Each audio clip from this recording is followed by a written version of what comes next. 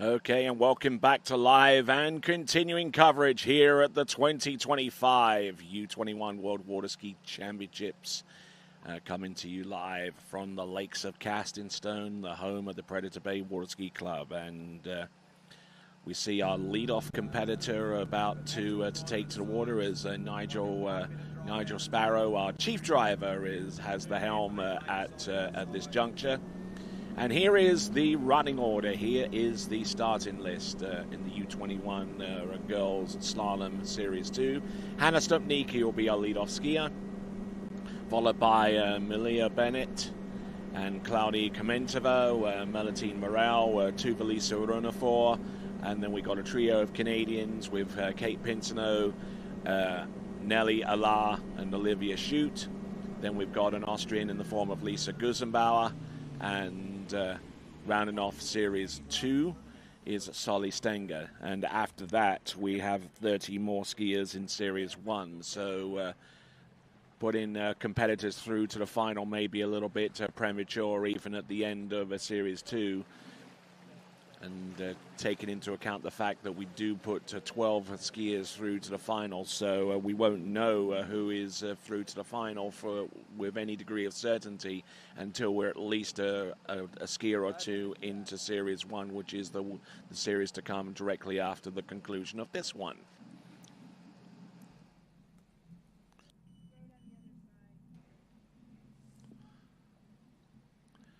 All right, so Nigel Sparrow there.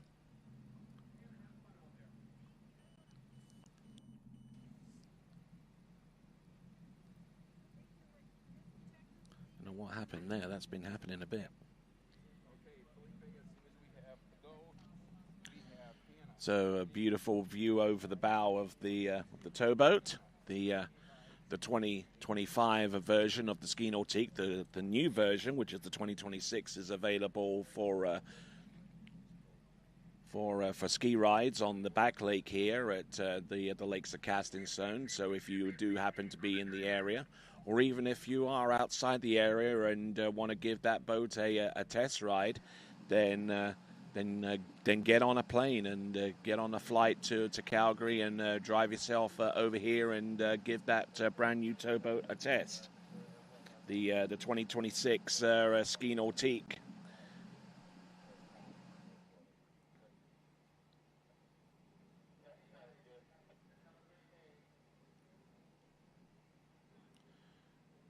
So as we get ready, we've got Vince on the ones and twos. We've got our crew ready to go. And behind the Ski Nautique, which is an award-winning and world record-setting towboat that has revolutionized the free event skiing world. You can find out more by going to nautique.com.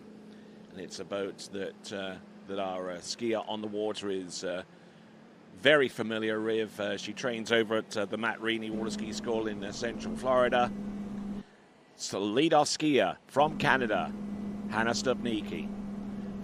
Actually, it's going to be a 16-meter start. Just trying to keep things light on the line, not putting herself in a compromised position.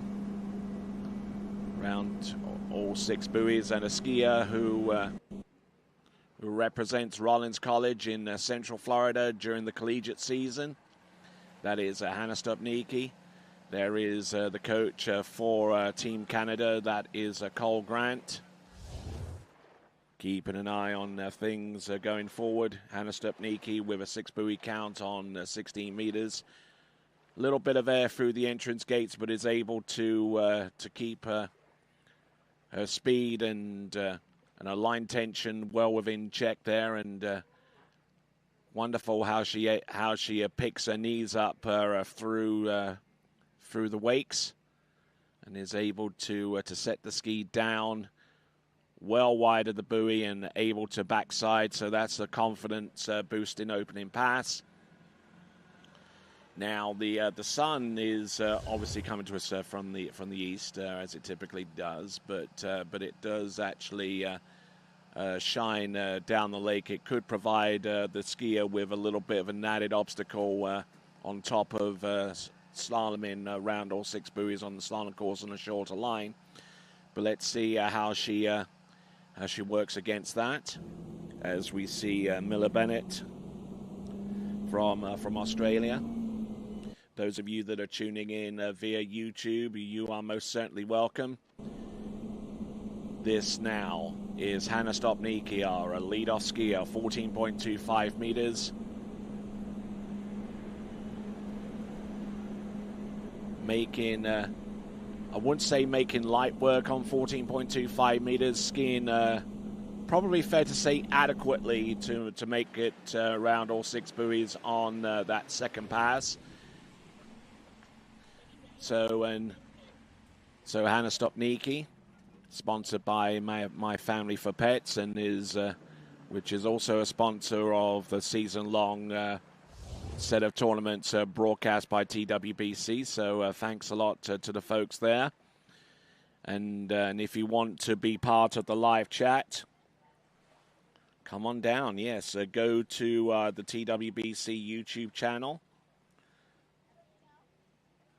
and be a part of the conversation during these championships. I'm going to take a look at some of the messages that have come through so far, and not too much activity so far this morning, but that is only going to increase during the course of the day. Hanna Stniki, our first skier on the water in women's Series 2 slalom. Between now and the end of Series 1, we have 23 skiers.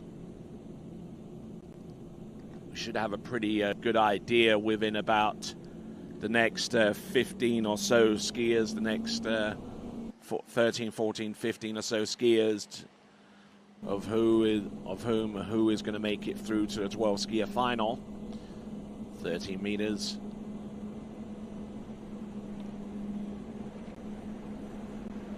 Just trying hard just to stay on top of the water, and unfortunately for Hanna Stniki, getting into a little bit of difficulty there around number 4 towards number 5. So a pass that the Hanna Stniki typically runs 13 meters. Unfortunately for her, she's in the water and swimming towards the shore.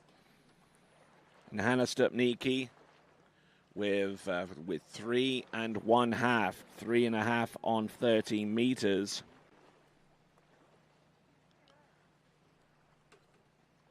So that doesn't put her in an especially desirable position going forwards.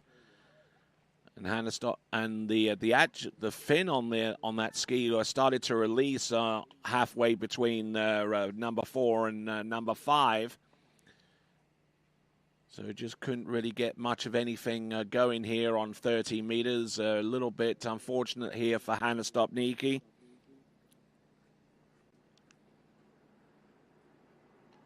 Just didn't really look settled for any pass other than 16 meters, which was her opener.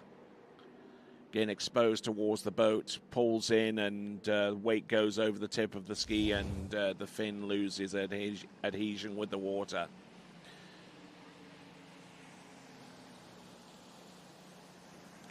So Amelia Bennett about to take to the water here at the Lakes of Castingstone.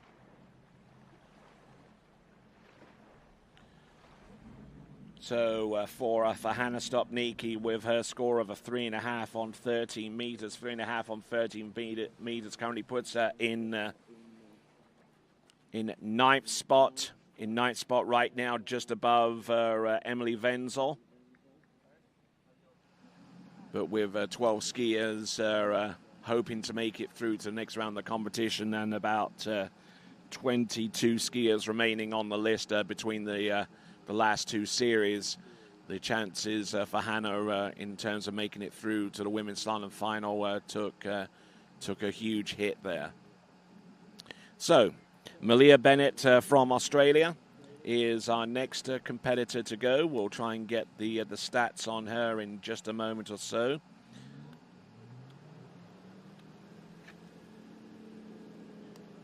So coming to us out of the Latrobe Waterski Club in the Australian state of Victoria. This is Malia Bennett. A little bit cautious there with the pull out there on 16 meters.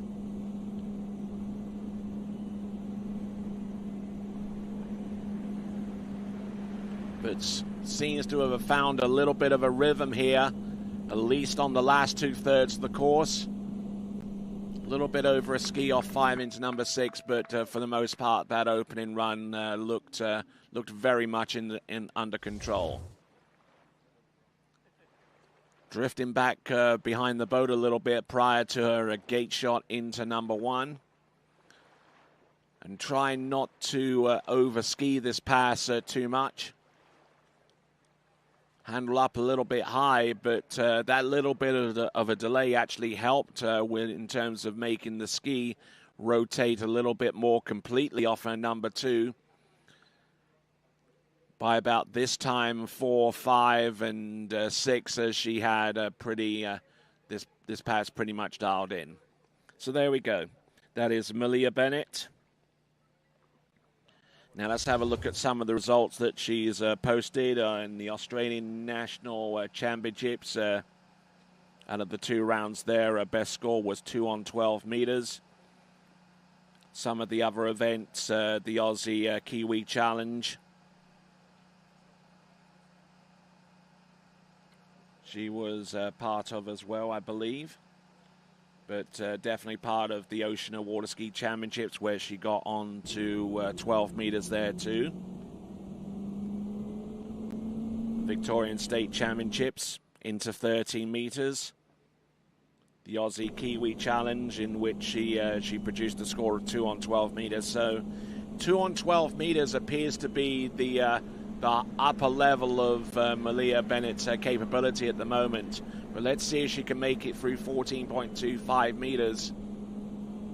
Looking strong, looking aggressive out there on that Conley slalom ski. A big shout out to the folks at Conley for providing us with sponsorship on the TWBC broadcast from the start of the season all the way through to the finish. And also for providing us with the audience prize. Unfortunately, during these championships, we do not have an audience prize competition, but there are some opportunities available for those people seeking a route via that way to get themselves a new slalom ski before the end of the season. So keep an eye out for that. So Malia Bennett, just trying to ski conservatively, at least for the opening couple of runs, and we'll see how she makes out with 13 meters coming up next. Bear in mind what it took to actually make it through to the slalom final 2 seasons ago in Chapala. It needed a score of 3.5 just to get the skier into a 3-way runoff.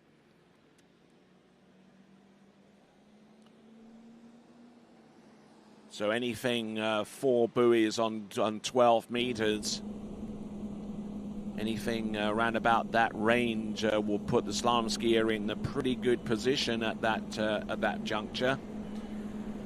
Come on, Malia, on 13 meters, round number 4. Getting a lot of support from the Aussie crowd along the shoreline, and she manages to get round all 6 on 13 meters. So approaching the kind of score that she's been able to produce on average thus far this season. And the first time that we've seen 13 meters cleared so far in this Series 2 of the slalom event. So Malia Bennett is about 3 or 4 buoys away from being within arm's reach of reaching the promised land. That is the 12 skier women's slalom final. But it all starts with the pull-out and the entrance gate, and we'll see if she can get that one coordinated.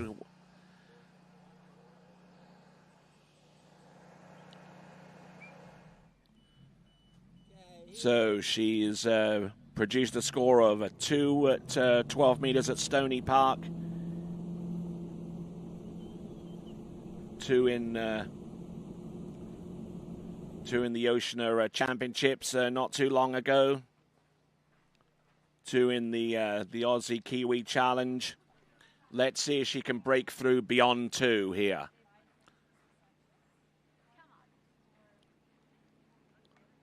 Let's see. Entrance gates number 1. Oh, handle up high. Oh, and the handle too high for her. Careening in towards her number 2. I'm not too sure whether it's going to be a half or a 1. She appears to be okay.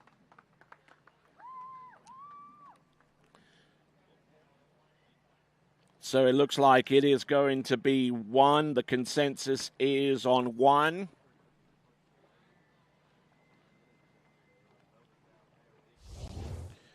So 1 buoy there for Malia Bennett, and 1 buoy on 12 meters puts her into a 4-way tie for 4th place right now with Carly Bonham, Emma Goldstein, and Daniela Schweivel. So a 4-way tie for 4th place right now.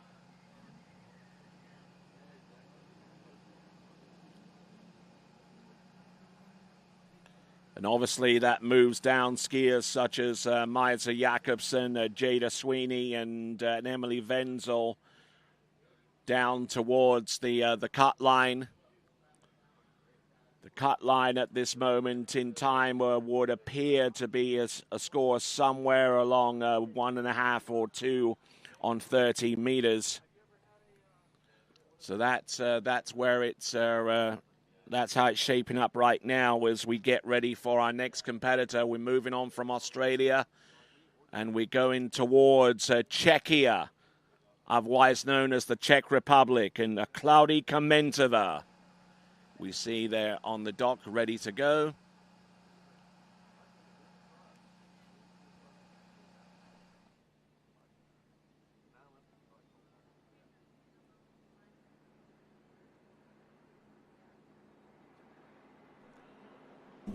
So as Malia Bennett makes her way back on shore there, we see the leaderboard. Leona Bernard with 2.5 on 12 meters still in the lead. Molly Lee from Great Britain with 2. 1.5 on 12 meters for other skier from Great Britain.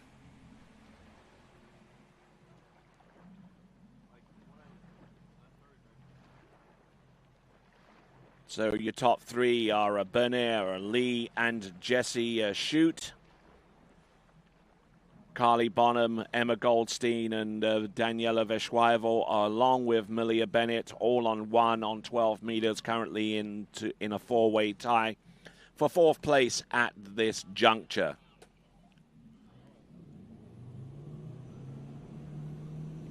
I'm not sure what's happening with the towboat. It feels compelled to go into the course again for a couple of simulation runs.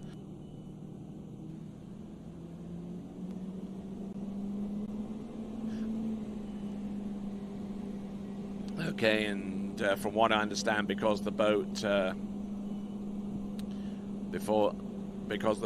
span round and headed towards Malia Bennett on the basis of a fall, the conditions changed for the next competitor, and we want to make sure that each competitor gets exactly the same opportunity in terms of conditions.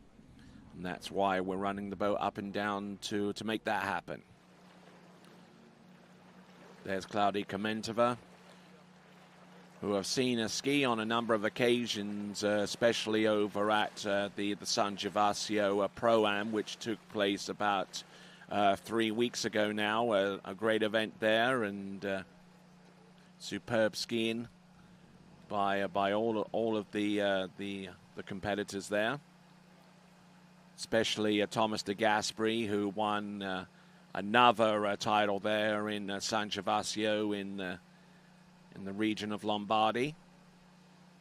And also Jamie Bull, who was 5 for 5 during her adventures across Europe and North Africa as well. And of course, the pro season hasn't concluded yet. There are still 3 more tournaments on the docket there. There's a pro event taking place in the Republic of Georgia, specifically the city of Pelkey. And then 2 more pro tournaments will round off the Waterski Pro Tour season about a week or so after that. But between now and the time that we see those pro events, we've got 4 more titled events, namely this one, the U21 World Waterski Championships here in the Lakes of Castonstone. And then next week, we have the European Open Championships, which will take place in Linz in Austria.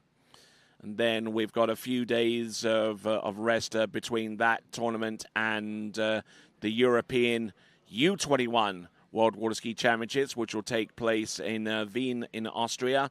And then just barely a few days after that, we have the Open World Waterski Championships, which will take place in Rocchetto in the northern part of Italy. And then that will conclude our titled events on TWBC for the season before we head off to one more pro event in the Republic of Georgia, and then 2 more stateside.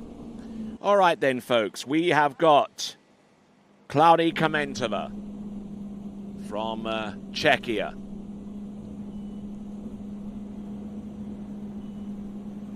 $16 meters.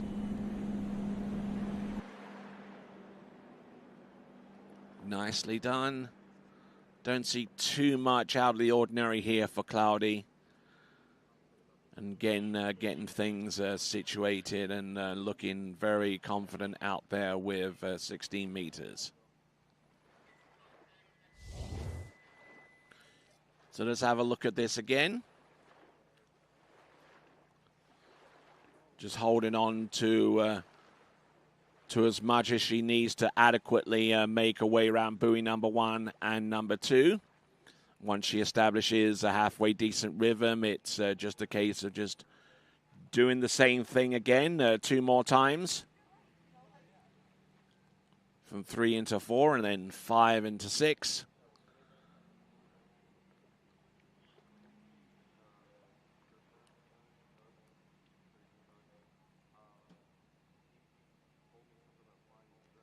So good effort there from Claudia Kmentto.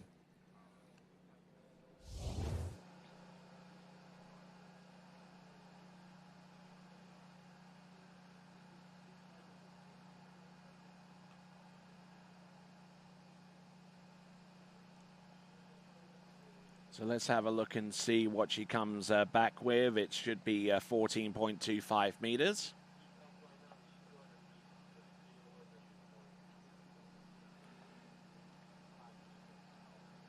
Leaderboard right now shows that Elena Bennett from Austria is still in the lead with 2.5 on 12. Molly Lee in second place right now with 2 on 12.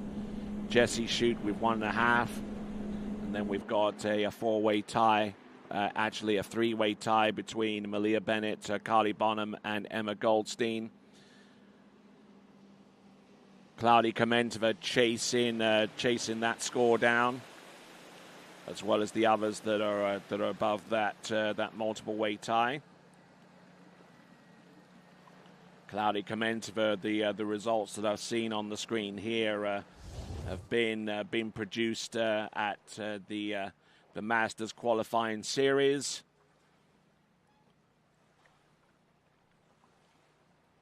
In the Masters qualifying series, she got into 13 meters. In the last chance qualifiers, she got into 13 as well. Wasn't able to qualify as a slalomer for the Junior Masters, as it were. But she has slalomed on a number of other occasions during the course of the season, especially the San Gervasio Pro-Am, which took place not too long ago.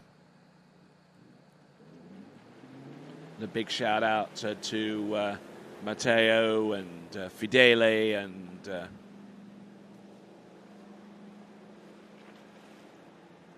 and everyone else there in that wonderful part of the world that is northern Italy, just outside Brescia. Here we are, right here in the foothills, actually Foothills County in the province of Alberta. 30 meters for Claudia Kmentto.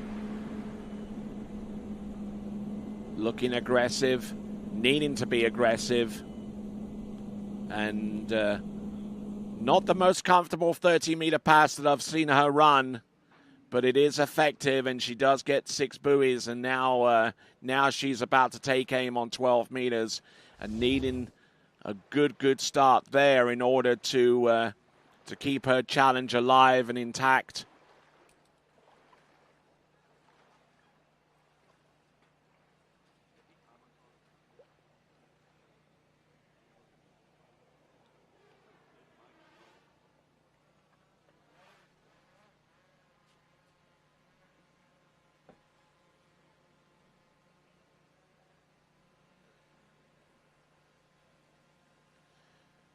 All right, Claudia Kmentto, 13 meters. Now let's see how she sets up for 12.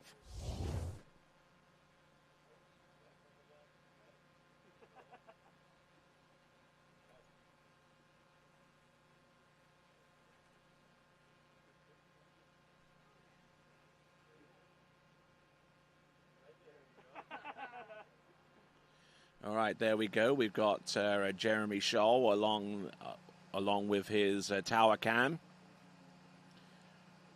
There we see Melatine Moral, who competed in the junior pro event at the San Gervasio Pro-Am and was victorious there. But here we go, Claudia Kmentto. There's 1 on 13. This is actually 12 meters, I beg your pardon. There's 2 on 12 meters, which puts her into a two-way tie for second spot right now alongside Molly Lee. So she's kept herself in the game, kept herself in contention for one of those valuable 12 spots through to the final. But when you take into account that it took 3.5 at 12 meters in the previous cycle just to invoke a free skier runoff, she could have done with a little bit more beyond number 2 in that vein. A little on the back of the ski, and that stopped her ski cold from being able to turn and continue on with the run. But there you go. That is a 2 buoy count on 12 meters. She takes the lead in this series, but she is in a two-way tie for second place along with Great Britain's Molly Lee.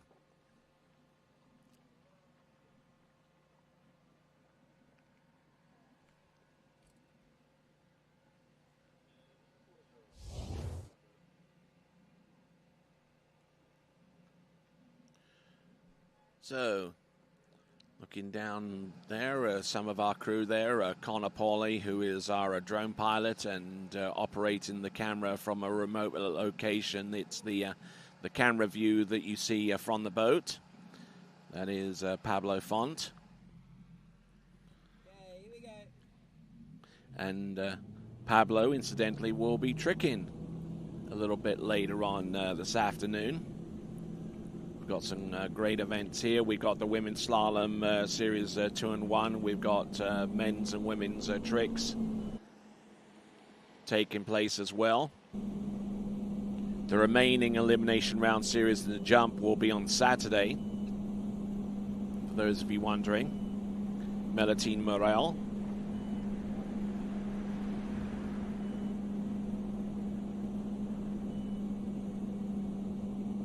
So Melatine Moral, 16 meters opening pass.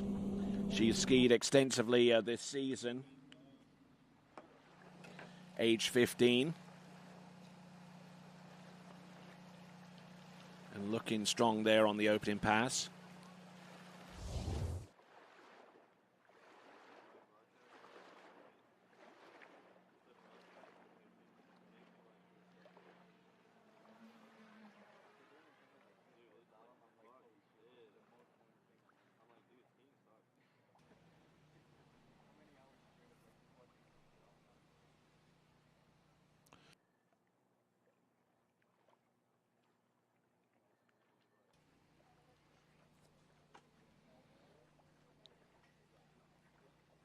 Okay, so Melatine Moral, who comes to us from Montpellier.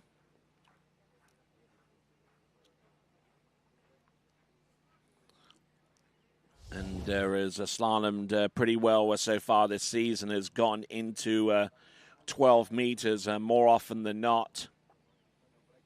You can only see one score that has been less than an attempt on the 12-meter run, and as a matter of fact, the European Youth Championships, she got a score of 1 on 11.25 meters in back-to-back rounds. So her most recent slalom performance, if she was to replicate that, then it would strengthen her claim to a place in the final among the 12 skiers that would qualify. Melatine Moral getting the job done on 16 and 14.25 meters. A 15-year-old competitor who has at least 2 more tournaments of eligibility in the U21s.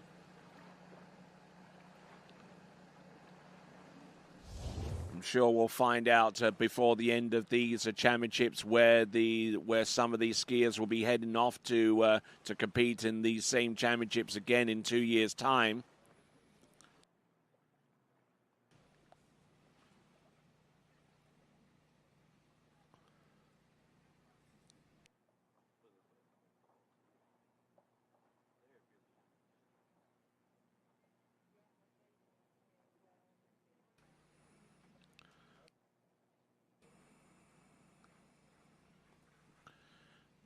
All right, so Melatine Moral getting that pass done, and as a matter of fact, the next U21 World Waterski Championships will be taking place in Lima in Peru, or a little ways outside Lima at Bayamalacus. That beautiful facility there that has hosted many championships, including the Pan American Games Waterski Tournament quite a few years ago that saw Robert Pagozzi win his one and only Pan American waterski title, and saw victories from the likes of Regina Jaquis as well in that tournament during the Pan American Games, and it's hosted a number of other major international tournaments such as the Junior World Championships. But I believe that that the upcoming U21 World Waterski Championships 2 years down the road will be the first time that they've actually hosted that tournament. And a little bit of a delay before we bring in Melatine Moral back into the slalom course. I'm not too sure why, but I think that's going to be water under the bridge now, so to speak. Melatine Moral, 16 and 14 meters successfully run.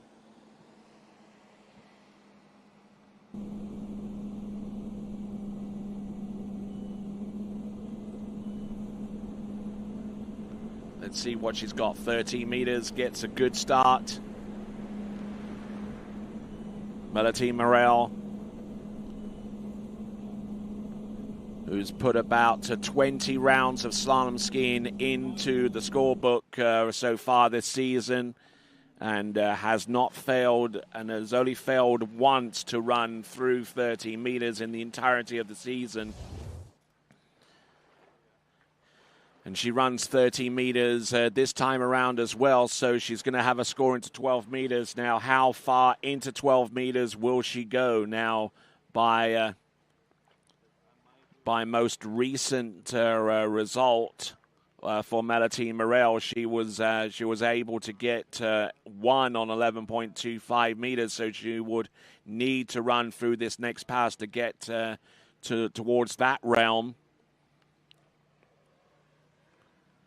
But ideally, if she can get 2/3 the way down this next pass of 12 meters, it will definitely boost her chances of making it through to the women's slalom final, based upon the score that it took to get the 12 skiers through to the final in the previous cycle.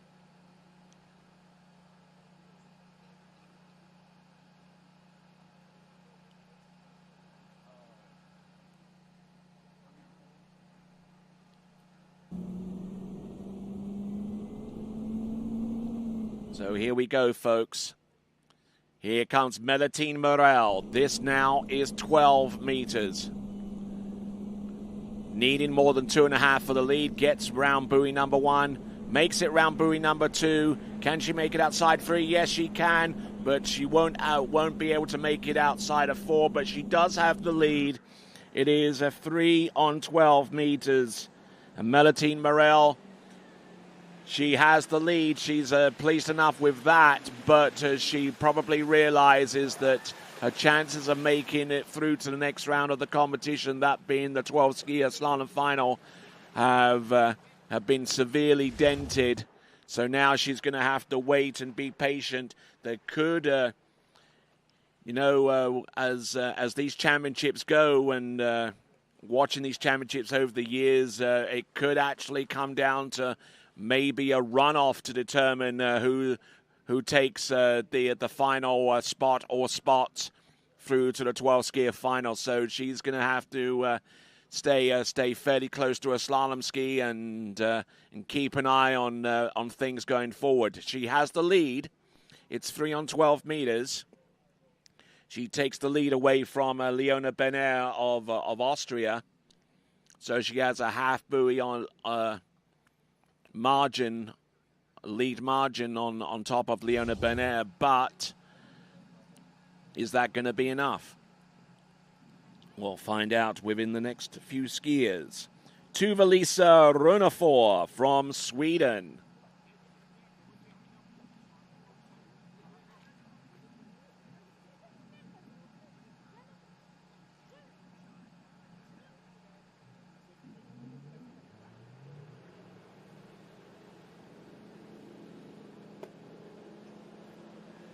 So Tuvalisa Runner from Sweden. Let's see how things shape up for her.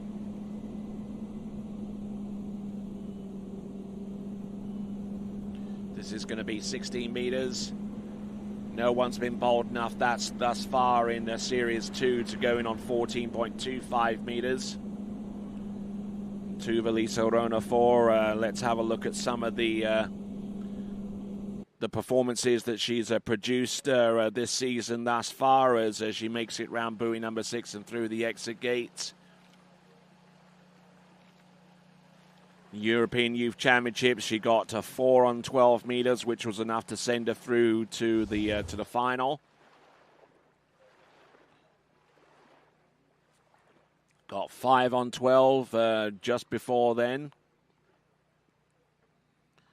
at the Nyköping Vansky Club in the U14 and U17 and U21 Swedish National Championship.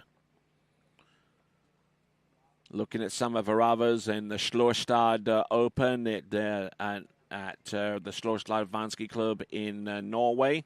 She managed to get 4 and 3.5 in 2 out of the 4 rounds of slalom skiing that she had at her disposal. So she's had some success on 12 meters, and she would need to kind of replicate something along those same lines if she wants to enhance her chances of making it through to next round of the competition, as we see Kate Pinso from Canada getting ready to go.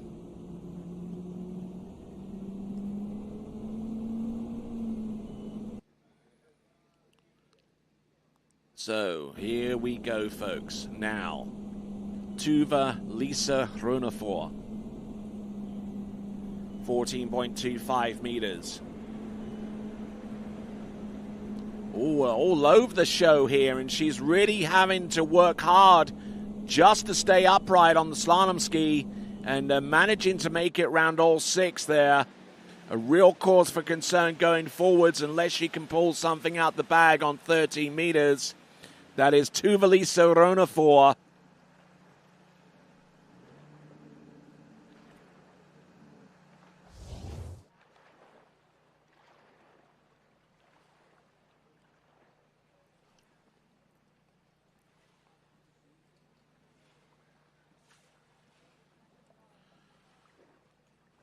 So yeah, a little bit bumpy here from from one buoy to the next and all over the back of the ski.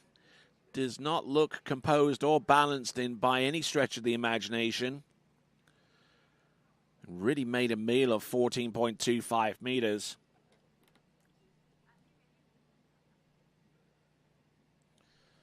So as we get ready for Tuvalisa Runner 4, we'll check in on some of the live chat messages that are going through right now. Some folks from Montana are tuning in. We got folks all across this great nation of Canada that are tuning in. We've got one or two folks for getting behind a Tuvalisa Runner 4. All right, let's see what we've got.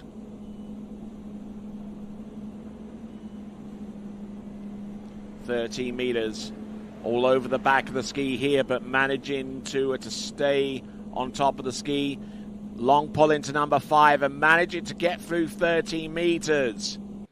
Now that opens the door for her to get onto the 12-meter line, and she would need something about halfway down the course to put herself in a two-way tie position currently with Melatine Moral, who is on the lead who is in the lead with 3.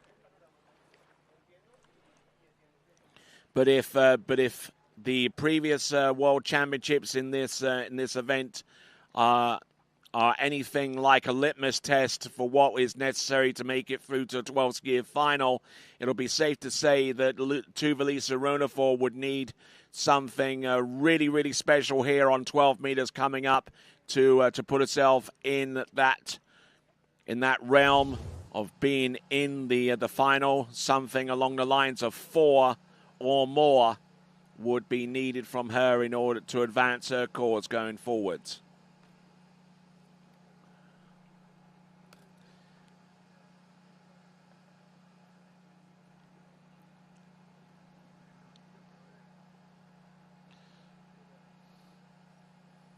So, as we continue on here in this beautiful part of the world that is Alberta, the province of Alberta, Canada, and some of these skiers will be traveling a lot over the next couple of seasons. Junior Worlds next year in Argentina, the U21 Worlds in Peru. So a lot of activity there in Latin America. Here we go, Tuvalisa Runner 4, there's 3. Oh, and collapsing off number 3 on her way to number 4. That is going to give her 2.5, and that is going to put her in a two-way tie with Leona Bennett on 2.5. So 2.5 on 12 meters, two-way tie for second place. That is our skier from Sweden, Tuvalisa Runner 4, still in the lead. Melatine Moral with 3 on 12 meters. We're about halfway down the women's Series 2 slalom, and we still got another series to come within about the next half a dozen or so skiers. And then at that point, there are 13 skiers remaining, so the destiny of any of our competitors at this point in terms of making it to a 12-skier final, by no means certain at this time.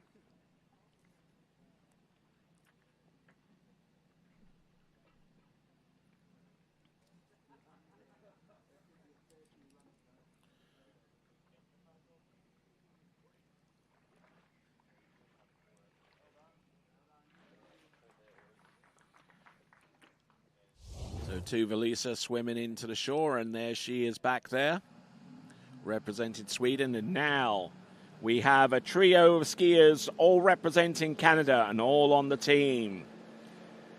We'll see Nelly Allah and Olivia Shute come up within the next few minutes, but before those two, we will have Kate Pinso. Kate Pinso coming into the course. This should be a 16-meter line. Kate Pinso, who represented Canada last season in the Junior World Championships.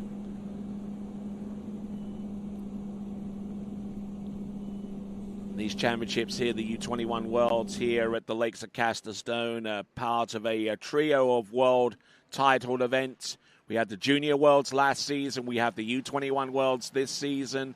And next year, we have the over 35 World Waterski Championships. So some high-level tournament activity taking place right here at the Lakes of Castingstone, the home of the Predator Bay Waterski Club here in Foothills County in Alberta, Canada. Kate Pinso looking very composed here. Just trying to not to overski this pass. 16 meters, well within her capability.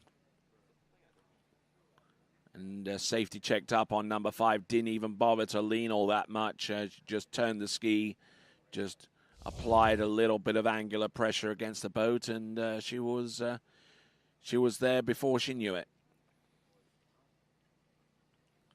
And we see some activity on the slalom dock. We see Nelly Allah from Canada, and not too far away is Olivia Shute.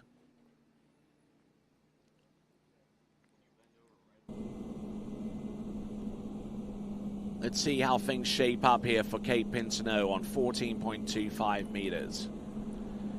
Nice turn off number 1, and good and early for 2 and 3. Just easing her way through this pass and making it look relatively straightforward there. That is Kate Pinso. Let's have a look at some of the results that Kate has been able to produce so far this season.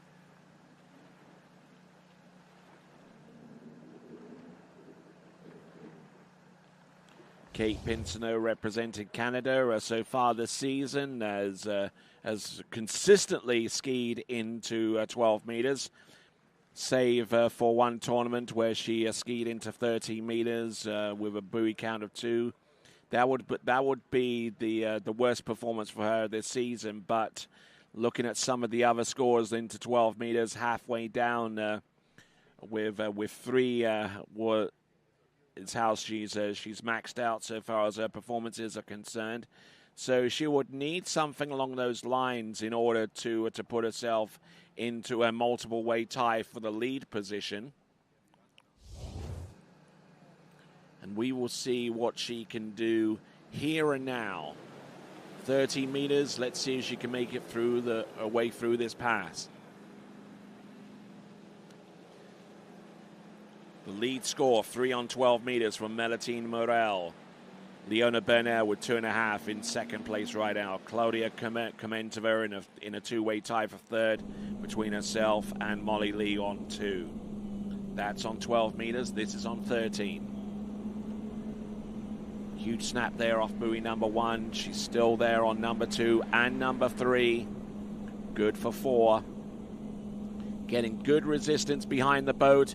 She's there. She's round 6 on 13 meters and making that pass almost as straightforward as the 16-meter run that she started off with in this direction.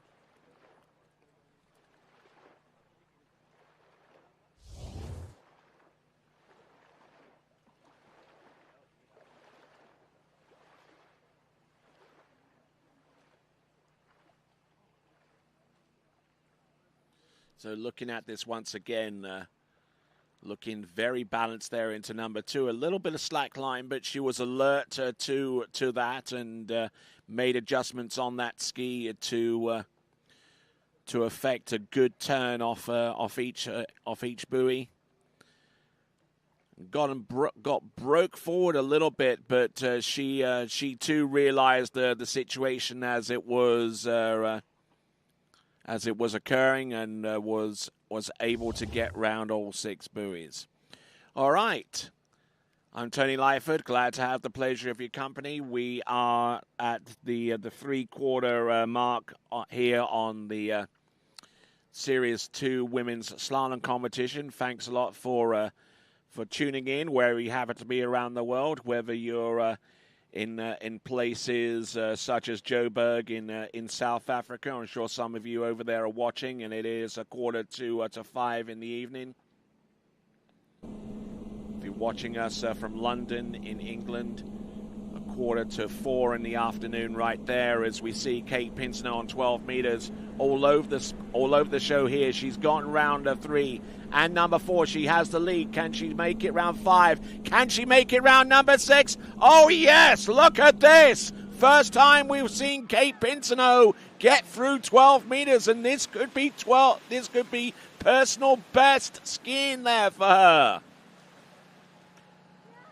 6 buoys on 12 meters, a possible new personal best for Kate Pinso, and a big shot in the arm for not only for her, but also for Team Canada as well.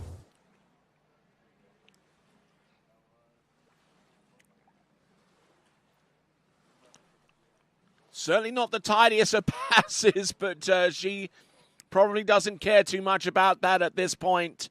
She got rolled over a little bit off buoy number 2 and was on the back of the ski round number 3, but a big turn on number 3. A left foot forward skier has that advantage into buoy number 3. But then round number 4, let the ski come round, stood up, and as long as she took that ski all the way outside number 6, she had the pass in the bag. There you go, Kate Pinso. A new possible personal best there for Kate Pinso. And there's a father along the shore side, just trying to restrain. Trying to restrain his enthusiasm. Here we go. This is Kate Pinso. This is 11.25 meters. This is the purple loop. Round buoy number 1 takes the hit. And I'm not too sure whether the ski made it past the halfway mark there between 1 and 2. So by that token, it should be a half a buoy on 11.25 meters. And Kate Pinso, looking at her best scores this season, I would say that's probably is her best score of the season and a personal best for Kate Pinso. Now, comparing that score with what was needed to make it through to the slalom final, the 12 skiers to make it through to that final 2 seasons ago, I'd say that Kate Pinso has got a better than average chance of doing that.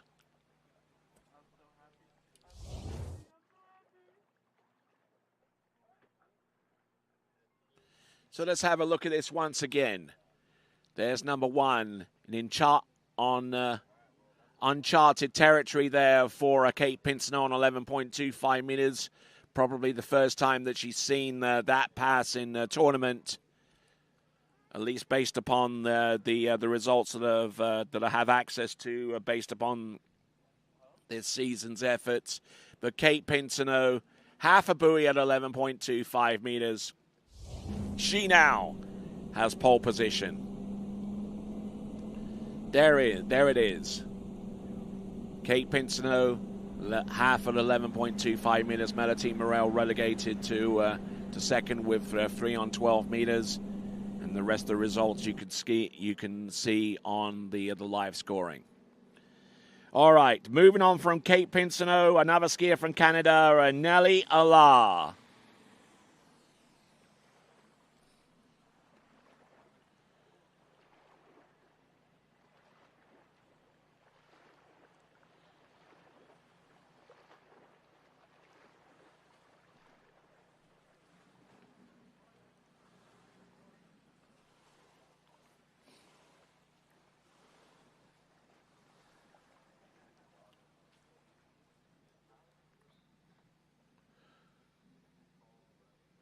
So Kate Pinso walking onto shore, and as she walks back towards the starting dock, we'll try and get a word or two with her.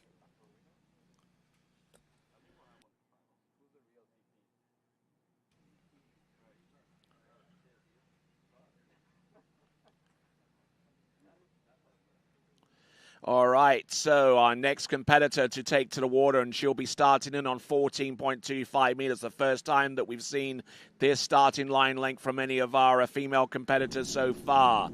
This is going to be Nelly Allah. Now, Nelly Allah, one of the few skiers in this this competition in the U21s that has actually skied in the U21 World Championships previously in this event. She scored 4 on 12 meters 2 seasons ago over in Chapala, and would love to be able to do something of around about the same kind of stroke in order to enhance her chances of making it through to the slalom final. But in the meantime, she gets the job done at 14.25 meters to open up her account.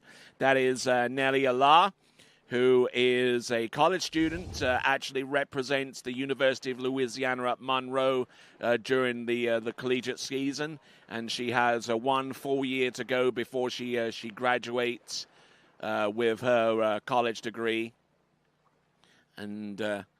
And in that year, she will be representing the Warhawks one last time in this upcoming fall season.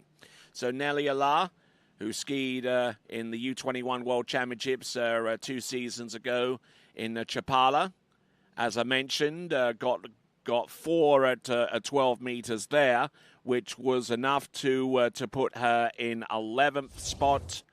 Making it through to the final, when ended up with a tied score of 3.5 on 30 meters in the final itself to tie with Lexi Abelson, who we will see a little bit later on as well in this competition. But Nelly Allah,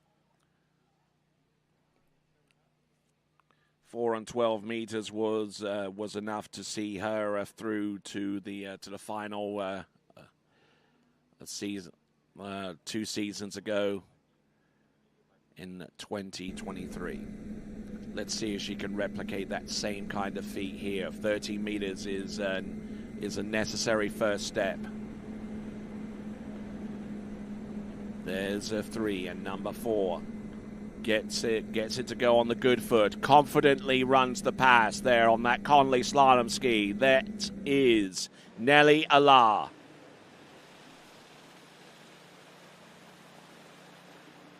So managing to make a significant inroads there on 13 meters and getting ready for 12, Nelly Allah.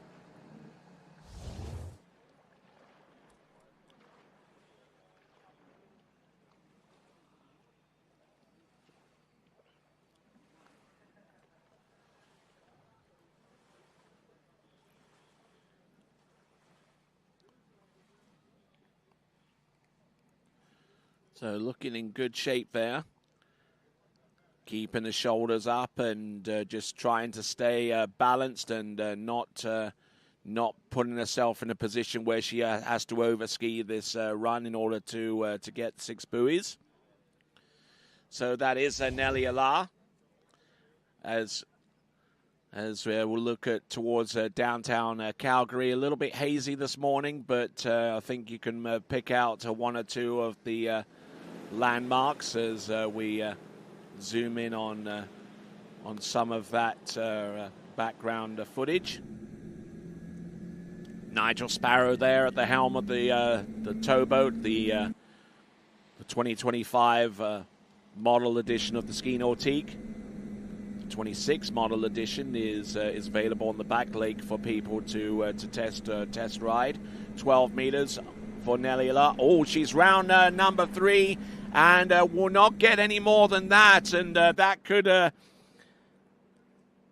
puts her in the 2nd spot right now. It's a 2-way tie for second spot with Melatine Moral, but it's not going to be an automatic here for Nelly Allah in terms of making it through to the 12 skier final. Look at that ski. That made contact with the line. She was barely able to stay on top of that slalom ski as a result.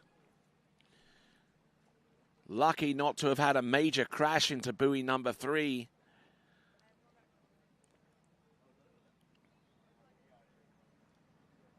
There's number 1, and already in trouble there with the handle going up a little bit high there into 1. Gotten broken over and was forced into a double edge change.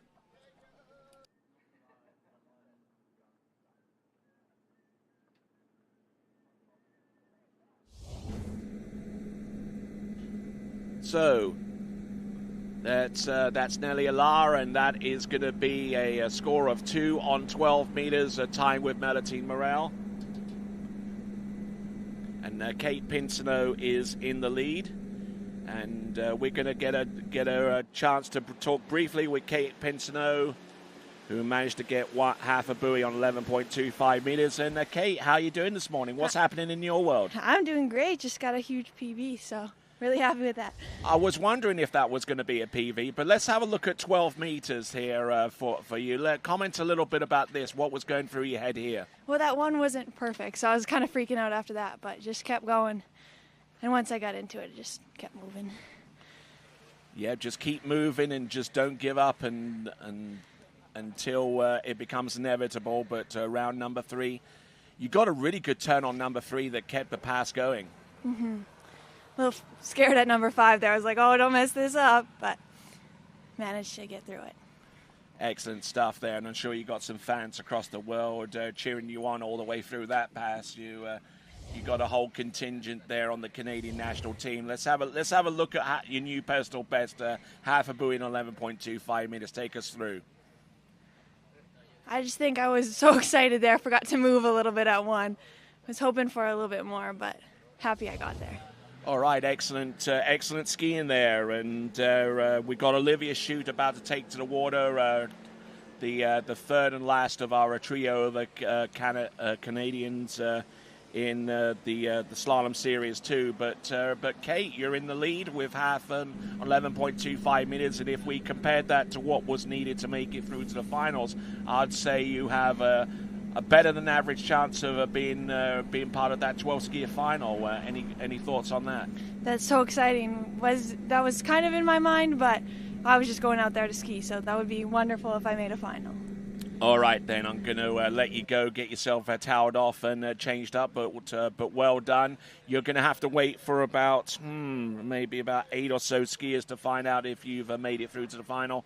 But well done. You're in the lead, and a brand spanking new personal best. Yes, thank you very much. All right, there. Thank you very much indeed, Kate Pinso of Canada, and Olivia Shute running through 16 meters, and well done to you. Thank you. All right, excellent stuff there, and we've got Olivia Shute.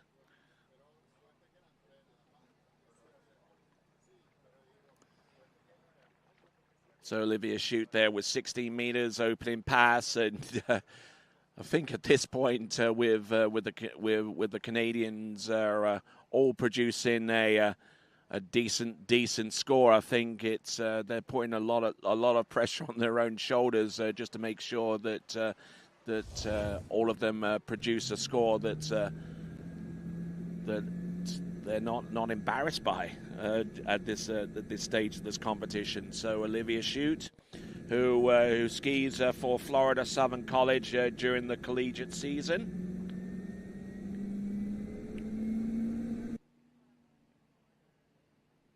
So let's have a look at some of the scores. She's been into 12 meters pretty much every instance, at least during the course of the season. She's got 2 on 11.25 meters over at Lake Ledbetter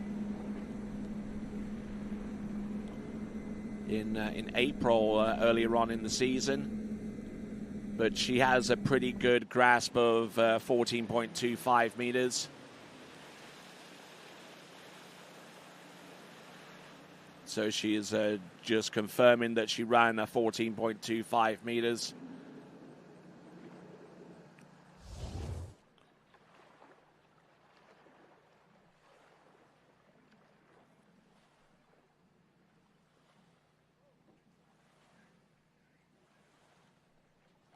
So beautiful looking skiing there, trying not to overski it.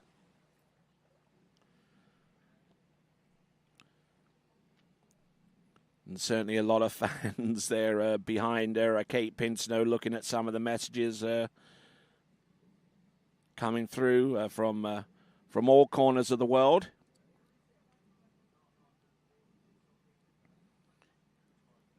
Seeing one or two people get behind Olivia Shute as well, especially her teammates from Florida Southern College, the Moccasins.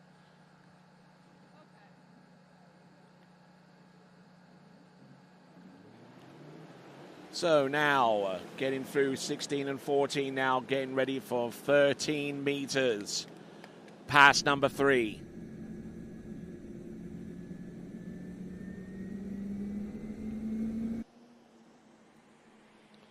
Here we go. Olivia Shute. Rolls that ski over, getting round buoy number 1. Taking it off number 2. Just trying to keep things moving. Oh, a little bit loose there off number 4, and getting later and later on this pass, but not late enough to prevent her from running 13 meters on pass number 3, and now is in a decent shot now to put a score into 12 meters on the books.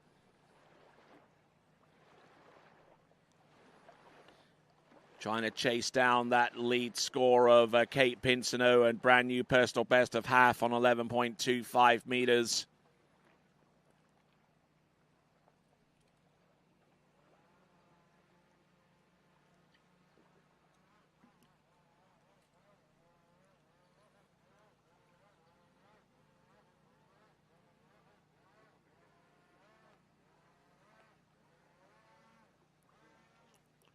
So just looking at that once again, and very much under control there, and certainly not the tidiest looking pass that we'll ever see on 13 meters, but it is effective as we have a look at the leaderboard. We also have a look at Lisa Guzenau, getting ready on the slalom dock, representing Austria as an individual competitor. And then we got one more skier after her to round off the Women's Series 2 slalom list. That's Zali Stangga.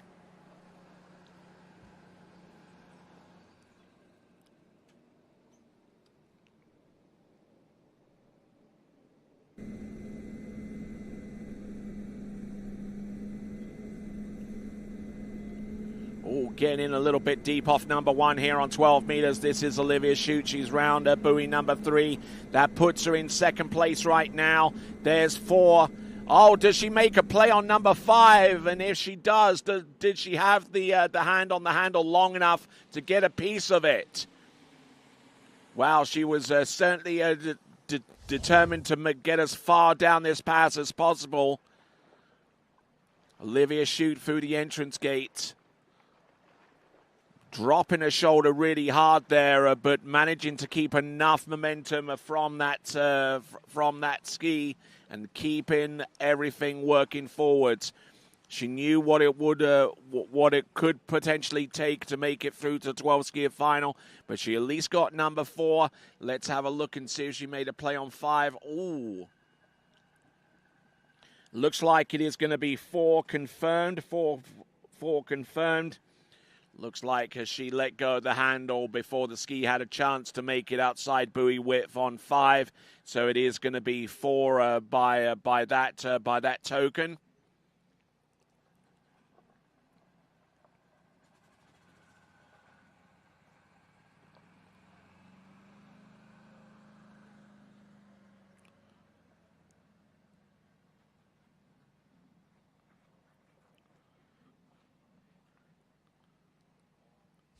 So looking good and looking strong up to that point. 4 on 12 meters, and that puts her in second place right now. That is Olivia Shute. And seeing a few folks from around the world are tuning in, and some good friends who are around the world are checking out what's going on with the live action here at the Lakes of Casting Stone. 16 meters for Lisa Guzenau of Austria.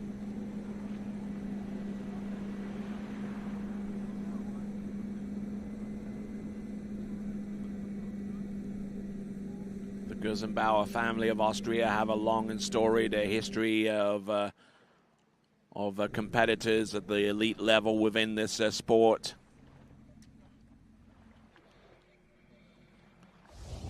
Yogi Guzenau, I'm sure, is along the shoreline checking and seeing what his daughter is being able to produce out there, Lisa Guzenau.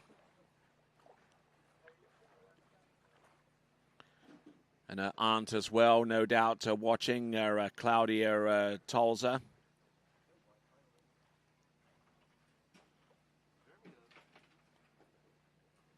And I'm sure everyone out over in Austria is also taking heed with what's going on with Lisa Guzenbauer running the opening pass of 16 meters.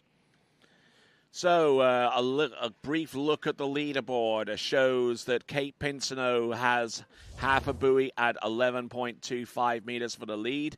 Olivia Shute and Melatine Moral have second and third place respectively. Melatine Moral, as a matter of fact, is tied with third with Nelly Allah with 3 on 12 meters. And just a reminder that it took at least 3.5 on 12 meters to advance through to the next round of the competition. As we check in with Olivia Shute, who is in second place right now with 4. Lisa Guzenbauer.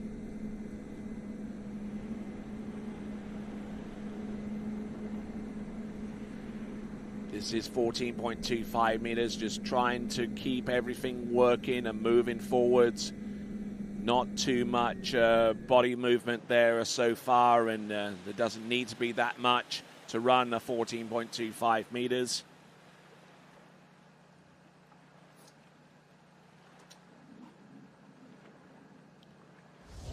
Checking in with some of the folks that are in the live chat. Plenty of activity there. If you want to be a part of the live chat, you need to subscribe to the TWBC YouTube channel. Not only will you be able to participate in the live chat, but you'll also be instantly informed as to the next time we go live. The next tournament to go live here on the TWBC YouTube channel is going to be the European Open Waterski Championships, coming to you live starting next week in Linz in Austria. And also, you saw on the screen briefly, if you're having a watch party with you and some of your friends, take a picture of that and upload to the to waterskibroadcasting.com via that QR code. So let's have a look, and this is how people enter the site. The breathtaking view going down the hill towards the venue where our lakes are. One lake is being used for people to test ride the 2026 Nordique. The other lake sees the competition in which Lisa Guzenbauer is still very much a part of on 13 meters, getting everything situated and looking very, very strong on 13 meters. Now she's going to have a crack at 12 meters coming back towards the starting dock.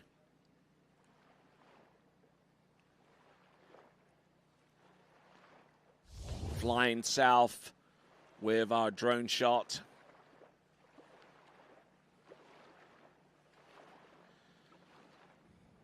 And going in the opposite, going in the same direction, heading south down the slalom course on 13 meters is Lisa Guzenbauer.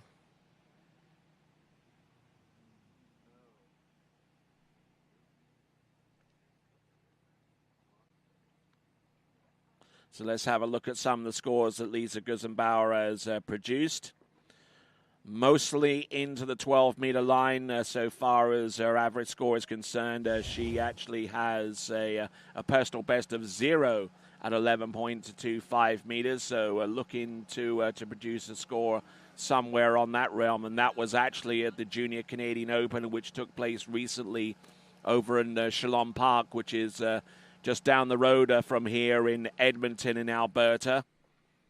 A site that itself has been fortunate enough to host a World Championship level events, the Junior Worlds, I believe the U21 Worlds some years ago as well.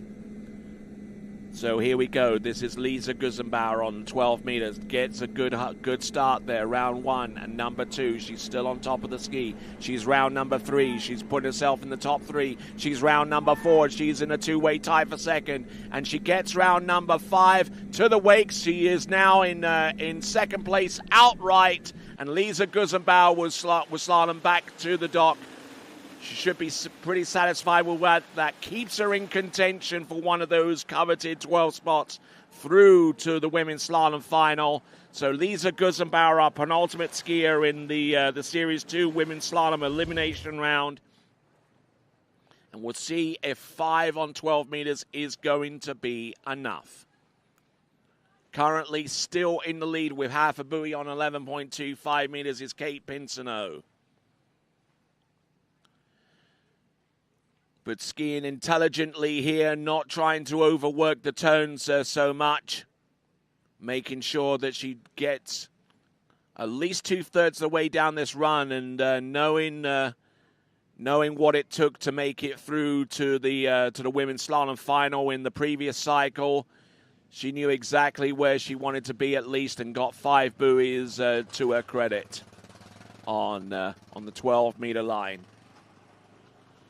So, Kate Pinso still in the lead with half a buoy on 11.25 meters, and this is the score that has produced the second-placed result at this time.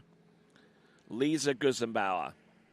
Now, last skier to go, Zali Stangga from the United States of America.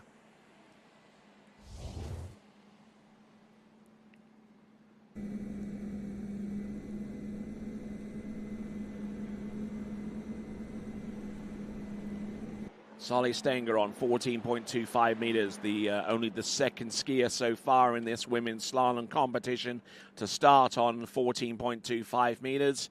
And she makes light work of that run.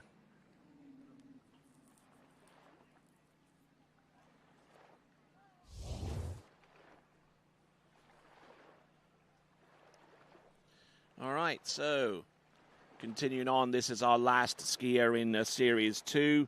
We'll have 13 skiers remaining after this point. Those 13 skiers are in Series 1.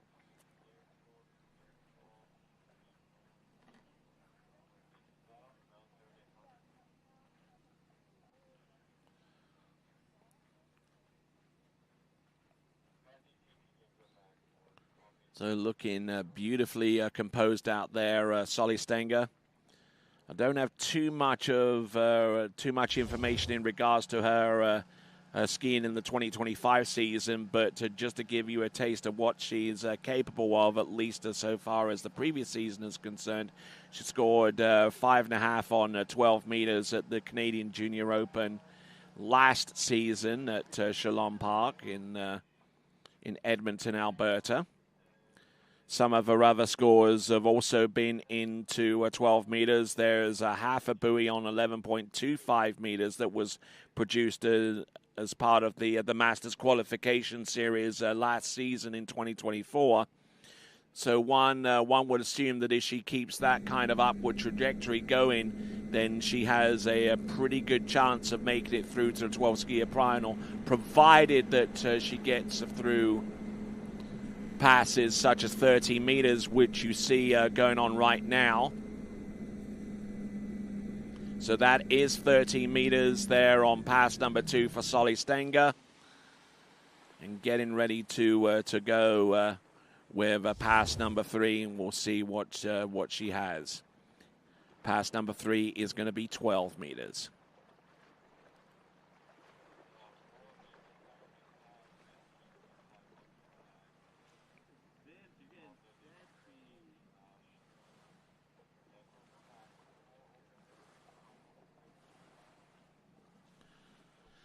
So Zali Stangga getting ready for 12 meters, and at this stage, Zali is currently in 15th spot at this time with a 6 buoy count on 13 meters, but significantly she continues to ski.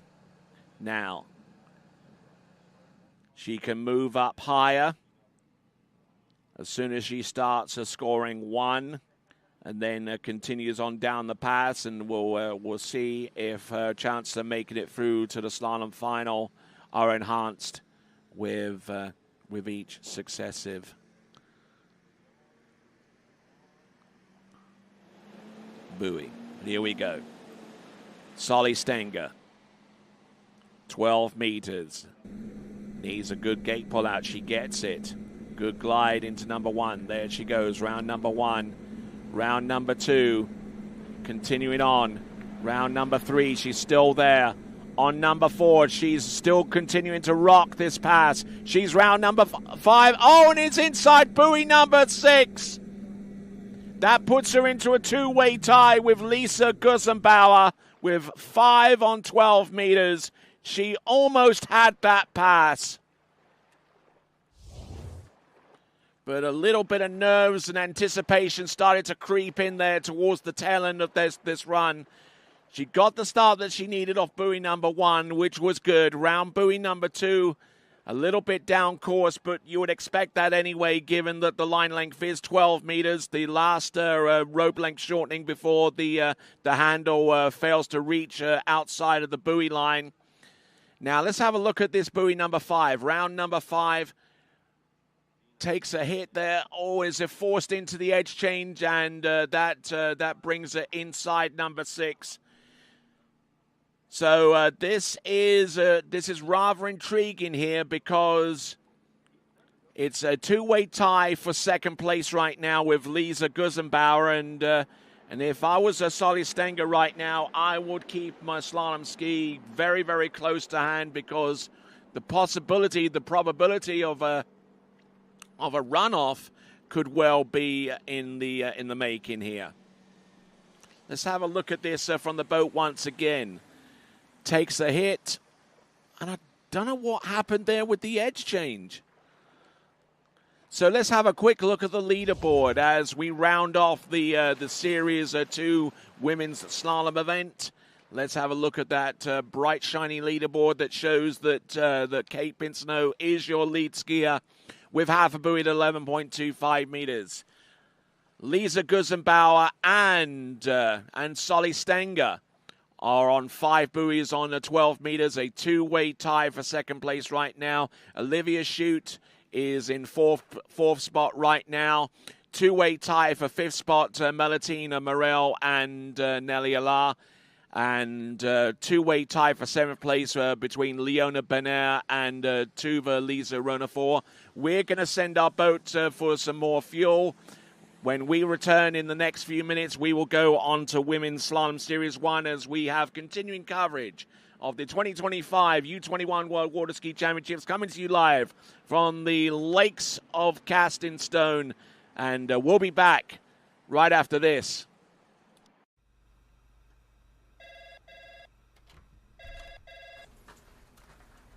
Morning, Brian. Hey, morning. You have a good weekend? Yeah, got out on the water a couple times. How about you? Yeah, I got to set in. Just gonna make a quick phone call here. Of course. Can you get that, Will? Yeah, man, I got it. Thanks for calling Wake House. This is Will. Yeah, looks like we've got those in stock. Get ready, set, go!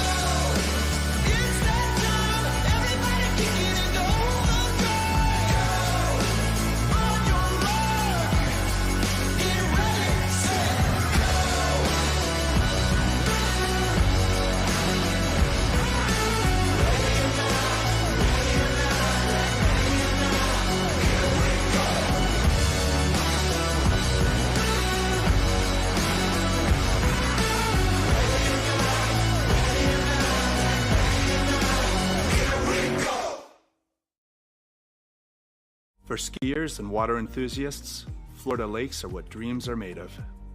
Combined with world-class golf, remarkable weather, natural beauty, theme parks, and so much more, it's easy to see that Florida is paradise.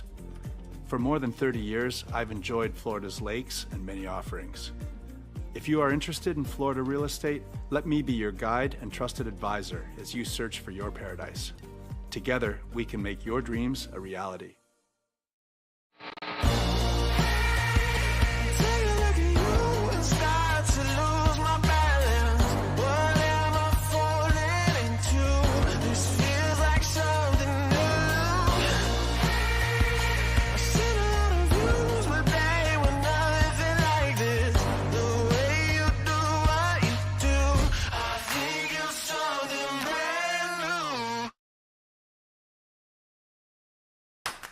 What if I told you there was a place where the sounds of nature are only broken by the roar of a boat? A place where that summer feeling lasts all year long. A place where the Florida sun is only outshined by the smiles of the skiers. A place where first-time skiers can ski alongside world champions, and the world-class coaches work with all levels of skiers. What if I told you there was a place where life slows down and your only job is to make lifelong memories? That place is Swiss Waterski Resort. Book your trip at SwissWaterskiResort.com.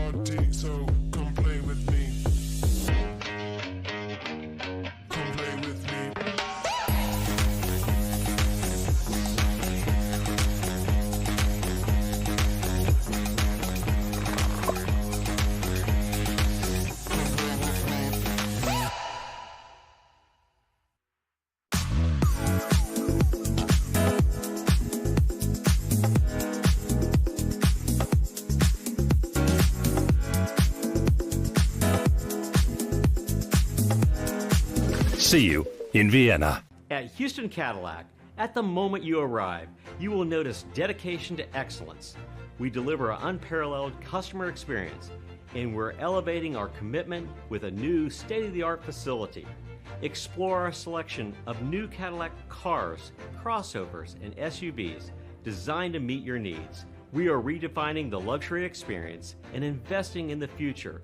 Visit Houston Cadillac and begin your journey towards luxury. At Dillinger Insurance, we have over 50 different carriers to shop your home, auto, and recreational vehicle insurance needs. We would love the opportunity to save you money.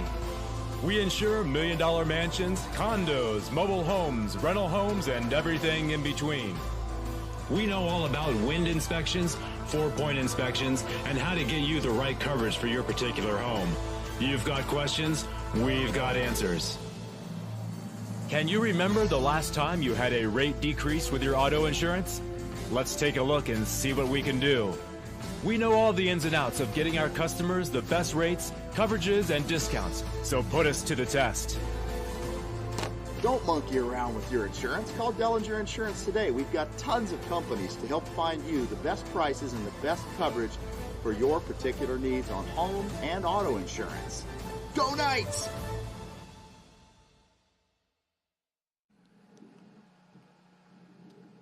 All right, getting ready to go with Women's Series 1. A big shout out to all of the sponsors that have been kind enough to support TWBC throughout the entirety of the season, and long may that continue. So a big shout out to all of our sponsors, and as we get ready for our first competitor to take to the water, individual competitor from Canada, it's going to be Megan Pelkey to lead off Women's Series 1.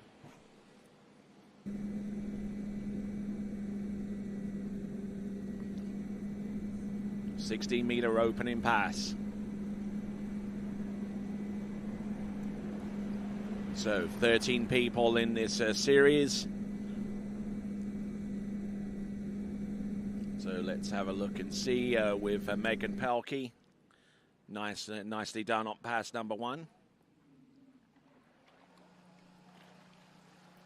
There we see Christy Appleton, our second skier out, and in a prime position to know that if she manages to take the lead in this competition in Series 1, no matter what happens, if she does take the lead, she would have one of the 12 coveted spots through to the next one. But we are in 13 skiers in this Series 1, including the skier whom you're watching right now, Megan Pelkey.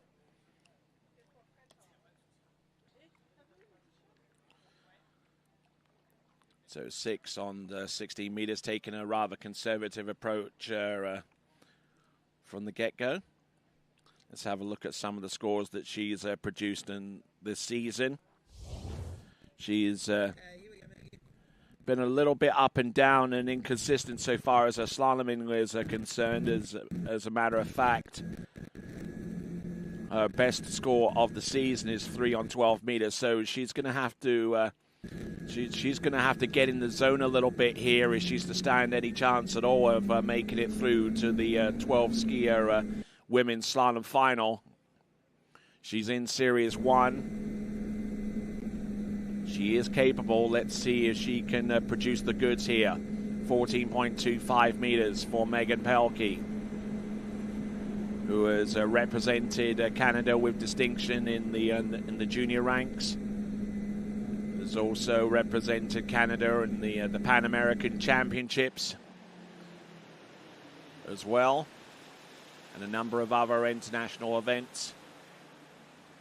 We'll see what she's capable of with the passes to come ahead. Megan Pelkey.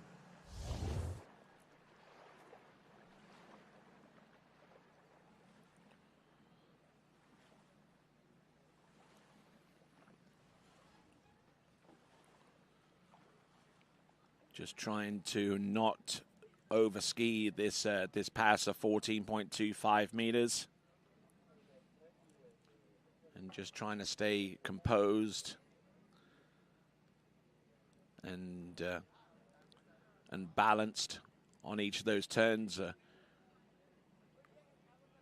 Almost rearing up a little bit off number 5, but she had that pass under control. That is 14.25 meters.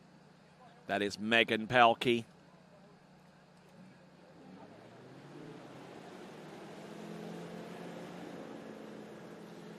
Here we go, folks. Megan Pelkey.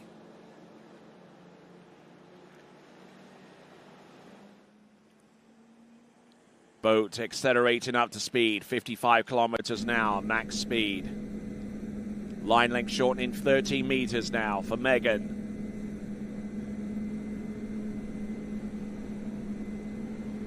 Megan, who's age 19. Oh, a little bit rough around buoy number 2, but still able to get the job done, or rather rough around buoy number 3, I would say. But able to ski herself out of that precarious situation. Megan Pelkey from Canada.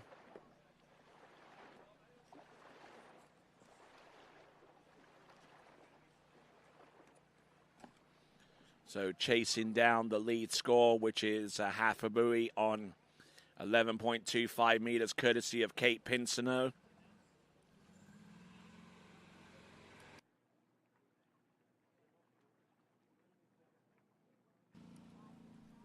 So I'm sure a number of our skiers who have been out already are keeping an eye on where their positioning is in relation to the skiers who we'll see shortly.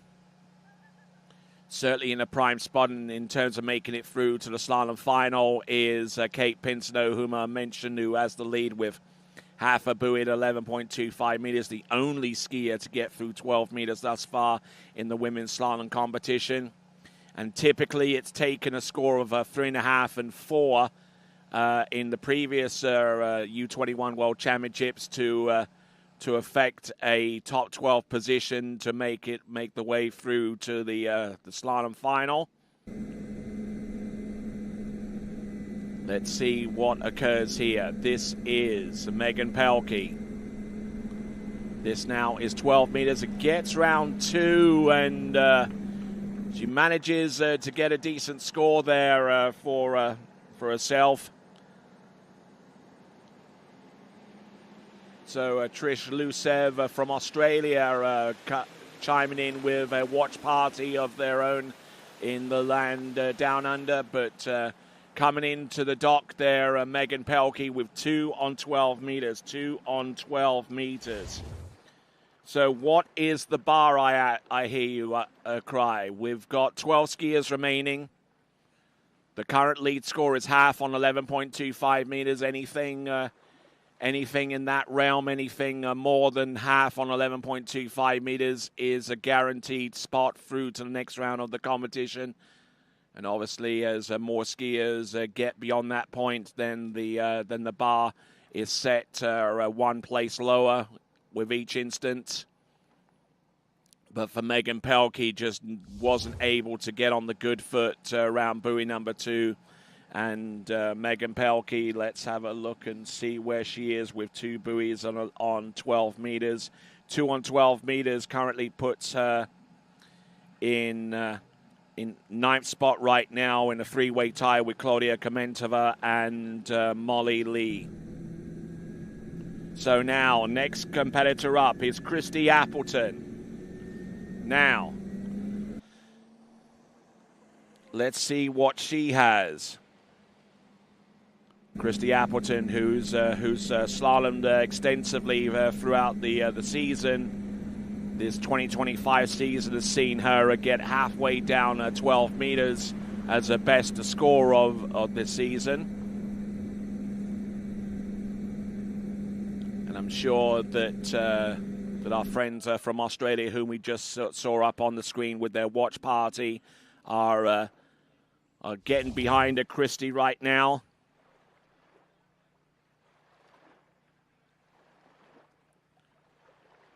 Christy Appleton, who finished towards the top of the rung in the overall competition, to the best of my recollection, in the previous U21 World Waterski Championships. I'll pull up that result. As a matter of fact,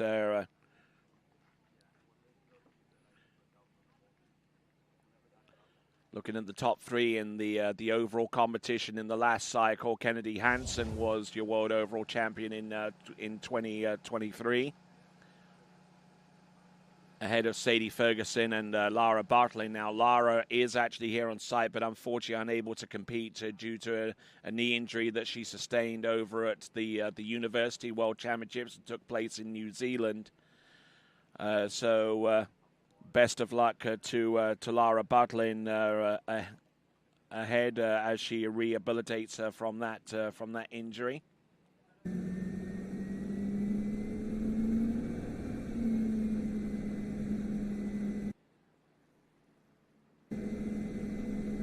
So here we go, folks. Coming in, Christy Appleton. I believe actually making a debut in the U21 World Waterski Championships. She skied last season in the Junior World Championships. So she is familiar with this venue here at the Lakes of Casting Stone, the home of the Predator Bay Waterski Club. And doing a fine, exceptional job out there with a pass number 2.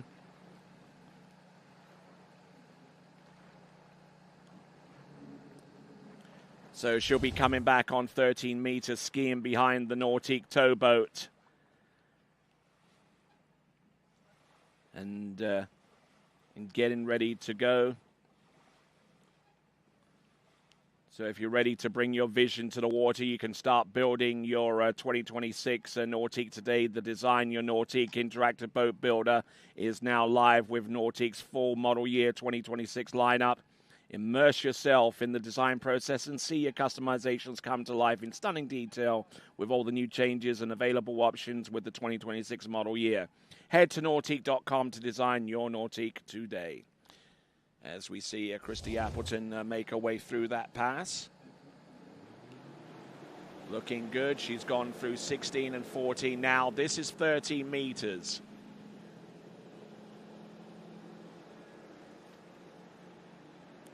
I'm sure that Kate Pinso is along the shore side waiting to see if her score of half at 11.25 meters is good enough to make an immediate impact upon the 12 skiers going through to the finals. Christy Appleton getting into a little bit of bother off the first half of the slalom course. She's round number 4. She's good to go round number 5 and on 13 meters. She gets round all 6 buoys and continuing her charge and challenge towards one of those top 12 spots through to the next round of the competition. So we're seeing some more people are tuning in. We see Ali Garcia and Laurie Covington checking in on the coverage. Thanks a lot, ladies, for tuning in, and best of luck with the continued season for Ali Garcia, who's one of the major women's slalom competitors on the Pro Waterski Tour, and no doubt she will be looking for a good finish at the IWWF Open World Waterski Championships, which will take place in about a month's time in Rocchetto in Italia. I'm Tony Lightfoot, and glad to have the pleasure of your company.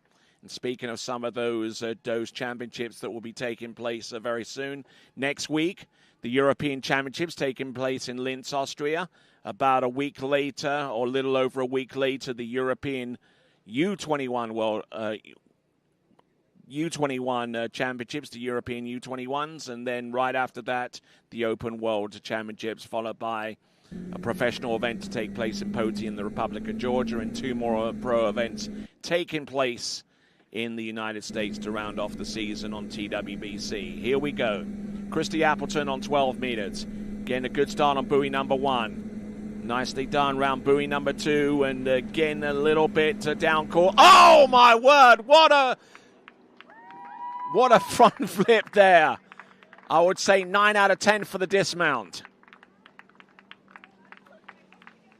So as a result of that, that means that Kate Pinso is through to the final round of the competition. So congratulations to her. But I tell you what, that was one heck of a fall there on that particular run on 12 meters. We'll get the score in just a moment, but she gets 2.5 for this effort. She's round 1 and number 2. She got brought forward. She really, really worked hard to try and get close to number 3. Oh, clip that, Vince. That's 2.5. Yes, one of the more spectacular falls I've seen with 2.5. Now, what does that do so far as her positioning is concerned? 2.5 on 12 meters.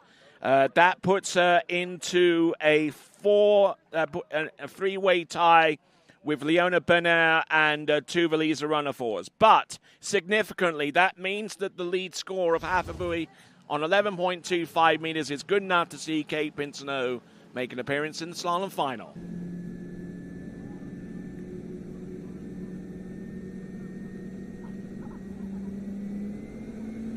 So coming in on the 16 meters, Zali Reeves from Australia.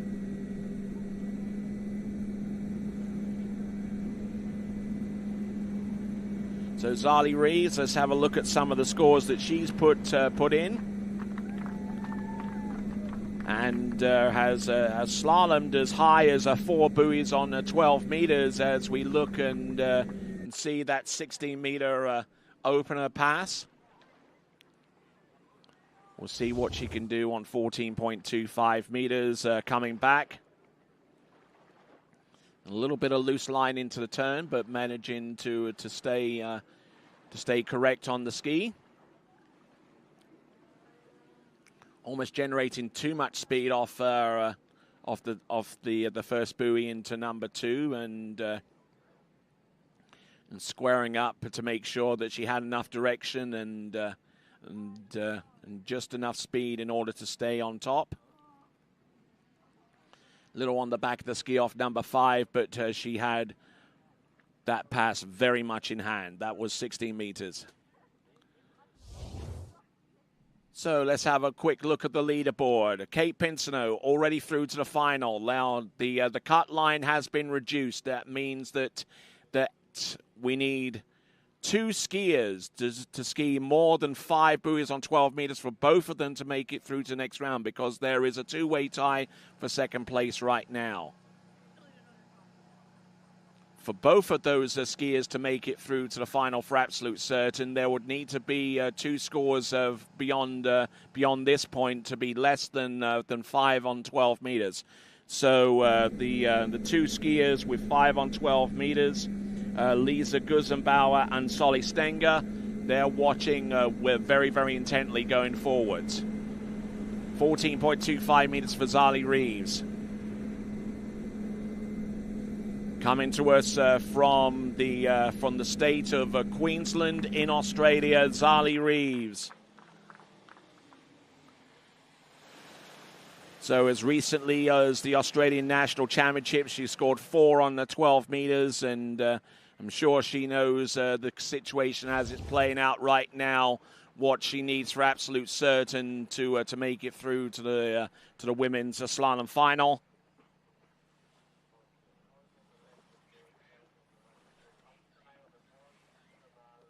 So getting ready for 13 meters behind that Nautica towboat.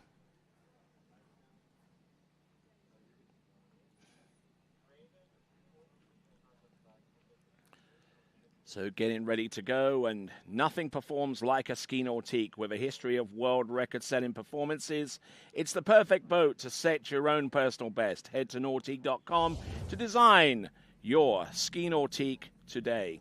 And there's actually an opportunity for folks to come out here to the Lakes of Casting Stone to actually ski behind the 2026 Ski Nautique towboat. Try that out for yourself, or find out more by going to nautique.com for more details. Here we go, folks. This is Zali Reeves.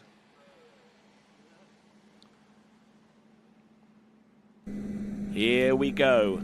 Entrance number 1. This is 13 meters. On the back of the ski all over the show. She's round buoy number 3, but unfortunately unable to make much of an impact beyond that point. It's going to be 2.5 on 13 meters. So that therefore means that the 5 on that means that in play right now is the 5 buoys on 12 meters, which is currently a 2-way tie between Lisa Guzenau and Zali Stangga. For both of those skiers to make it through to the next round of the competition, 1 score of less than 5 on 12 meters has to be performed for both of those skiers to make it through to the next round. But in the meantime, there is a 2-way tie for second place on 5, and at the very least, there would be potentially a runoff situation if all the scores beyond this point were in excess of that total.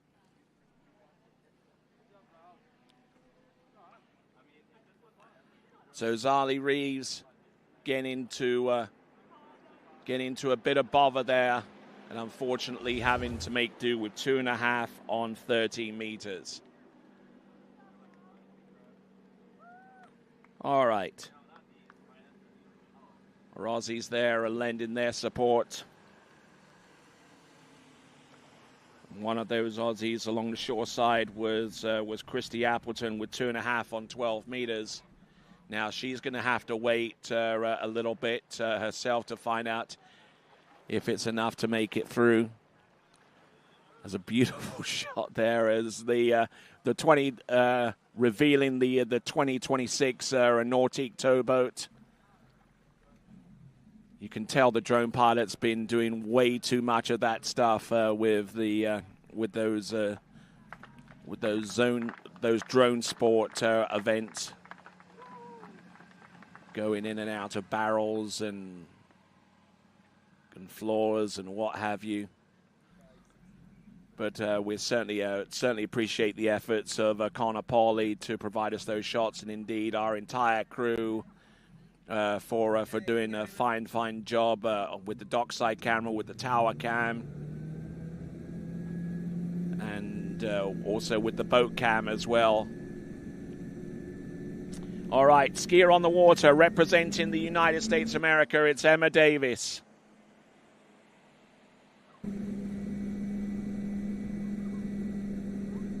Emma Davis, who comes to us out of Wisconsin. Looking good so far, opening pass, 16 meters. Don't see too much wrong here and gets the job done. Now Emma Davis, her forte is overall skiing. Has slalomed this season so far, has actually gotten one at 11.25 meters in 2 out of the 3 rounds of skiing over at the April Turns event over at Lake Ledbetter, which is the home of the Drew Ross Waterski Academy. And Drew Ross, as a matter of fact, is here on site keeping an eye on things, as well as Charlie Ross, his son, who will be slaloming a little bit later on and looking to get one of those coveted top 12 positions to make it through to the final. So, on the water is Emma Davis. She's gotten through the opening pass of 16, and big shout out there to Jack Decker, who's watching the coverage from the passenger seat of the vehicle that he's in with our watch party. Please watch responsibly. That's all I'll say in that vein.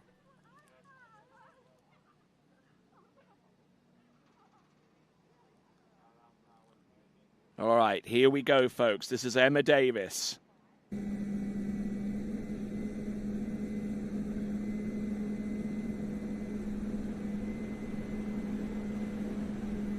Here's Emma Davis from the United States.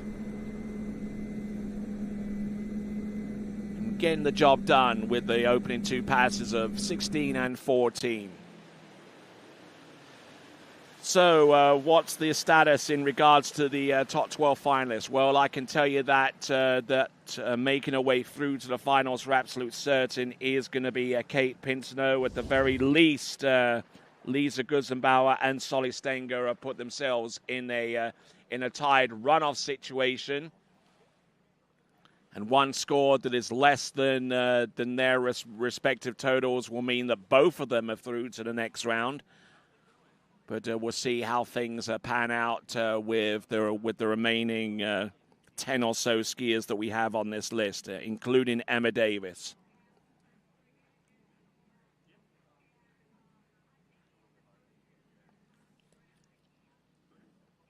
So just watching the tail end of that pass of 14.25 meters.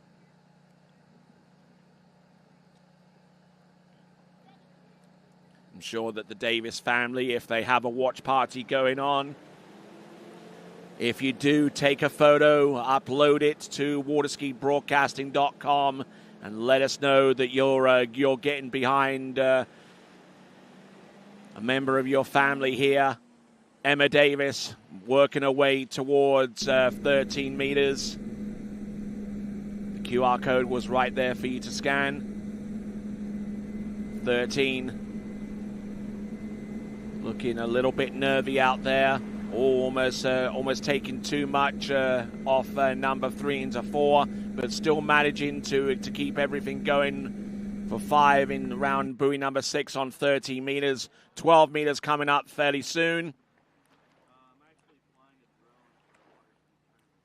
So there is the new 2026 Ski Nautique towboat. Some refined lines. It's actually a smaller boat. And It has the award-winning microtuner technology, and it's the first ever in the 3-event water skiing world. The microtuners deploy into the water at the transom of the hull and disrupt how water flows behind the boat, causing water to fill in the troughs of the wake. By filling in the low-lying areas of the wake, skiers have more support through the trough to stay balanced and with better contact on the water. This results in a tighter rope, so skiers can load the line and generate speed to have more time at the next buoy. To find out more, go to nautique.com. And there we go, Emma Davis experiencing that attribute of the Nautique boat for herself there with that particular run of 13 meters. The skier whom we see on the starting dock right here, right now, is Daria Lashants.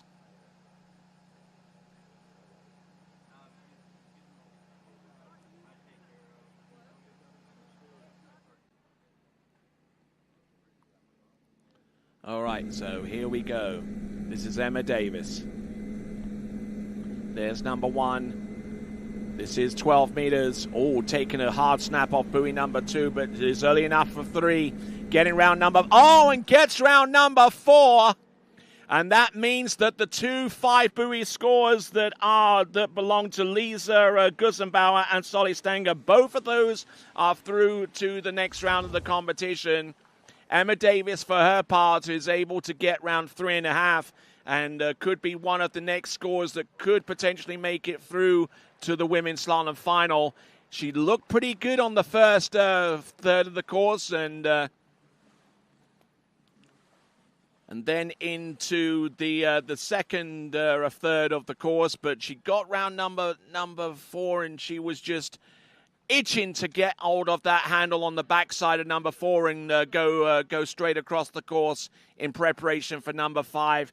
But as it stands right now, Emma Davis with 3.5. Now, where does that place her on the results? 3.5 is good enough currently for 5th spot at this time.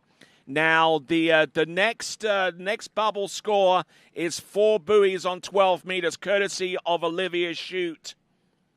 So anything above 4 on 12 meters guarantees that skier a spot into the top 12 women's slalom final. Skier on the water at this time is Daria Lashants, representing Canada as an individual competitor, and is also a skier who represents Louisiana's Raging Cajuns during the collegiate season and taking 14.25 meters as the opening run.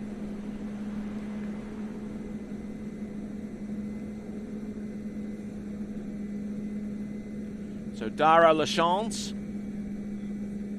not too sure where she skis in Canada. And looks like we have a Team Austria in their vehicle on their way to site. As a reminder to all of you folks that are in a vehicle and watching this webcast, please watch responsibly. We see Cristiana de Osma, who are featured prominently in the U17 World Waterski Championships. The top 3 whom you see on that leaderboard have all earned themselves a spot through to the final round of the competition. Lisa Guzenau, Solly Stangga, Angel Leader, Kate Pinso. A score of at least 5 on 12 meters is good enough for a spot through to the next round of the competition at this time. Getting ready to go on the starting dock is Lily Steiner, herself a member of the Raging Cajun waterski team, and even her coach is a former member of the Raging Cajun waterski team for Louisiana Lafayette. So a lot of our competitors who we see at this elite level compete in the United States in the fall in the collegiate ranks. You can find out more about collegiate waterskiing in the United States by going to ncwsa.org,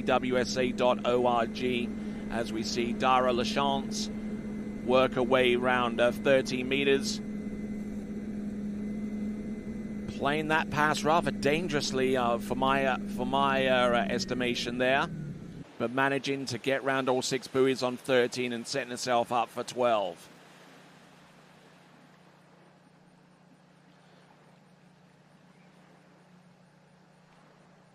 So now, 12 meters for Daria Lashants coming up next, and needing a score in excess of 4 buoys to make her way through to the slalom final. Looking at some of the scores that have been posted previously in her season. 2.5 on 12 meters is her best score. It looks like we got a watch party from Gigi. I've no clue who that is. But they're there, they're watching, and we appreciate them for doing so. And if you are watching as part of a watch party, please send a photo of that watch party. Looks like our folks here are going to be sipping on some lemonade very, very soon, if not now. Daria Lashants. This is going to be 12 meters. She needs more than 4 to put herself through to the next round. There's 1. Oh, no, and she flips out the front there. Oh, my word. I don't know what happened there. Going into a rather perilous situation. I believe the maximum she will score there is 1. And as a result, that means that the 4 buoys on 12 meters produced by Olivia Shute is good enough to see her through to the women's slalom final. So 4 skiers are through: Pinso, Guzenau, Stangga, and Shute. And we're looking for the remaining 8 to constitute the full 12 skier final in the women's slalom event. Daria Lashants just couldn't really get much of anything going on after number 1, and she just hung on for as long as she could, but just tried to prevent herself from being hit by the slalom ski more than anything else. So 1 on 12 meters for Daria Lashants. So now that means that the bubble score has been reset. It now goes from 4 to 3.5, and that 3.5 buoy score belongs to Emma Davis.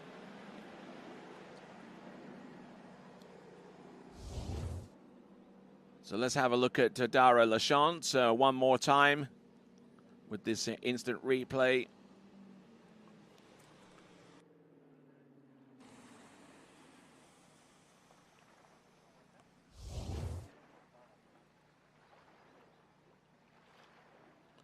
So Daria Lashants scoring 1, and rather on the outside looking in. As a matter of fact, 1 buoy on 12 meters is only good enough for 15th spot right now. So she eliminates herself from any future contention in the women's slalom final. For those of you that are wondering what the 12th place score is at the moment.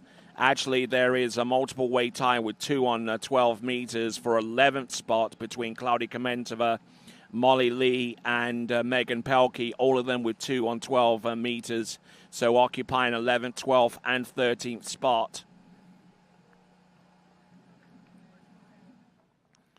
And now let's move on to Austria. Skier on the water at this time is Lily Steiner.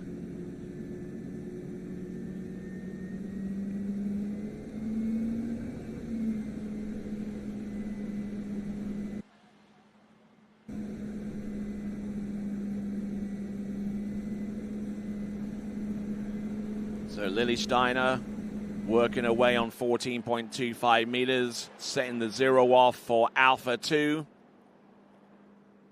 And looking a little bit nervy out there. Doesn't look at all smooth out there on 14.25 meters. And I think there's going to be a huge sigh of relief on the strength of that pass there for Lily Steiner.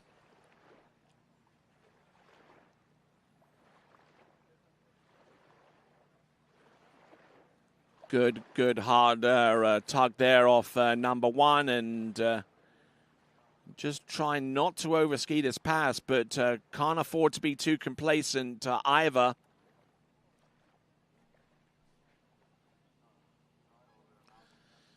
So not looking too bad. I've seen a slalom a lot smoother than this, but 14.25 meters. She gets her set up and running. We'll see what she can do on 13.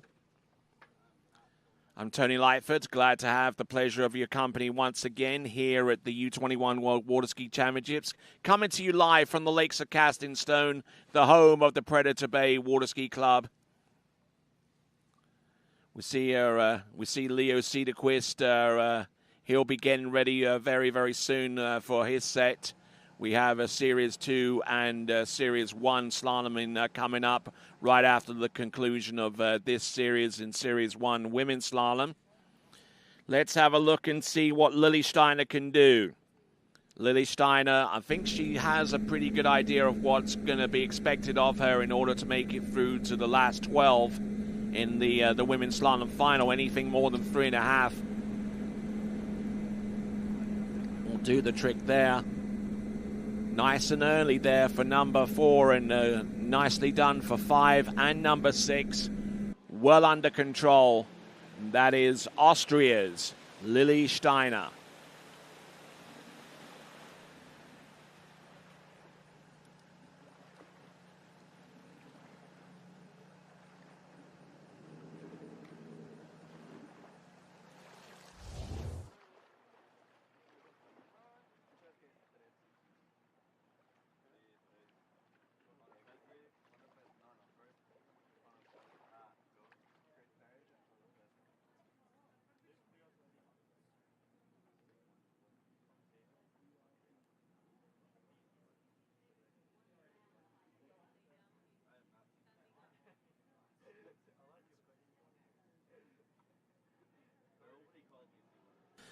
All right, then. So we've got Lily Steiner. 6 buoys now on the 13-meter line. Let's see what she can do on 12 meters coming up next. Sure that she's well aware of what the target is. What target is necessary. 3.5 at least will put her in with a chance. Anything more than 3.5 will guarantee her a spot through to the next round. Let's see what she can do. Easier said than done, though. Here we go. Lily Steiner, there's number 1, takes a hard snap. Round buoy number 2, I think she fancies her chances now. Here's number 3, a little bit twisted off number 3. She's round number 4, she's through to the next round. She's round number 5, she turns to the wake, she scores 5, and that puts her into a 3-way tie in second place. With 2 other skiers, Lisa Guzenau, Zali Stangga, and now Lily Steiner with 5 on 12 meters. She has a big old tick next to her name now. So the 5 skiers that have made it through to the women's slalom final are Kate Pinso, Olivia Shute, Lisa Guzenau, Zali Stangga, and now Lily Steiner. And guess who I've got next to me? We got Chef Boyarzy. Yeah, good morning, Tony. Super excited to be here and get to watch some slalom skiing. That was pretty great skiing out of Lily Steiner, getting herself into the final. So great to see her setting herself up to ski for Sunday. Indeed, indeed. And that bubble score is still very much in play, 3.5 on 12 meters now. We're looking for the remaining 6 skiers to be identified as skiers that have made it through to the women's slalom final. But some exciting stuff going on there this morning. How's things been with you? Oh, things are good. Had a good evening last night. We had one of our skiers had all 3 events yesterday, so kind of a long day at the lake, and then got a good dinner in, watched Forrest Gump, and now we're back out here for day 2.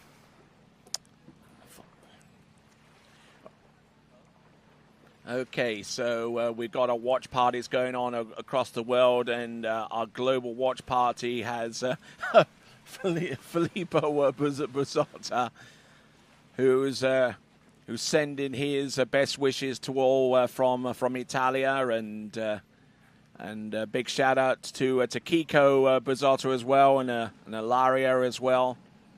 Filippo Buzzotta right there, and also a big shout out there to Camilla as well, who I'm sure is watching as well. All part of that greater Buzzotta family. All right, on the water, about to take to the water, coming to us from Church Point in Louisiana in the United States. Individual competitor for the United States, this is Elena Jones. And Elena Jones, one of our taller skiers in this slalom event, and she'll be coming into the course on 14.25 meters. Let's see how she gets along. Yeah, and Tony, she looks really good. I know Alana from watching her a little bit in the U.S. Really stays nice and tall and stacked over the ski.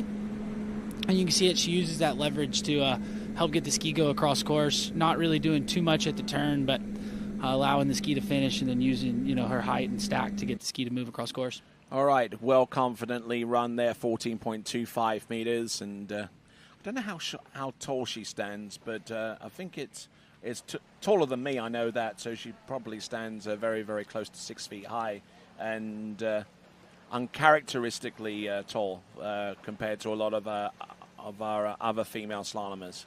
Yeah, for sure. Definitely one of the more taller skiers here in the slalom event, and you can just see it. She uses it to her advantage.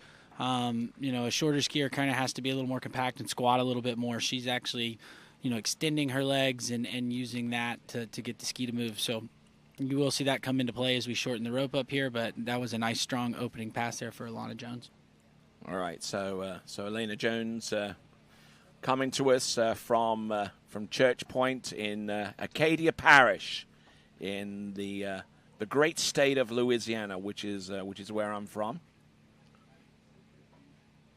Not originally, but I was about to be like, that's now where you reside.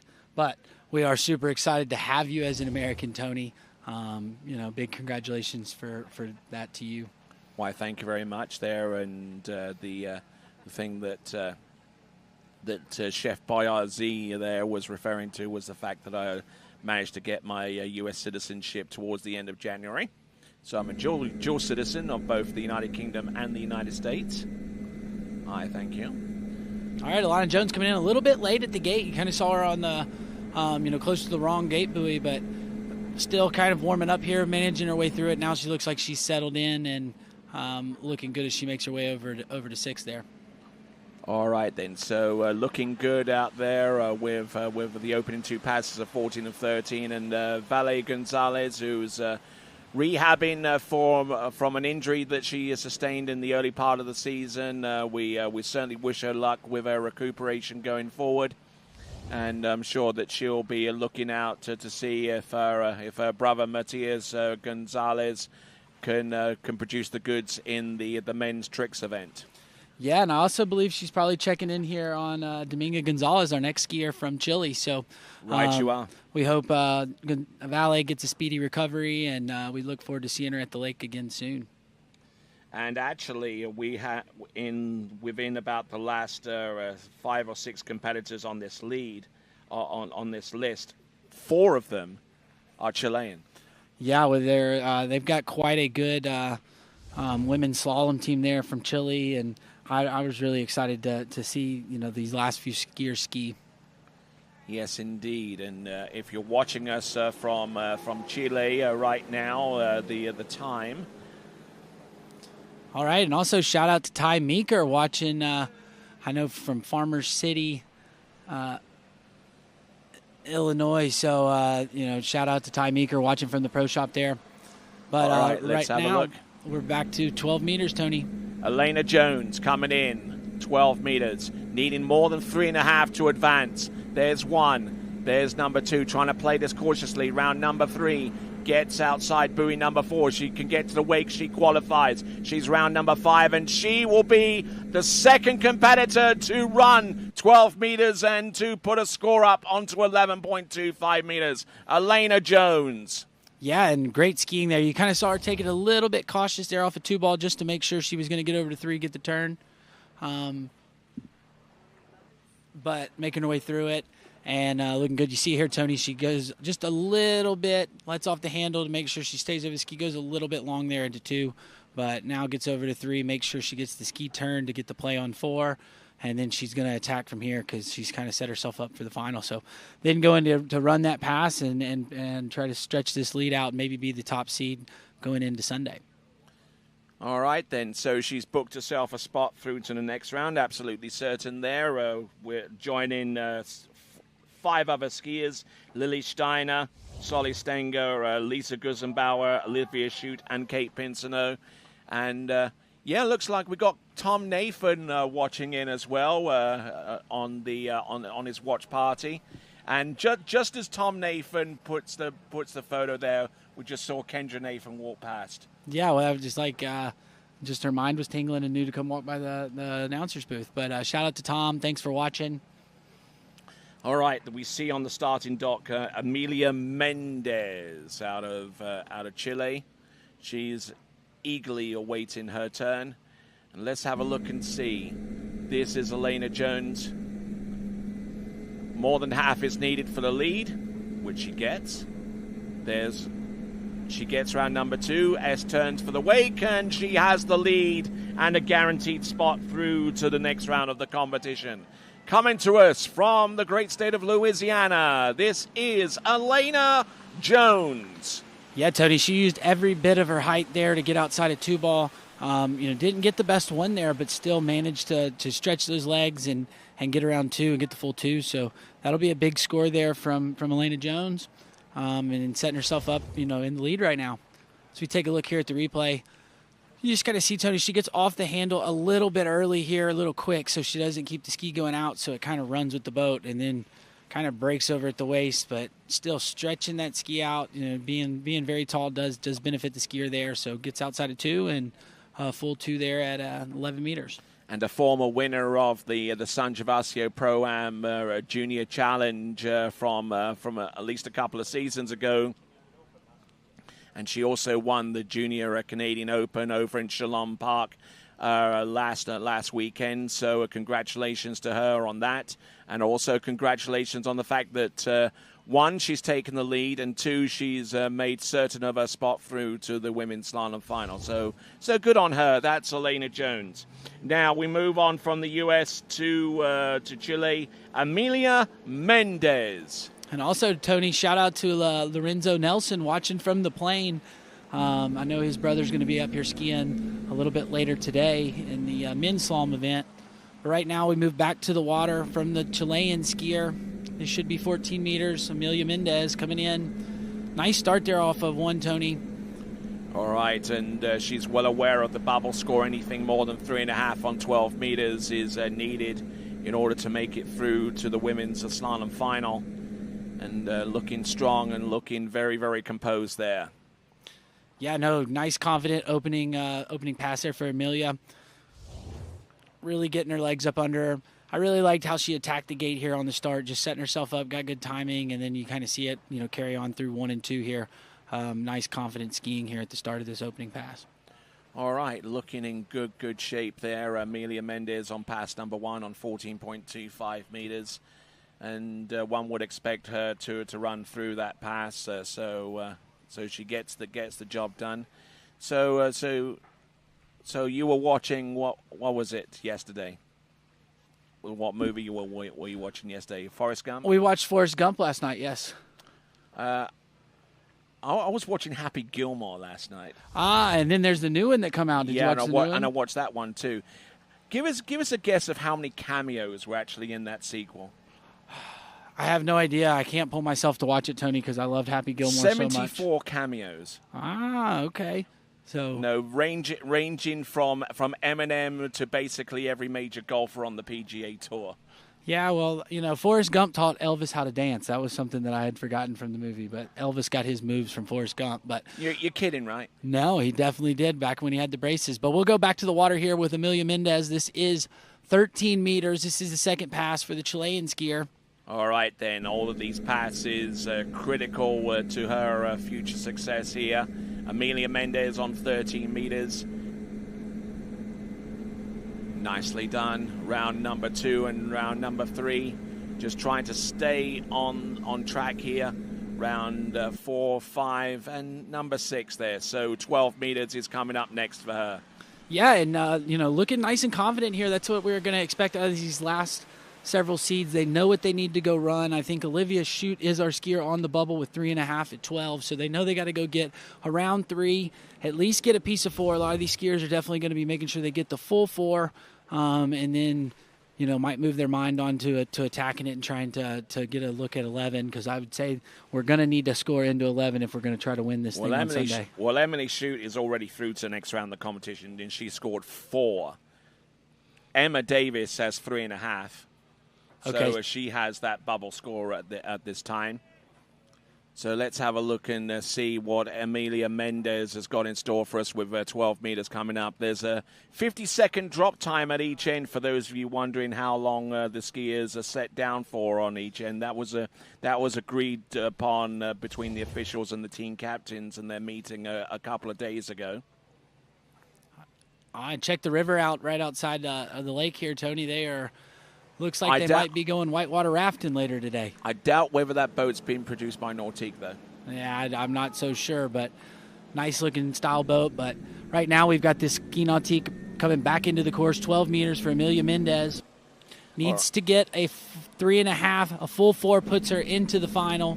Let's see if she can get a good start here at the gate, Tony. Here she comes. Entrance gates, buoy number 1. Good. Oh, getting in a little bit deep off number 1. She's round number 2.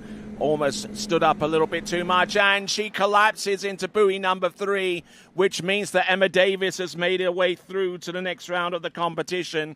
And depending on how that score is adjudicated, I think it's going to be 2.5.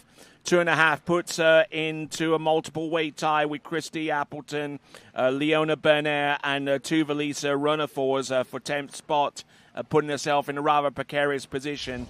And it means, therefore, that the next bubble spot is 3, and that 3 buoy count is shared 2 ways between Nelly Allah and Melatine Moral.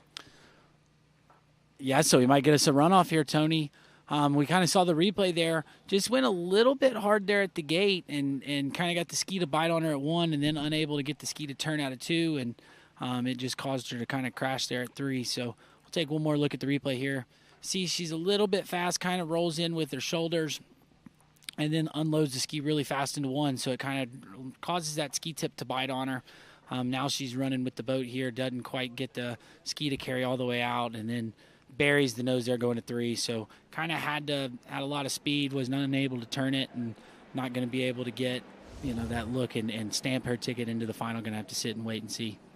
Yeah, and it's definitely going to be a waiting game, especially if 1 or 2 scores come the way of the likes of Christy Appleton and Leona Bennett and even Amelia Mendez right now with 2.5 alongside Tuvalisa Runner 4 also with 2.5. If the bubble spot goes down to that level, then the possibility of a runoff could loom large. Mickey Wienerreuter are traveling and watching the webcast. Once again, I do have to say, watch responsibly. I've got to say, Tony, I have been in that same situation numerous of times where I've got you guys, I'm driving, I have it up where it's on the dash, and I'm kind of listening more than I'm watching, but it's definitely great that people can watch even when they're traveling and stuff like that. So shout out to the TWBC guys and making sure that's possible.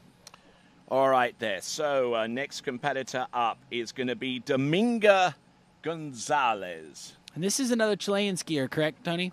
Yep, another Chilean skier. We have 4 Chilean skiers in this series, and this is the second of them.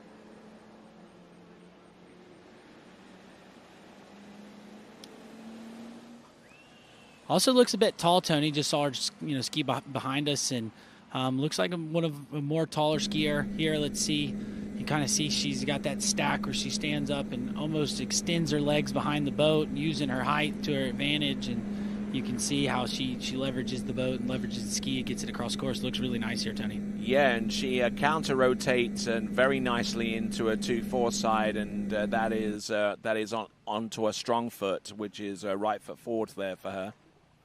Yeah, but the one thing that I really think, too, is like, yes, I agree, she counter-rotates here, but if you'll watch when she goes behind the boat here, when she edge changes, she really keeps her hands in nice and tight, which pulls that hip up over the front foot, so she's not having to do a whole lot of upper body movement to get that counter rotation.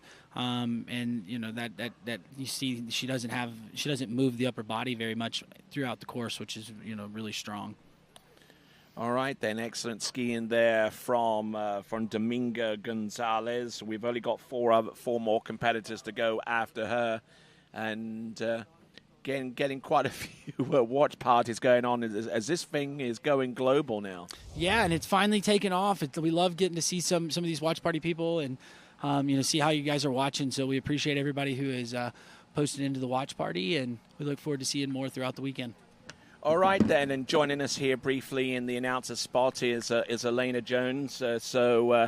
How did things work out there for you out there on the water? Really good. Excited that I made it into the finals to be skiing here tomorrow.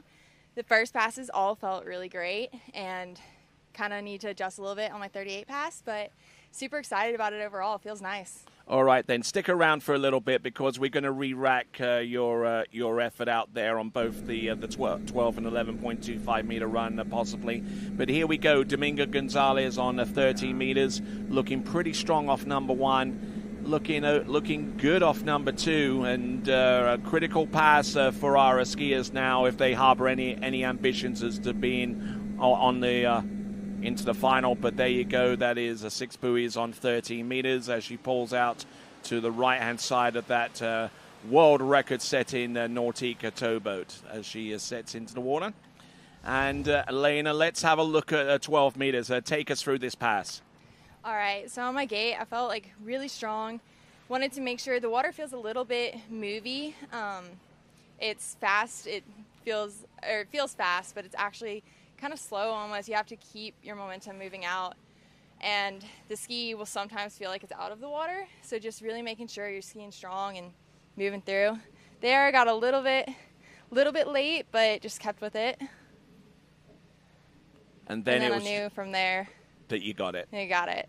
All right, then, excellent stuff. So you were the second skier to get through 12 meters and setting yourself up for 11.25 meters right here. Take us through this one as well. So I was very narrow on this gate here, and so I think I just went a little heavy, a little early, kind of came to the inside here, pulled long to 2, and just kind of had to make with what I got. But I know now need to adjust a little bit on my timing on the gate, but really excited for it. It felt really nice out. And that's funny because Chef Boyazi said almost exactly the same thing. But well done there, Elena Jones. We look forward to seeing you through to the final. So our skier on the water, Dominga Gonzalez, getting ready with 12 meters, round number 1, number 2, and number 3. If she can get past number 4, she's through. Fantastic skiing all together there for Dominga Gonzalez as she makes her presence felt there on 12 meters all the way through. Yeah, Tony, I haven't watched this girl ski very much, but I'm really impressed with her ski style. It looks really, really good. Again, I really like how, if you see, she keeps her hands really close to her hips when she swings her ski, which pulls her up over the front foot. So it's that counter rotation that you alluded to, but she's doing it, as she's making the ski edge change, and that's why you're seeing her be so strong and confident getting the ski, to turn in like when she wants it to. So super strong skiing here out of the Chilean skier, and I'm expecting, a good gate, a good start here for this fourth pass, which should be 11 meters if I'm correct. So Chile expects from Dominga Gonzalez, and she's already made her way through to the next round, so 11.25 meters is coming up, and she's at the very least at this time in third spot and can move higher if she scores more than half a buoy, and if she can get a little further down the course. Well, she's got a season's best of 4, Tony, so definitely able to get a good start and make a play to take the lead here. So we'll have to see if she can, get her timing right at the gate. It's so important at the 11-meter pass to get that timing, to not lose speed but not be too fast. So let's see what we've got here as we bring her in. She's got to get more than 2 if she wants to take the lead. 2 will tie it with Elena Jones, but let's see. Nice looking gate here, Tony, as she comes in. Not quite as good of a 1 as I thought she'd get, but able to get to 2. And there you go, going to tie for the lead. All right, with a lead of 2 and with 4 skiers remaining, that means that she's going to be starting at the very least. She's not going to be among the first skiers to come off the dock. She'll be at least halfway down the list in the final, and that could prove critical in terms of knowing what you need to do to actually place yourself on the podium when all is said and done. Yeah, and you see here on the replay, and we just saw a watch party of Chris Parrish. I think he was at No Name Lake out there in Oregon, so shout out to those guys. But you see here on the replay, just not quite letting the ski swing all the way out there at the 1, letting the hands get a little bit away from her and, causing the ski to run with the boat. So we'll take a look one more time here, and I'll kind of show you what I'm talking about, Tony. But right here, you see her hands go high and away, not quite as strong as she had been at 12, so the ski didn't quite carry out and get as much of a swing out to 1. And then she was late going into 2, but did a good job staying over the ski. You definitely can tell that she can turn that and get further down that pass. So good skiing out of her, putting herself in a tie for the lead. And we'll see what our last 4 skiers have got in store for us. Yes, indeed. And 2 of those last 4 are Chilean, and actually 3 out of the last 4 are skiers from Latin America. But preceding those skiers, our skier from the United States of America, a team member, and it is Lexi Abelson. And shout out Cole Kalkbrenner watching, cheering on the Americans here, watching from work, it looks like. So shout out to Cole. He's just trying to keep an eye on his wife. Yeah, exactly, and she's been doing a great job with the Americans. But let's see what Lexi Abelson's got here coming in, 14 meters past number 1. There you go, 14.25 meters, and Lexi Abelson has tasted success here in the past in the Junior World Waterski Championships that took place here almost exactly 1 year ago here on the Lakes of Casting Stone.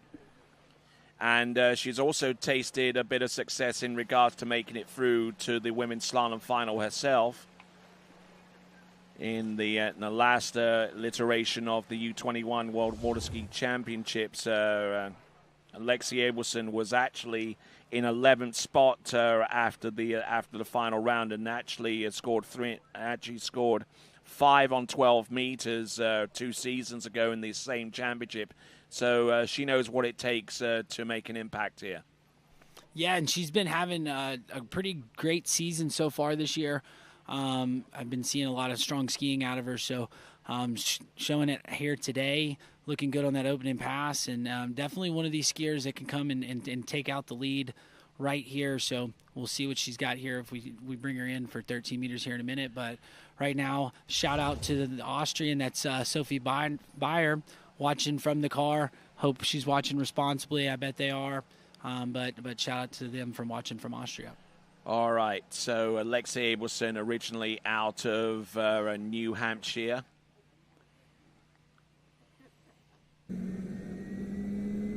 I believe that's the Granite State, isn't it?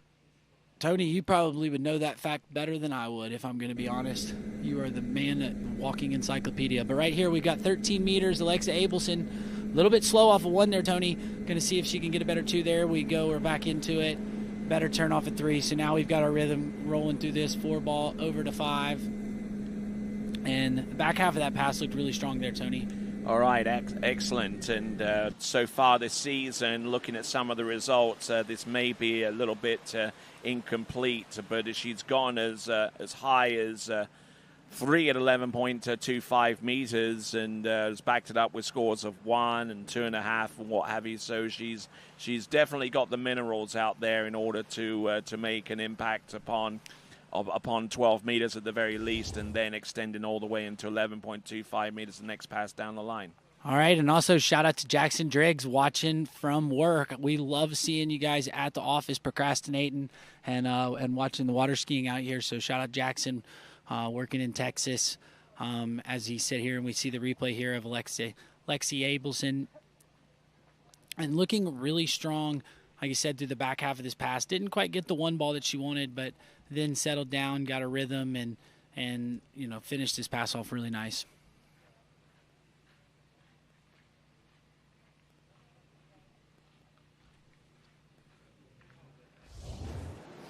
All right, so continuing on. This is Lexi Abelson from the Granite State that is New Hampshire. Man, you are good, Tony. I got to be honest. You come out with the random facts and stuff that we don't know, but you always seem to be right about them, and I love that about you. I try.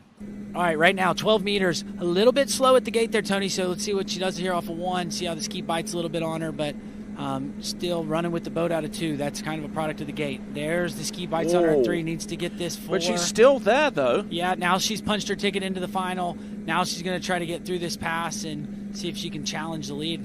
Little bit dicey there on that pass. I think maybe went a little bit timid at the start, knowing she had to get the full 4 ball to definitely guarantee, or she needed 3.5, but you definitely had to get over to 4. So guaranteed her a spot by getting that full 4, and then now she's going to have a chance to challenge the lead.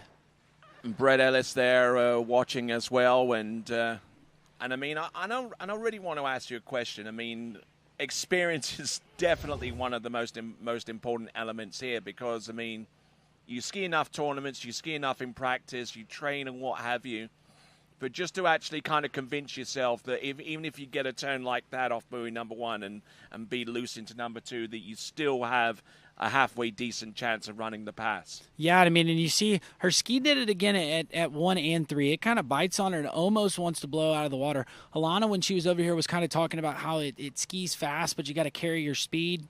And you know what the difference of it is this water here is really soft, so the ski kind of sits in it, but it moves fast. So it's kind of tricky on the skiers. So they tend, when they get a little bit too much speed, they start to push and the ski's sitting out of the water.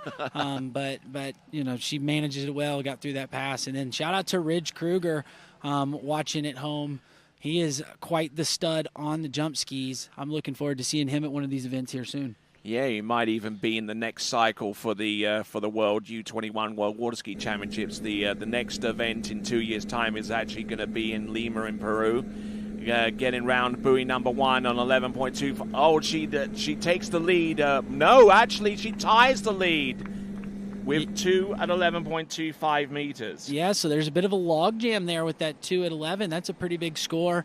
And again, Tony, we kind of we'll see on the replay here, just not quite having the speed that she would like to have when she turns in for the gates, and kind of catching her out at 1 and not allowing her to get as good of a path to 2, as we'll see here in just a moment. But still strong skiing. You see here she's a little bit slow, so when she rolls in, doesn't quite get the ski under the line as fast as she would like to, has to go a little bit long into 1, and then that causes her to not get this really good path over to 2. But getting outside of 2, trying to make a play on 3, just not quite getting everything connected to be able to take the load from the boat, but still slotting herself with a tie in the lead with 3 skiers left.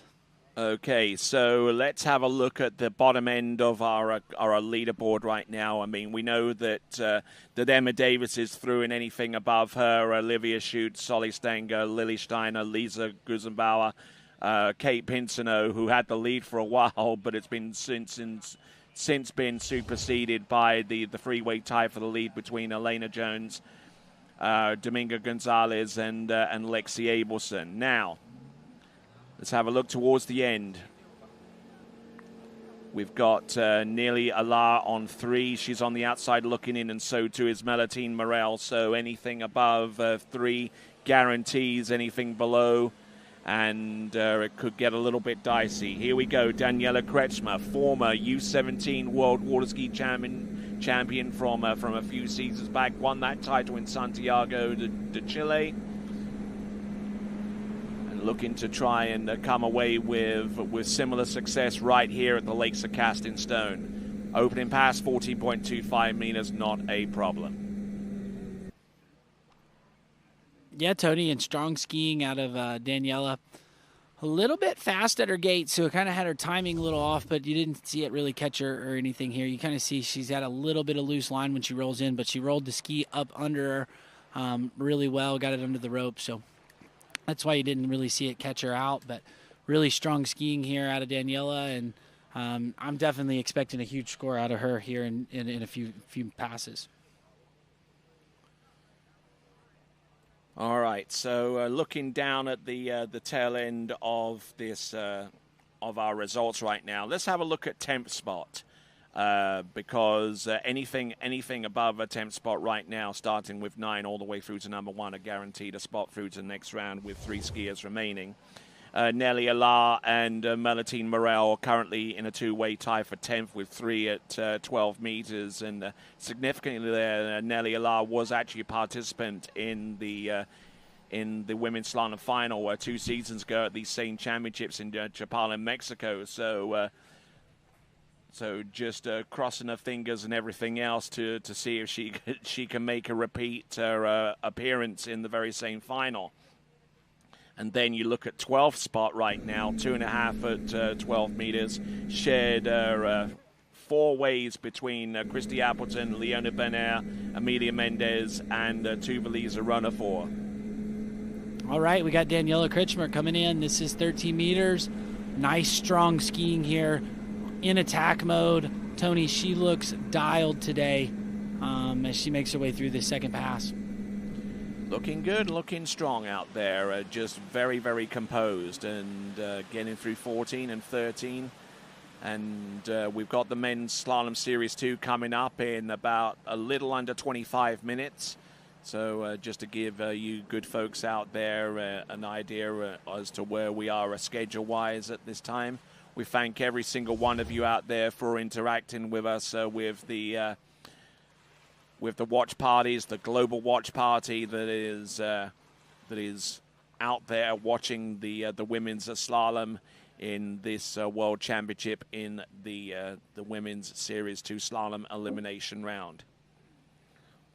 Yeah, no, the watch parties have been super fun, Tony. It's really cool to see that there are people watching in all the different time zones and again, all the different ways that people are watching. It's super rad. I know I got a good chuckle out of Brett Ellis. He was I couldn't tell if it was Brett Ellis or it was Batman, but yeah, that was it's super fun. People are getting super creative with them. So there's definitely been some good ones over the past few tournaments, and I look forward to seeing some other good ones.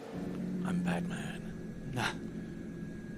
All right, then, Nigel Sparrow doing a fantastic job through the 2 series that he's been at the helm of that Nautique towboat, the world record-setting Nautique towboat.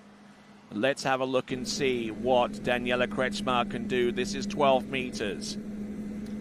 There's Tony, one. She's struggling with her gate timing down here from the dock end. Again, was a little fast and rotated in, but you can tell she knows how to run this pass. But skiing intelligently, not rushing the end of the turns, and looking good there. So she is through to next round of the competition. By the same token, looking towards the bottom end of our leaderboard as it stands right now. That actually eliminates a few skiers: Christy Appleton, Leona Berner, Amelia Mendez, and Tuvalisa Runner because that score was more than 2.5 on 12 meters. It puts them immediately out of contention for one of the 12 spots. Yeah, and you can just see here on the replay, she's just got a little bit too much speed when she turns in with a little loose line, and it's catching her out at 1. The ski's kind of biting, but she's not able to keep it moving off the backside of 1 ball. But skied nice and smart, didn't do too much, knows that she needed to get down that pass to punch her ticket, and as she got down through it, just kept trying to go buoy to buoy and not grabbing too much and falling down. And now she's going to give her chance a look at 11.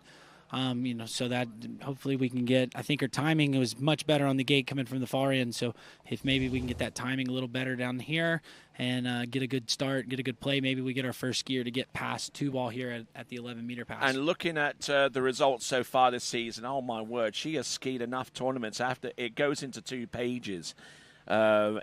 Into 11.25 meters in basically every instance that she's competed this season, save for 1 or 2 scores into 12 meters, places like Junior Moomba, for example. But let's have a look and see what she does here on 11.25 meters. There's one. She gets it round one. There's number two. Does she make a play on number three? Yes, she does. She's round number three, and she takes the lead. Daniela Kretzma. Yeah, and that was, again, you saw the timing was a lot better at the gate there, which then, causes her to be able to get a better one, get a play on two, and get over to three. So way to take the lead there from Daniela Kretzma. And shout out to Robbie Craig watching from the Peace, Love, and Water Skiing Pro Shop there in Bum Pass, Virginia. So shout out to Robbie. But we see here on the replay, much better on her speed when she turned in, had the rope kind of more connected. So you see the ski still kind of bites on her a little bit, awkward out of one, but she had the rope was much better. Controlled off of one ball to allow her to get a play at two and then get a look over to three. So good job taking the lead there from Daniela. And by taking the lead with two skiers remaining, that guarantees that she'll be one of the last three skiers to take to the water off the dock in the finals. Yeah, exactly. And super strong skiing. Now we got two more skiers that are strong skiers. I know, Trinidad, who's in the water here, is one of those skiers that's been knocking on the door of joining the pro tour with the ladies. So we'll see. 3 buoys at 11 though is a tough score to beat. So big score set there from Daniela, and now we're going to put Trinidad on the water and bring her in at 14 meters and see if she can challenge the lead here. 14.25 meter start. Trinidad Espinal of Chile. Let's see what she does. She was on the podium in the same Junior World Championships that Daniela Kretzma was victorious on, and Chilean female slalom skiing has really seen an uptick in the last few seasons. Yeah, and I mean a lot of it's just from these Daniela Kretzma and this skier here, Trinidad Espinal, but again super strong skiing there on their opening pass. You can just tell. Nice and dialed, probably been here for a few days and getting some extra practice in and, looking strong out there on the opening pass. Looking good.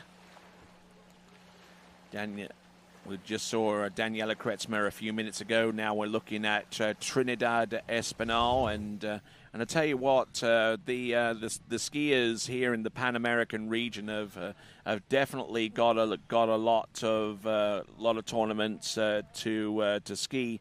Within about the next couple of weeks, they'll actually have the Pan American Youth Championships in Paraguay. And almost as soon as those championships are over, so far as the water ski tournament is concerned, pretty much everyone on the Chilean team will be traveling from there to the Elite World Championships in Italy. And then they've only got about 24 hours, maybe 24, 48 hours to get that traveling done to be in time for Italy for their opening rounds. Yeah, that's crazy flying that direction with that little of time.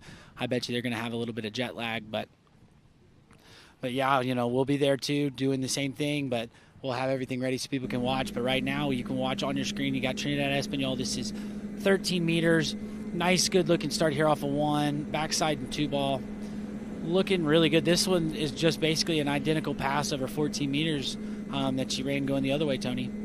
Yeah, absolutely identical, and a good little bit of counter rotation there into 246, and I do mention that quite a bit, because it's quite noticeable with some of the skiers. But at the same time as she counter rotates, she really brings her chest up and over the tip of the ski to get that engaged as quickly as possible. Yeah, and I mean, again, I think to me, Tony, I think what they do is they're getting counter rotated, but watch the hands. The hands kind of stay really close to the hips and tight to the body, which then pulls the hips and the upper body up over the ski. So I don't think they're deliberately pushing the handle in front and rotating their upper body. I think they're using the boat by keeping everything close, and that pulls the hips up and then creates that counter rotated look that you're alluding to. All right, so I'm sure that there are some competitors along the shore side that are watching to see how things pan out. The two-way tie for 11th, especially between Nelly Allah and Melatine Moral. Both of those on 3 on 12 meters. So that is a two-way tie for 11th, and we've only got one more skier to come after Trinidad Espinal, so I'm sure that you've already worked out in your head what the math is. On 12 meters approaching the course, this is Trinidad Espinal. I really like the gate here, Tony. She just stands nice and tall, gets her speed right, and then you see it really helps her there off of 1. A little bit slow off a 2 down course, but gets outside of 3, so now she knows she's in the final. She's through to the next round, and round number 5, and she will have an attempt at 11.25 meters coming up next. Yeah, and Tony, I think she just went a little timid at the start, kind of knowing she had to get more than 3 to guarantee herself a spot. And once she got that 3 ball, then you kind of saw her go into attack mode and made sure she got to this pass. So then she's going to give herself a chance to look at the 11-meter pass from the far end. But you see here, I thought the gate was really good. 1 ball was good, but then goes a little timid here to 2. You see she opens up, lets go really early, which causes that ski to run, creates a little bit of loose line into 2. Now she's late over here into 3, gets the ski around, and then here's where you see her go into attack mode right here, Tony. Big turn right here. Again, it's got slack. She's running with the boat, but now knows she's into the final, gets her good turn off of 5, so she knows she's got it here, gets over to 6, and now we're going to get to see it play at 11. Definitely another one of these skiers that is fully capable of taking the lead. I think she even has run the 11-meter pass a few times, so able to do that. I'd love to see that here, just as a slalom nerd that I am, but great skiing out of Trinidad, and I'm looking forward to getting her back in here on that purple loop. All right, so let's have a look and see who's in the lead right now with 3 at 11.25 meters. Is Cristiano is Daniela Kretsma. Is Daniela Kretsma with 3 at 11.25 meters. Lexi Abelson, Dominga Gonzalez, and Elena Jones all on 2. That represents the top 4 at this time. Here we go. Coming in, 11.25 meters. There's 1, there's 2, and getting it to go around. Oh, and she drops the handle on number 3. Now, how much of that 3 did she get? I thought she had the handle in her hand long enough to go outside of the buoy. I'm not sure if she got back to the half, but it looked like she had it in her hand. We'll have to wait. I'm glad I'm not a judge to make that call. But you see here, I thought she was okay on the gate, but then really kind of slow out of 1. Just didn't quite get the hands. See, her hands came to the inside hip, so that caused that ski to kind of check up on her. Then the same thing there at 2, just not, really what we'd like to see her do is bring the hands all the way across her body. And then there, I think she got the ski outside of 3 ball with the handle in her hand and then lost it, but we'll have to wait and get a full confirmation there. At least by my estimation, that should be 2.5 if the ski managed to get outside the buoy line with the handle in contact with the skier. Let's see here, Tony. Let's see if she at least got the quarter or the half. But yeah, I think she got the ski outside the buoy, so that should be at least 2 and something, which will slot her into 2nd place. But still strong skiing, and then kind of like we said, that 3 at 11 from Daniela Kritsma. That's a tough score to beat with our last skier in this Women's Series 1 getting ready to get on the water. And by taking 2nd place at this stage, that guarantees for that skier Trinidad Espinal to at least be a third from last off the dock in the final. It's actually 2.25, so 2.25 on 11.25 meters. Actually, if my opinion counts or anything, I thought that may have been a little harsh. Yeah, well, I mean, I thought she got the ski outside of the buoy. I'm not sure she really ever got it to turn back before she let go, so that's why they gave her that quarter of a buoy instead of a half a buoy. I don't really have any qualms with that. I think that call was probably the right decision, but I definitely thought she got the ski outside of it, and the judges agreed. So now we're here with Cristiana de Osma, your top skier in this women's series, and this should be 14 meters. Yeah, 14.25 meters. And a number of skiers in this series and the one previous have athletes that actually won the San Gervasio Pro-Am Junior Challenge in the last few seasons, and one of those skiers is on the water right now, Christiana de Osma. And it's always great to have some of these pro-am events give opportunities for junior skiers to excel and compete at the highest level. Yeah, and I mean, I'll say something about this skier, Tony, is she's actually at the level where she could start, skiing a bunch of these pro events and showing up and making podiums and putting herself in the mix with the top 3, top 5 girls in the world. So really strong skier here. We see it on display here during this replay of that opening pass. And, I expect her to be able to go out here, get through that 12-meter pass, and then really make a play. And I think she might be the only girl today that could take down that 11-meter pass today.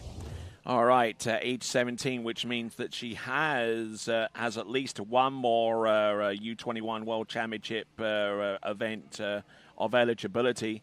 And maybe 2, depending upon where her birthday is in relation to the end of the year. But even if it's 1 or 2, no, she's going to have a chance to actually compete in this event in her home country in the next cycle in 2027 when the U21 World Championships will take place just outside Lima in Peru.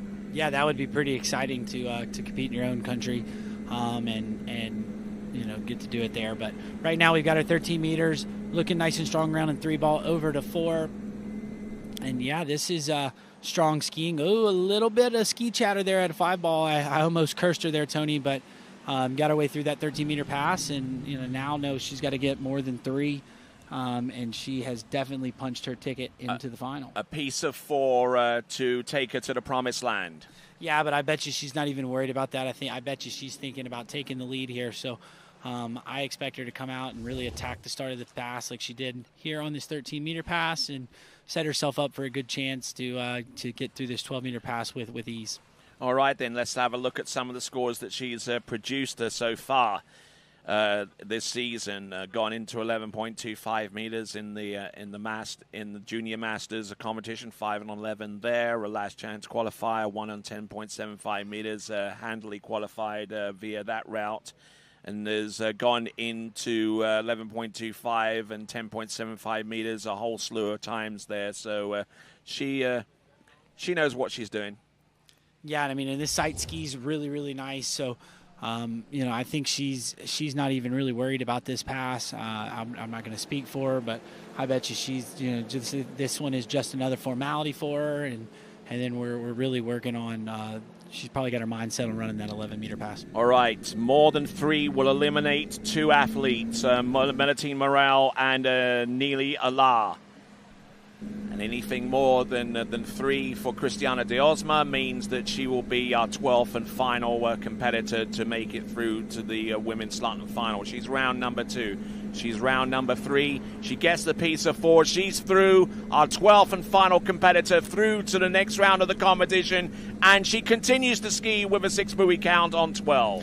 Yeah, and Tony, I got to point something out. I've watched all the skiing this morning, and that 12 was the best one that we have seen so far of the day. And something I'll point out here on the replay is watch how much space she creates in front of the buoy. She gets the ski out wide and in front of it so she can turn back onto the buoy, and she keeps that all the way through the course. You see here she's nice and wide on the buoy before she opens up and lets go, and that's why that 12 looked just so easy. All right there. So Christiana de Osma, just to give you an indication of where she is on the current leaderboard as it stands, she is currently in 7th spot. That gives you an idea of how deep the field is in terms of skiers making it into 11.25 meters. Just making it onto 11 is only good enough for 7th right now, but she does have the opportunity to score higher. Yeah, I mean, we had that log jam there with a bunch of skiers at 2, but just off of that 12, if she can get the same gait and the same start on a 1, she's definitely got the ability to absolutely smash this 11-meter pass coming up here next. Okay, so the finalists, we have Emma Davis, we have Olivia Shute, Zali Stangga, Lily Steiner, Lisa Guzenau, Kate Pinso, Elena Jones, Domingo Gonzalez, Lexi Abelson, Trinidad Espinal, and our current leader is Daniela Kretschmer on 3. And the 12th and last competitor to book a spot through to next round is on the water right now. Cristiana de Osma of Peru. 6 on 12 meters now approaching 11.25. There's one. Looking good off number 1. Round number 2. She's still there off number 2. She has designs on the whole pass. Let's see what she's got on number 4. Takes a hard snap. She's round number 5 and a one and only skier in the women's slalom competition to make it through 11.25 meters. And she has a chance at 10.75 meters. Oh, yeah, Tony, and she is fired up. I would be, too, about that. And again, we'll see the replay, but absolutely smashed the gate, smashed one ball, set herself up. That was a wicked start. And then you just kind of see her. She's managing through the course, but we see on the replay here, had good speed when she rolls in. Watch the space she creates in front of one right here, really good. Smashes that turn, brings the handle to the outside hip. There's no delay. Gets off of the handle a little bit early here into 2, so you see her be a little bit delayed off of 2, but then she goes to work here at 3. Really gets the ski across course, creates that space in front of the buoy. And, now here at 4, she's just trying to manage. Again, got off the handle a touch early there on that 4 ball, causing her to run. But here off 5, she knows she's just got to get the ski to turn, gets her a good pull over here. And there was no doubt in her mind after she turned 4 that she was going to get through that pass. And there you go. We see her all fired up coming out the gates. And now we're going to get the chance to see that 10.7 right here as we bring her around the turn island, Tony. How much has changed in the last 2 seasons? In the elimination round 2 seasons ago in this same championship, she scored 1 at 11.25 meters. She backed it up with 1 in the finals. Now she has run this same pass in the elimination round. Let's see if she can go 1 pass further into 10.75 meters. Takes the snap there, round number 1 and number 2. Oh, and collapses off number 2 into number 3. But she is your lead slalom skier after the elimination round, Cristiana de Osma. Yeah, that was phenomenal skiing, Tony. That is great, and she's we're glad to see that she's okay. But definitely really happy with that result and huge score there from Cristiana de Osma. Fantastic skiing as she swims into the shore. Probably took a little knock to the noggin. Hopefully she's okay. But let's have a look and see what this gate shot looks like there, Chef Boyazi. Yeah, I there were several things that I liked about the gate there that she does that some skiers kind of miss that little point, and I think we'll get the video from the boat and I can kind of show you a little bit better what I'm talking about. But definitely hit her gate perfect, giving her a good start at 1, and then got over to 2. Didn't quite get the hands back to her off of 2, causing it right here. You see how her knees bent as she rolls in, so that gets the nose of the ski to want to turn up under the line, and then that causes the ski to really want to dive in here at 1. So able to get that turn, gets the hands across her body, and then here off of 2, you see the hands come to the inside hip, so that's what kind of caused that ski to check up, and then she kind of got pulled forward and causing that crash. But killer gate, super great skiing, and she'll be excited. She'll be your top skier for the final on Sunday. All right, then, and the Sunday finals will consist of those 12 skiers that you see on the list, starting with Emma Davis, whose score of 3.5 on 12 meters secures her spot through to the next round. Olivia Shute will be second off the dock, who represented Canada with 4 on 12 meters. Lily Steiner would battle out with 5 on 12 meters, along with Solly Stangga, to be the next skier off the dock, along with Lisa Guzenau, also on 5 on 12 meters. Then it's Kate Pinso, who had the lead for a while with half on 11.25 meters. She is currently in 7th. Then we got a freeway tie for 4th between Elena Jones, Dominica Gonzalez, and Lexi Abelson, all on 2. 2.25 for Trinidad Espinal will be our third skier from last off the dock in the women's slalom final. Our penultimate skier off the dock in the women's slalom final is Daniela Kretschmer on 3. But the last skier off the dock in the final, and by virtue of a lead score of 1.5 on 10.75 meters from Peru, it's Cristiana de Osma. Yeah, and that was an awesome event there in that women's slalom event. And Tony, I want to point out that yesterday I called that the cut was going to be 3.5 at 12. So maybe a little bit of psychic there. But I guess we're going to do a pick your pass. And to be honest, Tony, I want to see that 11 meters one more time from Cristiana de Osma. Oh, I wanted that one. Okay, you can have it. I'll pick another one. Okay, you pick another one. You think of another one.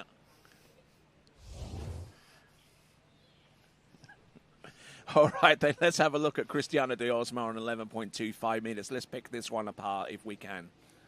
Yeah, I mean, again, gets that good gait, and then you just see her. She's creating that space. You see how she's got her body turned. She gets the whole body turned, which gets the ski to go across course and gets it to shoot out. And, right here, she knows if I can just get the ski up under me, stays up under me.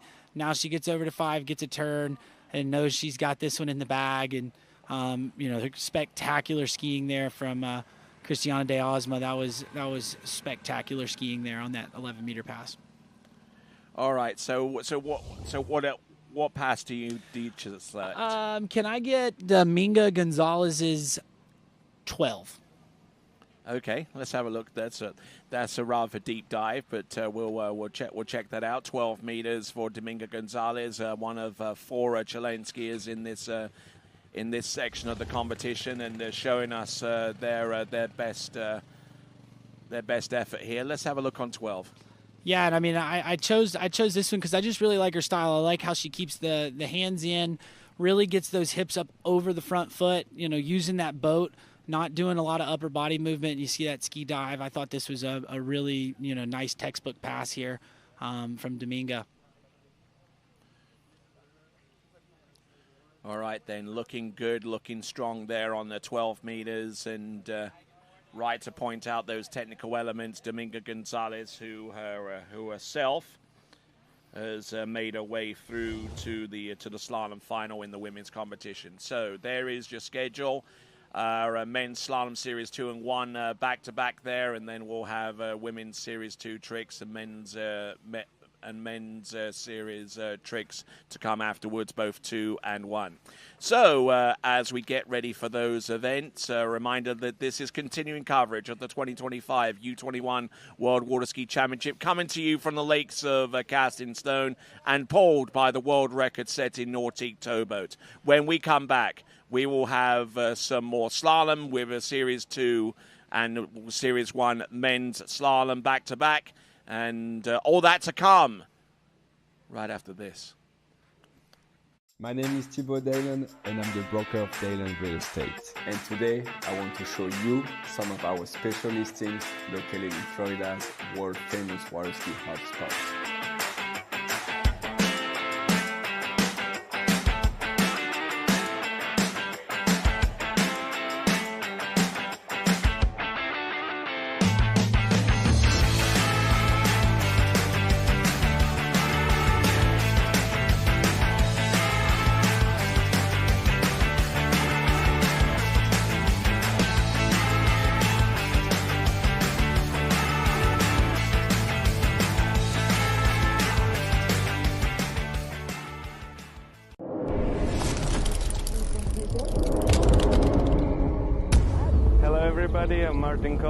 I would like to invite you to the 2026 World Junior Championships here at Ahumada Ski School in Villa Dolores, Argentina.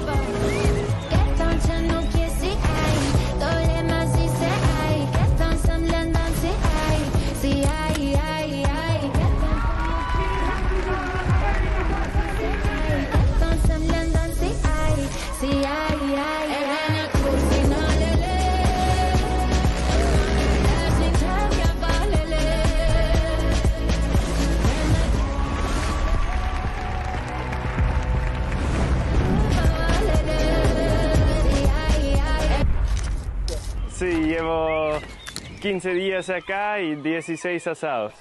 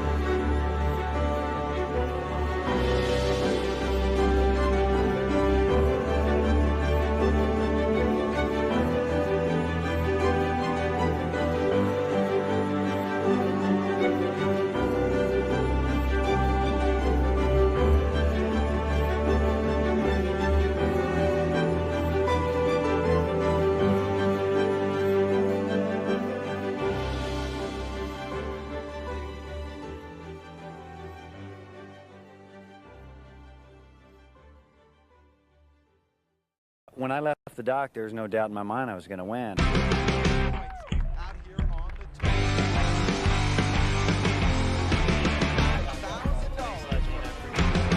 Number 4 needs a ball when he gets over.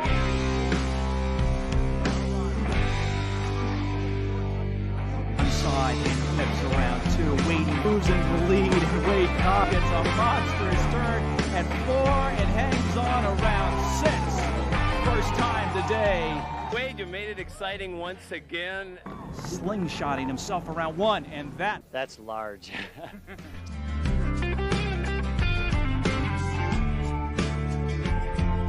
here, the foot's up in front.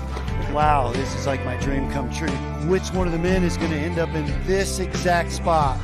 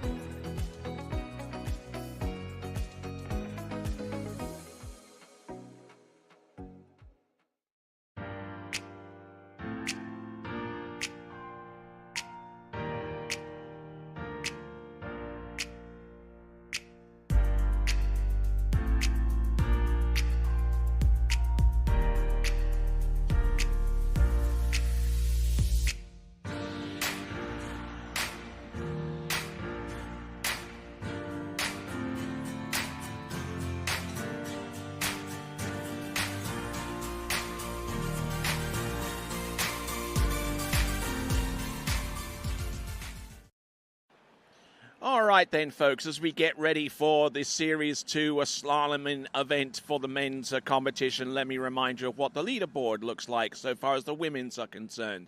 Our previously held event sees Cristiana de Osma in pole position going into the final. Daniela Kretzmer with 3 in second spot. Trinidad Espinal with 2 1/4. Then we got a freeway tie for 4 between Elena Jones, Dominica Gonzalez, and Lexi Abelson. Kate Pinso with half on 11.25 meters. Lisa Guzenbauer, Solly Stangga, and Lily Steiner all tying on 5. Olivia Shute on 4. And our last skier to make it through to the final round with 3.5 on 12 meters is Emma Davis. And incidentally, 3.5 on 12 meters was exactly the same score that forced a 3-way runoff in this championship 2 seasons ago.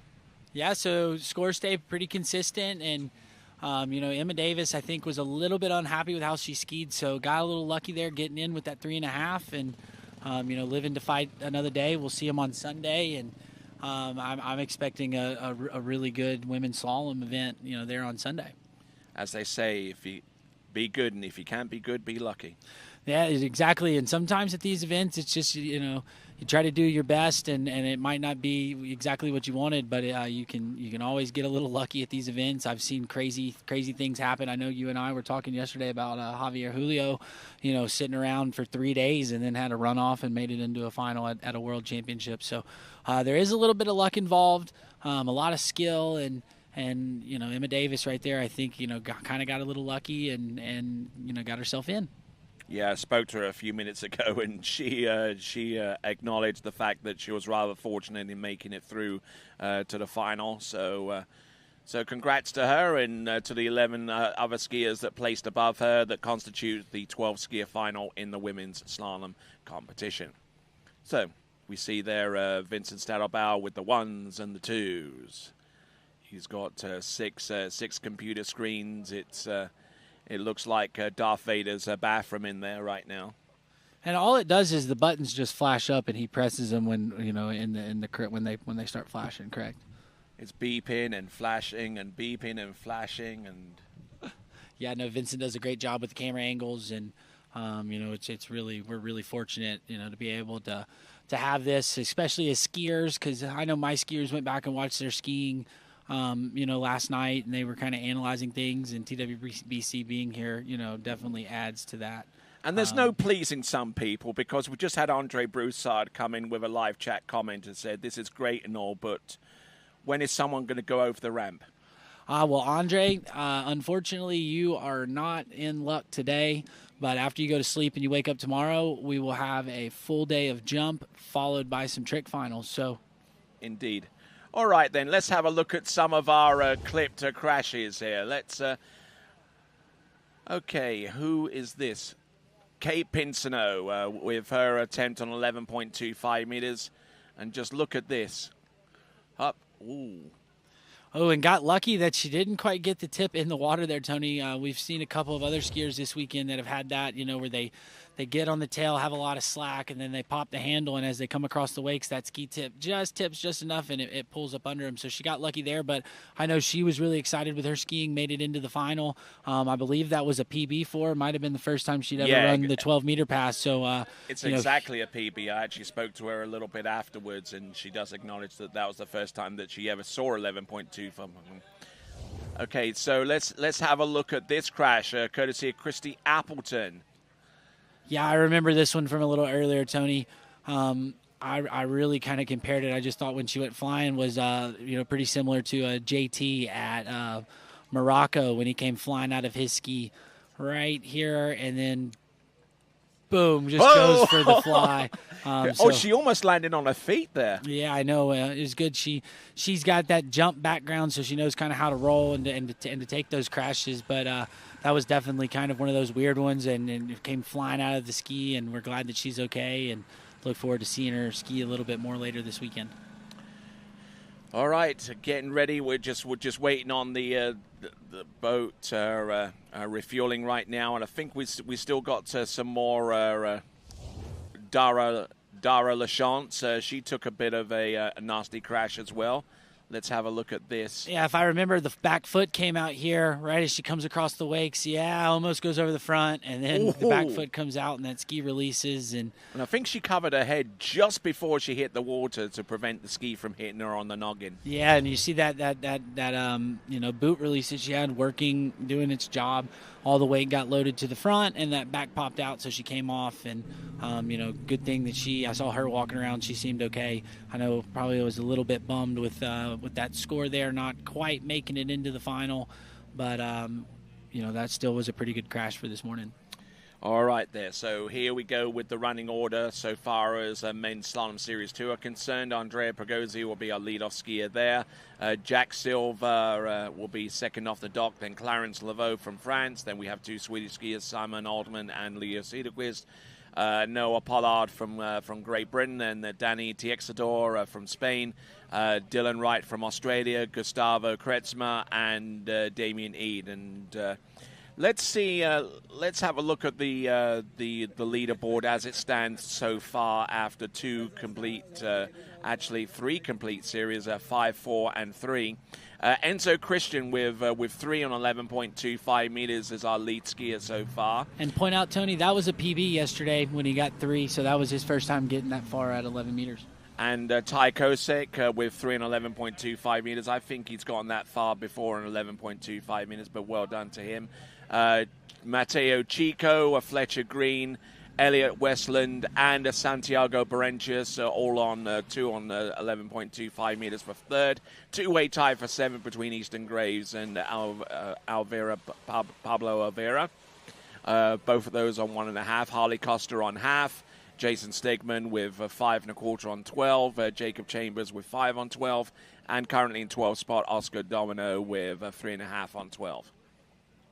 So that's our leaderboard. Those currently, if no other slalom events took place, those would be your 12 skiers through to the final. But we have how many skiers? We got 10 skiers in Series 2 and 14 skiers in Series 1. So we'll know in about 24 skiers' time who's made it through.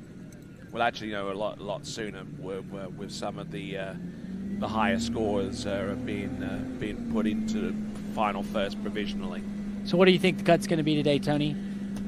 I don't know. Should I get a piece of paper, fold it up, and then you can read it afterwards? Sure. I mean, I know we have a really strong Series 1. You can do that. I'll give mine. I'll give my call for the cut. I would say that it's going to take 3 at 10.7 or 39 off for our American listeners. I think that's probably going to be our cut because we've got several guys that can run that 39, and we got a couple of them that have actually run that 10.2 or 41 off. So here's an idea. The officials have some post-it notes. That's even better if we can get 1 or 2 of those. Then we can put our prognostications and see what comes out. Well, like you said, I think I'm expecting the cut to be somewhere around 3 at 10.7. I think that would be. That's going to be a big score, but there's a lot of guys that can get deep 10.7 and can run it. 3 at 10.7. I'm gonna go with 3.5. So I'm going with 3.5. You're going with 3. Yeah, I'm calling a runoff with a couple of skiers at 3 at 10.7 is going to be. The cut line there is what I'm thinking is going to happen. With like I said, we have such a strong event that Series 1 has got just a high level of talent in it, and I'm expecting that cut to be pretty high for this year's finals. Okay, so that being the cut line, what about high end? What would you say would be the best score there? Man, so the thing is you've got Charlie and Lucas who have both run. That 10.25 or have gotten to at least 5 ball. And, then you've got the lights of Jaime Palmino and Nikki Atkinson, Nicholas Nelson, Camille Barra. I mean, all these skiers that have been into that 10.25. So I think that, 2 at 10.2 is going to be too low. I would say I feel confident we're going to see a 4 at 10.25 and you never know. We might get 2 of them that runs that 41, and we get it be a crack at 43. So, looking forward to seeing people, the skiers in Series 1, and I'm looking for a titanic struggle between water skiing's version of Shooter McGavin and Happy Gilmore between Nicholas Nelson and Lucas Cornell. No love lost between those two competitors after the Junior World Championships that took place in Santiago several seasons ago. Yeah, I kind of remember that, and then Nicholas Nelson came out as the winner, if I'm not mistaken. So, all right, as we see Greg Badal picking up our first skier, and we'll bring him in. I do believe that's 14 meters, Tony. Yep, that is 14. Maximum boat speed, minimum boat speed is 58 kilometers an hour. Looking Good, and Andrea Pagozzi coming to us out of the Dominican Republic, skiing at the Catalina Waterski facility right there, not too far outside Santo Domingo, the nation's capital there. I'm sure that Robert and his missus Paige are watching on intently, and Mario himself is here on site as well, so keeping an eye on things going forward. And speaking of Mario, there he is, world-renowned driver. And to his right and on the left of your screen is Felipe. Oh, my word. And the drama, oh, my word. Not the best kind of drama, unfortunately, for Andrea Pagozzi. A 0 gate on the opening pass.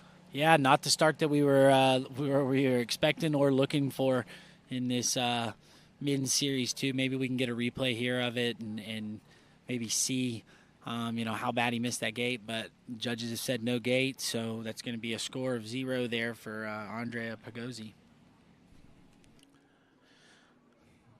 All right, there. So we'll, as he's transported to the dock, we'll see about maybe having a little bit of forensic look on the instant replay. Yeah, that's a bummer. That's a lonely ski ride back to the dock here. Let's see if we can look at the replay. So does a one-handed gate. Haven't seen a lot of skiers doing that this weekend. And yep, he definitely missed it. Man, that's a bummer to miss your gate on your opening pass. That's a bit of heartbreak there for Andrea. Yeah, I mean, and that is a regulation gate. It's not Moomba gate. Yeah, no, it's not the Moomba gate rules. For anybody that don't know, you just got to touch it because it moves around quite a bit going down the river. But, yes.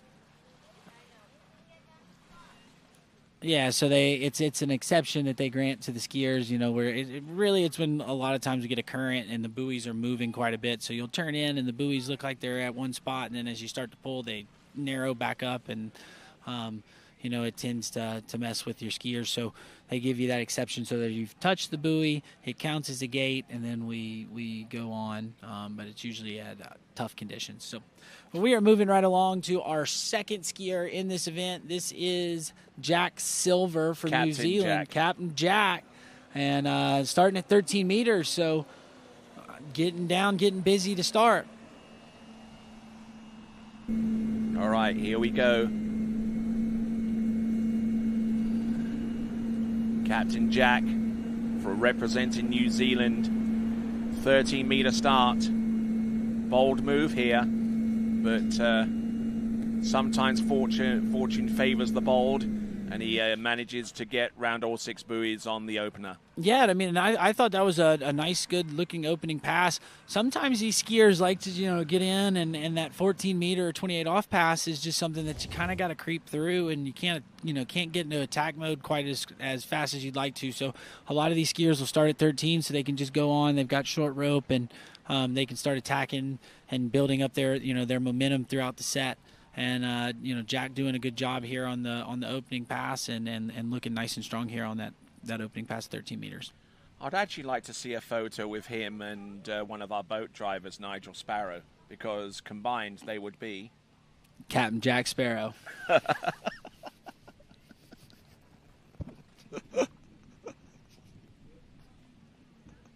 That was a good joke, Tony. That was a good laugh.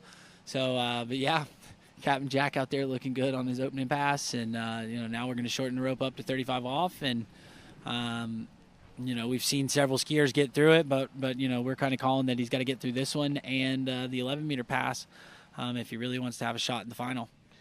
All right, we're seeing Clarence Laveau at the starting dock getting ready for his go, and coming back on 12 meters is Jack Silver.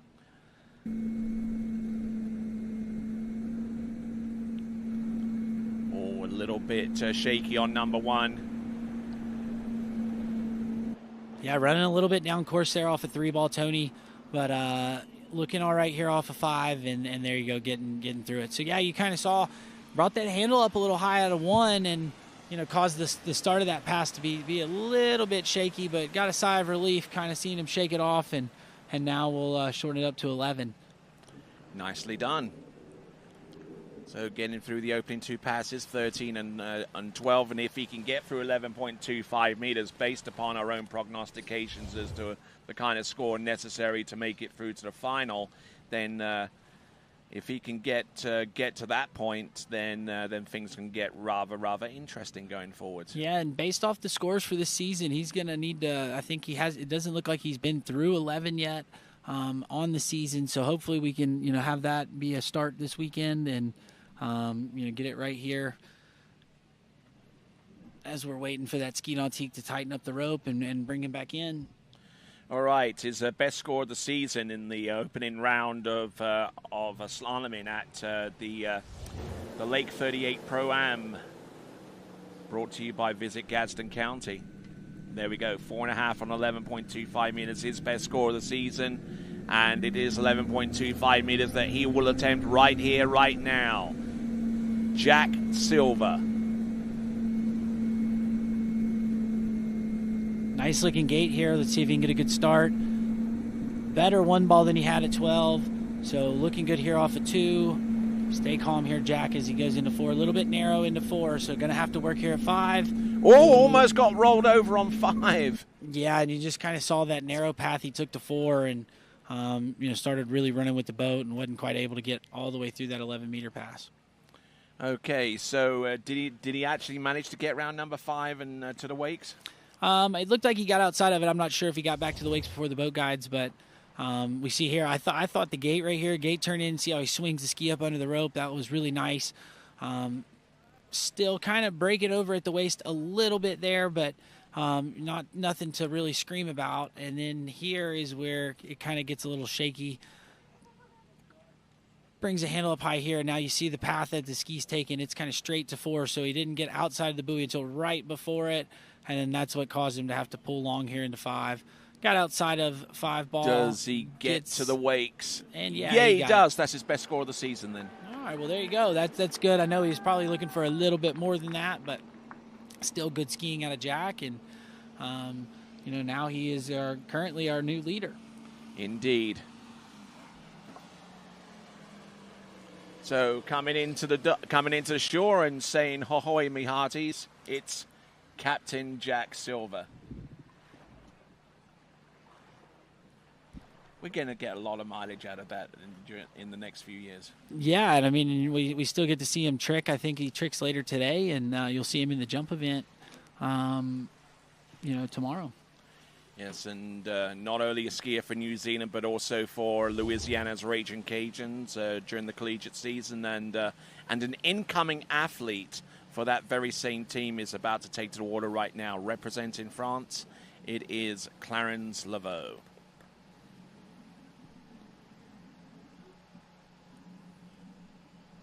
And I think he's taken.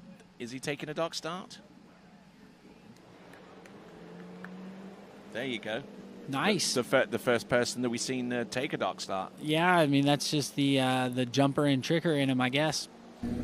Not wanting to get wet to start, but bringing him in 13 meters, 32 off. Hasn't had a lot of skiing in the last year. Looks like he's got some slalom scores this year, but nothing in the year of 2024, so must have had an injury. But has run 11 this season and gotten a 2-ball, so definitely fully capable of taking the lead here as our third skier off the dock. And where would you say he's from? France. Yes, but where specifically? He comes to us from the island of Guadeloupe in the Caribbean, which is actually a French-owned territory. Yeah, it's a pretty awesome setup, and he's definitely a strong skier. I saw him, coming up as a juniors. We saw him skiing at the Junior Masters and events like that, and he's out here looking super strong here at the Under-21 Worlds. So coming to us representing France, but hailing originally from the island of Guadeloupe in the Caribbean. There are a number of islands in the Caribbean that are actually owned by France, namely Saint Martin and Martinique and a number of others, and they're actually classed as French territory. So yeah, I mean they're technically French, even though they are thousands of miles away. I mean, you might have even remembered last year during the surfing events of the Paris Olympic Games in 2024 being held in Tahiti, which is French territory. Ah, okay, yeah. So got better waves out there on the islands. Yes, indeed. Here we go. We've got Clarence Laveau on 12 meters. Oh, nicely done though, staying well balanced on his ski, and that. A little bit of trick skiing balance there, and keeping everything going. And oh, what? No. Yeah, No. The little bit of showboating there might have almost caught him. He kind of got that ski to stop, and I did that once, and it didn't work out too hot. Yeah, so still the pass up until the end looked really good, and you kind of pointed out to the the trick skiing part of it. He really moves those hips really well, so you see him kind of drop that hip in, and then the ski rocks up under him. And, that's a lot. You see a lot of that out of our really good trickers.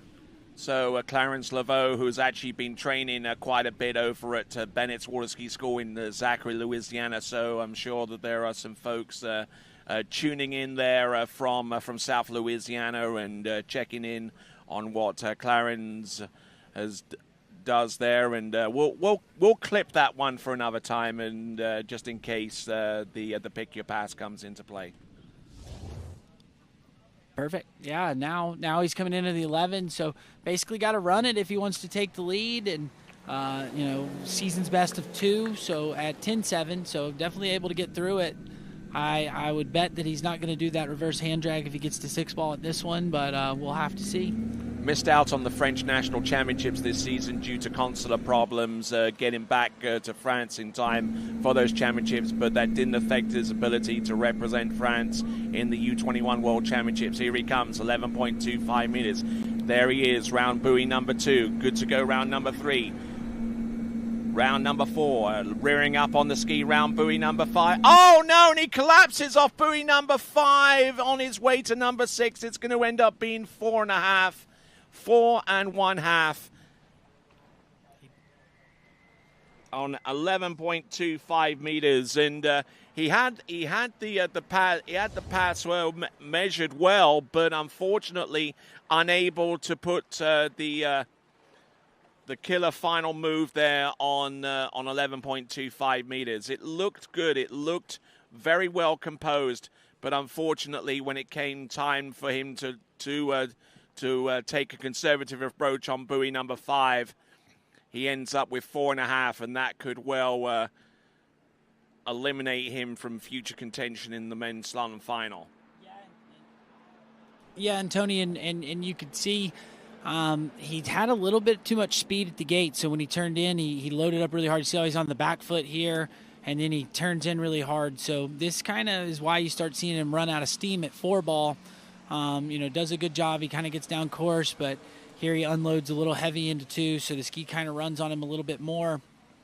And because of that gate, now he's really running. He's running out of juice, not quite able to get as wide as he would like to be. And then you see him there, really comes up short at 4, and that causes him to, take this path into 5 and has to drop the shoulders and just unable to hang on to it. So 4.5 there, and not going to be enough to take the lead, and I do think you're right. I think he needed a little bit more than that.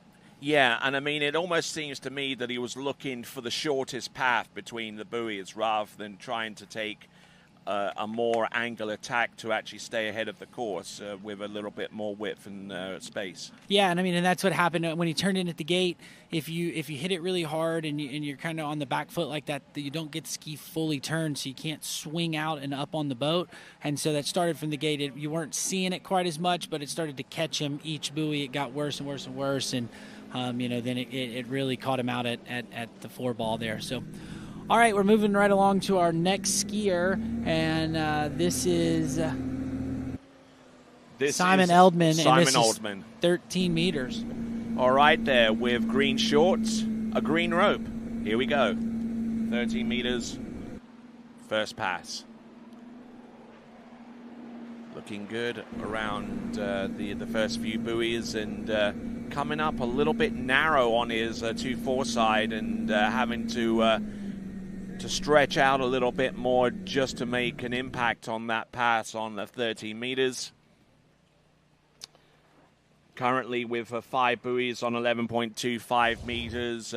Jack Silver, I believe, currently has the lead at this time. So we got 2 Swedish skiers going back to back out there on the slalom course, and let's have a quick look, if at all possible, the current leaderboard after we get done with the instant replay on this pass, as we see Clarence Laveau make his way back to shore.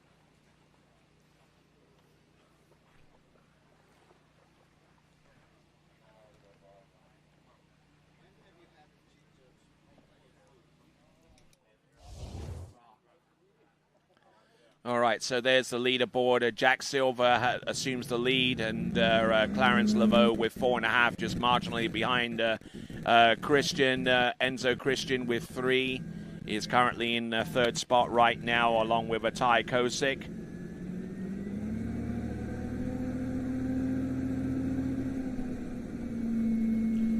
So we've already seen 2 changes with the lead. Actually, 1 change with the lead. Jack Silver in the lead with 5 and 11.25 meters, and Simon Oldman is struggling here to stay upright on this pass. Didn't slam nearly as much on number 5, and waving his arm around on the outside of buoy number 2, kind of like rolling the windows down. Yeah, and he was definitely working against the zero off. You could just kind of see it. He was hitting it really hard, and then the zero off was pulling back really hard, and it was kind of like a rubber band effect. So he did a good job managing it and staying over his feet, but definitely you can see it, just kind of hits everything really hard, gets unload, and then unloads really, really hard. And we want to see him, be a little bit better on that, trying to not be so heavy right at the start and get the boat to work with him. Yep, certainly working hard, a little harder than really necessary, if we're being honest here. Gotten through 13 and 12. He's certainly a big enough guy, and should have enough default strength to make that pass a little easier than it looked here. And what a wonderful shot that is! Look at that. Doesn't get much better than that, does it? No, that's pretty sweet. And there's beautiful scenery here, out here at Predator Bay. It's an awesome ski lake, and it's been a great site for this World Championships. All right, 11 meters, Tony. Let's see if he can get him nice, soft, easy gate. Kind of pulled out a little hard there, so you see him unload and roll to the inside edge. So a little bit of drag there going through the entrance gates into buoy number 1, and you see bits of water coming off that ski, and it means that Simon Oldman and I would say, again, 4 buoys on 11.25 meters. So that basically means that our top 3 skiers at the moment have all skied consecutively, with Jack Silver getting 5, Clarence Laveau with 4.5, and now 4 with Simon Oldman. Yeah, and you can just kind of see there, he turned in at the gate, and when he pulled out, he got the boat to go, spike the zero off, and then when he turned in, he loaded it up too much, and zero off was just kind of, he never got caught up with it, and he was just getting pulled down the lake a little bit later and later, so not quite able to make it through that 11-meter pass. But right here you see, just look, he turns, the ski's behind him as he starts loading, and then there's that spray you were talking about, Tony, and then he never quite got caught up with the ski after it started generating a lot of speed, and you see he's just working against the boat, and still doing a good job to stay upright on the ski at this point and getting as far down as he can, but then he starts having to pull long, and then that's all she wrote. Sometimes being built like a jumper doesn't exactly help with your technique out there on the slalom course, but it is what it is, and 4 buoys, 11.25 meters is it for him. So, moving on from one Swede to another Swede. It's going to be Leo Cederquist. And Leo's been traveling around doing a little bit of work with the TWBC crew, so we're all rooting for him here from the announcer's booth. I know he's been skiing well this season and gotten several scores into 10.7, so looking to be our first men's competitor to take down the 11-meter pass today. All right, and Leo Cederquist has actually put in some good performances this season. I believe he's skied into 10.75 meters on at least one occasion so far this season at the Portugal Pro. 2 at 10.75 meters in the second and final round of competition there. But 13 meters, not looking too bad. Skiing a little bit limp-shouldered into 1.35. Yeah, we'll have to take a look at the replay. Maybe we can see if he's doing something that's causing that to happen. I used to remember some skiers like Sean Hunter, who was famous for something like that. Yeah, and I mean, I thought the 1 and 2 looked pretty strong. Looking good, looking in good rhythm here. And just basically turns and sets, just like Ron Papil, set it and forget it.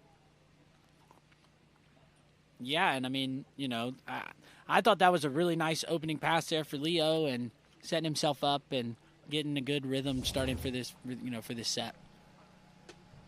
So that was 13, and now getting ready for 12 meters. I wonder if we're actually going to see a 12-meter start between now and the end of Series 1. A lot of that decision is going to weigh heavily on where the wind is blowing and what the conditions are going to be at that point. Yeah, I mean, I wouldn't think it's out of the wheelhouse to at least expect Charlie or maybe Lucas or even Jaime. I know he's been known to do that quite a bit. So to see one of those guys, take the 12-meter start, I think for the next few skiers, we're definitely going to see that 13-meter start. But Leo Cederquist coming in, this is 12 meters from the far end. And a little bit unshaky, but still getting through that pass and, now going to have a chance to challenge this lead. Yeah, not looking too bad, but not exactly what I would call smooth either. Yeah, just a couple like little bitty, minor bobbles here and there, and just not quite looking as dialed as I thought he did on the opening pass. One ball there was pretty good. I thought that was pretty nice, but you see how he unloaded really hard there into 2, which caused a little bit of slack line. And he really had to put his back and stomach muscles forward and quickly as well. Yeah, and I mean, that was what happened. He just got off the handle, kind of unloaded everything quick into 2 and kind of lost the rope. So it took him a little bit of time to kind of get his feet back under him. And then there kind of taking a big turn there off a 5 ball, but to make sure, he gets that turn, gets the pull over to 6, gets through it. So now through 12, and they're shortening the rope up, and they're getting ready to pick him back up and bring him in and 11 meters. And I know he's been getting deep down this pass, has run it a little bit this season, so fully capable of being our first skier to get through this 11-meter pass. So here is Leo Cederquist getting ready. 13 and 12 under his belt, 11.25 meter. Leo Cederquist, who's worked with us here on TWBC for quite a few tournaments during this season. There's 1, there's number 2, and just not able to get the start necessary to continue on with the run. And Tony, did you see how hard he unloaded that ski go into 1 ball? I mean, it jumped from one edge to the other, and that's what you saw kind of catch him not get the turn that he wanted off of 1, and then the ski definitely did not want to turn off of 2, and that was kind of what he did going through the gate. Let's see if we can see what happened here. Leaves the ski behind him. So when he unloads, you see, the whole thing came out of the water, and now he's narrow into 1. And then when he pulls over here as a lefty with all that speed, it's really hard to turn the ski and, unable to, to get more than that. And let's see if we can see it one more time. We get this replay. The boat view is my favorite. A little bit straight-legged when he turned in, so he leaves the ski behind him. And then, when he unloads, he just lets the hands roll way away from him. You see him crouch over and didn't get the width and didn't get the swing. Now he pulled real long to 2, and, the ski just wouldn't turn for him. So that's a bit of a bummer for Leo. I was really hoping he'd get a couple more buoys out of his set, and unfortunately, that's all she's got.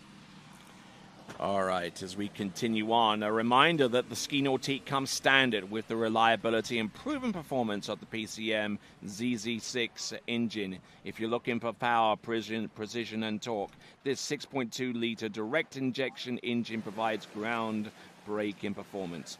Head on over to nautique.com to learn more.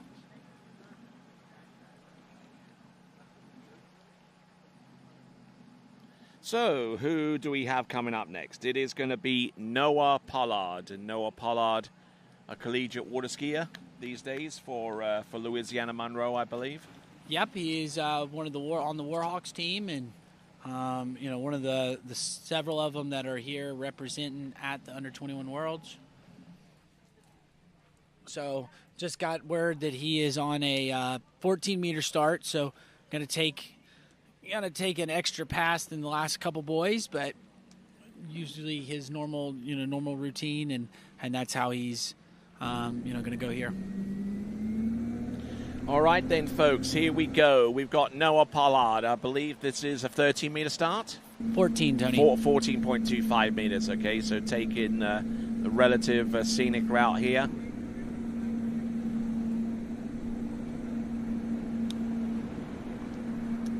Fantastic skiing there. A little broken over off number 4 into 5, but managing to hold enough of everything going in the positive direction to affect a 6 buoy count. And gate under review. And when I saw that originally, I was a little bit suspicious as to whether he made it through the entrance. That was clearly missed, even from that view, and that's the more difficult view to ascertain. And then you see there going into 2-ball, he unloads the ski kind of like we just saw Leo do go into 1-ball, and almost didn't get outside of 2-ball.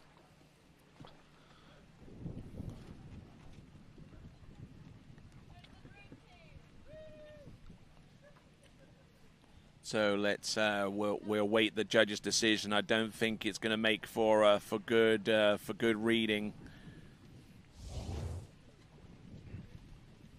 for Noah Pollard or indeed the British team.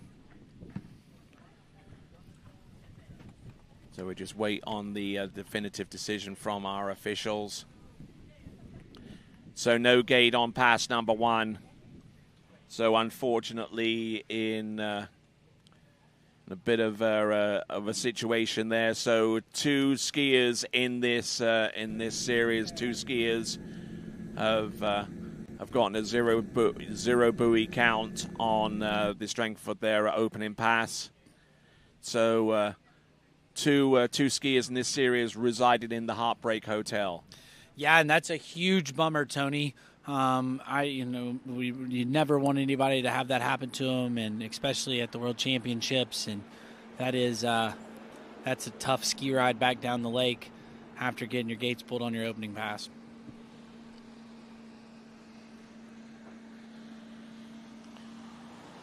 So Noah Pollard back to the shore, and there'll be better days, but not today. So with that, we go on to our next competitor, and it will be Dani Texador from Spain. All right, and then we have 3 more competitors to go in men's Series 2 slalom: Dylan Wright, Gustavo Kretsma, and Damien Eade.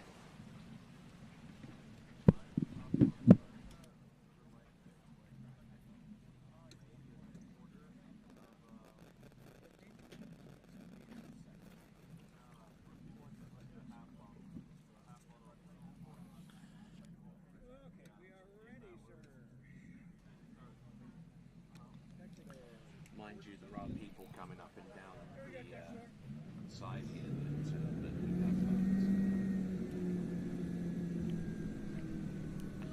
Okay, so here comes Danny. We'll have a look at the tail of the tape there for him. His best score this season has been 3.5 on 11.25 meters at the Polk City Open just this past July. All right, another 14-meter start, Tony. So kind of as you've been calling it, the scenic route here, but, getting a feel probably is normal setup at home, and there's really not a lot of wind to be playing a strategy for, so just likes to get a couple extra passes and, looking good and strong there on his opening 14-meter pass. And his slalom style kind of reminds me of a skier from back in the day, Livia McDonald's brother. Haywood McDonald. Yes. Now you probably know what I'm thinking of with his shoulders being predominantly forward. Yeah, no, I mean he does. He kind of has that, and then but he really drops his center of mass or his hips. He really moves them well, and he kind of skis like a short skier, but it works if you do it properly. Indeed, and I think he actually won a Pan American slalom title in the juniors way back in the day. That's reaching into the annals of the past. Yeah, I remember one year at a big tournament his opening trick, he fell and drug down the lake and then skied it away in the 20 seconds and got credit for it. That was one of the cooler things that I remember that he did. Yeah, he walked it off. There you go.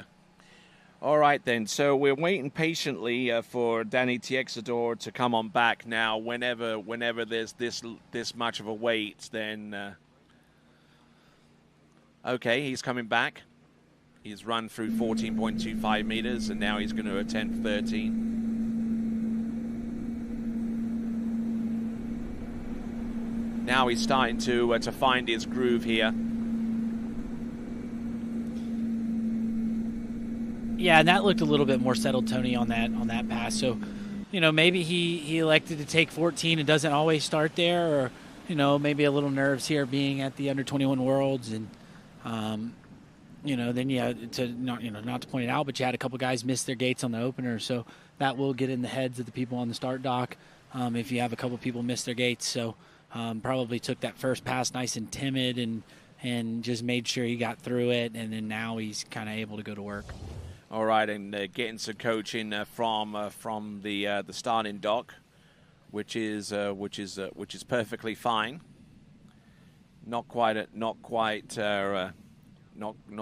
as allowed in tennis, especially in some places like Wimbledon and wherever, where they actually sanction players if they receive coaching from the stands. But let's see what Danny Tiexador has in store for us with the third pass coming right up. He's cleared 14 and 13. 12 meters is on the way there for him.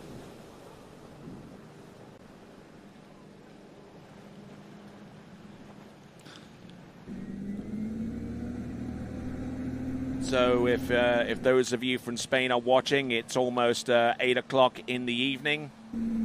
Let's see if we can provide you with some great entertainment courtesy of Danny Tiexador on 12 meters. Getting round the first couple of buoys, now through the halfway points of the slalom course. There's 4. Oh, taking a huge hit off number 4 and managing to do likewise on 5, and he gets the job done on 12. Yeah, that looked like a big old load off a 4-ball, and he was able to take it and hang on to it. So, good job there out of Danny, not popping the handle there, but great skiing here on this pass. Got some more watch parties coming in, sitting there eating maybe lunch, possibly dinner, and enjoying the water skiing. So, shout out to Sophia. Indeed. Big ups there.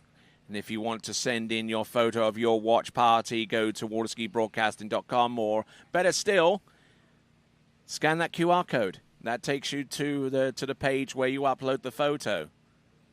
You're welcome.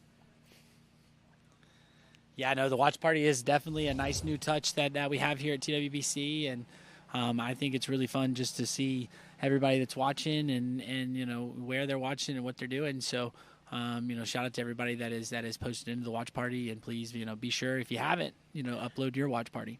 And actually, just to give credit where credit's due, the watch party thing was actually a little bit of a suggestion from Corey Vaughan during last at the at the Oxfordshire Pro-Am. I remember the conversation taking place, and you know, we were like thinking, yeah, that would be great, you know, and we're implementing it here. All right, Tony, we got 11 meters here for Danny. A little bit slow off of one ball. Let's see, can he work out of two? He is down course, but still going and not going to be able to hang on to it. Definitely wanting a little bit more. So didn't quite get the start that he wanted. We'll kind of take a look at the replay and see if we can kind of analyze what happened there at the gate and won. But definitely a little bit of disappointment from the Spaniard.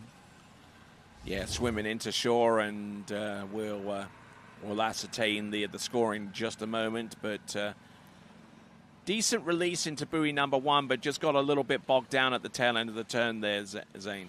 Yeah, and you kind of see, I think when he edge changed into one, he didn't let the ski swing. He kind of hopped it to the inside edge, and that just doesn't let the ski go all the way out. So then when he came at the backside of one, he was a bit slow, and then he led with his shoulder. So he got a little bit too much speed going into two, and you know, just started really running down course with the boat.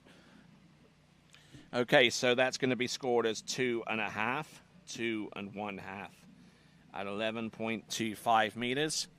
And 2.5, 11.25 meters puts Danny Tiexador right now in, I believe, outright 6th place at the moment.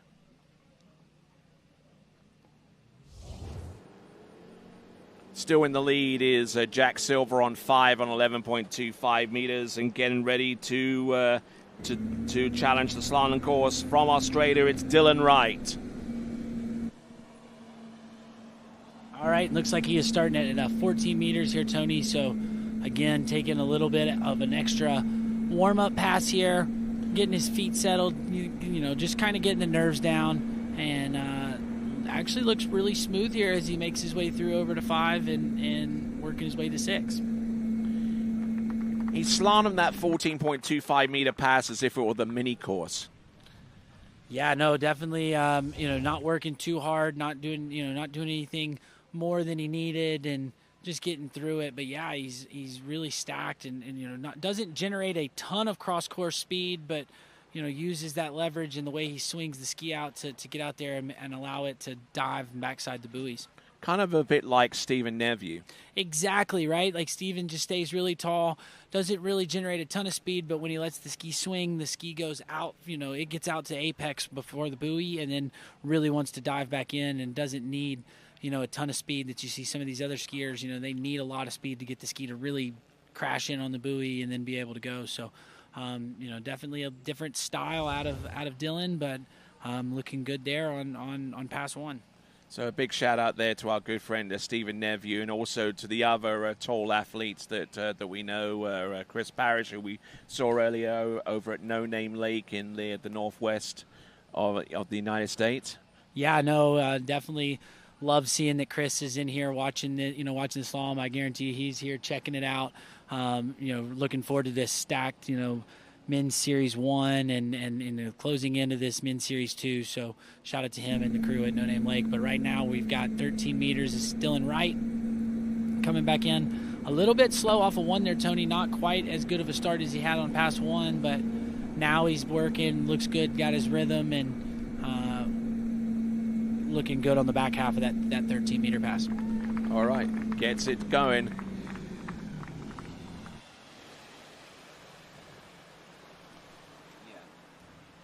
All right, there we got Andreas Constantinou and friends over at Kayafa, and they're having a restaurant dinner going on right now, and they're watching us. Yeah, and I saw Andreas last weekend 2 weekends ago at the Youth European Championships. So they're now over there having dinner. I know they start dinner a little later over in Europe, so they're all sitting at dinner and watching the broadcast. And if they're watching at a restaurant, then everyone else in the restaurant's probably watching too. Yeah, well, you know, that's okay. Getting more people involved in the sport. That's you know what it's all about. I wonder what would happen if there was a big score that came through. Did they start breaking plates and stuff? I would hope maybe not, but you never know. I know if I saw somebody run 10-2 later today, I might start throwing a plate. I'd start throwing a plate on the ground or maybe a glass at the wall. Who knows? But you know, shout out to them for watching. We got another one, Gavin checking us out, watching with his buddies. So thanks for hopping in. And right now you are looking at 12 meters from the Australian Dylan Wright. Here he comes, Dylan Wright from the land down under that is Australia. Skis out of Queensland. And tried to load back up to make up for some lost distance, but overloaded and just couldn't keep a grip on that handle. And yeah, Tony, you could see that it was kind of going awry when he made his edge change into 3. Here he was all right off of 1, not too bad. Now let's see what happens here off of 2. See, he gets the hands into the inside hip, so his shoulders are a little forward, and then when he unloads, the ski hops over on him, so it starts to run, and he's just behind his ski is behind him, and he just got a little heavy and wasn't able to get his feet up under him and then popping the handle there. So that is going to be a bit of a disappointment there for Dylan Wright. I thought he was looking rather strong on the first couple passes and not quite able to make it through that 12-meter pass. Okay, so 14, 13, and 12. That is Dylan Wright from Australia. And still out in the lead. Our second skier off the dock, Jack Silver, with 5 on 11.25 meters. And here is a face from back in the day, Storm Seltzer. Yes, and we love it that he is at work and watching the broadcast. So procrastinating on work, enjoying some water skiing. Shout out to Storm. Thanks for watching, buddy, and we look forward to seeing you out of Lake soon.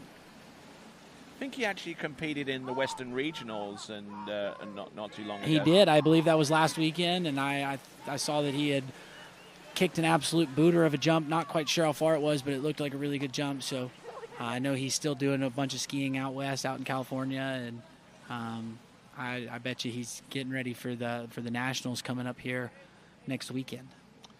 All right, then. We're on to our penultimate skier in this series. We still have another 14 skiers to go after the end of this series. And it is a skier from Chile. It's Gustavo Kretsma. Yeah, and Gustavo, we just saw his sister had a big score of 3 at 11. In the women's event, so I know he's looking to take down the 11, but definitely wants to beat his sister. I know if he's anything like me and my sister, we definitely are competing against each other at the lake. So Gustavo coming in. This is 14 meters. So again, that extra warm-up pass, maybe kind of thinking about the wind. Oh, unloaded a little heavy there into 3. That could be a little scary, but staying over his feet and getting through that pass, looking nice and smooth. Other than the 3-ball edge change, I thought there was no problems with that pass. Little risky business coming off number 2 into number 3, Gustavo Kretsma, and but still able to run that opening pass, 14.25 meters, without too much of a concern going forwards. There we see a few Chilean supporters and. Now, I'll tell you, Cristobal Miranda, he is like the team mascot. I would take him to every event. He's got so much energy. He's down there rooting everybody on. And he's only 11, though. I know, and he was crushing it in the jump event. We saw him slalom real well and looking really good on his trick ski. I would figure out a way, even if he's not on the team, to sneak him in our bag and bring him with us. So we had our team mascot. There you go. Gustavo Kretsma. Let's have a look at some of the scores he's been able to produce. And I tell you what, he's been on a roll here. He's had 5 1/4 at 10.75, 5 1/2, actually 4 at 10.75 meters, both in the Swiss Spring Classic not too long ago. 3 at 10.75 at a stop of the national championships now. Now, here's the main difference with a lot of competitions in South America and Latin America. Their national championships isn't just a one-weekend event. It's actually based upon several weekends of skiing from one site to the other, and they combine the scores and decide the national champion based upon that. No, I did not know that. That's actually kind of cool, Tony, just to get everybody more involved in skiing with tournaments around the nation. That's pretty cool. But Gustavo right there looking really strong on that 13-meter pass. Again, I thought he had that, one bobble at 14, but here he looked like he was in go mode and looked nice and smooth all the way through that pass. All right, nicely done. And we see Eric Siebold checking in. Nice beard.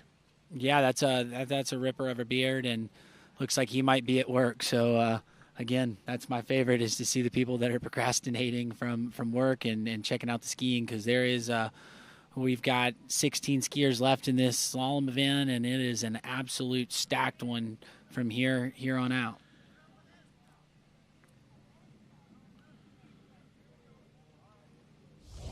All right, let's have. There we go, Bennett. Oh, there you go, Bennett Staffhouse. Gotta love it there, Callan. Great effort there with that.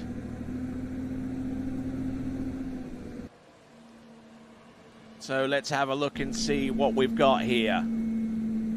Rolling in, Gustavo Kretsma.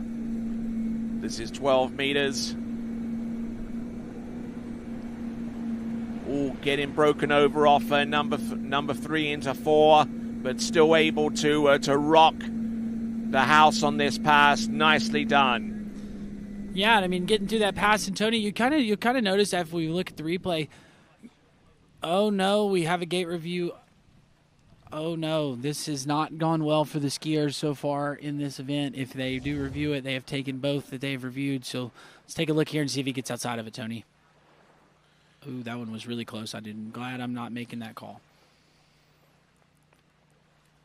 Yeah, pretty close there to a nicely backsided turn on number 2. He was really off to the races on this one.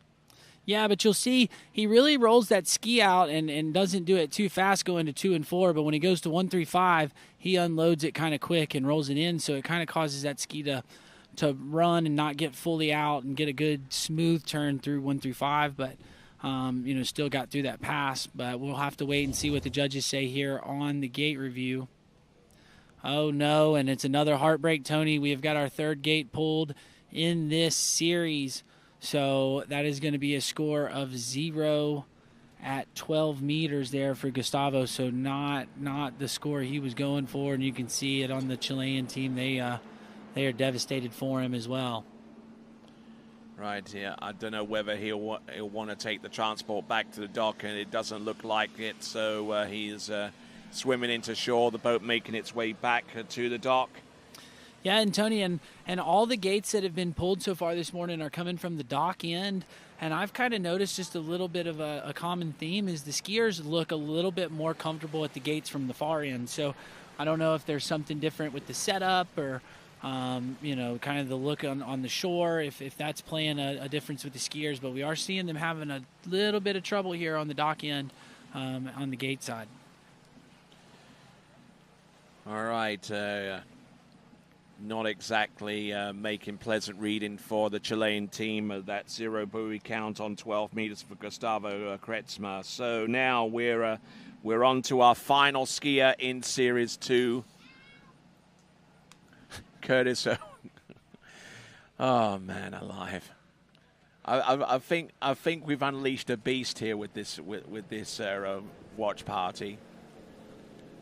Yeah, well, Curtis is one of the very few people in the world that would prefer to watch tricks over slalom. So shout out to him for watching. And you only got 15 more skiers to go, Curtis, and then you get as much tricks as you want for the rest of the day. But right now we've got Damien Eade on the water. This is 13 meters, so now we're kind of back into that shorter ropeling start. I would kind of expect that to be the common theme from here on out. 30 meters, and the runner-up in last season's Junior World Waterski Championships. He got that via a runoff against his brother, Jaden Eade, who we'll see ski a little bit later on. And that was a huge battle last season between the two brothers, with Damien in the silver medal spot. Yeah, I remember watching that one, Tony. That was a fun one to watch at home, and then you got Kyle and his wife on the dock, and Karen, and they're probably, they didn't know who to root for. They wanted just everybody to be happy, and that was definitely a fun event to watch last year. And speaking of Carl and Karen, they're both on dockside. As looks like we got Tincho. Yeah, Martin, we're missing him here. We know we'd love to wish he could have been here and gotten in and put his name in the hat. And but we're glad you're watching at home. And shout out to Martin. All right, looking at the dock there, there's Jade Need, and I don't know about this shot. It looks like they're about to turn around and do something like Happy Gilmore. Yeah, all those three boys right there, they're flexing really hard right there because they know the camera's on them. It's too much. Way, way too much. All right, then, here we go. Coming in, Damien Eade. This is 12 meters. Early approach into number 2 and giving himself plenty to work with here. Little flat-footed off that number 4, but he's there. He has control, and he knows what to do. Yeah, and he's one of those other skiers too, Tony, that skis real tall, doesn't generate a ton of speed, but uses his leverage and swings the ski out to allow it to get him a good turn. And strong skiing there at 12 meters. So now coming in, this will be 11 meters, and gonna need to he basically needs to run it if he wants to take the lead, but I bet you his mind is on, there's 14 skiers after him, and he's gonna want to go put out a big score to get himself a chance to get into the final. Hello, looks like we got Valerie Stadelbauer checking in as well. Kudos to you. That photo's kind of missing Clint, though. Yeah, but I bet Clint is the guy taking the photo there, Tony. Okay, they can swap around, can't they? Yeah, then we get an extra watch party in, add to the thing. So shout out to them for watching, and, I hope you're enjoying this super stack slalom event that we've got. And, we've got a really huge series 1 coming up after Damien, but Damien's on the water. This is 11 meters. The lead right now is 5, Tony. All right, and we just saw a view there of Karen and Kyle Eade as they continue to watch. 13 and 12 under his belt. This is now 11.25 meters. The lead is still in the possession of Jack Silver with 5. Let's see what he's got. There's number 3. Good to go for number 4. A little bit flat-footed on 4 round. Oh, and taking a huge hit off number 5 and still able to hold on to it. He takes the lead. And that's a textbook lefty 5-ball turn when you need one. Be able to drop the shoulder, get everything under it, and then you get your onside pull over to 6. And, man, that was a huge turn there at 5-ball. But there you go, first boy through 11. And now looking to set a huge score here as we take a look at the replay. I thought he had a really good start here, Tony. Nothing really to scream about here as he gets over to 2. Oh, look at that ski. I thought 2 was good, got everything locked in where he wanted to be. Now here at 3, you see he kind of let the hands get away from him off the buoy, so it kind of pulled him up into 4, causing him to run with the boat. And then right here is this big boy turn. Bam! Oh, drop his locks. Yeah, but then there you go. He's got. Oh, look at how early he was over to 6, just with how big 5-ball was. So huge number 5. It doesn't get much bigger than that. No, that was massive. I mean, and then to be able to hang on to it, almost hit that point where he dropped so far that probably couldn't hold on to it. But again, that's a normal left foot forward skier is able to do that there. And there's mom and dad. And his brother, they're all excited after 5-ball. I think that kind of gave him a little scare, but then they were excited to see him get outside of 6, and now he is your leader and looking to push out a score that could get him into the final.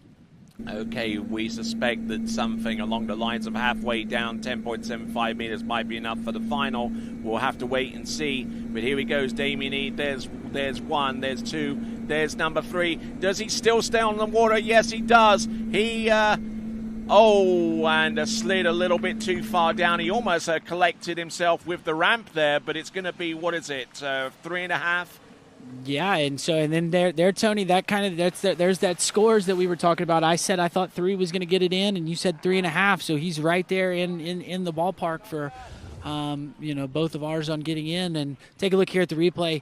Rolls in, gets a pretty decent start there at the gate. Was a little bit heavy, so you kind of see the little stall there off of 1, but still right here, gets off a 2, doesn't get the best turn, brings the handle to the inside hip, gets pulled up a little bit, checks up on the ski, but gets outside of 3. There's the left foot turn.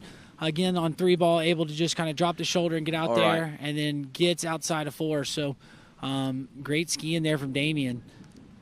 Good skiing there. Good aggressive and no holds barred action there from him. And again, in what was that, 3.5, and that concludes the Series 2. We're going to go on to Series 1 momentarily. We have 14 skiers on this list, so nothing is guaranteed at this point so far as the 12 skiers making it through to the final. So it looks like we're going to put a little bit of go-go juice in the boat, and once we do that, then we will return to live and continuing action.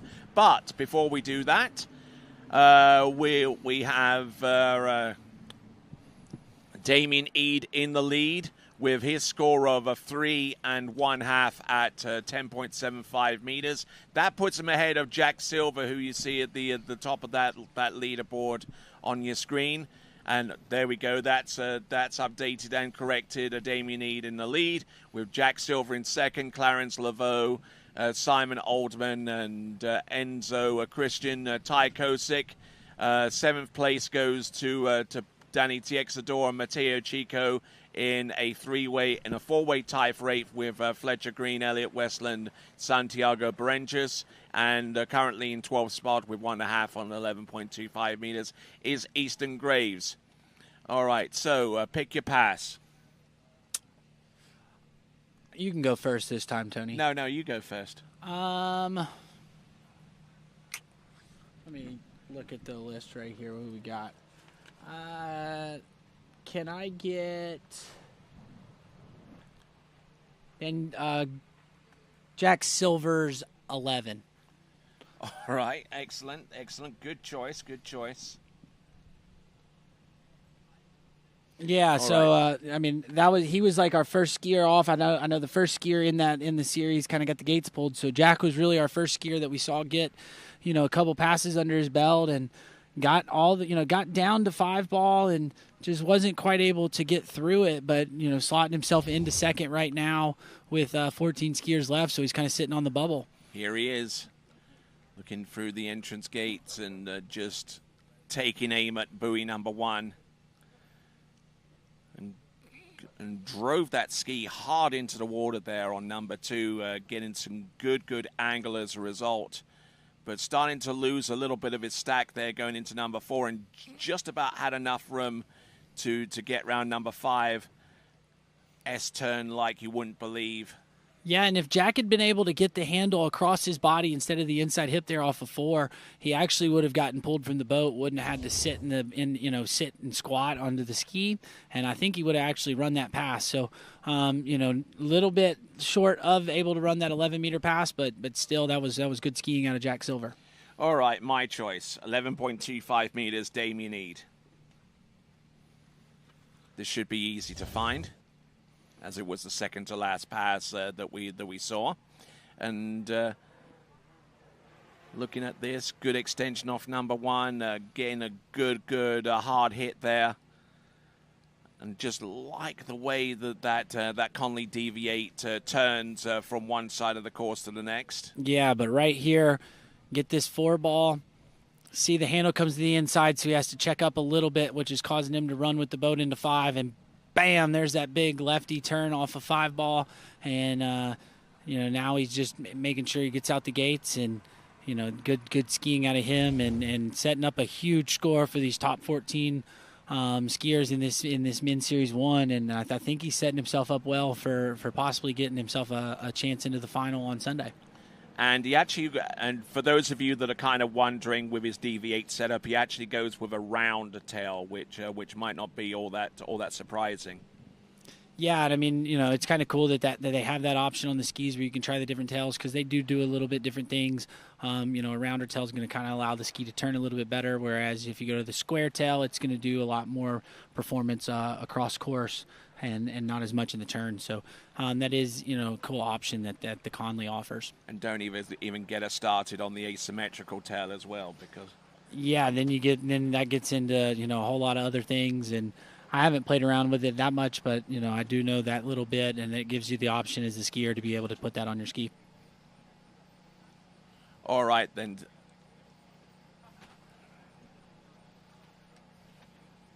All right, then. So let's we'll continue on into the Slalom Series 1, but we're going to take a little bit of a breather, just enough time for you to grab your favorite chair and grab your favorite beverage and even grab yourself some lasagna here and there and grab yourself a little bit of a snack, because we're about to throw down with Men's Series 1 as we continue on with coverage of this, the 2025 IWWF U21 World Waterski Championships, coming to you live from the lakes of Cast and Stern, and we'll be back right after this.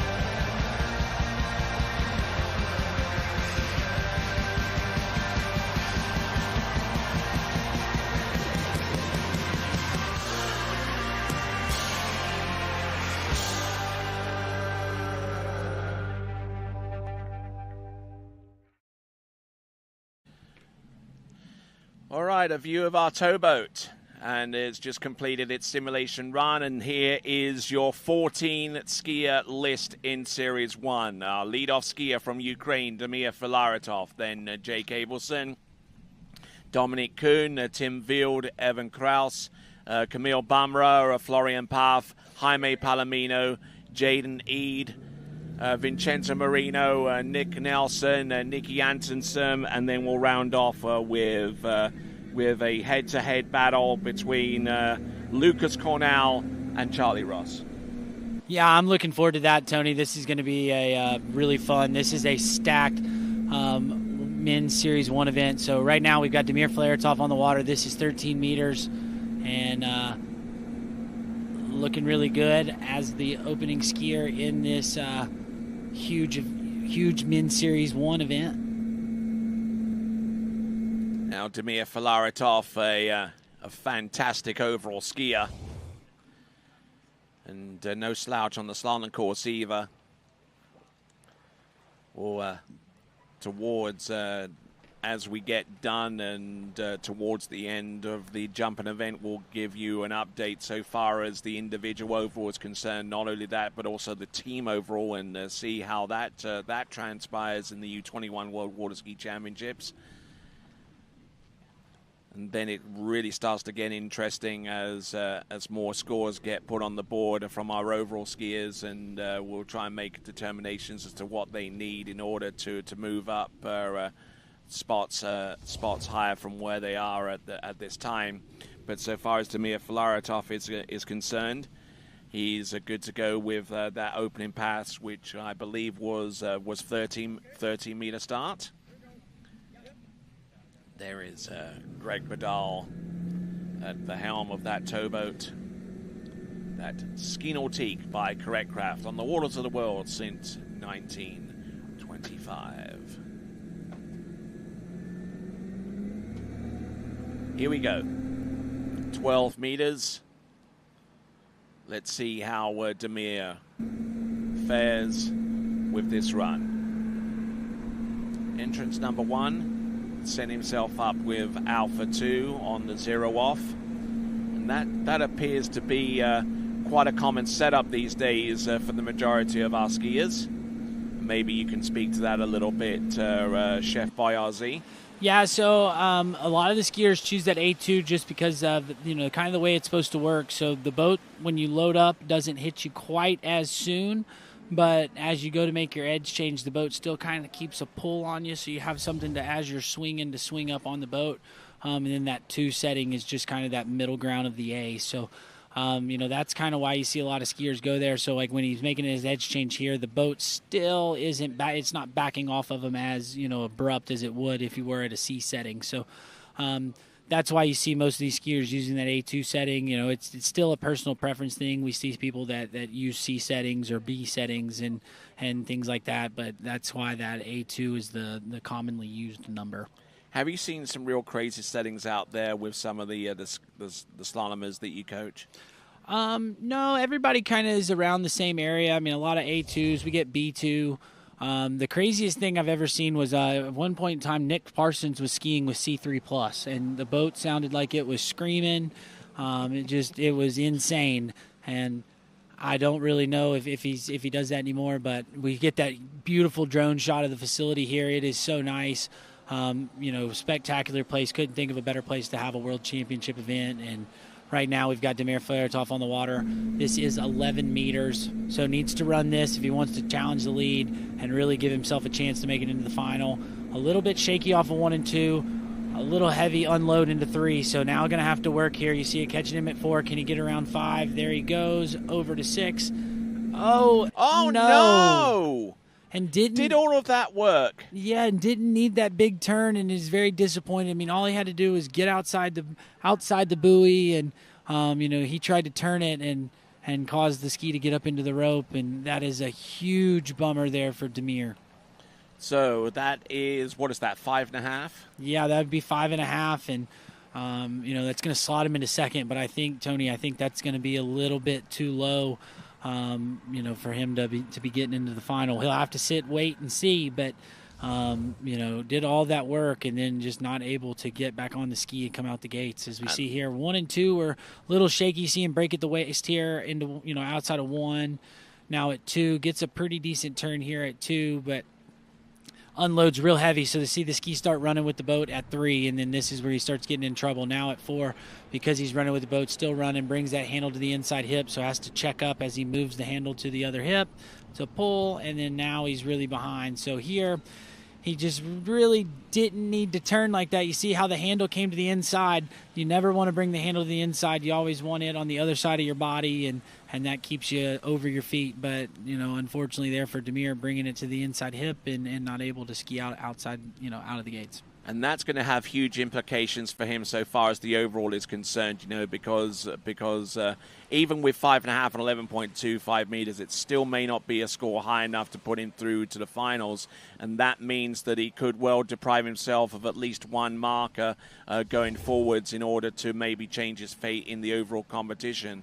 Ideally for an overall skier, they want to be in all 3 finals if they can possibly manage it. But not giving himself the best opportunity of making it through to the final in slalom. So a lot of his overall destiny could well be determined by the tricks and jumping that he'll perform in later on. So 14-meter start for Jake Abelson coming up next. Let's see what he's got. And I believe this is the first time we've seen Jake this weekend. I know had a little bit of a unfun jump familiarization, so maybe still a little sore from that, but it's good to see him out on the water healthy and skiing. But right now we've got him 14 meters. This is pass number 1, and coming in looking pretty good, just trying to get his feet up under him and get through this pass. Ooh, a little deep there off a 4-ball, Tony. Yep, trying to ski this conservatively and almost got caught out as a result. Gets around all 6 buoys there on 14.25 meters. And, gets it to go.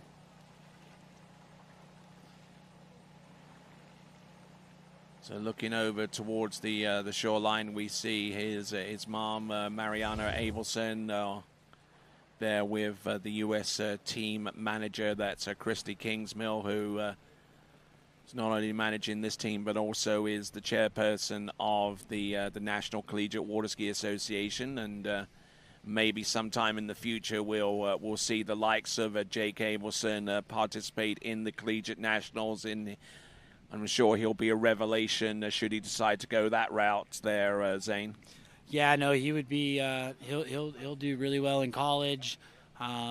So hopefully we see him, here in the next year or two in the college scene, and adding to that NCWSA has done a great job of making really, really competitive skiing, and it's really fun for these young skiers to go get a college degree and get to do it with water skiing too. All right, here comes Jake Abelson coming in with his second pass. This is going to be 13 meters. Now, Jake Abelson, this time last year, really shocked the establishment last season by taking the overall title in the boys' competition. But the way in which he did it as well shocked a few people. Was the 12th competitor to make it through to the boys' jump final, and then, as the first skier off the dock in the final, unleashed a jump of 53.3 meters to actually take the world title. Yeah, no, I remember watching that, and just didn't quite have the preliminary round that he wanted, but got himself into the final, and then, just hit a booter and, made all the other boys chase him down, and they weren't able to do it. But right now we're seeing him on his slalom ski, and he's looking nice and strong here as we see the replay of the 13 meters, and so now we're going to shorten the line up to 12 and see if we can get him through this one, and maybe even get him through the 11-meter pass from the far end. And Tony, we were talking about the gates a little earlier. Maybe starting at 14 meters to try to get 11 from the opposite end, and maybe a little strategy in there. Maybe in familiars, he was liking the starts from the far end. All right, so Jake Abelson in this event 2 seasons ago, in 2023, ended up being in 16th place in the slalom event, tied 3 or 4 ways in this competition, but looking for something considerably higher to put himself in a spot where he could be a participant in the men's slalom final.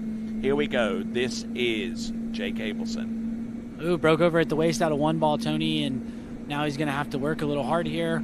A little bit down course, which isn't too bad. It is 35 off, so you kind of have to do that, but a little bit shaky there at the start, but now he got his feet up under him and got a little calmer towards the back half of the pass and made it through that one. So now we're going to get to see him coming back at the 11-meter pass.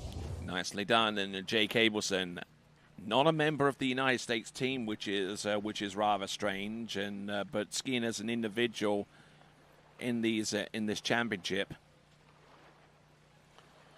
And actually, there's a lot of motivation here for Jake Abelson to place himself in the top 3 in the overall competition, because he is currently a member of the United States Open Waterski team that will be competing in the World Championships coming up in Richeto, but he's only down to trick in that competition. Now, if he wants to be in overall, then he'll have to finish in the top 3 in this championship, the U21 Worlds, and that way it would give him the golden ticket to be able to participate in that section of the competition.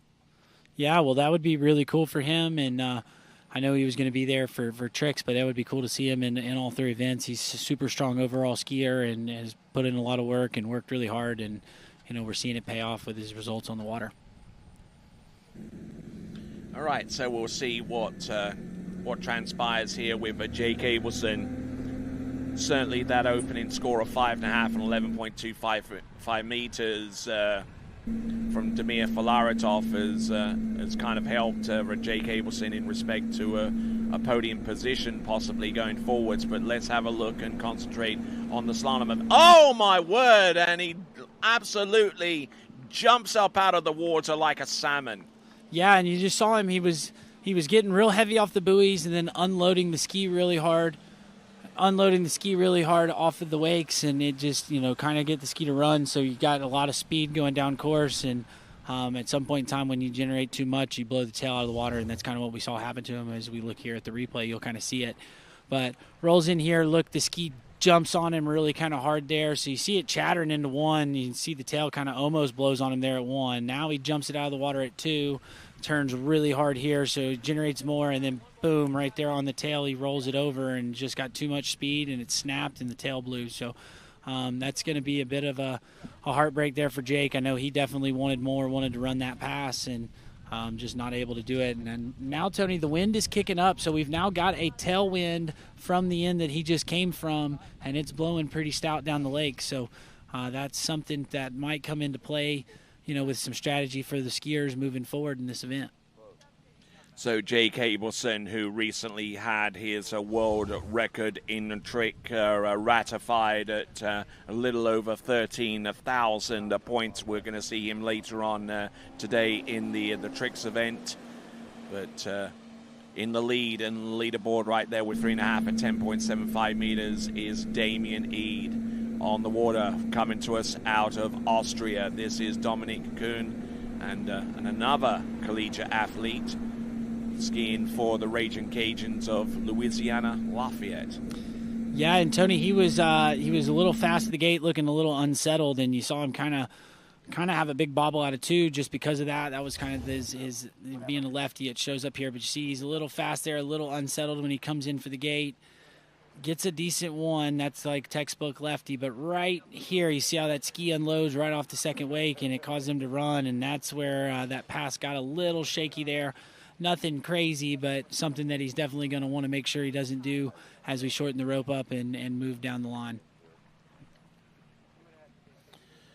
So not looking bad so far, Dominic Kuhn. Trying not to overski the pass too much, as we mentioned almost ad nauseum yesterday with some of our early competitors in the early slalom series of 5, 4, and 3. It's hard to kind of convince yourself when you're out in the slalom course not to put some muscle and some energy behind the boat, but sometimes it can be counterproductive. Yeah, I mean, that's the thing is you want to put the muscle into it, but you want to put it at the right spot. If you don't do it right with the boats and zero off in them, they tend to start yanking back at the wrong spots and giving you speed when you don't need it, and the boat can work against you. But Dominic, getting through there. Let's see if he's a little better at the gate. See, he's still rocking back at the gate. He's really late on that one, actually, Tony. So yeah. Almost missed it on the late side, but doing okay to manage the speed. He had a lot of speed at the start, so staying over the ski, you're seeing he's way down course, but, kind of had to do that just with the speed that he had taken. And, something that I'd like to see him kind of change is when he's in his gate glide, if he would bend that front leg, that would push the ski into the water, and, that would cause that ski to settle down and slow down a little bit. But, right now you'll see him, he pulls out and his legs are really, really straight. And so the ski kind of rocks out of the water. And right here you see he's just on the back of the ski. And as a lefty, we want the ski in the water so we can get it to turn so we have control of it. Righties can kind of get away with it a little more with the legs straight. But, that's what's kind of catching him out here at that 2-ball side and causing him to have those bobbles, going into 2 and 3. But yeah, he just was a little fast there at the gate. That's why that pass was a little bit shaky, but now he's going to get, again, we pointed out that there's a tailwind down there, and I think, it might be a little windier than it looks on the water. So it'll take these skiers a few minutes to, get everything dialed and figure out the wind. We'll see how that transpires as we look on at some of our folks around the dockside. There is our chief judge there, Felipe Liel. Yeah, and he's done a great job this weekend, making sure everything's running smooth. I know we had a little problems with the jump boat yesterday, but did a great job getting that resolved, and he's been doing a good job this weekend. But right now, Dominic Kuhn on the water. This is 12 meters. That was a much better start there at the gate, looking a little more settled here. And, you're seeing it here as he's coming into the buoys. He's looking stronger, just working his way down the pass. Oh no! And he collapses. And blows the tail there at a 4, so...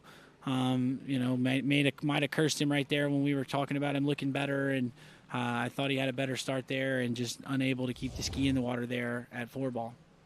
So that was on 12 meters here.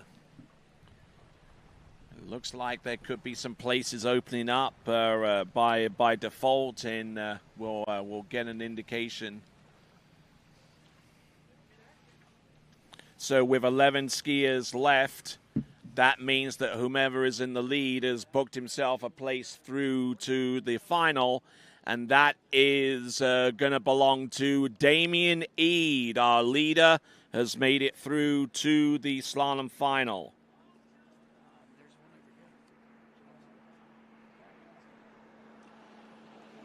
So Damien Eade, a skier representing the United States on that team with 11 skiers remaining, has put himself through to the next round of the competition. Handle coming up a little bit high for Dominic Kuhn, and he just tried to get back on the on that hard edge again and blowing the tail, unfortunately.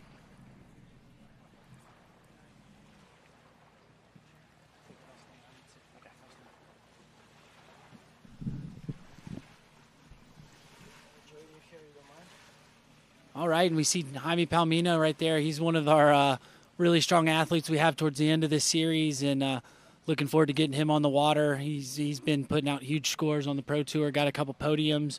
I know he skied really well in Morocco, so that was a fun tournament. He had a good go there, so looking forward to getting him on the water here in a minute. And okay, this is a rather interesting situation that we have here. Damir Filaretov is currently in second spot, and his score is now the bubble score, 5.5 at 11.25 meters. And it just so happens that sitting right next to us is Damir Filaretov. So welcome to the announcing area. yeah, and Damir, right now you're gonna you got a little nervous, so you wanted to come sit over here with us and wait and find out. I'll be pretty nervous to sit there on the shore and watch everything, so I decided to go and announce the tournament with you here. It's a little bit calmer for me to sit here. Yeah, and you did a lot of work there at that 11, and just, what happened to you? Just not quite able to make it out, round 6 and out the gates. I don't know. My 13-13 felt awesome. My 13-12 felt awesome. I really enjoyed it out there. And then on 11, the nerves go up. Became a little bit nervous. The pass wasn't that great, but after 5, of course, you turn and in your head you're like, okay, I ran it. Like, there is no way something can happen in 6.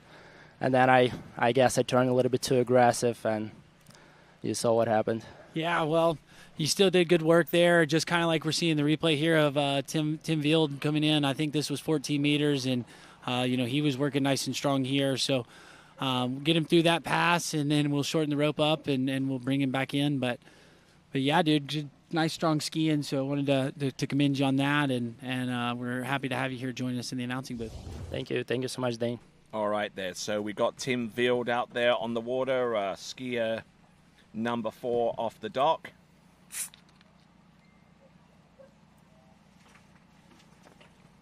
So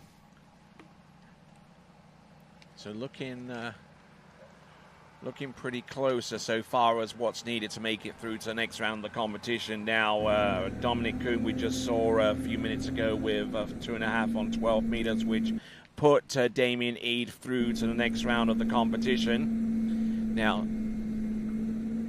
so here we go. So far as the overall championship is concerned, this performance that we're seeing right here from Tim Vield could have a whole bunch of implications as he attempts 13 meters. Not looking too bad out there. The skier that skied incredibly well in the Junior Masters competition over in Callaway Gardens earlier on in the season, that is Tim Vield. Yeah, Tony, he was the first ever boy to go and win all 3 slalom, trick, and jump, and then win the overall event. So that was super impressive. Already had a great start to his year, and now he's out here, and hopefully he's dialed and ready to go. He's looking dialed as you take a look at these replays. Damir, what do you think about his skiing here? Anything standing out to you? If I remember correctly, it's second tournament for Tim on this lake. Last year he competed under 17. He did, yes. The World's under 17. And if I remember correctly, he ran 11 in prelims, so he definitely can do it here right now. Yes, and I think he actually got onto the podium, as a matter of fact, there in the Junior World Championships 1 season ago, if my memory serves me right. As we continue to watch the event as it shape up. So Tim Vield. Here I'm joined here by Damir Filaretov on the announcing booth alongside Zane Nicholson. let's have a look and see what Tim Field can do behind that world record-setting ski nautique. All right, this is 12 meters, so got to get this one and wants to basically run 11 if he wants to count himself in. And a little shaky there off of 2, as you kind of alluded there to, Tony, but still managing it pretty well, looking well as he gets over to 5 and 6. And there you go, so that'll be 6 buoys at 12 meters. So now going to get a crack at the 11-meter pass. And, you know, the wind's kind of died down. I know I pointed out that it had kind of blown up, but it's still there, but definitely not as strong as it was a couple skiers ago. So wind is still very much a factor, although it is kind of gusting a little bit up and down. So the skiers have got to be aware of that. Yeah, and it's blowing a different direction than it has, you know, all weekend. It's been blowing from the dock end, but now it's kind of blowing from the far end. So a little bit different than maybe what the skiers have had in site familiarization and things like that. But Tim not really allowing it to bother him here. Let's see if it'll come into play here on this 11-meter pass, because he's going to have to run it to punch his ticket in. So there he goes through 12 meters. We'll see what he's got. So the new generation ski nautique features all new purpose-built ski cradles that utilize side bumpers and a tension arm to capture the body of your slalom ski. This open concept contributes to a spacious feel whilst providing optimal functionality. Visit nautique.com to learn more about the all-new features aboard the 2026 Ski Nautique. All right, Tony, this is 11 meters. Got to run it. The wind just gusted up here, so might play into effect here for Tim. Let's see what he's got. Little heavy unload onto 1, so that's going to get loose line. Now he's running with the boat at 2, but big turn there off of 2. All right, off of 3. Let's see. Line going tight in the wrong place there for him. Tim Field managing to get round buoy number 6, and that puts him through to the next round. All right, so he's a little happy with that. I know that was a little shaky for him, but got through that 11-meter pass and punching his ticket. Now he can put a sigh of relief, and now he's got a little bit of a headwind. It's kind of a cross breeze, but a headwind going in for this 10-7 pass.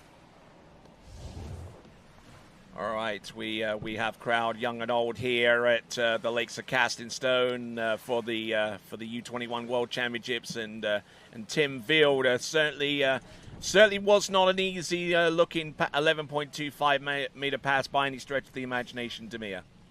He seemed pretty strong on the pass. I guess he got a little bit of slack on 2 and 4, actually on 2. He was maybe a little bit down course, but still, team managed to run this pass very good, and I think he can get far on the next pass. Now, Demir, that's what you're supposed to do when you're laid out a 5-ball and turning 6. You don't have to crank the turn. You just got to get around it and get through the gates. Now I know. Now I definitely know. All right, Tim Field coming in. This is 10-7. The lead is 3.5, held by Damian Eade. So he's already slotted himself into second, but is going to be looking to take the lead score. See as he comes in really fast there at the gate. See him rocking on the tail of the ski. There's 1. Yeah. Won't make it outside 2. And that gate there, just because he had all that speed, didn't quite have the rope quite as tight as he'd like to when he come in. So got the ski around 1, was able to hang on to it, and that'll be a full 1. So that'll put him into second place right now. And he has guaranteed himself a spot into the final. So the current lead score is 3.5 at 10.75, courtesy of Damian Eade, and slotting himself in the second position with 1 on 10.75 meters is Tim Field, and by making it through to the next round of the competition, he establishes a marker in the slalom event in respect to the overall competition, with the ability to improve upon that score, not only to put his rating up higher in the slalom event, but also to affect a positive change in his overall fortunes as well. And I think among all overall skiers, like potential podium skiers, Tim is now currently in the first place. He got the best slalom score because he's only one who ran 11, so it puts him in a really good position for the overall competition. Indeed, as we continue right along, the overall competition, certainly a vital component in these championships, but we got a number of skiers that could well exceed in the overall competition in this section of the men's slalom series 1. I mean, you just look down this list and see the likes of Jaden Eade in there, in amongst there, Vincenzo Marino, Lucas Cornell, all of those skiers that could have a huge bearing on the overall. Not only that, but Demir Flaretov as well, who's sitting next to us. He's still in contention for the overall, but he's going to have to work a little harder so far as tricks and jump to affect that change. Yeah, and I mean, and Demir's got a big score there with that 5.5 at 11. So I mean, you have to run 11 if you want to punch your ticket in. And Demir's kind of setting himself up. He's on the bubble, but looking good. At least giving himself a shot. So 13-meter start here for Evan Kraus. He is the Canadian boy and looking good, making his way through this opening pass around 4 over to 5. And there you go. That's a solid opening pass there for Evan Kraus. All right, excellent stuff there for Evan Kraus on his opening pass here at the U21 World Waterski Championships. And among our sponsors, Masterline Ropes, and they've also provided us with the bibs through Eagle as well. So we thank those guys very much indeed. Matt Goss and Dan Velzik designed the bibs, and we thank them for their fantastic artwork on those. A big shout out to Shuswap Ski and Board, the Banff Sunshine Ski Resort, sponsoring the leaderboard. And this event is possible due to the funding of the government of Alberta and also Tourism Calgary as well. So we thank all of those folks indeed as we have a look at Evan Kraus there with his opening pass, which I believe was on 13 meters. Is that correct? Yeah, that was a 13-meter start, Tony. So, now he's going to be coming in, taking 12 from the far end. So not quite the same strategy that Tim Vild just had, but we'll see if this pays off for him, as we're shortening the rope and get everything. Well, so, Demir, what did you think of the opening pass there for Evan? That looked pretty solid pass. He decided to start from 13. Some other skiers start from 14. So let's see what he does on his 12. There you go. Nice, good start there at 1 ball for Evan. Looking pretty good. Little slack out of 2, but nothing too bad. Big 3 ball. Now he's back onto it, and there you go. That was even stronger skiing than the 13. So, looking more settled and more dialed each pass as we're going down the rope. So, nice, good start there for Evan. So now we got to get him. We're going to shorten the rope up. It'll be 11 meters, and it'll be got to run it if he wants to punch his ticket in. Right you are, Evan Kraus, representing Canada, although as an individual competitor, not a member of the Canadian team per se, but I'm sure that he's going to have just as much support from the Canadian contingent here at on home water. Looking strong and getting some good angle and a good extension there on number 5, and just allowing for the ski just to rotate just far enough underneath the line to where he can just get contact with it back on and get ready to run the pass. So now he's gone through 13 and 12, 11.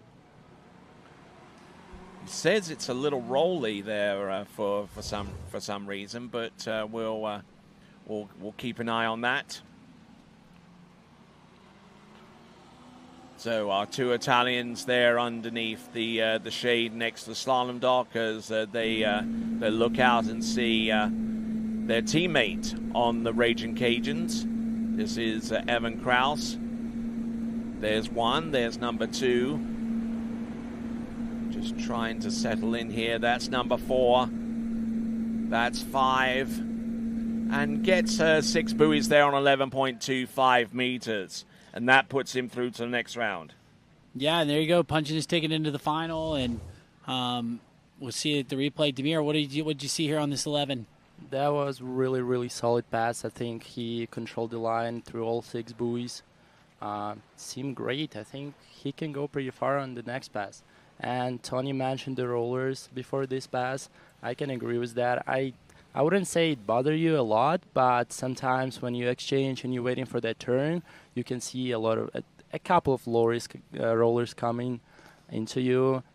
Usually on the tournament, you don't really care about it, but the rollers is definitely a thing here. But it's not too bad, definitely. It will not prevent skiers from running their passes. Yeah, and I know that we saw the landowners were kind of pumping water out of the lake to kind of lower the lake level because it had rained a bunch last week. And I also know, just as a team captain, they allotted an extra 5 seconds to the skiers at the end, to kind of allow it to calm down a little bit more. So, a touch movie, but it's not anything, really, really bad. It's just something that you might notice here and there, and it might feel a little worse than you think just because of the tournament and everything moving so fast. But here we go, 10.75. He needs 3.5 if he wants to take the lead from Damien Eade.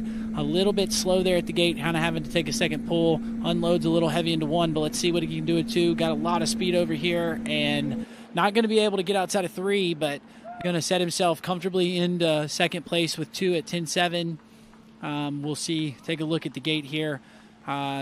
Kind of didn't quite have his speed up at the gate, so that's kind of what caused him to not be able to get much further than 2. You see him, he's still pulling, then he rolls in, and then watch him here.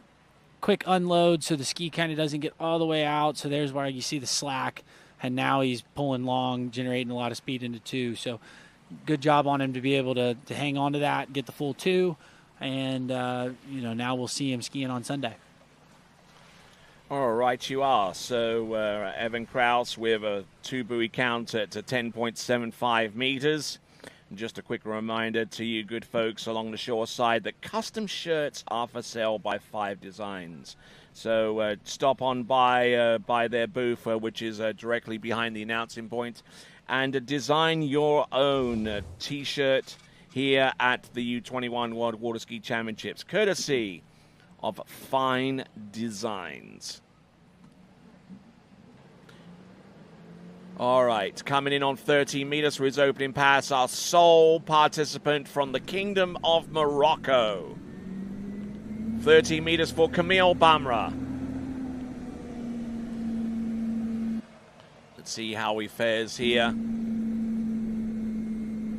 He's competed for a number of seasons in the junior level, and also in the under 21s as well.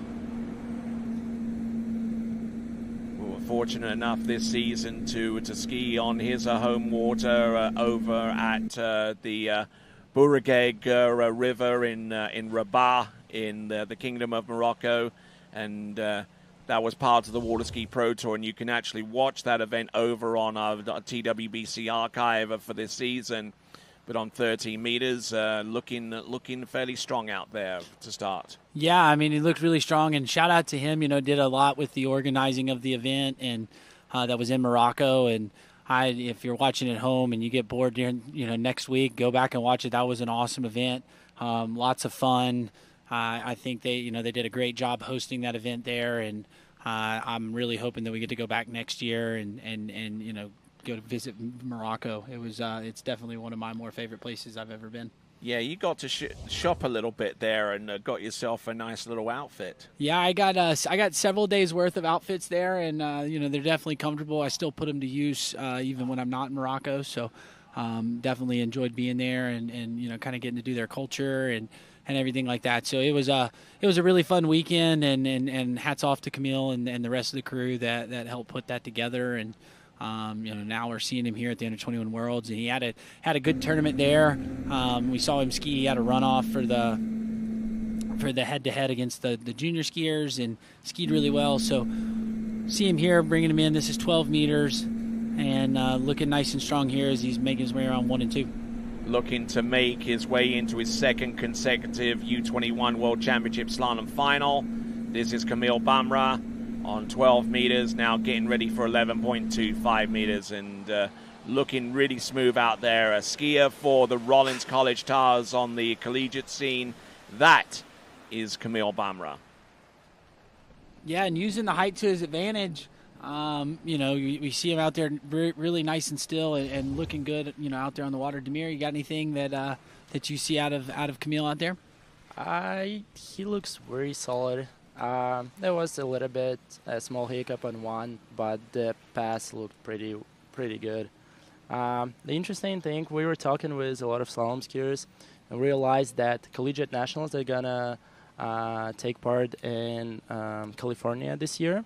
It's gonna be basically under 21 worlds because all top skiers here are gonna compete there except Lucas Cornell, and it's gonna be really interesting to watch this tournament.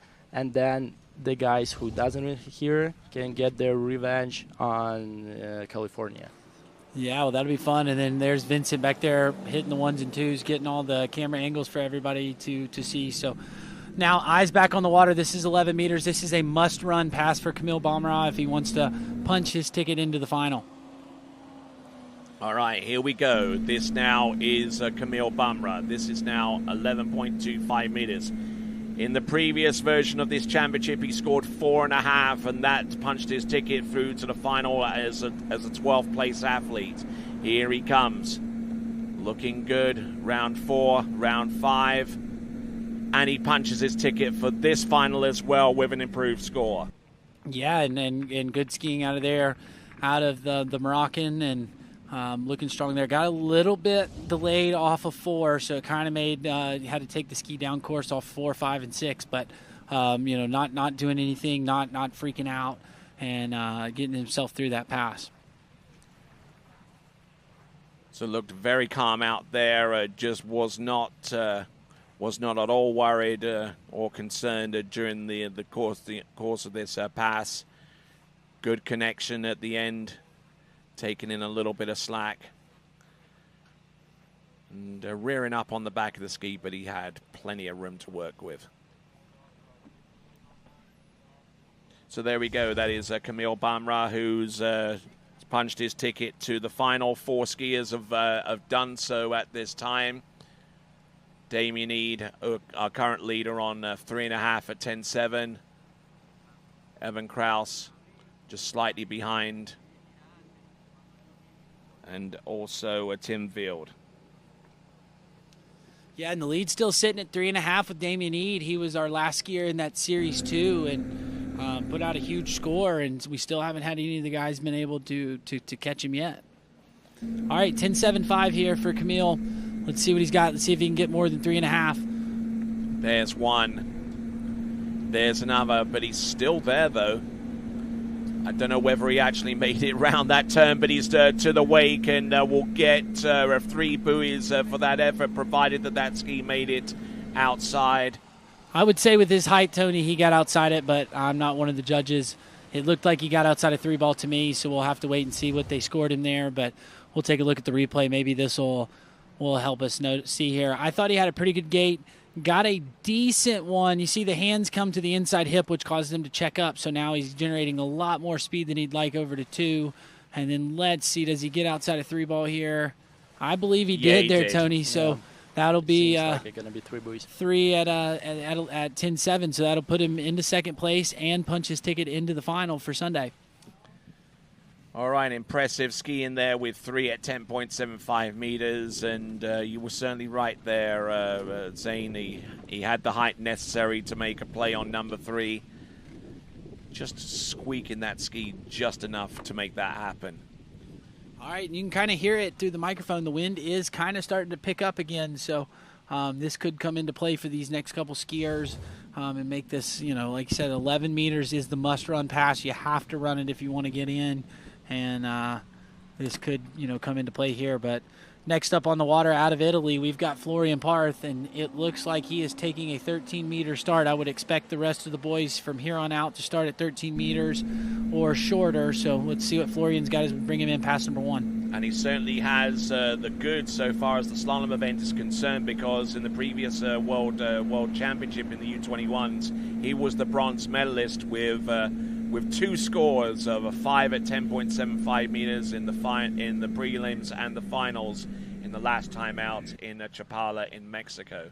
Yeah, and we saw there on that opening pass, didn't quite let the ski turn out of 2-ball, but got over to 3 and then made some adjustments there going into 4, and we didn't see that happen again. So hopefully that's that was just one turn there, and we won't see that happen moving through this set. The most interesting part of slalom competition starts, in my opinion, right now, because all these skiers, if I remember correctly, ran 39, 10-7 on the tournament at least once. So we can see a couple of 10-5s here.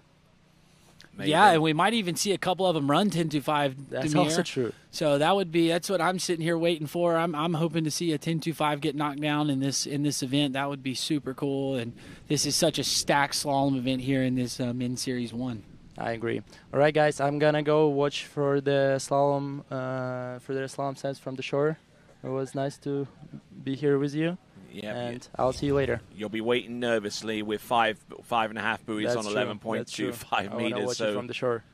Well, we have seen some crazy stuff happen already this weekend. Maybe you get lucky, Damir, and we're rooting for you. And we still thought that was great skiing, and I look forward to seeing you in the trick event later today. Thank you so much. All right, excellent stuff there. Thank you very much, Damir Flaratov. Look forward to seeing him trick and jump. Jump-ins tomorrow, tricks a little later on this afternoon. Florian Parf on 12 meters. Getting in a little bit deep here on some of these turns, but he's able to crank it off behind the boat. Yeah, and you'll see he's just a little bit shaky on that 2-4-6 side. So, kind of came up short there at 4-ball and he kind of caused the tail end of that pass to not be so good. You see right there, he loaded up really hard out of the gate, didn't quite get the ski up under him, and that'll kind of catch him here as a lefty. You'll see it over here at 2. See how he comes up short, and now the ski kind of running with the boat just a little bit. So he's kind of lost a little bit of his steam, and then right here going to 4, you really see him. He kind of comes up really short, so he has to wait to start the turn, and that's what kind of made the tail end of that pass. Not as smooth as we'd like to see, but still got through it. Now he's going to shorten the line, and he's here at the must-run pass of this 11 meters. So as we continue on, the all-new 2026 Ski Nautique unleashes unprecedented performance capabilities, setting a new standard in free-event water skiing, designed to exceed the ambitious performance needs of all of the best free-event water skiers in the world, as well as beginners and veterans alike. This next generation Ski Nautique, the 2026, pushes beyond previous limits to redefine what's possible on the water. Head to nautique.com to learn more. All right, Tony, 11 meters must-run pass. This is Florian Parth from Italy. Let's see if he can get it. Oh, still a little hard there at the gate, so let's see if he can get through this. You see the big turn out of 1. Huge turn off number 1. Nice 2-ball, though. Let's see if he can get through. He's looking all right here. A little loose into number 4. Oh, he's going to get outside of 6. Yes, he does. And there you go. He's punched his ticket in. Yeah, you're right, Tony. A little bit loose going off of 4. Kind of unloaded really heavy into 4, so causing that slack line, not taking the rope tight, and kind of causing him to have a little bit of shakiness there. You see him, he loaded up really hard at the gate. I thought he did a good job managing that speed and, getting out of that one. That could have been really bad if he wasn't able to hold on to it there at 1, but got through it. Now he's settled in, got a good turn there off of 3, and now he's just managing speed, making sure he's going to get through this pass. But good job there from Florian, and now we're going to get to see him try to challenge this lead, which is 3.5 from Damien Eade. All right, not a bad little run there from Florian Parth, who is another collegiate skier who plies his trade in the United States, namely for Louisiana's Raging Cajuns.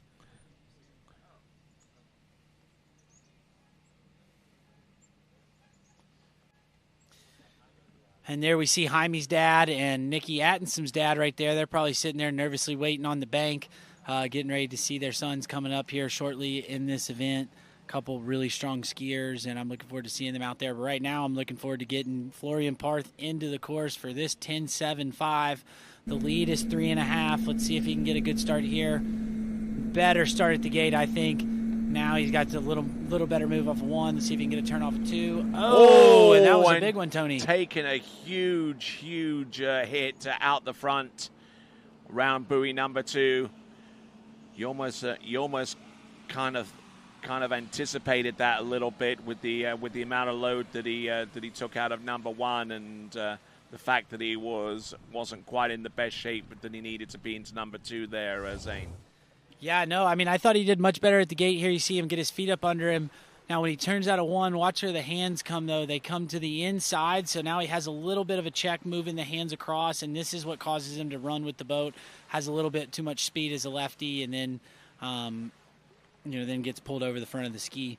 Again, probably just trying to crank that turn a little bit too hard, and then it's causing to catch him out. But again, you can see here, if you look on the replay, the hands come inside hip, not all the way across his body, and that's what causes that check. Now he's got too much speed running with the boat and unable to turn it, and he was still trying to hang on, get the full 2, and got pulled over the ski. But punching his ticket in, he's in the finals, and we'll see him ski on Sunday. And now we're moving along to the Mexican boy wonder. This is Jaime Palomino, and he is starting at 13 meters.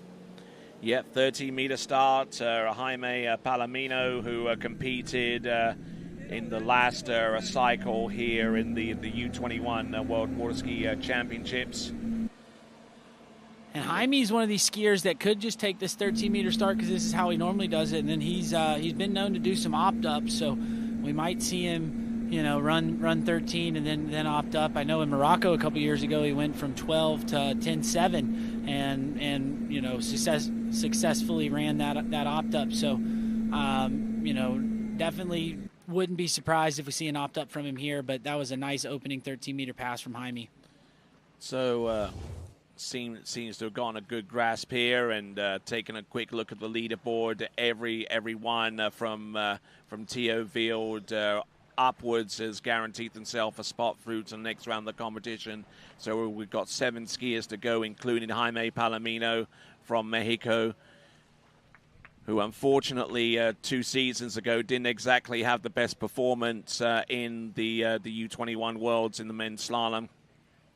Was on the outside looking in with a 23rd position with 1.5 on 11.25 meters. So looking to redeem himself here somewhat. Yeah, I mean, and Jaime's been on a tear this season. He's skiing the Pro Tour over in Europe and, skiing really strong. And, I'm expecting him to come back and put out a huge score. He's one of those guys, kind of I had as a dark horse on my list of skiers, that can come here. I know everybody's thinking Charlie and Lucas, but I think Jaime's one of those skiers that's able to throw out a huge score and, on the right time, and he's kind of showing that he can put it together at these big events. And, I'm really expecting something big out of him here. So I haven't heard anything special, so I'm going to call this one as a 12-meter pass.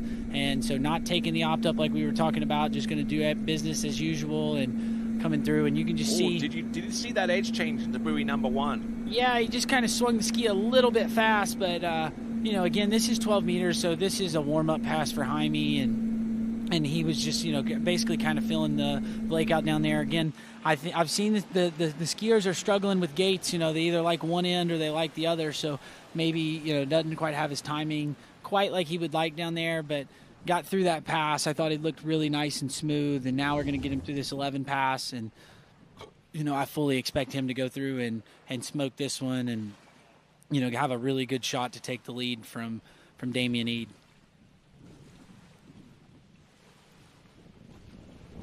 All right, so Jaime Palomino coming to us from Mexico.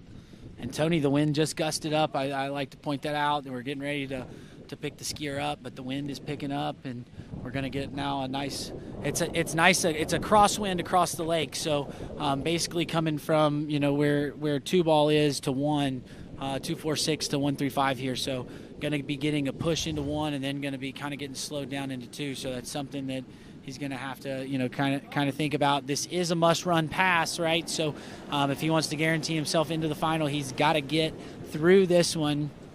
We know Damir Flaretov, who was just here with us in the announcing booth, is sitting nervously on the dock, waiting to see if he can get his ticket punched in. But right now, if Jaime has anything to say about it, he's going to go and really attack this pass and see if he can get through it and try to challenge the lead. Best score of the season, 1.5 at 10.25 meters. That's 41 off. But he's a little ways away from attempting that kind of pass at this time. He's on 11.25 meters. Look at him go off at number 4. A little bit delayed off number 5, but he gets gets the turn that he needs, and he's round buoy number 6, and he punches his ticket. Yeah, Tony, and that was the strongest 11 we've seen out of the boys so far today. I mean, you can just tell he knows how to run that pass. He's super dialed, didn't let that one ball at 12 get in his head, didn't let the wind bother him, and you can just see it. He's creating all this space in front of the buoy, so he's able to start the turn before it, and he backsides the buoy, and super strong skier.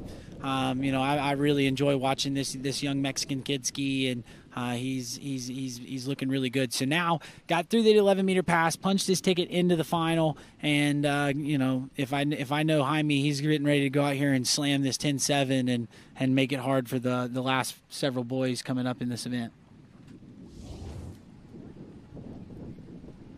So wind gusting up a little bit, as you rightly said, Zane. Quite noticeable here, as you can probably see on the flags directly behind Jaden Eade. So let's see what Jaime Palomino can do. Not the only Mexican in this section of the slalom event. We're going to see Nicholas Nelson in about 3 skiers' time.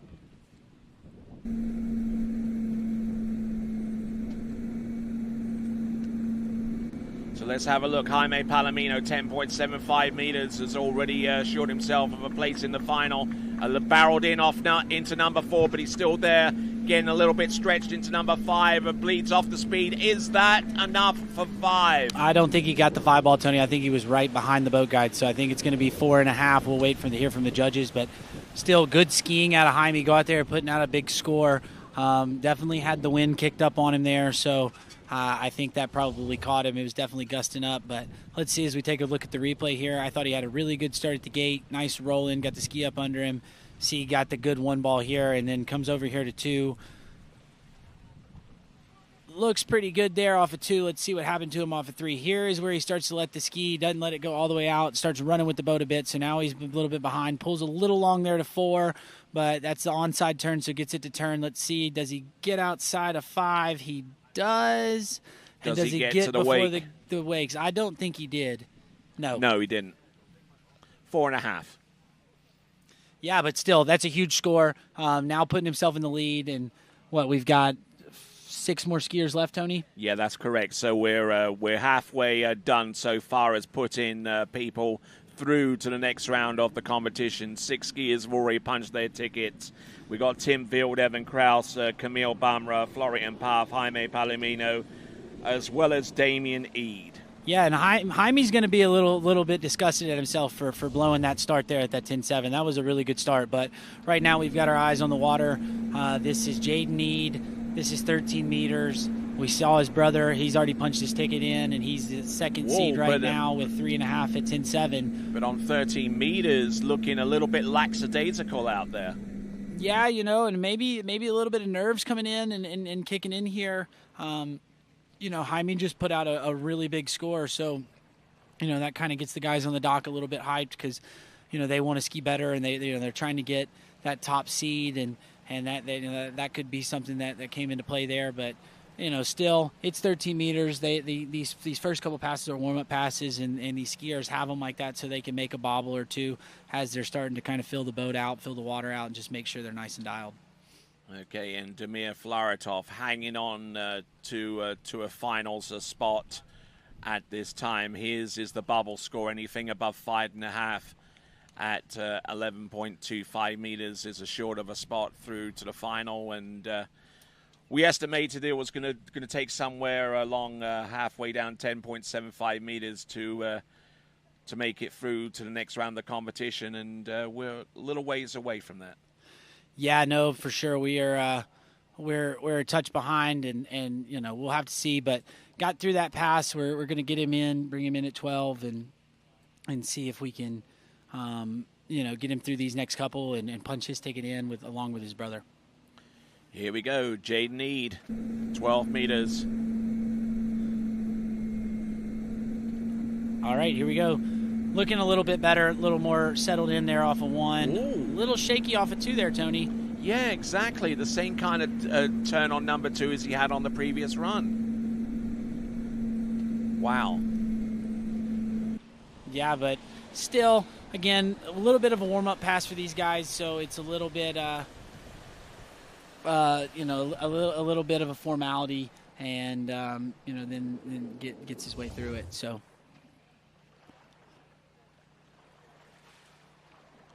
looking at this again, just to see if there's any reason for him skiing the way that he is right now.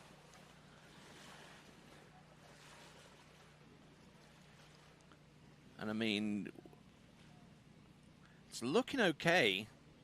Certainly, he's gotten the first 2 passes under his belt,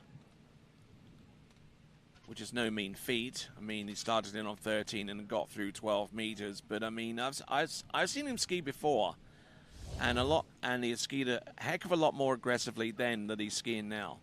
Yeah, I mean, maybe a little timid, just trying to get through those, knowing he's got to get through the 11-meter pass. So. Still he can't be timid on this pass. He's going to have to get in and attack it, and we're going to want to see a better start there at 2-ball. Let's see if he can get a good gate here to start.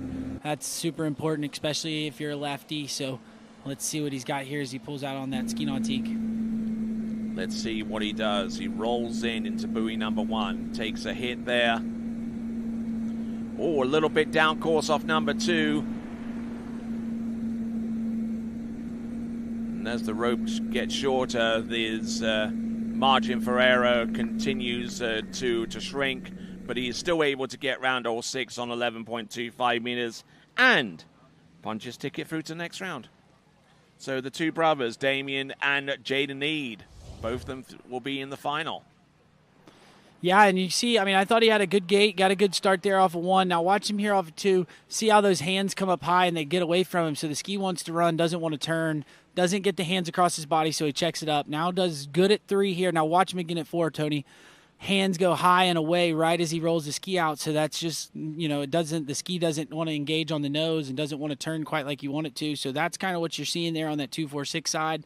But still managing his way through that 11-meter pass, punching his ticket in, and now he can kind of have a sigh of relief. He's into the final, so now it really doesn't matter. Go in and really get a good attack start on 1, and hopefully we take the rope out just a little bit more with us. Go into 2-ball and get the ski to turn and actually put yourself up. Give himself a shot to run this 10-7. All right, just to tell you that in about a little under an hour's time, we will go into the tricks in the women's competition in Series 2, which shouldn't be too long after the conclusion of this slalom event in the men's Series 1. We've already qualified a number of competitors through to the final, 7 skiers. All right, nice start off of 1. Let's see what he can do here at 2. Better there with the hands off of 2, so now going to get a turn out of 3. There you go, goes to 4. Can he get over to 5? Throws the ski outside of 5. Come on, Jaden. And boom. Oh, look at that. Boom. There you go, and he runs it. After having a little bit of a shaky start to the set, now I think, Tony, he was just worried about making it into the final. And then, he let them all hang out there on that 10-7. And you can see, the excitement as he drops in the water. Let's take a look here at the gate. Rolls in, gets the ski under the line. Looks really nice here. Now watch 1-ball. Hands across the body. Boom, gets everything locked in, and he's good. Kept the hands in a lot better there at 2, so that allows the ski to engage there once it turn off at 2, and now he's cooking here. So you see how the hands come to the inside, so there's a little bit of a check there, but still does good. Does much, not as well with the hands there off of 4, so you see the ski kind of go a little bit slow, but it was better than he was doing at 11, and then right there, he's a lefty, so he knows he's just got to turn 5, and then he gets his onside pull out there to 6, and does a good job to get outside 6 through the gates. There's the fist pump, and now he's our first skier into the 10-2-5. Talking about bluffing your way through your set all the way to producing a score into 10.25 meters showed absolutely very, very little by way of indication that he was going to produce something like this at the beginning. But now let's see what he's got. 10.25 meters, 41 off. Going to need to get a good gate here, Tony, if he wants to get more than 1. And has a little bit of speed there. Let's see, can he get out of 1? There he does, and gets over to 2. Can he turn 2? Oh, nice skiing there. I think he if he had kept his hands in just a touch longer going to 2-ball, That ski was wanting to turn, and he would have gotten outside of 3. But that is a huge score for Jaden Eade. 2 at 10.25. That'll catapult him into the lead, and we're down to our last 5 skiers. And just as a reference so far as this tournament compared to 2 seasons ago, 2.5 at 10.25 meters was the top score, making its way out of the elimination round. Well, I think with the last 5 skiers on the water, I think that you're going to see for sure a piece of 3 ball. But I'm banking for 4 or 5 at 10.2 and maybe even one of the top guys taking it down. So that's a huge score for Jaden, and congrats to him and punching his ticket in. But we'll have to see if these last 5 skiers have anything to say for it, and if they can put out a bigger score than 2 at 10.25.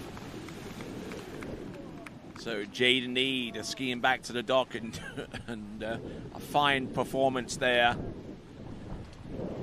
Certainly saving all of that energy for that 10.75 meter run, that penultimate pass that he was able to clear on his way to skiing 2 at 10.25 meters. And there is Damien Eade, the running man. Yeah, and that wind is kicking up again, Tony. I know we keep pointing it out, but, it keeps coming, and each time it comes a little bit stronger, a little bit heavier gusts. So, could come into play for the last 5 skiers.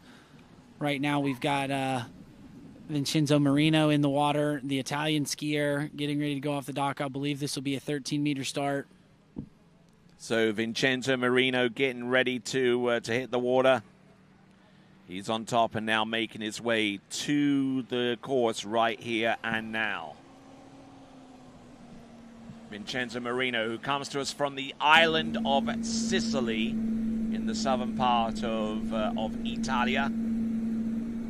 And skis for the Raging Cajuns as well. Yeah, and a little hiccup there off a 3 ball there, Tony, but again, a lot of these guys are just basically trying to stay over their ski and get through these first couple. They're just kind of warming their body up and making sure that everything feels right as they get in for their 11-meter pass. Now, Vincenzo Marino, for his part, he's a skier that's capable of getting into 10.25 meters. I remember a couple of seasons ago, I think it was in the European Championships, which took place in San Gervasio, where he actually ran 10.75 meters for the first time in his career. Yeah, and that's a huge accomplishment. That's 10.75 is not an easy pass to run, and I know a lot of the pro guys make it look easy, but it's always tough. And it's on any given day. Like I said, we saw Jaime, who has been running it all season, and even he had struggled with it a little bit, and then Jaden came out and just got an absolutely wicked start and got through it. And so hopefully we can get Vincenzo through that 11-meter pass and give him a good chance to take down 10.7 and try to slot himself at the top of the leaderboard. And Vincenzo Marino had a fairly slow start this season, not making it into 10.75 meters until the 20th International San Gervasio tournament over in San Gervasio Bresciano. That was in June of this year, and from there he's been able to put scores into 10.75 and actually 10.25 meters. He actually scored 1 at 41 off in that pro event in San Gervasio. Yeah, and I think he was kind of battling a little bit of an injury at the beginning of the season, so that's probably why it kind of got off to a slow start. But right here, looking really good. Nice, cool drone shot there from that 12-meter pass coming down the lake, but strong skiing out of the Italian. Who's the name of the camera person with the dockside? It's great.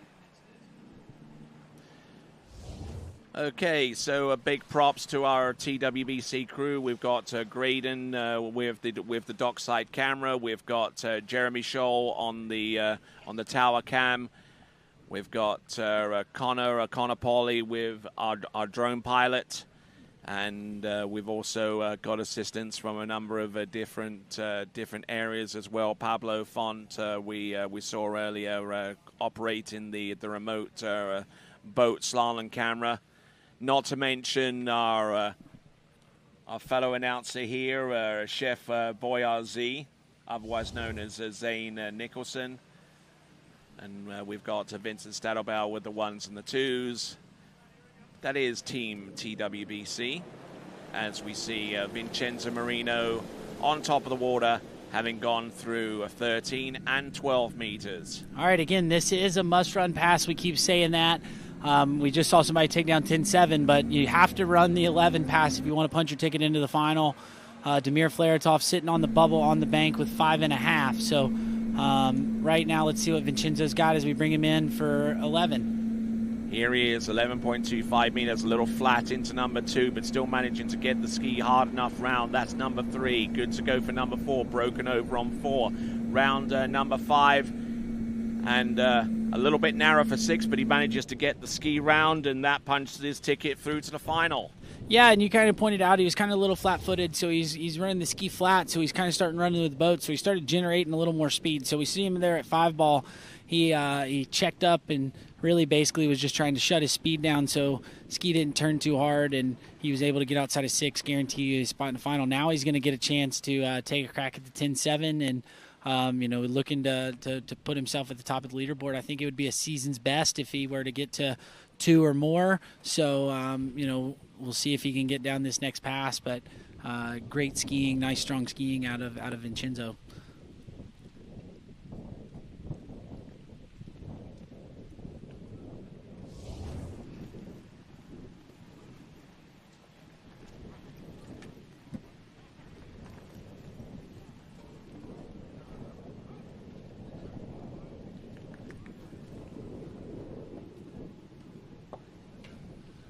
Just to give you an indication of how much that wind is blowing and gusting from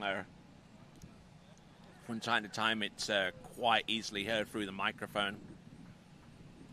Yeah, and it's tricky, Tony, because it's kind of swirling. Sometimes it seems like it's a crosswind, sometimes it feels like it's a headwind, and then there's other times where it feels like it's blowing at our back. So it's definitely tricky for these skiers. But right now, Vincenzo Marino coming in. This is 10.75, big 1 ball. Huge number 2. He has run this on a number of occasions, but not today, unfortunately. Yeah, and just went a little too hard there at 3 ball, and the ski kind of released. Looks like he's looking at the boot. I think he's okay. Now we're getting confirmation there's the gate review, so we'll have to see. I know that every time they've reviewed a gate so far, today we've pulled them. So let's see if he gets it through the gates here, Tony. Can't see it there. Yeah, but the 2 gates that have been pulled were from the opposite direction as well. There we go. So it was approved. So we're going to have a score of 2.5 at 10.7 right there for Vincenzo. Wicked start out of 1 ball, though. I thought that was killer. And then just kind of, I think the same thing that happened to him at 11. Kind of went a little flat-footed into 2. But right here, you just see awesome turn here, nice pull. Now when he goes there, just gets unloaded a little bit too soon, so the ski starts going down course with the boat, and now he had a little bit too much speed into 3 and pops the tail out of the water, but punches his ticket in, and that's still a big score with 2.5 at 10.7. All right, let's continue on. We are now 4 skiers away from concluding the slalom event in the elimination round. We've just seen Vincenzo Marino. Now we're looking at Nicholas Nelson from Mexico. This is a 30-meter start, I believe. Not looking too bad, and good skiing there from him. Now, Nicholas Nelson, the former under-17 world boys slalom champion. He won that title, not in the previous cycle, but the cycle before that. That was in Santiago de Chile, and was actually involved in a runoff for that said title against one of our next skiers to come. That will be Lucas Cornell. So, and certainly the nature of that runoff was a little bit ambiguous, so to speak. But we'll continue on and monitor the situation with Nicholas Nelson out there on the water. He's run through 13, getting ready for 12. And if you want to have a better grip on your competition, there's no better glove than Pro Gear. Go to skiprogear.com to find out more. Yeah, no, and those Pro Gear gloves, they're great. I know that's my glove of choice, and definitely a glove of choice of many skiers in the slalom event.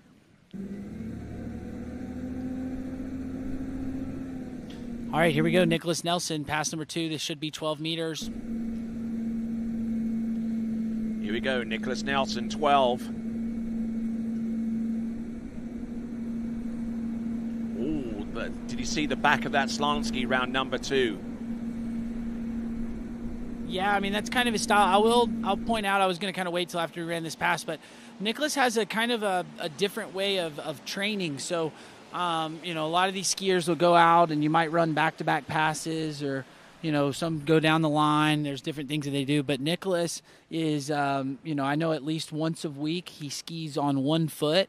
And he also is, he switches his feet around and will ski with the reverse foot forward, and, can run into 10.7 at 58, just like he does here. But so he's constantly riding his ski, doing things different. So when he kind of ends up in positions that are, where most skiers might fall or kind of in a bad position, he's so comfortable on his water ski that's, you'll see him, they won't bother him, and, he moves really well. I think that is a huge testament to kind of how he trains throughout the year. Yeah, speaking of unusual skiing regimens, I used to ski and someone was throwing wrenches at me. If you can dodge a wrench, you can dodge a ball, Tony. Yeah. All right, well, here we go. We just got him through the first 2 passes. This is 11 meters, so this is the must-run one. He's got to get all 6 to punch his ticket in. And then, I guarantee you his head's thinking about running this 10.7, but he can't get the cart before the mule. Got to run this pass first. Let's see what he's got here. A little bit fast at the gate, Tony. You see him start straightening his legs to slow down. See if it catches him over here. Yep. Oh, a little bit off edge there into oh my word, and he collapses into buoy number 3. And what a Christmas gift that has been given to Damir Filaretov, who has 5.5 on 11.25 meters and has now made his way through to the final. Yeah, so now Damir's got himself in. Let's take a look here at the replay, Tony. You see he's going too fast as a lefty. He starts straightening his legs. I'd really like to see him bend his knee. So then he gets the turn here, but because of the gate with all that speed, you see how he unloads there into 2. Now the ski starts to run, and it doesn't want to turn. I mean, that's just that's a typical lefty thing that happens from the gate. That's a product of the gate. And, then he gets over late into 3, and that is a huge bummer there for Nicholas Nelson. I was expecting a much bigger score out of him, and that is a bit of a bummer. But, yeah, congrats to Damir Filaretov. That punches his ticket in. I know he was over here chatting with us, seemed a little nervous, and now he's going to give himself a second chance. That'll be good for his overall score. We'll see him ski on Sunday. So now that moves the cut line down, Tony, to Jack Silver to with one 5. of your favorite skiers there, Captain Jack, at 5 at 11. Yep, 5 buoys, 11.25 meters is now the cut line. And I tell you what, that performance has huge implications in the overall now, because Damir Filaretov now has a marker in the men's slalom event. His ability to affect destiny in the men's overall competition is still very much in play with that event. Yeah, and I mean, and that's really, that's huge for Damir, because I thought he had skied so well. I know he'd been skiing well earlier in the season, so going to give him a redemption there to get through that 11-meter pass and get him a score at 10.7, and then he's a super strong tricker and jumper, so that'll be, that'll bode well for him. And again, it's a big, huge bummer for Nicholas Nelson, but also a little bit of luck into play for Damir. So now the cut's at 5, and we are and they look like they have pulled the half buoy there from Nicholas, so that'll be a score of 2 at 11. So he didn't get outside of 3 ball. So I know that won't really matter to him. He kind of knew he was out and was a bit bummed. But all right, we're moving right along to our next skier. This is the Austrian skier. This is Nicky Adsum. We've seen him on the Pro Tour all over Europe, and he's been skiing really well. Just broke the Austrian national record, so able to get into that 10.7 and get 2 or 3 at 10.25. So let's see what he's got here in store for us as we bring him in. This is 13 meters, and we got a dockside camera view there of Oliver, and then that's his dad, and then team coach Carlo Basic with the Austrian team. Yep. Not looking bad there on the opening pass. So good skiing there from Nikki Antonsen, who's skied a few events on the Waterski Pro Tour, most particularly the event in Morocco in recent times, and skis for the Rollins College Tars as well in the collegiate ranks, and getting an approved gate on pass number 1. Yeah, and then, another thing to point out is you guys are going to be at the Under-21 Europeans, and that's at Nikki's home lake coming up here in a couple weeks. So, yep, really excited about that. I know I'll be there with the Danish team and look forward to chatting with you guys. And we see Oliver there nervously waiting on the bank, and, Nikki getting through, had a little bit of a gate review, but gate's got approved, so nothing to worry about there, and we'll get the rope shortened up and bring him back in at 12 meters. So coming to us from Wien in Austria, and had an opportunity to visit Vienna not once but twice in the last couple of years,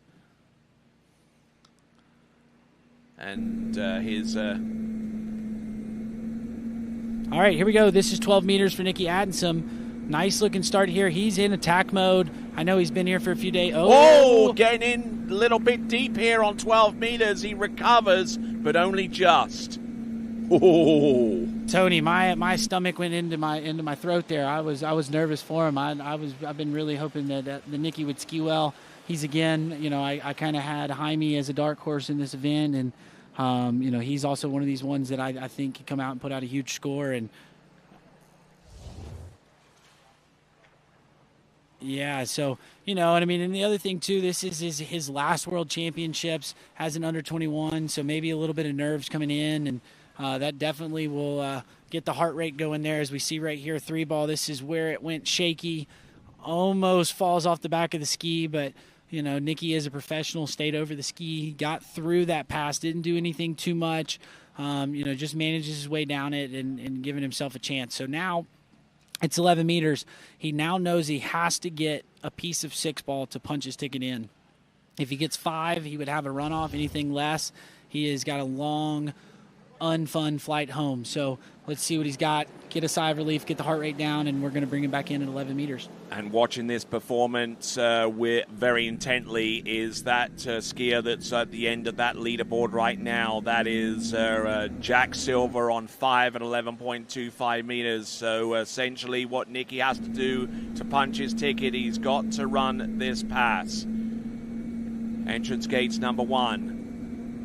Brings the handle, getting in a little bit tight there on number 2. He's all over the place with the handle. Handle going front, going sidewards, going upwards, going down, and going to be a full pass. Yeah, and that's, that's where the experience comes in, Tony. You can tell he's been at a bunch of these big high-pressure events because, almost fell at 12 and then comes in here at the 11, and it was not the best pass that we've seen out of Nikki.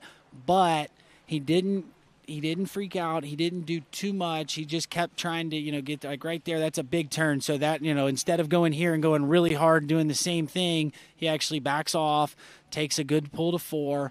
Now here he's a little bit narrow as he gets to 4, so he takes it down course, but didn't try to turn too hard. That would have ended the pass immediately there. And then here he just gets him a nice pull to 6, gets outside of it. So now, again, a sigh of relief can be, he can breathe a sigh of relief down at the end. And then, now he's going to get that 10.75.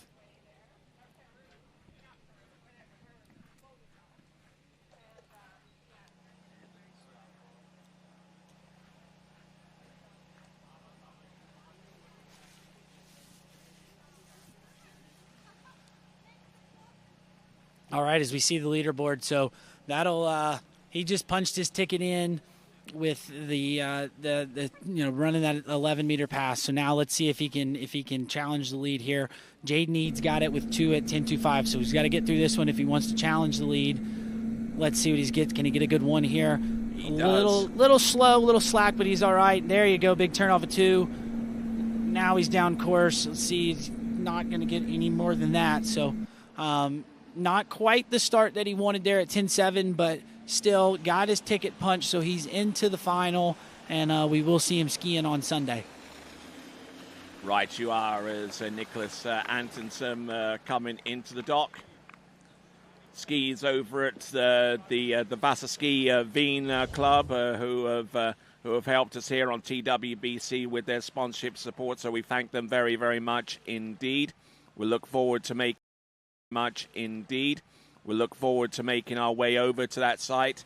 But they'd like to remind people that there are no kangaroos in Austria. Yeah, I can definitely confirm that. I've been there, and I did not see a single kangaroo the entire time I was there, and I kept looking, and then they told me I was in the wrong country when I asked them about it on the last day. They actually have a desk in Vienna Airport to advise people what to do if they've flown to the wrong country. Yeah, and I mean, and then like the most sold shirt that they have in Austria for their souvenir shirts are there are no kangaroos in Austria. So that is true, no kangaroos, but I will tell you, I was stuck in Vienna on Friday night. They have the best Wiener Schnitzel, so I definitely went into town and got some of that. I've been to that place right opposite the Opera House. Yep, and it's phenomenal. So I'm looking forward to getting back to Austria in a couple weeks and having more of that. But congrats to Nicky punching his ticket into the final. Now he can go, get a rest, maybe make some adjustments, and we'll see him on Sunday. But we're moving right along to our top 2 skiers. This is Lucas Cornell.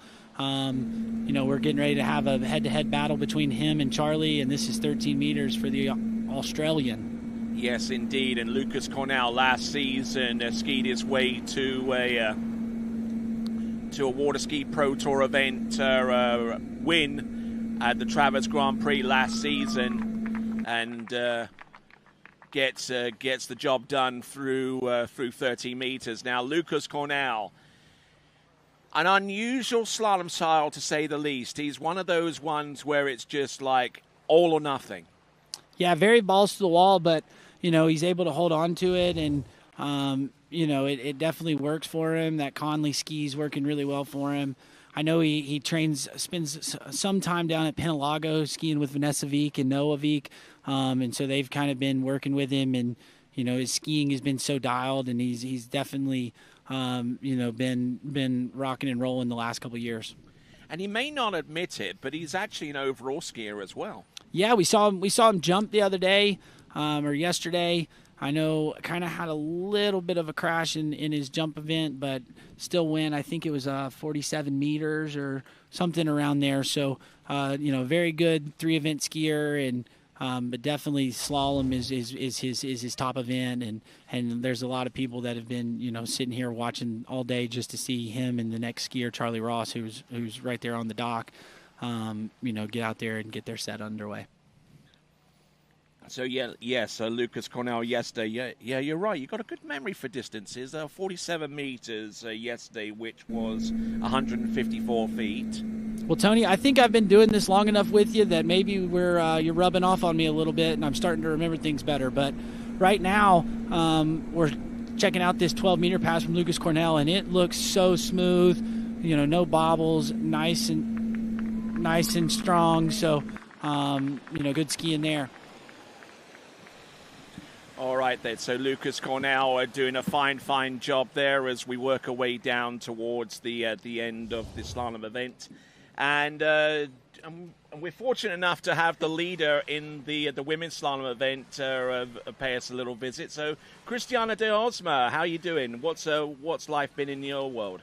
I'm doing really good, Tony. Thanks for asking. I'm super excited to be here and super grateful that we get to ski at this amazing lake again. And no, I've just been practicing and having a good time. Now, your performance in the elimination round, it was a fantastic effort out there to get through that pass, and It didn't look like that you were going to run the pass before, which was 11.25 meters, but you just hung on in there, and the experience really showed from you. Yeah, I got a good start on my 11.25, and then when I got to 4 ball, I was like, oh my god, I hesitated and I messed up.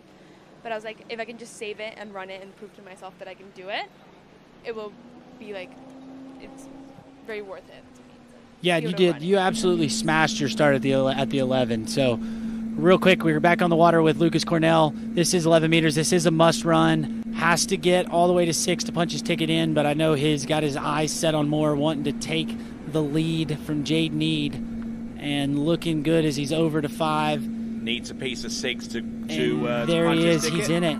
But yeah, Christiana, you absolutely smashed your start at 11. I thought you had a really good gait and a really good start, and then, like you said, you got a little excited at 4-ball, but that was a wicked start you had there. Thank you so much. Yeah, no, I'm glad that everybody skied good, and the scores were really good this morning. So, and because it felt amazing, so really grateful to be able to ski here. All right then, and you're actually going to be tricking a little bit later on, right? No, I'm actually not tricking this tournament. You're actually not tricking? Yes. That surprises me. I know. No, I'm only slaloming now. Why are you not tricking? I've been having a lot of problems with my back lately, so I haven't been able to practice trick leading up to this tournament. Okay, that makes sense, I suppose. So, we'll wish you the best of luck going Thank you forwards. so You're going to be the last skier off the dock in the women's slalom final, and we wish you the best. Thank you so much. That's Christiana de Olsma. And we've just seen Lucas Cornell go through pass number 3. And I know there's one person watching right now, Tony, that's going to be a little bit disappointed that she's not tricking, and that's Curtis Williams, because he loves trick. Yeah. But right now, everybody that's watching is super pumped and fired up for this slalom event with these last 2 skiers. Like you just said, Lucas Cornell's on the water, just ran 11, so this is 10-7. We've seen one skier, Jade Need, already make it through this pass. Let's see if Lucas has anything to say about it, if he can be the next one. He's looked super strong on these opening 3 passes. A little slow off of 1, but there's that. Oh, how on earth does he stay upright? Look at this! Look at this! Oh my word! What? Oh! Ouch! Ouch! Hey, and Tony, like you said earlier, you're talking about his ski style. That is balls to the wall, right? I think all the other skiers we've seen so far, if they had one of those pulls, they would have been done at the next buoy. And Lucas did it for all 6 of them and still got the ski to turn and, really worked behind the boat. And that is superb skiing there from the Australian. And now he's going to have a chance to challenge the lead. Take a look at the replay here. Just really heavy, a little slack, but loads up. Look at all the angle he creates going to 2. So he's still kind of early at 2, even with that slow turn. And, each time he'd turn, he just gets everything. And boom, when he sets, he's right ready to go when the rope's there. And never say die. Yeah, but I mean, the one thing, Tony, is even when the rope's not tight, he is moving his body, getting into position, so when the boat loads, he doesn't, the boat's not pulling him up. And that right there is a huge pull to get over to 6. But that is awesome skiing out of Lucas, and, now going to get a chance to stretch, try to challenge the lead. So we know 2 is the lead. He's going to be looking to get a good gate, get a good start here, and I know he's thinking about getting really far down this one to put some pressure on Charlie, your last skier in this event. Is there a chiropractor in the house? Oh, my word. All right, here comes Lucas Cornell. 10.75. This is actually 10.25 meters. 41 off. Round 1. Oh! How he didn't stick the tip there, Tony, I have no idea. How he got to number 2 was more of a question. Yeah, that's what I'm saying. I don't know how he didn't stick the tip going to number 2. I thought he was coming out of that water ski, but got himself through 10.7. That was spectacular skiing just for how strong it was. And take a look here at the replay. Gets over there. And then here, I don't know how he doesn't stick the tip right there, Tony. That is so impressive. And I always inside 2. Don't think he got outside of 2. So that looks like it'll be 1, and that'll keep Jade Need, your leader, in this slalom event with 1 skier left, and that's Charlie Ross. That's who everybody has been looking to see. He's been taking down this 10.25. We've seen him run it several times. He ran it at the Monaco Pro Tournament that we were broadcasting earlier in Europe. So we're looking forward to get him on the water and see if he could take down 10.25. Well, there you go. That's Lucas Cornell. Hopefully we'll get a chance to talk to him as he makes his way back to the slalom dock. I'll tell you what, that performance is like sheer lunacy. Yeah, but I mean, like I said, that's his ski style. He turns and he's able to hang on to those, those crazy loads that a lot of these skiers, they turn, if they do hang on to it, the next side they've got so much speed and they're unable to really get through it. As we see the Australian team cheering him on as he's getting out of the water. We'd love to see the team camaraderie, and the Aussies always bring that. So huge skiing out of Lucas, and punching his ticket into the final for Sunday. All right, and it's down to one final competitor to round off this slalom event in the elimination round. A skier that now has the Canadian national slalom record in his possession, the one and only Canadian skier to ever run 41 off or 10.25 meters. The defending U21 World Men's Slalom Champion, this is Charlie Ross. And Tony, just to point out, because we got a good look at it there, that's his signature ski. I know D3's been doing that with a couple of their skiers, so he's got his own ski, and he's been lighting it up this season and the past few seasons. So I'm looking for a huge score out of Charlie here. This is the skier that I've been looking forward to see ski all weekend long. And he's just an absolute phenom out on the water, I mean, in the last tournament that he skied at, which was the California Pro, his ski didn't make it to Sacramento, and he had to borrow someone else's D3 ski, and he still made it into 10.25 meters or 41 off. Yeah, and I mean, and that's just like the way his ski style is. I think you could give him any kind of water ski, and he'd be able to ski on it just perfectly fine. Plank wood? Yeah, I mean, I to be honest, just with what he does, the one thing that he does really well, Tony, is he's working with the zero off. He's not loading really hard at the buoy. He's allowing the ski to turn and it moves, and then he starts to load here. So he's behind the boat. So when zero off pulls, it never really spikes and never really backs off of him. So it's just kind of more of a constant speed, and that's you'll really see him. He has control of his speed at the buoys, and it allows him to to ski these passes just so easy like he does, and it's really impressive to sit and watch him on the water. Certainly, especially these earlier passes where he has a lot of room for control, and just uses those opening couple of passes to kind of assess where the wind is blowing, what kind of effect it has, the texture of the water, all of that kind of stuff. Probably stuff that he isn't consciously thinking about, but his subconscious is probably doing a lot of the work in that regard. Yeah, and I mean, again, that's stuff that they've worked on. I mean, if you're going to kind of pinpoint another skier that really kind of skis like that, Nate Smith is really good about, not loading the boat, and he uses it behind the boat. And I think, Charlie and Nate kind of have very similar ski styles in that aspect, and, you're seeing it, and that's why he's been just on an absolute tear with his skiing lately. Yeah, looking good. All right, and there you go. You see the hometown boy making it through the 12-meter pass, and now onto this 11-meter. I know we're talking about 10.25, but he has to run this next pass, and it's no gimme. So, gonna have to get through this one to punch his ticket. As we see his dad Drew, legend in the water ski world, giving him just a little bit of coaching from the dock, and making sure that they, just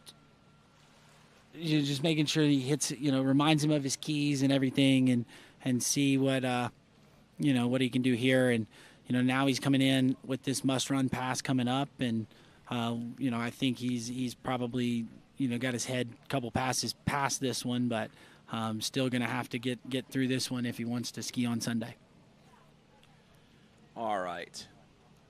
So Charlie Ross, fine effort there, and it almost seemed like an eternity ago at the Swiss Pro Slalom that he ran 10.75 meters for the first time, and he was 14 around about that time. Yeah, I mean, I remember watching that event. That was so huge, so impressive, and someone that young to do it. And then like you said, we had him run the 10.25 in a pro tournament this year. That was pretty spectacular. I was calling that one. And right now it's 11 meters. It's a must run, no gimme. Got to get it. Let's see what he can do here as he comes through the gates. Gets a good start on one. There's one. Two is a little slow there, Tony. Can't afford to be too complacent here. He gets round number 4. round number 5, and provided that he gets a piece of number 6, that takes the 12th and final spot through to the next round of the competition. He joins 11 other skiers to be in the 12 skier final in the men's slalom. So that's Charlie Ross with 6 buoys, 11.25 meters, and still continuing to ski. He will join Lucas Cornell, Nicholas Antonsen, Vincenzo Marino, Jaden Eade, Jaime Palomino, Florian Paff, Camille Bamra, Evan Kraus, Tim Field, Flamir Flaratov, and Damien Eade as skiers through to the next round of the competition. Yeah, and then now, if there was any pressure, now it's all off, and so we're going to get to see him kind of go out there and just relax and get a good crack at this 10.7. I know just off of social media and stuff, he's been running 10.25, really, really frequently. And, the Ross family's been skiing so well. We've seen Neely, crushing it over the pro season, and not only on her trick ski, but in her slalom skis. So, we're seeing great things out of the Ross kids. And right now we just saw Charlie, smash a 38, 11 meter pass, and now going to come in and see if he can be the third guy of the day to run this 10.7. Now, if I know anything, Tony, if he runs 10.7 here, it'll be a much easier on his back than Lucas Cornell, because they've just got a little bit different styles. But I'm expecting Charlie to come out here and get a good start and get down this one and give us a look at 10.25. So 10.75 gets a good start. Getting a little bit stretched into number 3, but number 4 and number 5 and 6. Yeah, there you go. That's the best looking 10.75 meters you're going to see in this competition. Yeah, I mean that was definitely the best one of the day. You see him off a 2-ball, kind of squatted on the ski, kind of checking his speed up, but definitely never in doubt that he wasn't going to run that pass, and now he's gonna go try to take the lead. And if I know Charlie, he's really been honing in running this 10.25, and I think he's thinking about getting a good start and getting past it, and he's just skiing to beat himself right now. And right now the goal is to get into that 43 off. Well, certainly runs in 10.75 meters, heck of a lot easier compared to Lucas Cornell.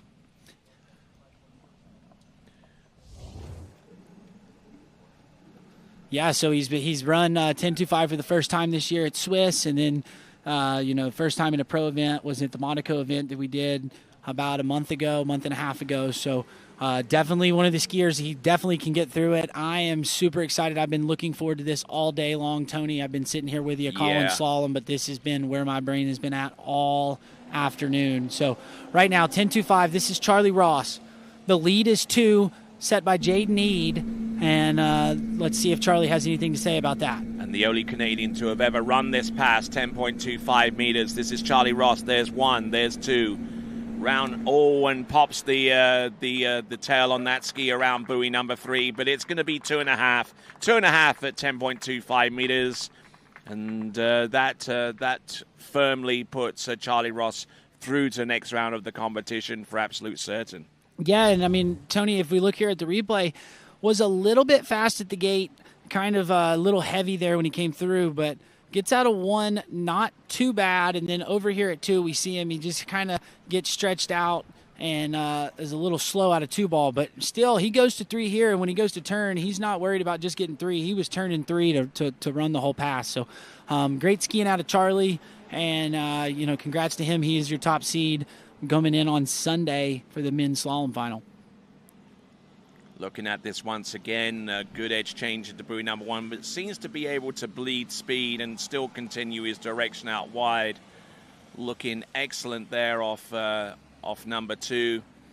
Then tried to get the hand on the handle or a split second too early, and unfortunately that sends him careening into the water. Yeah, you saw him start running with the boat. He kind of got separated going to 2. Kind of turned the ski well, but didn't get it. There wasn't as much angle on the backside of it. So when he was to 3, he kind of came in with a lot of speed and just tried to push the ski out of the water and, try to get a little more. But right now we'll take a look at the leaderboard, Tony.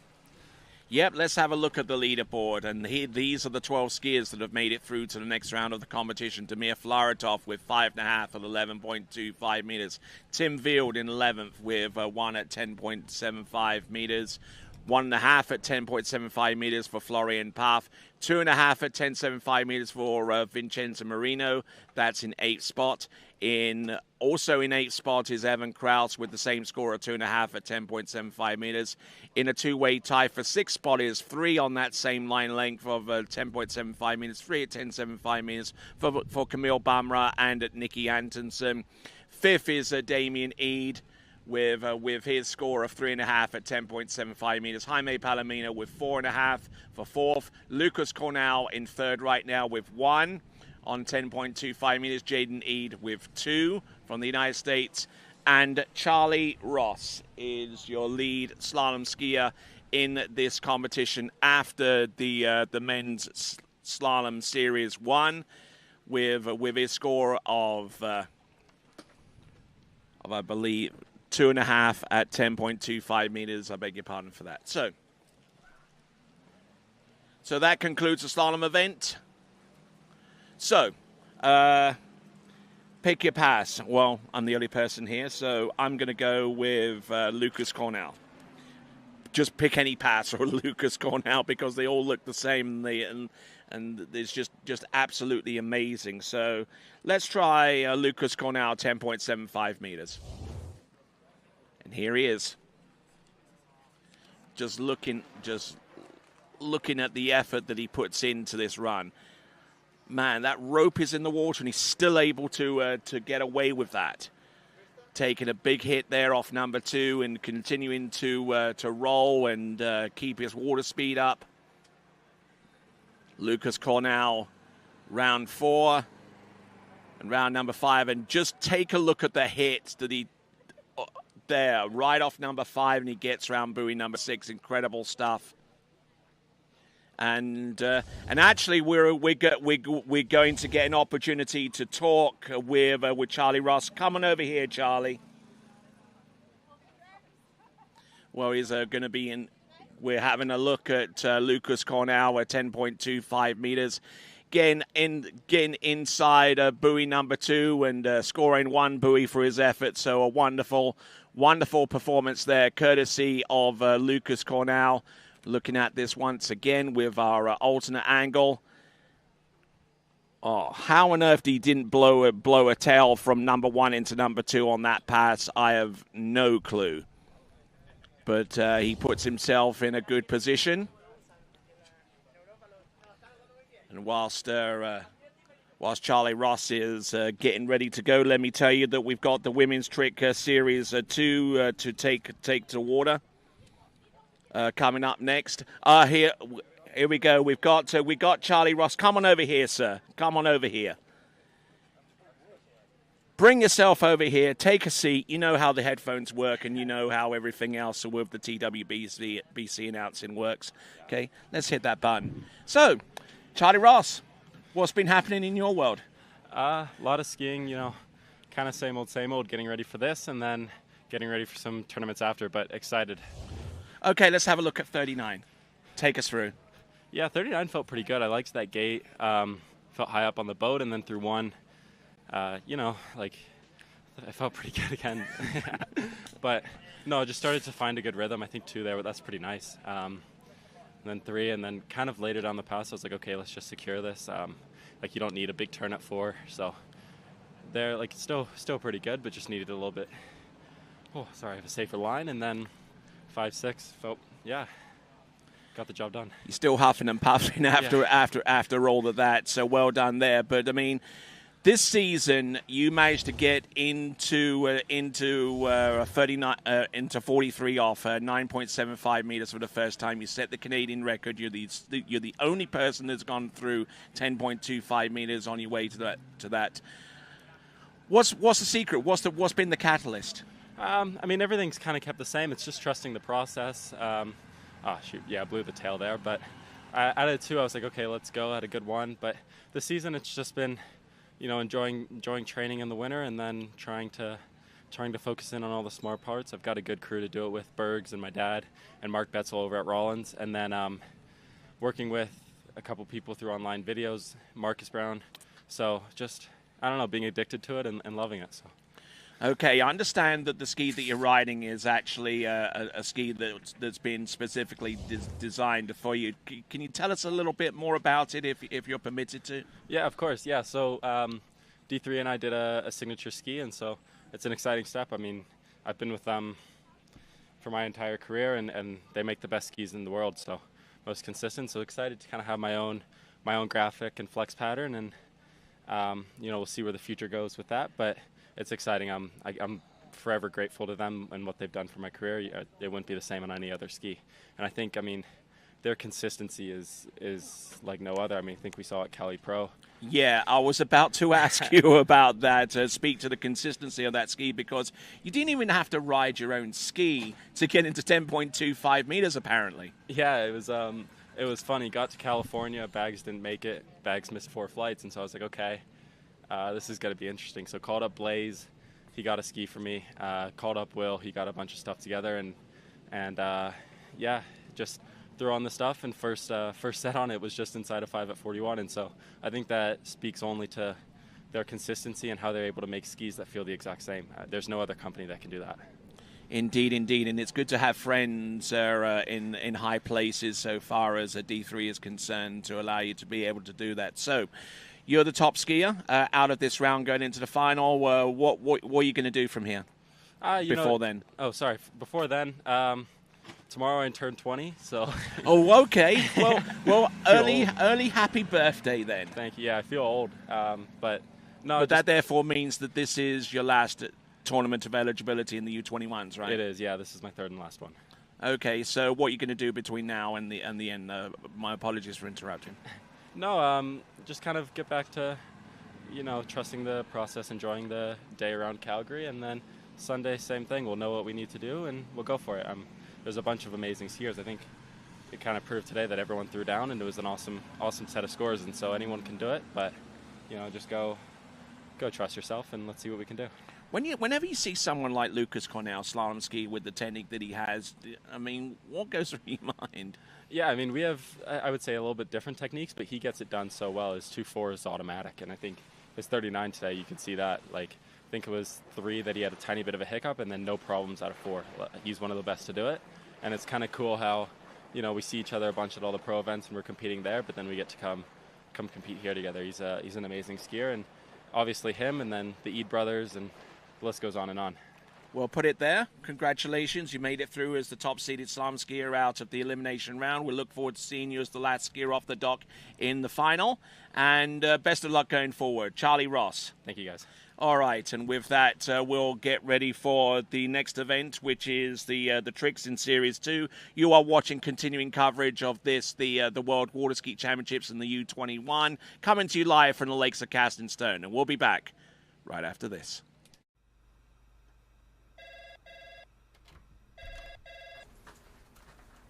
Morning, Brian.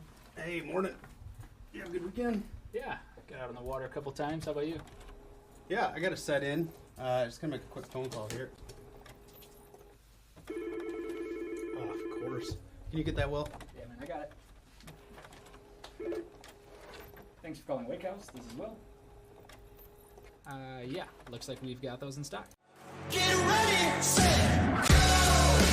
It's that time! Everybody kick it and go!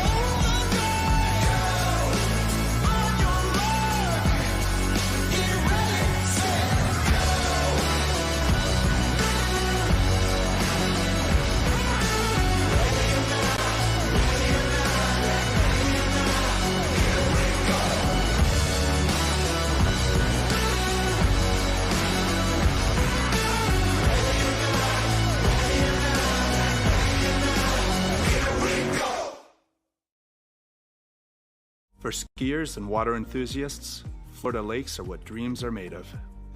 Combined with world-class golf, remarkable weather, natural beauty, theme parks, and so much more, it's easy to see that Florida is paradise. For more than 30 years, I've enjoyed Florida's lakes and many offerings. If you are interested in Florida real estate, let me be your guide and trusted advisor as you search for your paradise. Together, we can make your dreams a reality.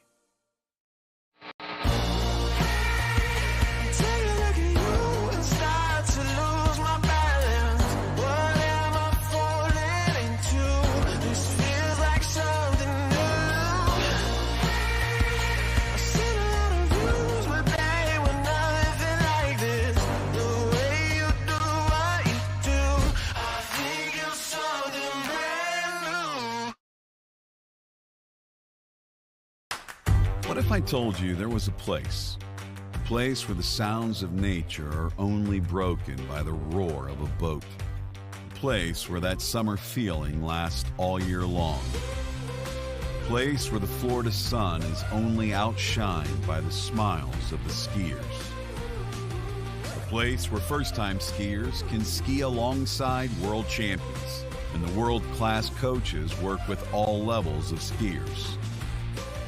What if I told you there was a place where life slows down and your only job is to make lifelong memories? That place is Swiss Waterski Resort. Book your trip at SwissWaterskiResort.com.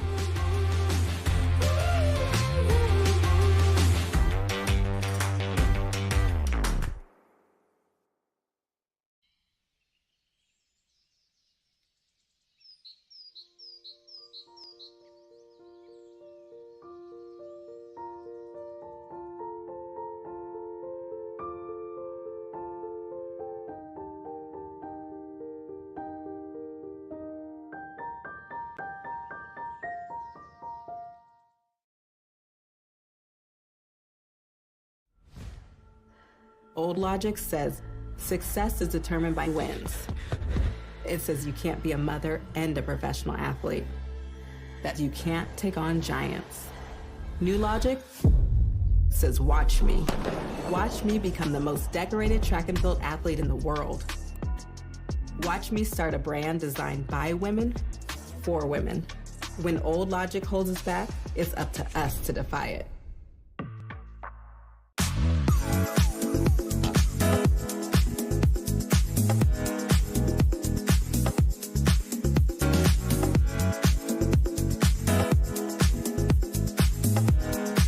See you in Vienna. At Houston Cadillac, at the moment you arrive, you will notice dedication to excellence. We deliver an unparalleled customer experience, and we're elevating our commitment with a new state-of-the-art facility. Explore our selection of new Cadillac cars, crossovers, and SUVs designed to meet your needs. We are redefining the luxury experience and investing in the future. Visit Houston Cadillac and begin your journey towards luxury. At Dillinger Insurance, we have over 50 different carriers to shop your home, auto, and recreational vehicle insurance needs. We would love the opportunity to save you money. We insure $1 million mansions, condos, mobile homes, rental homes, and everything in between. We know all about wind inspections, 4-point inspections, and how to get you the right coverage for your particular home.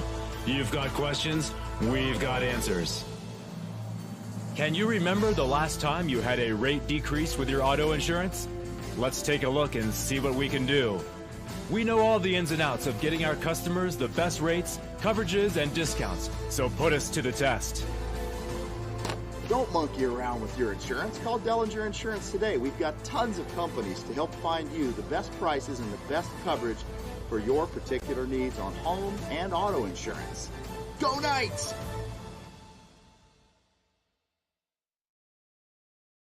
My name is Thibaut Dalen and I'm the broker of Dalen Real Estate. And today I want to show you some of our special listings located in Florida's world famous waterski hotspots.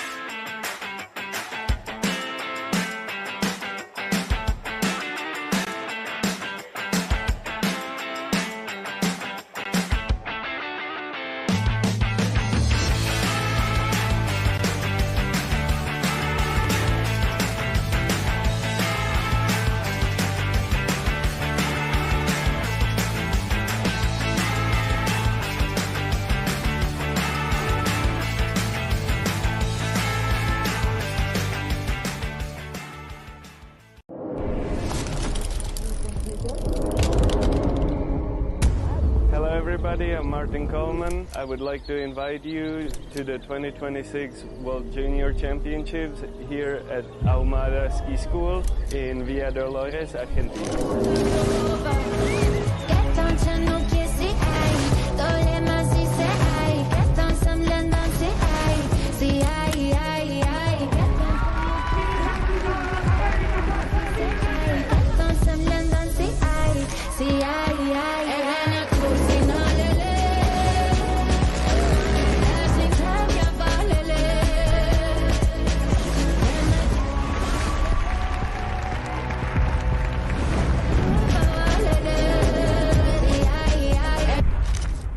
Sí, llevo 15 días acá y 16 asados.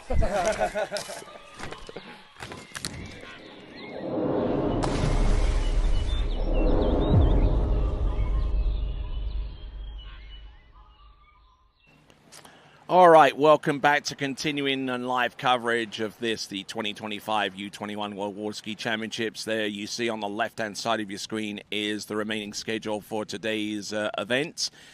And with the tricks event in the women's competition about to take place, let's bring you up to speed so far as the leaderboard as it stands right now with 3,090 points. Nelly Allah is in the lead. Lily Dest and Molly Lee with 2930 and 1990 points respectively for second and third. Marine Karatani from Japan, 1,400 points. Malia Bennett with 1,280. 60 points back, Martina Font in sixth, and Juliana Cobo from Mexico with 880 points. So as a reminder, we do get an immense amount of support from our sponsors, so a big shout out has to go to Nautique Towboats, along with Masterline and Masterline Ropes, and Masterline and the Eagle also produced the bibs that were designed by Matt Goss and Dan Velsick. Shoe Swap Ski and Board, the Banff Sunshine Ski Resort that sponsors our leaderboards. And the event is possible due to generous funding from the Alberta provincial government and also from Tourism Calgary. All right, so let's have a quick look at that list. We had a look at the list, and Maja Jakobsen will be our lead-off competitor, representing Denmark. Then Nelly Schultz from Germany, Kate Pinso from Canada, Jada Sweeney from Australia, Martina Pedrita of Colombia, Emily Venzel, Germany, Leona Berner of Austria, then Holly Lucive of Australia, Melatine Moral of France, and finally in this section of the competition, which is Series 2, is Claudia Kmentto. Now, Women's Series 1, which will take place afterwards. I won't mention any of the names on that list, but there are 12 skiers there, which means that with 12 skiers making it through to the women's trick final, it therefore means that we won't get a definite indication as to who's made it through until we're actually in Series 1, and then from there we can start reading off some names and giving you a definite indication as to who has made it through. So for those of you who are joining us, you've missed some great action so far in the slalom event in both the women's and the men's competition. So now we're rejoining the tricks event from yesterday, and Maja Jakobsen from Denmark will be our skier off the dock first. So let's rock and roll here.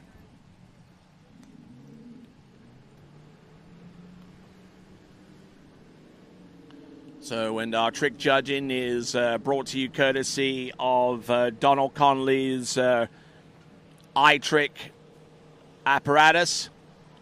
We should be able to get you some point scores pretty quickly after each pass and after each performance, to keep you better informed as to what's going on trick point wise.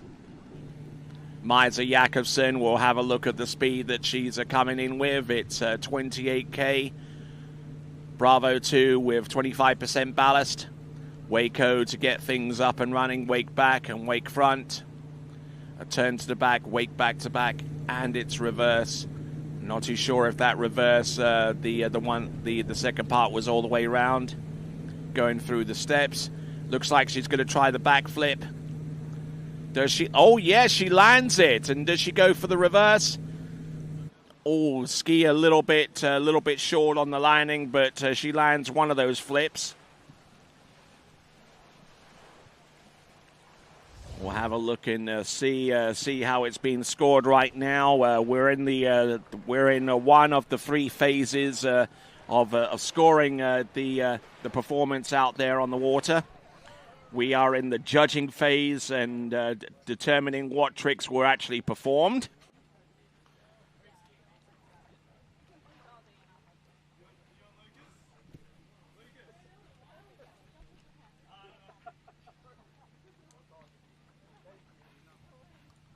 So looking through these tricks there from Maisa Jakobsen, we've identified the tricks that she's performed. We're reviewing them for their clarity.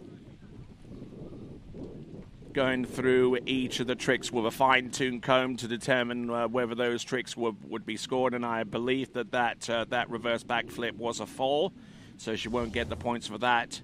Not even too sure whether she'll get the points there for the original backflip because timing becomes an issue here. One of the three elements. The last element in the trick judging is the timing. Currently, after the review stage, it's 720 points. And it looks like it's probably going to stay that way, judging by what we've seen on the manifest on the left-hand side of your screen. But they've added the 500 points from the backflip, so it was adjudicated to be within time. So 1,220 points on pass number one, but this is only half of the effort here. Let's see what she's got on pass number two.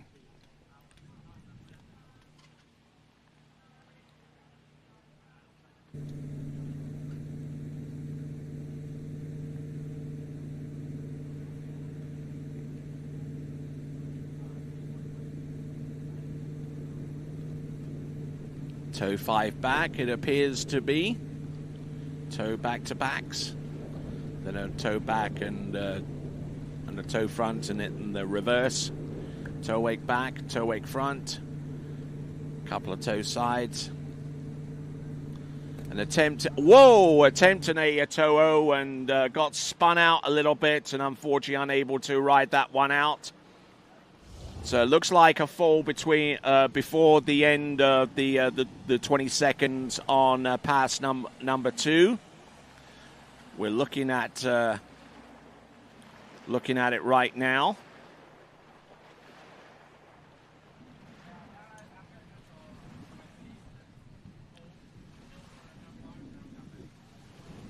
So looking at these tricks one after the other, a toe wake back and a toe wake front to immediately come afterwards. She had a little bit of time to work with, a toe side attempt there, the reverse toe side. Certainly looked to me that the reverse toe side may have been more credit-worthy than the original one. So now we've identified the tricks. We're in the review stage to determine whether those tricks will actually be counted. And once the tricks are counted and they've been timed as well, then we will have a total. And once the total is revealed, then we will bring on our next competitor. But we're in the review stage with the tricks on pass number two. Going through the tricks, it looks like there is a mode of contention so far as the toe sides are concerned. Whether the rotation was 90 degrees, and that's reflected upon with the no credit indication with those toe sides on the left-hand side, and we have committed to a score. It is 1,230 on pass number two, giving us a grand total of 2,450. 2,450 points for Maja Jakobsen.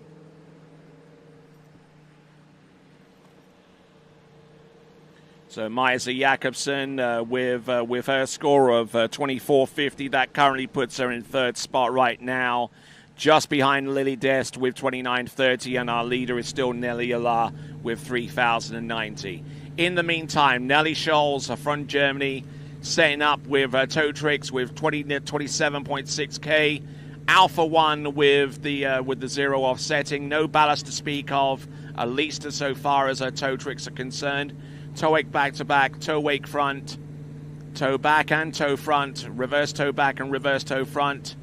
There you go, toe-o in and toe-o out. Now she's going to grab the line and she's going to attempt a toe wake-o. This is going to be close to time. And she falls there, but I wonder if the 20 seconds would have expired first before she had an opportunity to fully complete that trick.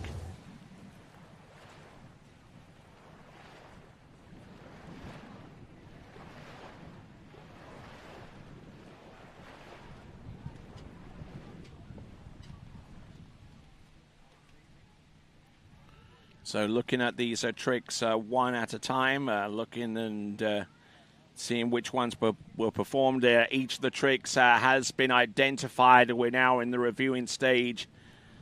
We're about 18 seconds away from the reviewing stage to expire. Looking through each of these tricks to determine whether they are credit worthy. And this is where the timing will come into play towards the end with the toe wake-o. And there seems to be an early indication that the toe wake-o was out of time, but we'll double check that aspect of her performance. And even if she did get the toe wake-o within time, it resulted in the fall, so she wouldn't have gotten any credit for that trick anyway. Now the timing is coming into play, the third and final element of judging the tricks event.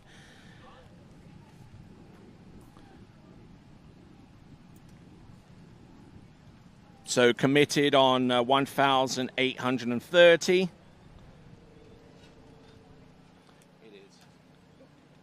So 1,830 confirmed as a first pass total.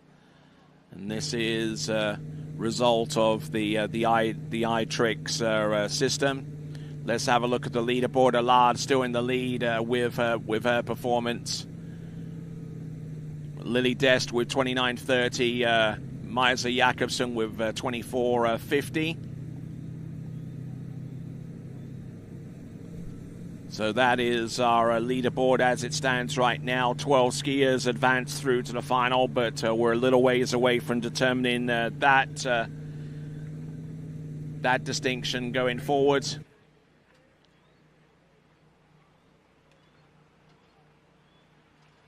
Here we go, folks, coming in. Nelly Scholes, wake 5 back. Some back-to-back surface, back-to-back, wake 5 front. Positional to the back, wake 5. Oh, and dropping the handle on the wake 5 front reverse, and not best pleased with that mistake as she swims into the shore. Has a 1,830 points towards her total on pass number 1. But I suspect that the second pass won't be yielding nearly as much on the strength of the tricks that she produced.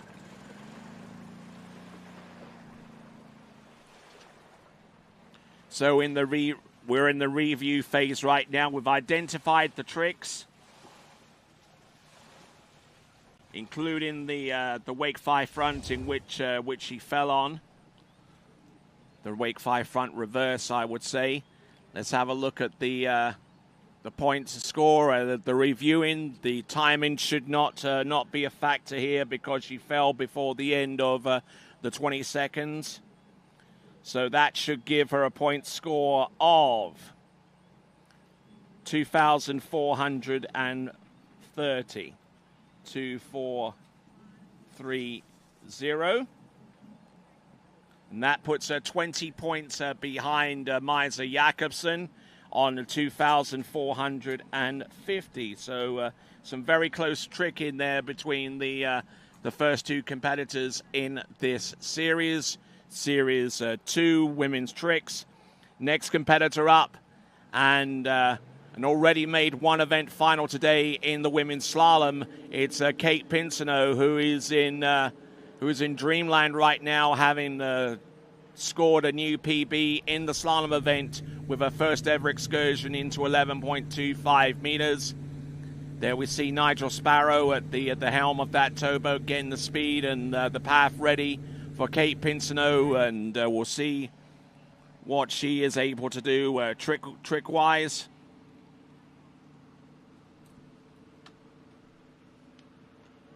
Here is Kate Pinso with 27K on the boat speed.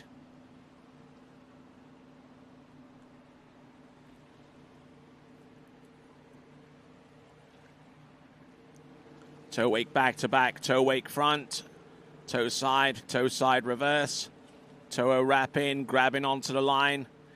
And it's going to be very close to time there. Toe wake back and a toe front. Nicely done there for Kate Pinso.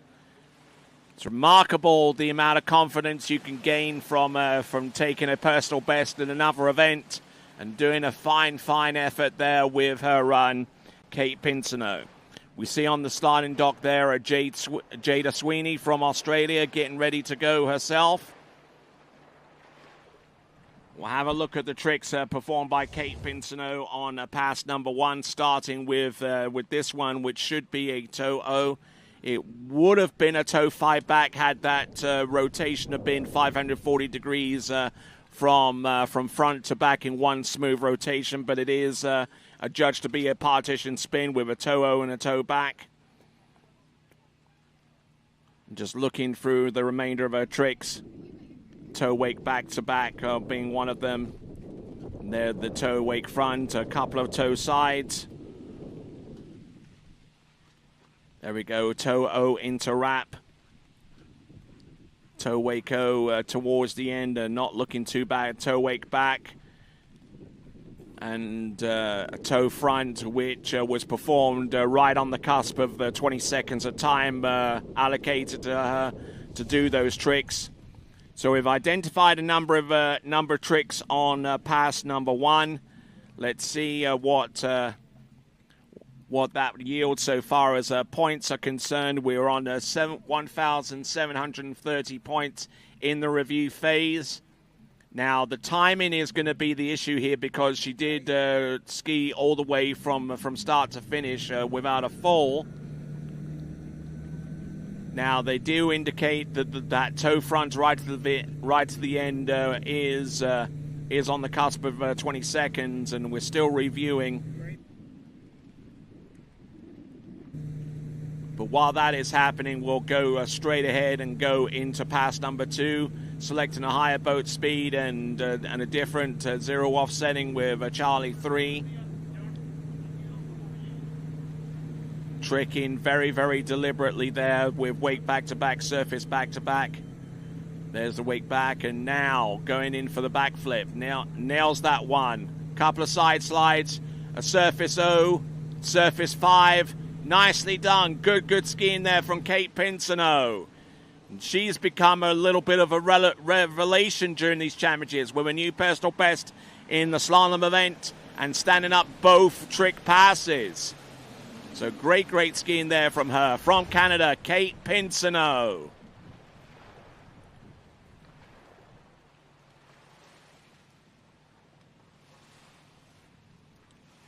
Looking strong out there. Looks like we're committing a score on pass number 1. It is 1530. 1580, I beg your pardon. 1,580 on pass number 1. We're about to adjudicate on pass number 2, and the boat is waiting at dockside for that to completely resolve itself. Looking through some of the tricks that they are looking to score. Wake line back and line front and line back and wake line front. The tried and true step sequence as we look towards the very end with the surface O and the surface 5 back.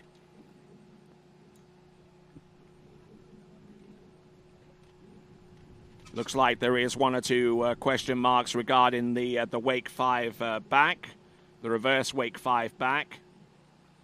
But most of everything else that she's done up to this point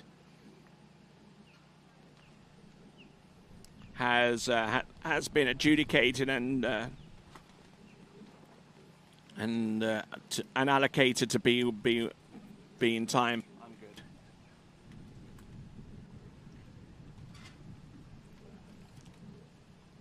So it looks like there's a question mark on the side slides towards the end. You're looking at the judging for the hand tricks on pass number 2.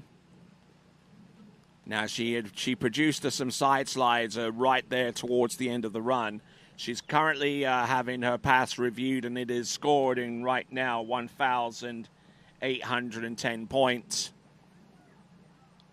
Most of the tricks here on this list that I'm looking in front of me right now appear to be clean. Not too much of a question in regards to credit worthiness.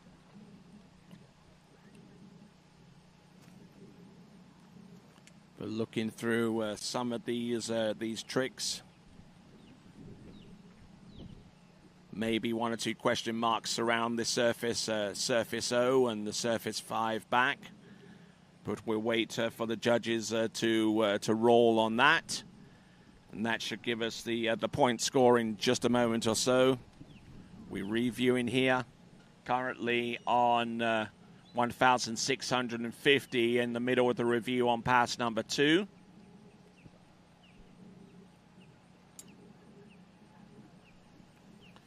Next skier to take to water, waiting patiently for her turn, wearing bib 150 is Jada Sweeney from Australia. It looks like we're getting closer to finding out for absolute certain what the total point score is going to be for Kate Pinso. As Vincent Stadelbauer there with the 1s and the 2s, doing a fine job and making sure everything works smoothly as possible.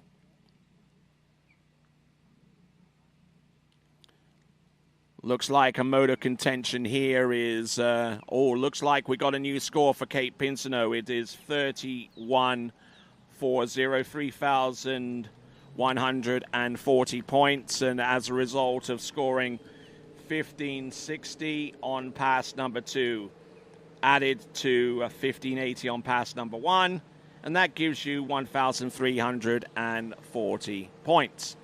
All right, Jada Sweeney of Australia on the water right now. Jada Sweeney, who's spent a good portion of the season so far training over at Bennett's Waterski School over in Zachary in Louisiana, not too far outside Baton Rouge, my part of the world. 28K so far as her speed is concerned. Bravo 2 going in for the wake lino and the step sequence, tried and true. Foot in the back binding.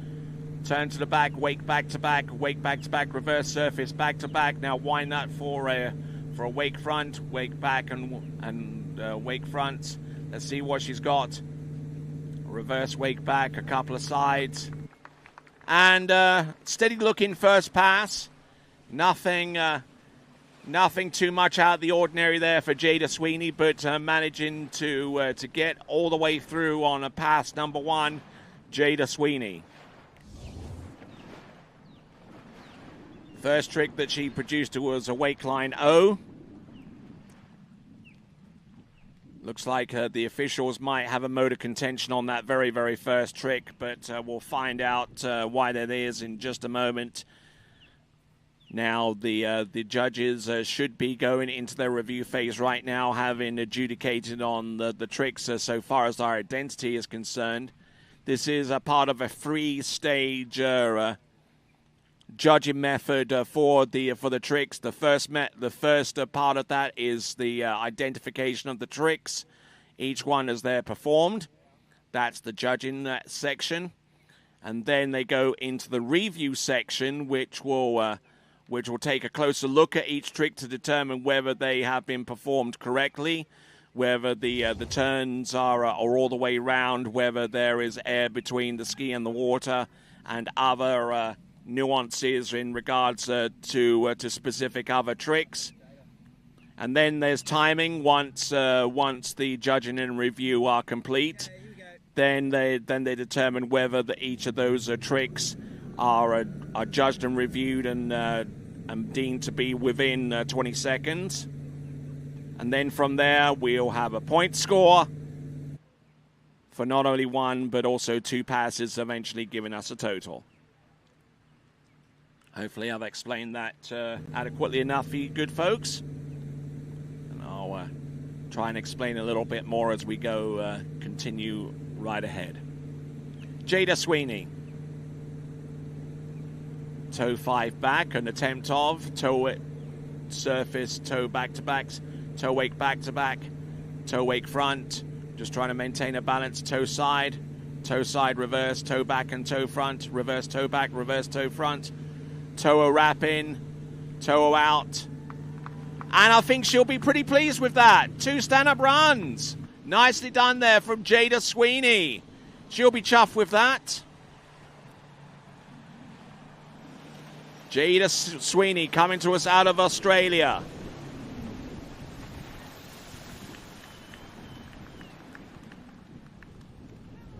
Good, solid skiing there, proving that her training in the United States has certainly paid off, at least in this instance here at the U21 World Waterski Championships. Currently, the top score is 1,340 points, courtesy of Kate Pinso. Jada looking to try and put some points that will get closer to that mark.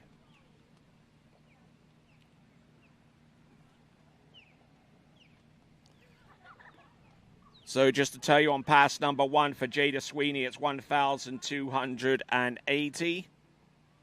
We're going through the tricks right now on pass number 2. We're identifying the tricks through the judging phase.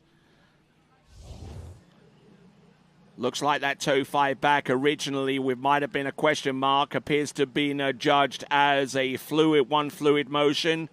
540 degrees from front to back, which should give her 350 points right off the bat. And then the toe back to back afterwards looked fairly clean as well. Then it looked like the other tricks didn't have much of an issue so far as their cleanliness are concerned. But looks like there are more tricks to be added in the judging phase for Jada Sweeney, as she looks to try and score a north of 1,000 points with this effort. They're reviewing right now,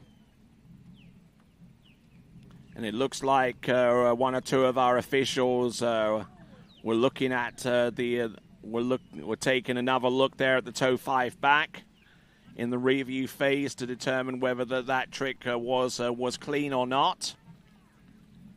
So it looks like they're continuing to review at this stage with the toe tricks on pass number 2.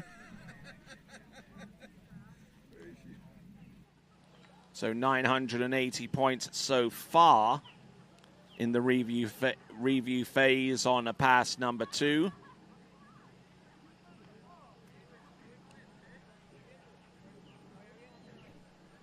So just waiting on the score to come through as Martina Pedrita of Colombia waiting patiently for her go.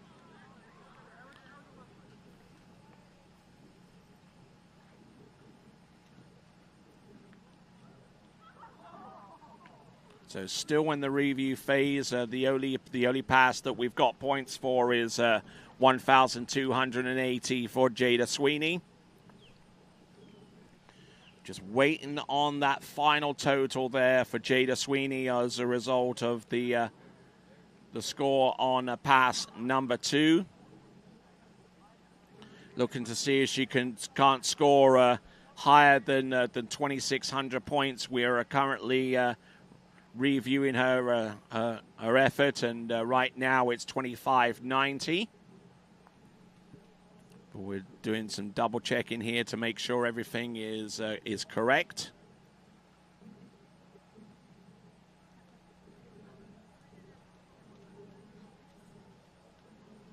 Looks like they're having problems, well, having some concerns with some of these tricks and whether they are credit or not, whether they're out of sequence, whether there's enough hesitation for something like a toe side or a toe side reverse.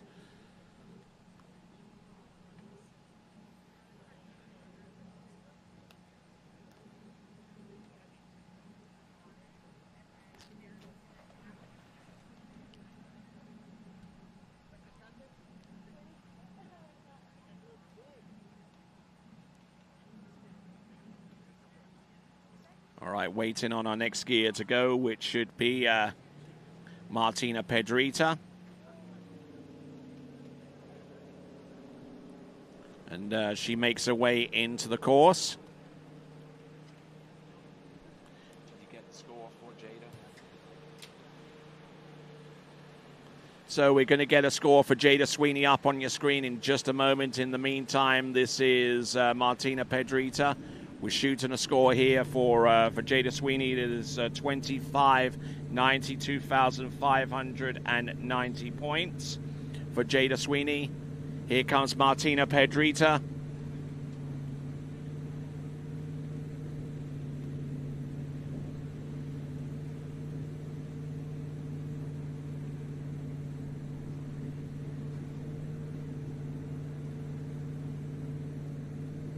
Looking very good, looking very composed here. Again, a good elevation there with the toe wake-o, toe wake back and the toe front.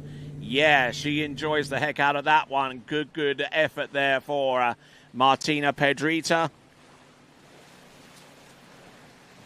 Solid trick in there and looked fairly accurate with the tricks that she produced there on pass number one, which consisted of toes. And just to let you know that Jada Sweeney scored a 25.90 as a result of 1,280 on pass number one and 1,310 on pass number two. So that's just to clarify everything concerning her performance. In the meantime, let's have a look at Martina Pedrita of Colombia. Toe side reverse looked very, very clean with those. Almost no dispute with those. Toe into wrap, toe wake-o, toe wake back, and toe front. And, she'd already done the toe side before. But if they had any concerns about scoring the toe sides before those last two tricks towards the end of time, then maybe those toe sides at the end are more like a cover trick to make sure that that they are scored. Okay, so 2010. So cleanliness is rewarded here. 2010 on pass number one.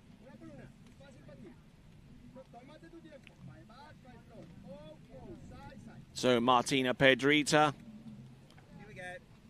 The only tricks that looked like they were taken from her were the two original side slides, 130 points apiece. But she recovered those by doing two toe side slides right to the very end.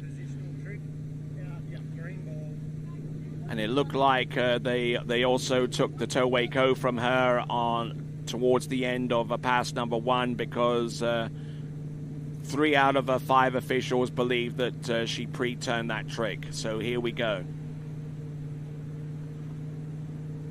Wake back-to-backs and surface back-to-back. There's the wake-o, wake 5 front, wake back. Here she goes for the backflip, 500 points if she can land this. There we go. Surface O, no, actually a surface 5, a surface O. Oh, we're trying to throw everything in the kitchen sink there, and not a bad effort there for Martina Pedrita from Colombia.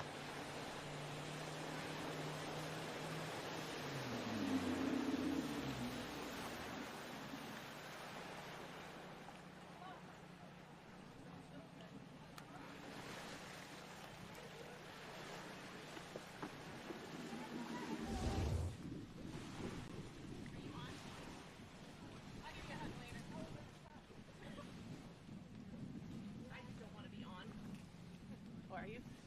They're already on the way. Nice to see you. Nice to see you.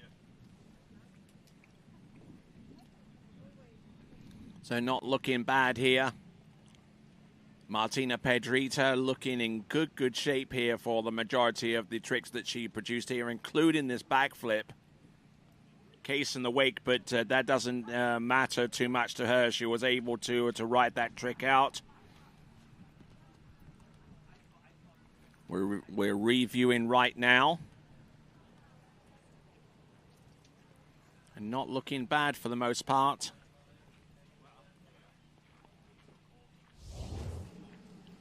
So working our way through the tricks and making sure that they're adjudicated correctly.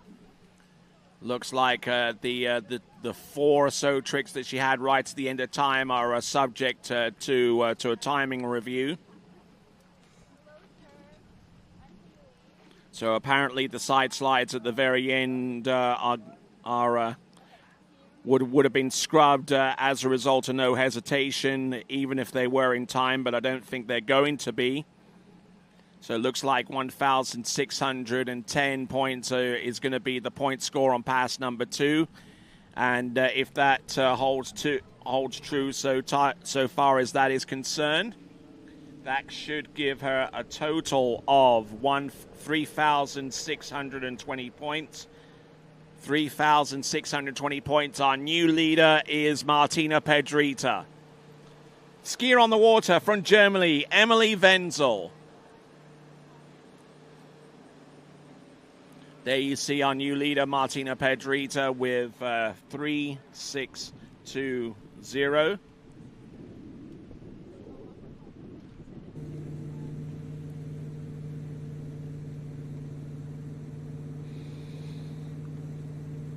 Toe weight back-to-back, and it's reverse. Toe back-to-backs, winding on to a toe 5 front. Oh, and losing a balance there towards the end. So one thing we do know about this opening pass is that timing isn't going to be a factor in adjudicating her points towards the end of the run. It's just going to be a case of what tricks she was able to perform. The tricks that she's performed, there appeared to be 5 of them before she fell. Toe 5 back looks smooth enough, at least according to 4 out of our 5 judges. But majority rules.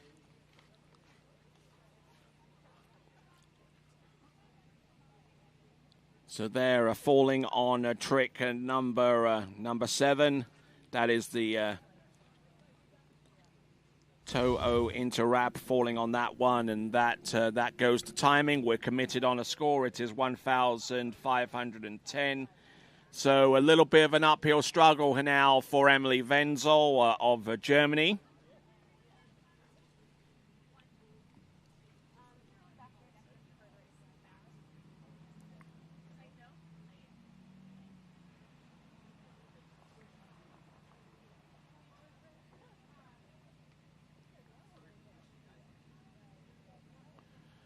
So Emily Wenzel about to get up out of the water and get ready for her second and final 20-second run.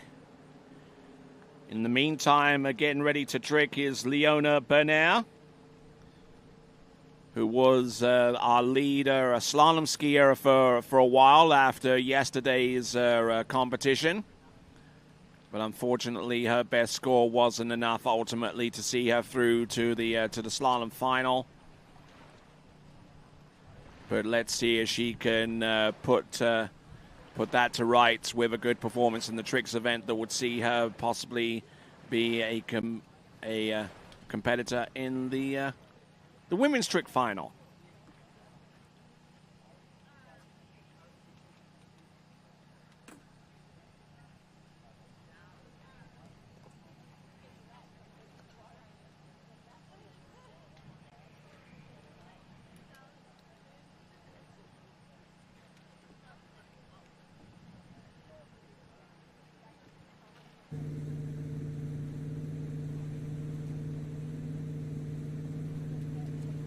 There's Emily Wenzel Going through her hand tricks one by one. There's a 5 front, 5 back, edging out, back flip, little bit of an adjustment with the boat speed, 5 back on the surface, a couple of side slides, and that should do the trick. But she'll no doubt be a little bit disappointed that she wasn't able to do likewise with the opening pass of 2 with toe tricks, falling on trick number 7, which was the toe into wrap. But there you go, and the disappointment there about her fall on pass number 1 etched across her face. She was able to get the tricks that she wanted in time. We'll have a look and see how the judges adjudicate this.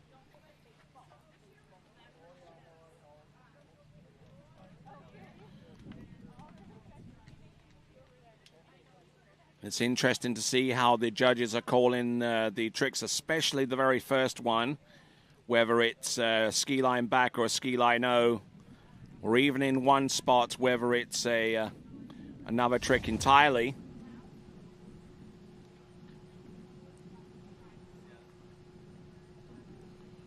So it looks like the ski line back is pulled as no credit there for Emily Wenzel, with the line being in the water being the majority rationale for pulling that move. However, it is being reviewed one more time to make sure they get the right call here on pass number 2. They're in the last stages of the review right now. They're double checking on that ski line back to determine whether it's in the water. And it looks like in the majority of opinions there on pass number 2, the ski line back, they believe that the rope was in the water. And the rope has to be completely out the water during any kind of ski line trick. That's the reason why that trick has been taken away from Emily Wenzel. Going to timing right now, and looks like the side slide was, first of all, 2 out of the 3 judges believe that side slide was not 90 degrees, and that might have been out of time anyway. So it looks like the point scorer up on your screen might end up being the one that carries for pass number 2. We're committing to a score. 1,910 on the strength of that pass, and that means that we got a score of 3,420, which actually ties the lead with Martina Pedrita. Emily Wenzel with 1,420 is actually 200 points behind Martina Pedrita, I beg your pardon. So very, very close trick in thus far in this competition. Toe 7 front for our skier on the water, Leona Bennett. Look at this, toe 5 front, toe out. Trying to get a balance back. Toe into wrap. Toe Waco, and letting the foot go away from her body and unfortunately losing her balance as a result. That is Leona Bennett from Austria.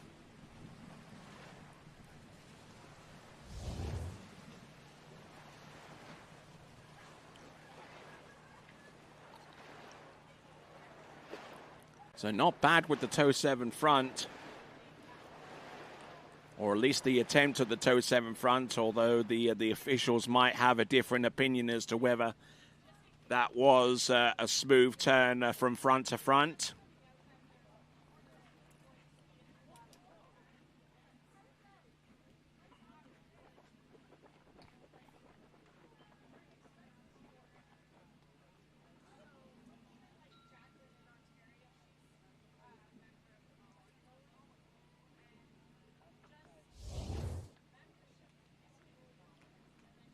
So Leona Bennett, they're reviewing her tricks right now, falling on the toe Waco, which stops her scoring at around about 1,000 points. Checking to see if her tricks are credit worthy. She attempted the toe 7 front, but it's been adjudicated as a toe O by 4 out of the 5 officials.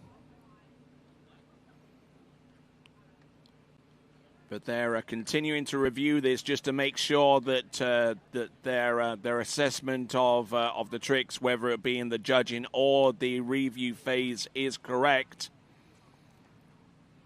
Now it goes to timing, which should not be too much of an issue. So it's going to be 1,000 points on pass number 1.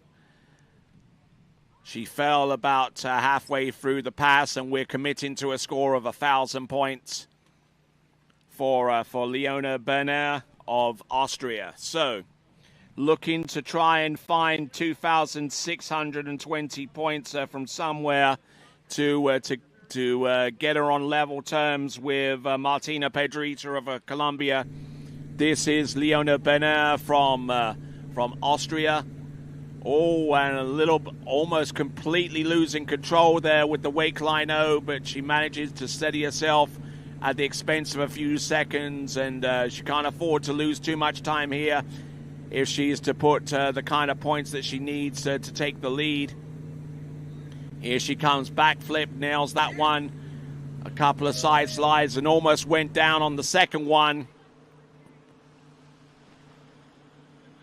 So she's heading back to the dock, and a decent looking effort there. Certainly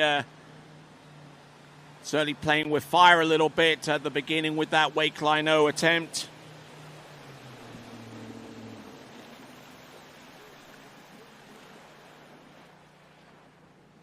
So skiing her way back to the dock and wondering if that's enough for an appearance in the tricking finals. We'll have 12 skiers in Series 1, and Series 1's going to be coming up in about the next 3 or 4 competitors, including this one, Leona Bennett of Austria. We're reviewing the tricks that she performed. The wake line O right to the beginning is being looked at again to determine whether it is either a pre-turn or a wake line back or line front rather than the wake line O. In the meantime, let's have a look at some of the surface tricks that she performed, and including the wake trick towards the end of wake O, and then the backflip. But is that backflip within time? Ooh, and and almost going down there on one of the side slides that she attempted, the one and only side slide that she attempted. We're still trying to figure out what she scored, what she attempted, and what got scored.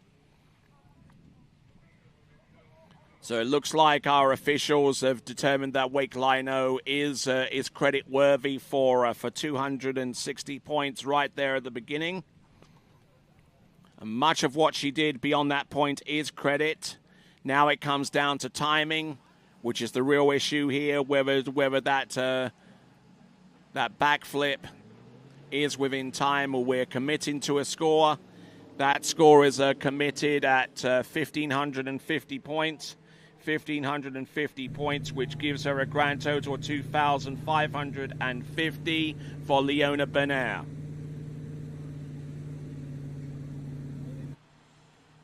So, coming down to our final 3 competitors, Series 2 women's tricks. Holly Lucive from Australia.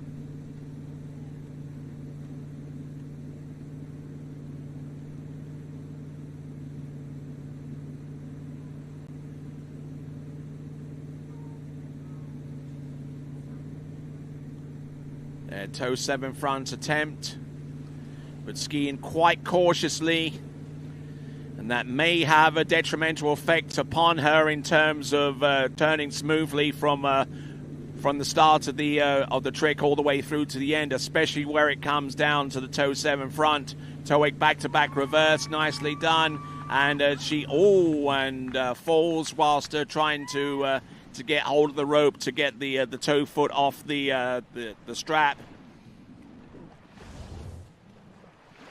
And Holly Lucive, we're looking at these tricks toe 7 front, but that stop halfway through the trick may have cost her the points allocated for that particular move. But not looking bad. There's the toe O, or actually an attempt at the toe 5 front. A toe O out, a toe O straight back in, a toe Waco, a good elevation there.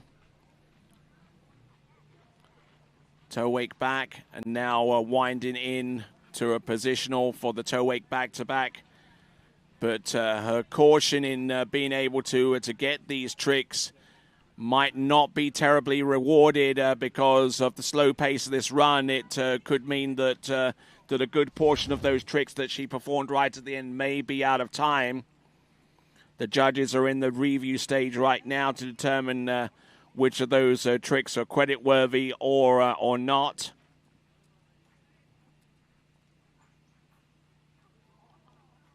The judges in the review phase at this time.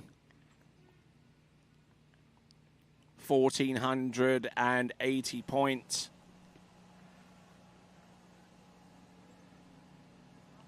Currently in its review stage right now. Looks like that point score is being boosted up to 1,780. We're just checking the timing on that particular run as the boat now makes its way for Holly Luceve, committing a score with 1,780 as she gets ready for pass number 2. Current lead score is 36-20, courtesy of Martina Pedrita.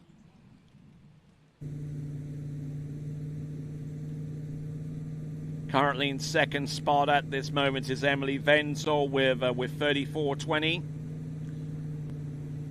We'll have a look at the leaderboard in just a few moments. But in the meantime, Holly Luceve of Australia working her way through. There's the wake 5 front, positional wake 5 front, then onto the wake 5 front. Here she comes with the backflip. Nicely done. Does she go for the reverse? Yes, she does. She nails that one too. Now edging out. Does she go for the flip twist back? Yes, and but unfortunately unable to land and ski that one out, and that might be out of time anyway. But Holly Luceve, a good solid effort there on pass number 2. And she may have enough points on the strength of those backflips on top of the tricks that she performed earlier to maybe take the lead at this stage of the competition with 2 more competitors to go to round off Women's Series 2.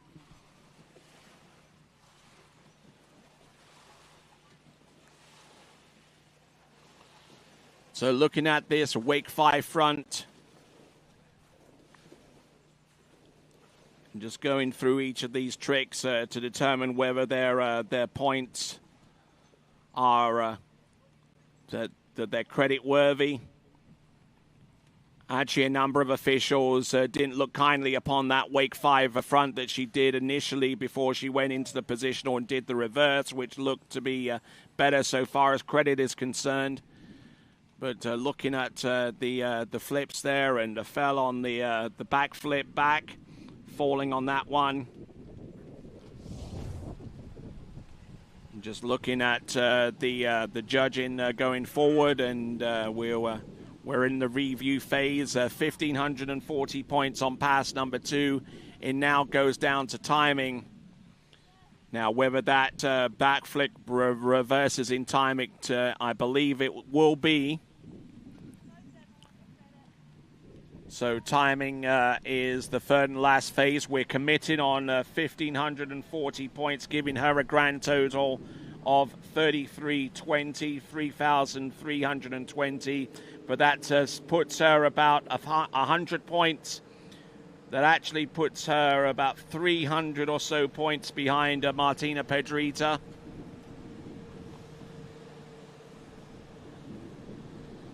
So 3,320 for Holly Luceve. Now we've got Melatine Moral of France.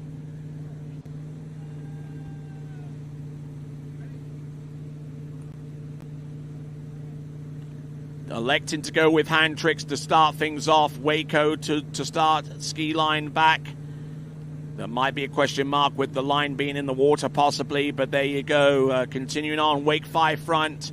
Now edging out. She'll do a series of flips here. That's the first of them, regular backflip. There's the backflip reverse. Now let's see if she could position herself there with the Waco.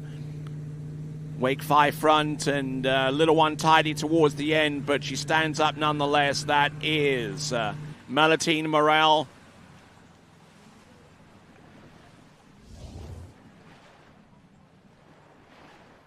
So still in the judging phase, they're still determining what tricks that she performed on this first pass of 2. Performed the Waco as her initial trick and then went into the ski line back. And then went in for some backs and fronts and a wake back to back. Then she went into the backflip proper, which I think she'll get credit for. I don't see any reason why that wouldn't be credit.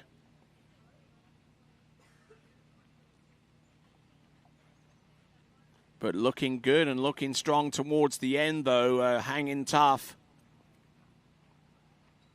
Wake 5 front right to the very end.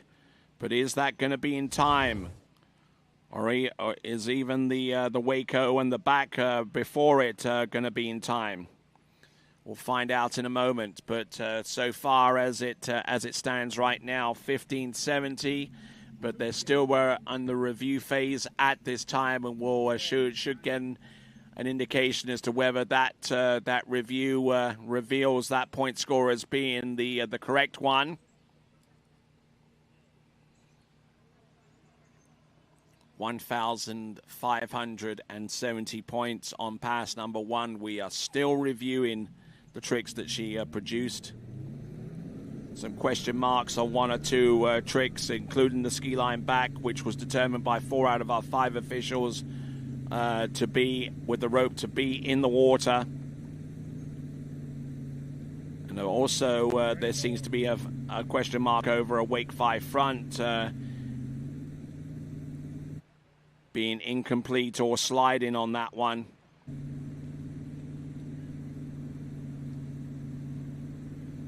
So as they work out the proper score for pass number 1, we go on to pass number 2 regardless. Toho into wrap. Little cautious with the one coming out. Here she comes, toe Waco. Does she go for the toe wake line back? There she goes, continuing to rock on here. All the way through on pass number 1. Looks like we got a committed score with 1570, 1,570 on pass number 1. So we'll find out what's going to happen on pass number 2 in just a moment. Melatine Moral, our penultimate skier in Women's Series 2.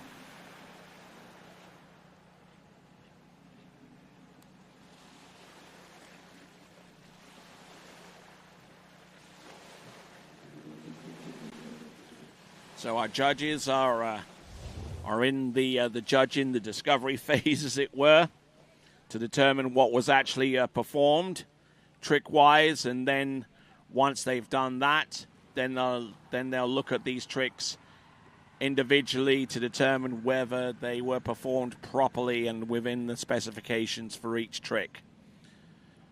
Whether the turns were consistent, like that one, which is the toe O wrap-in. Whether if it's a toe wake trick that there was air between the water and the ski, and whether other specifications with certain other tricks were adhered to, including something like a toe wake line back where the rope has to be out the water during the entirety of the rotation.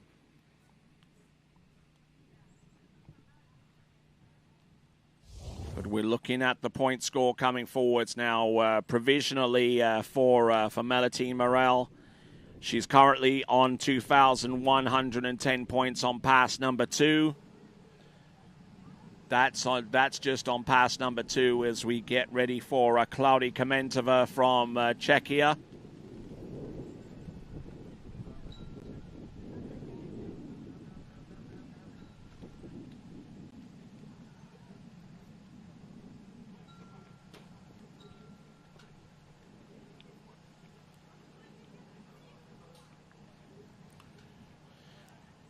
So now the point scoring is coming down to timing. The review stage should be concluded at this time, and it looks like the point score is going to come up very, very soon.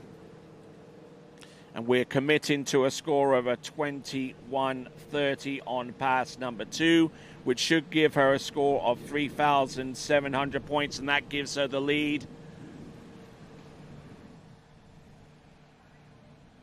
So 3,700 points. Our new leader is Melatine Moral. She takes the lead away from Martina Pedrita, who has now been relegated to second spot with 36-20. Let's have a look. Claudia Kmentto. Toe 5 back, toe back to back on the surface.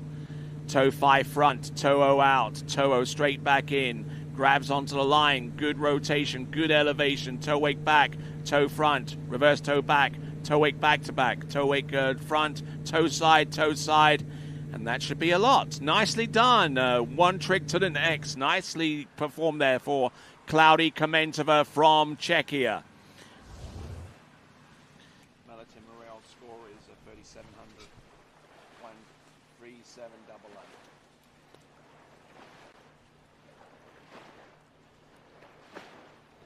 So Claudia Kmentto doing these tricks very neatly indeed. As we just see the new score being put up on the screen there, 3,700 points there for Melatine Moral, keeping herself in a good position to challenge for one of the top 12 spots to determine the list for the tricking final, which will take place tomorrow. And Claudia Kmentto only halfway done with her effort. Looking at how things are being scored right now for Claudia Kmentto. And looks like 4 out of the 5 judges believe that the toe weight go that was produced halfway through the one was subject to a preterm, which means that the 300 points that would have been given to her as a result of the toe weight go would not be given to her. So that's been scrubbed out of the score, and you see that reflected upon that change there up on the screen on the left-hand side. And there you see right there, halfway up on the screen, no credit on the toe weight go. Pretty much everything else is credit, though. Now it comes down to timing. The reverse toe side was the last trick performed. Now, would it be in time? Should have lost 130 points had it not been within 20 seconds. So, and it looks like it's accredited within 20 seconds, which means that she's got some points back. So, 1,890. So we're on a roll here.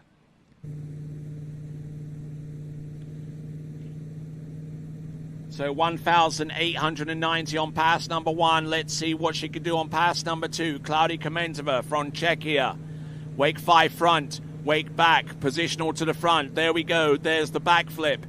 500 points in that direction. 500 points in the other direction, but unfortunately unable for her to ski it away. So falling on that trick and scrubbing any possible opportunity for her to get more points beyond that point. So looking on pass number 2 and seeing the tricks being judged right now by our officials. We have 5 officials, Gear Stolheim, Lisa Steiner, Uds Malonye, and Jeffrey Smith, along with Kerry Lee, are our panelists for the tricks event. They all acknowledge that there is a out of course positional on the first move that she produced, which would have preceded the wake back to back. And they're going through these tricks with a fine-tooth comb, and they're in the timing phase, but that shouldn't play too much into what's going to be a final score. The final score for her is 33.80. 33.80 for Claudia Kmentto, which currently puts her in 4th place right now, and we're about ready to go on to the next series, which is Series 1. So let's have a look at the leaderboard after the Series 2 completion. Melatine Moral, 3,700 points. Martina Pedrita, 3620. Emily Venzel, 3420. Claudia Kmentto with 3380. Holly Lucive with 3320. Kate Pinso with 3140. Nelly Allah with from yesterday with a score of 3090. Lily Dest with 29.30, Jada Sweeney with 25.90, Leona Bennett with 25.50, Maisa Jakobsen with 24.50, and Nelly Scholes rounding off the top 12 right now with 24.30. At this time, let's go on to Series 1. Zali Reeves of Australia taking to the water right here, right now.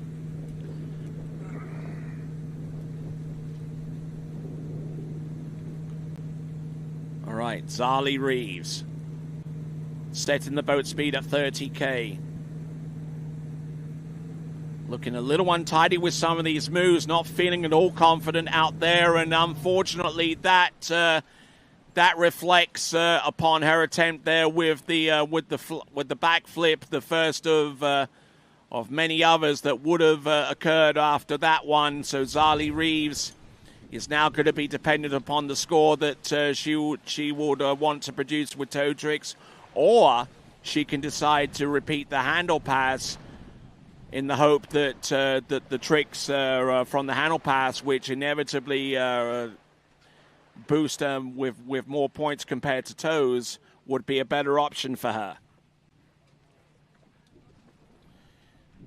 So a big decision coming up there for Zali Reeves. Does she go for the toe tricks, or does she go for a repeat of the handle pass? We'll find out in a moment. So let's have a look at the start list. Zali Reeves is our lead-off skier, whom you plainly see.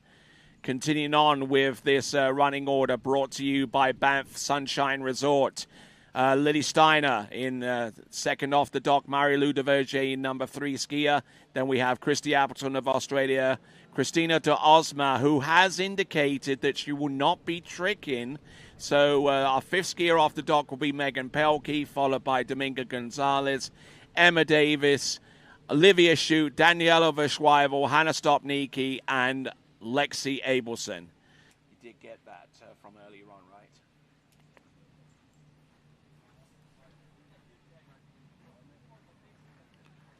So it looks like we got a committed score of 980 points. 980 points for Zali Reeves.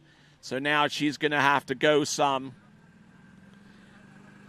And because of the absence of Christina de Osma, that therefore means that the leader coming into this Series 3, which has now been reduced from 12 to 11 competitors, the lead score from Melatine Moral is good enough to see her through to the next round of the competition. So congratulations there for her. In the meantime, Zali Reeves from Australia, toe wake back to back, toe wake front, toe back and toe front, reverse toe back, reverse toe front. Oh, and getting into a little bit of difficulty there on an attempt of a toe 5 front, falling out towards the back, and just not feeling it today, unfortunately. So Zali Reeves of Australia, that therefore means that the second place competitor, by my estimation, Martina Pedrita with her point score of 36.20, good enough for second place and good enough for a spot through to the next round of the competition.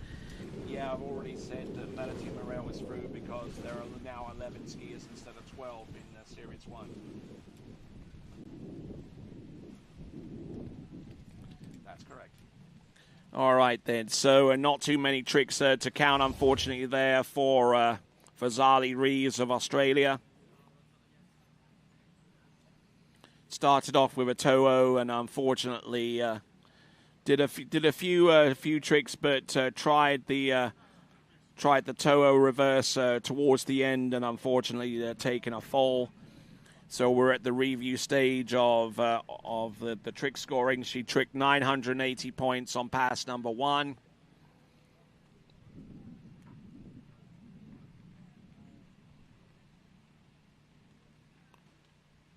So Zali Reeves so far has scored a 22.60 in the review phase. Going for the timing, not entirely necessary there. So her point score is going to be 1,280, which gives her a grand total of 22.60. And because of that point score with 22.60, that therefore means that whomever is in second spot has made it through to the next round, and that is Martina Pedrita from Colombia. So congratulations to her for her effort going forwards. In the meantime, our next competitor coming to us out of Austria, it's Lily Steiner.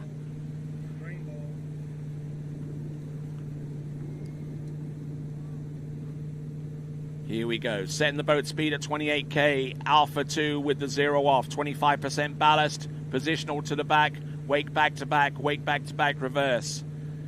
Surface back to backs, wake 5 front, positional to the back, wake 5 front, reverse. Here she comes. There's the Waco. She goes there for the ski line back. Does she continue right along? Wake line back. Spins to the front, positional, and unfortunately unable to position herself well enough to spin into the line and prepare for a wake line O that was to come afterwards.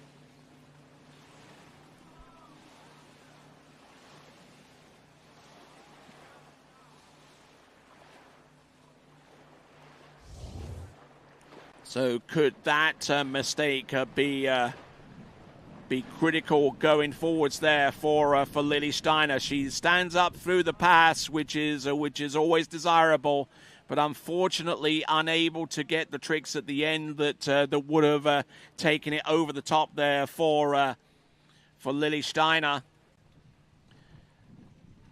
Nice Waco towards the end there, and then goes for the ski line back. And I suspect that rope is in the water, and 3 out of the 5 judges agree with me with that assessment. So she's going to lose 350 points as a result of that error on the ski line back. They're in the review phase right now. They've determined that a couple of other tricks may not have been performed under the specifications for that particular trick. Looks like 5 out of 5 have determined that the ski line back, the rope was in the water, and a few other tricks are look like they've been marked down. So it looks like so far with 1,220 points on pass number 1. That is Lily Steiner. Here she comes on pass number 2 with toe tricks.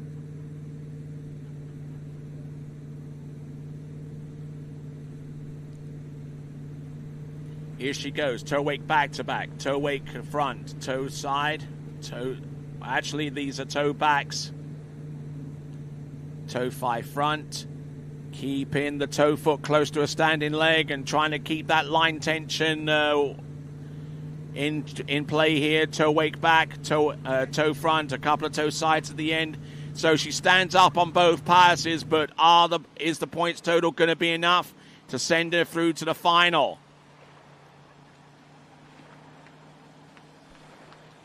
So that is Lily Steiner.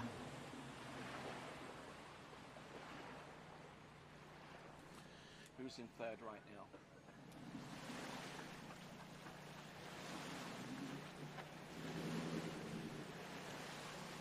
Wasn't there a 34.20 from Amelia Mendez?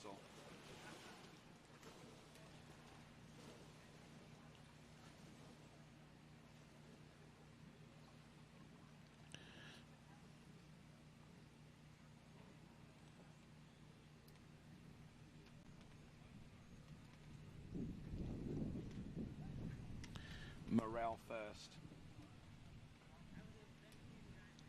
Moral first, Martina Pedrita in second, Emily Wenzel in third. 3,700. 3700. So looking at this effort here from Emily Wenzel, actually from Lily Steiner, 1,220 points on pass number 1.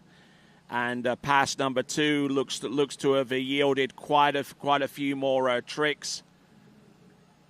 So looking at the leaderboard right now, our provisional leaderboard, Melatine Moral. Oh my word, Lily Steiner with 2580 on pass number 2. That gives her a grand total of 3,800 points. That puts her 100 points ahead of Melatine Moral, and that therefore means that Lily Steiner has made her way through to the tricks final. We've still got plenty of skiing to come. So we've got 9 skiers remaining, the first of which is going to be Marie-Lou Duvergier of France.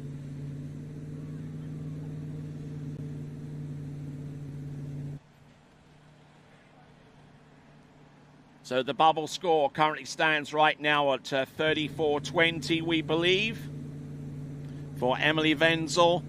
Here comes Marie-Lou Duvergier. Toe 5 back. Toe 8 back to back, and it's reverse now. Toe surface back to backs. Toe 5 front. Toe out. Toe straight back in. Just trying to play this cautiously here. Knows what she needs to do in order to make it through, and she got a good fair amount of tricks under her belt there, but would have liked to have gotten everything on that particular pass. If she can scrape up enough points on her handle pass to total around about 3,500 off her 2 20-second passes, then she'll be halfway reasonably happy. Marie-Lou Duvergier, toe wake back to back, looking at this effort here. Beautifully executed reverse. And as she recovers those tricks, she was able to do some toe surface back to back. So whilst the line was getting tight again. But there we go. There's a toe-o into wrap, toe wake-o, and just having a little bit of difficulty landing that. And it's certainly not uncommon for even the world's best trickers to have problems with the landing with the toe wake-o. It's just one of those tricks that you can either do or you can't do, despite your level of tricking. There are even 1 or 2 skiers in the world that are close to world record heights that struggle even with something like a toe wake-o.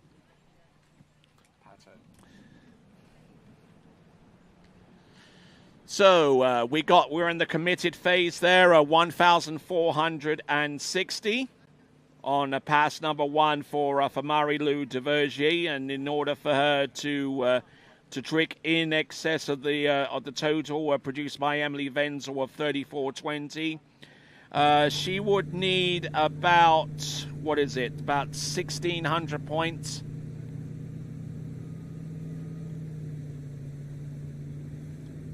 Something along that range, maybe somewhere between 1,600 or 2,000 points on pass number 2 to affect a positive change for her in respect to making it through to the next round.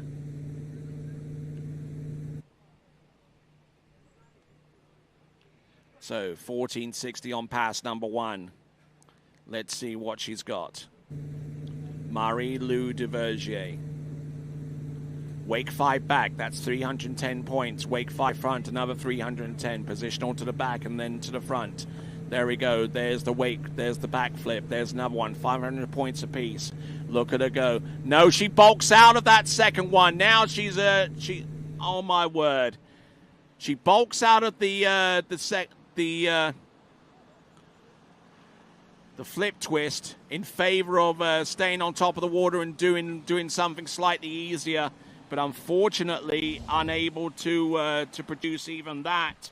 So Marie-Lou Duvergier having some problems out there. Not too many tricks. Hopefully some of these points will be enough to send her through to the next round.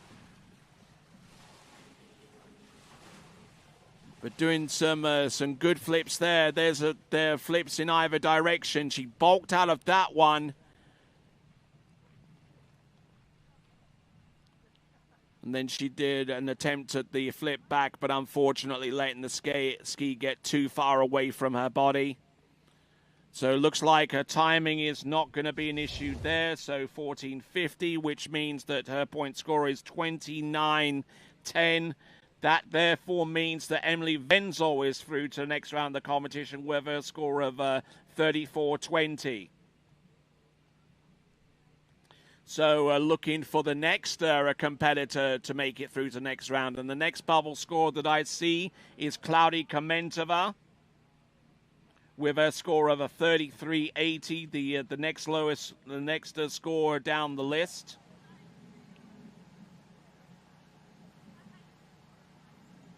So 8 skiers remain.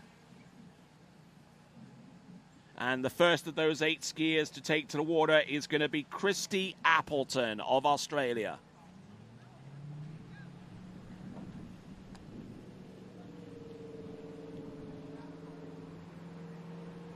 There is your current leaderboard. Our top 4 with 8 skiers remain have made it through to the next round of the competition.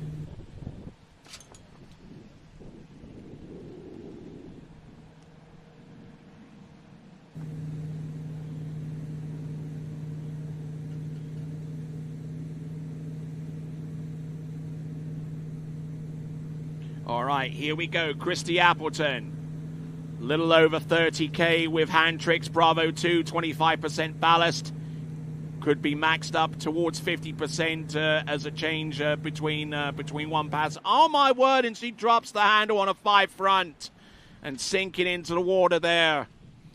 Not too sure how many points she would have scored for what she produced, but she started off with a ski line back. There's going to be question marks with that, especially where it pertains to the rope being out of the water in mid-rotation. There's a wake back-to-back and reverse. Surface back-to-back, so wake 5 front, then a positional to the back, and she tries the wake 5 front and just unable to get a full grip on that handle and that sinking feeling that many know all too well, unfortunately. So it looks like we're changing out skis and ropes, getting ready for the toe tricks on pass number 2. No timing issues to speak of. 910 points on pass number 1. Should go the way of a Christy Appleton from Australia on pass number 1 of 2. How am I sounding, all right?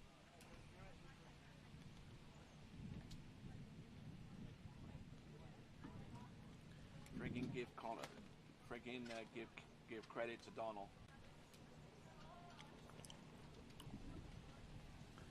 Gives me something to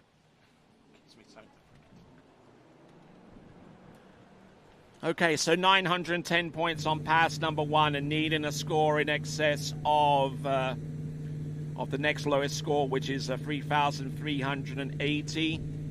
So looking for something along the lines of about 1,700, maybe 1,800 points, give or take, to get over the score of 3,380. That from Claudia Kmentto, and then she's going to have to go some with the toe tricks.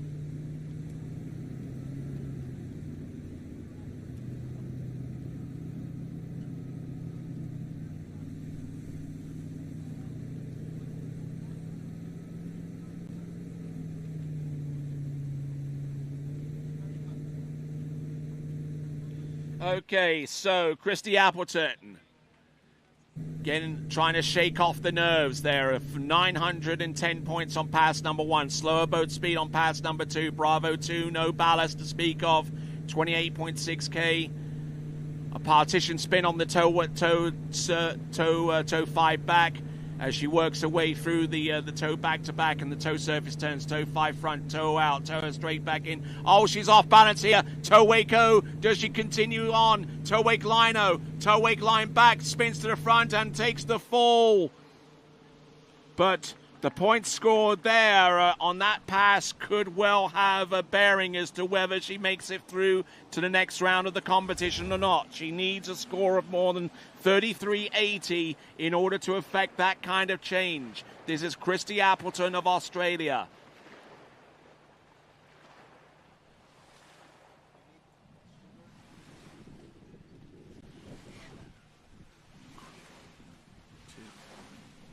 Okay, 2 sugars, 3 creamers.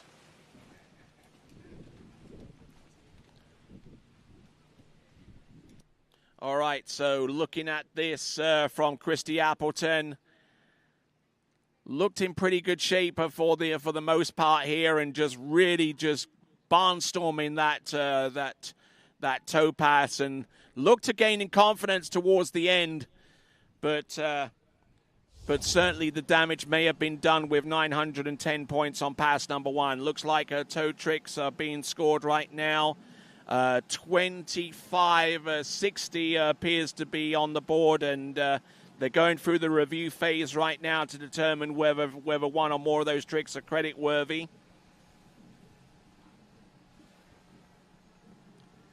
Looks like the toe wake lino may have been non-credit. Into timing, and she fell on the toe front right before the end of 20 seconds, so 2,080. And if that is correct, then that gives her a point score of 29.90. That means that Claudia Kmentto has made it through provisionally through to the next round. Don't forget, folks, that we do have that review period of 30 minutes after the conclusion of the tricks event. So maybe some more drama to come ahead. But let's have a look and see. On the water, it's Megan Pelkey. So 29.3 kilometers, Charlie 2 with the 0 off, 50% ballast. So she's beefed up the wakes here for the handle paths. Positional to the back, wake back to back, wake back to back, surface back to backs, wake 5 front. Now positional to the back, wake 5 front reverse. Now let's see if she can position herself out the wake there for a wake 5 back and going into the back. Oh, and going down hard there on the back flip. Would have been worth 500 points there had she have landed it. So that means that before she fell before the end of time, which means timing will be a moot issue there for her.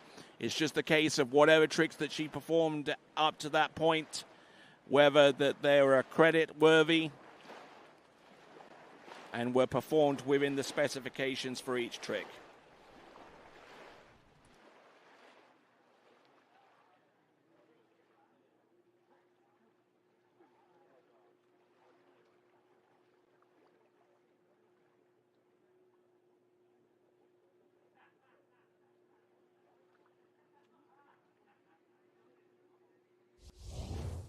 Megan Pelkey, an uphill struggle now. 910 points, it looks like, on pass number 1. No timing to speak of. Exactly the same point score on pass number 1 as our previous skier, Christy Appleton. And to the best of my recollection, they fell around about the same place.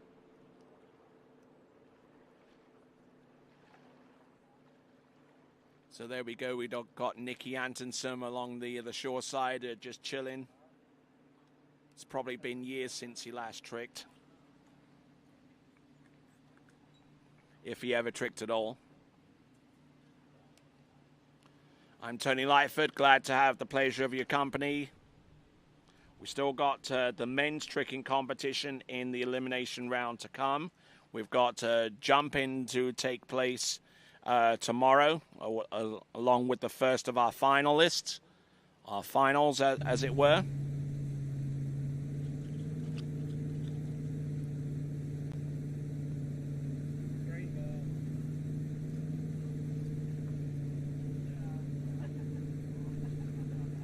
So Megan Pelkey getting wrapped in, toe 7 front. Nicely performed. Toe wake back to back, toe wake back to back reverse. Toe back to back, toe 5 front, nails that one shut.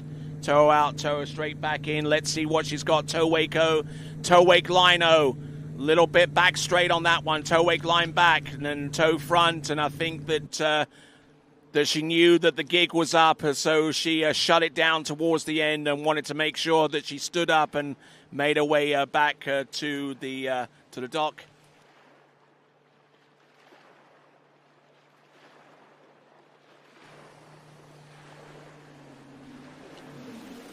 So, on her way back to the dock, that's Megan Pelkey. We'll see what she produced by way of a point score.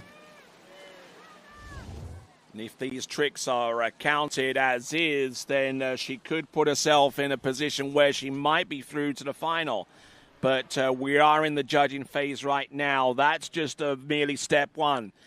The second step is the review to determine whether those tricks were actually performed properly. And the third and final stage, where appropriate, the timing comes into issue as well. It's identifying the tricks, making sure that each trick is performed correctly, and whether those tricks were performed in time in that order of workflow.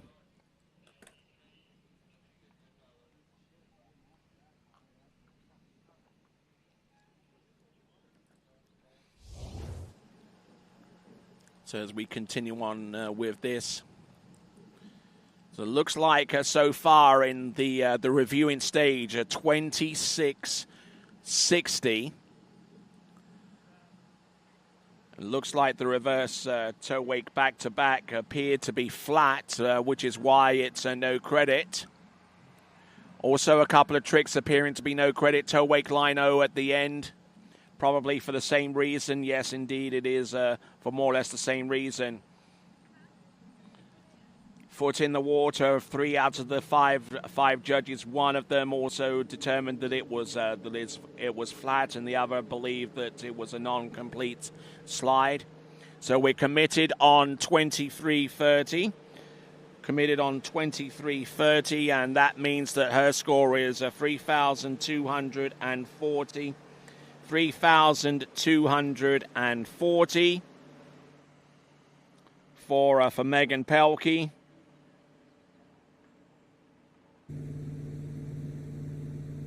And I believe that might actually be enough there for Megan Pelkey to make it through to the next round. Dominga Gonzalez going through her toe tricks one after the other. Toe 5 front, toe out, toe straight back in. Good elevation. And Dominga Gonzalez, who really slalomed out of her skin earlier on in this competition. Doing a fine job there with toe tricks.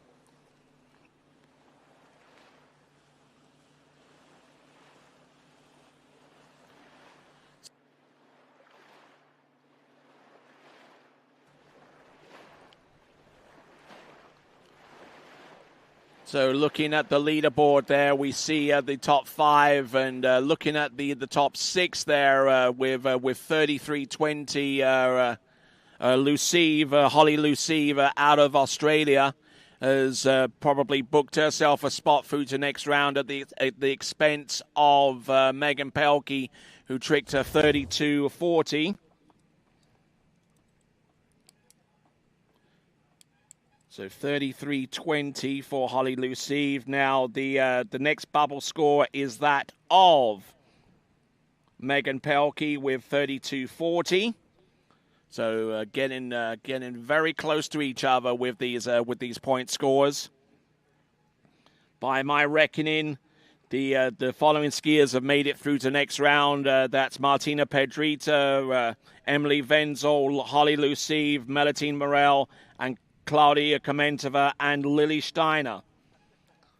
And funnily enough, the only skier out of Series 1 that has made it through to a tricks final thus far is Lily Steiner with 3,800 points. Okay, here we go.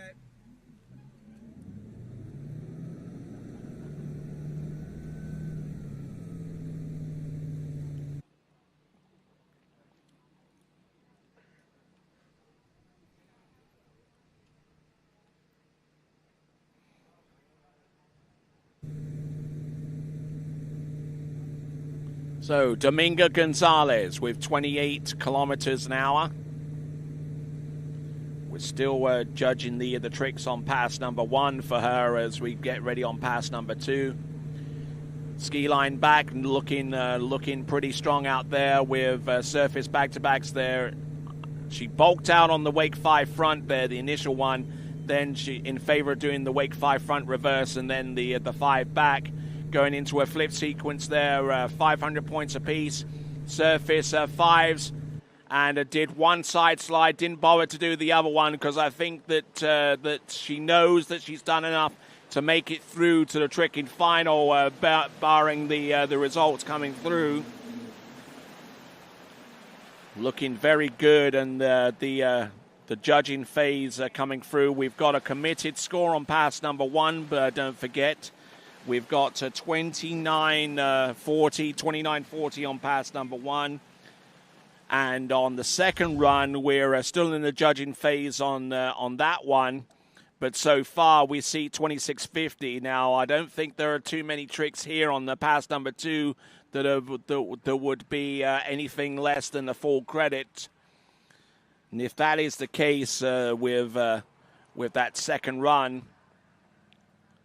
currently being scored as 25.50 on pass number 2. And looks like there appears to be a little bit of a trend with the ski line back, with many attempts at that trick resulting with the rope being in the water for the majority of our officials, thus robbing the skier of well, I mean it's probably a little unfair to say robbed, but 350 points right from the get-go. Not in the bank is a bit of a disappointment there. But let's have a look and see how the tricks are being reviewed. Ski line back, unfortunately, not counted there. Being rope in the water with all 5 officials. Then looking at some of the other tricks, wake 5 front, wake 5 back, with pre-turns being the cause for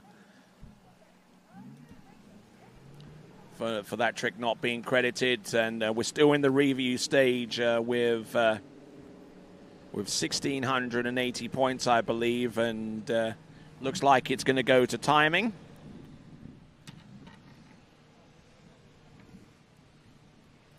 So 1,680 on pass number 2, so that gives her a total of 46.20.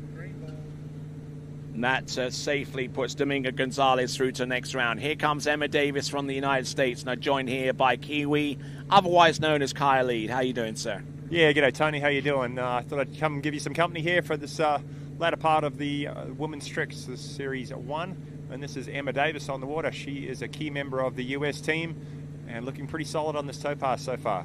Almost coming up short there on the toe wake back-to-back reverse, but she's winding in toe 5 front, toe O out, toe O straight back in, toe wake O, looking in for the toe wake line O. Nicely done, toe wake back, and beautifully executed there. And Kyle, you're going to be one of the very few people that get to see what I see on this tablet so far as the scoring is concerned.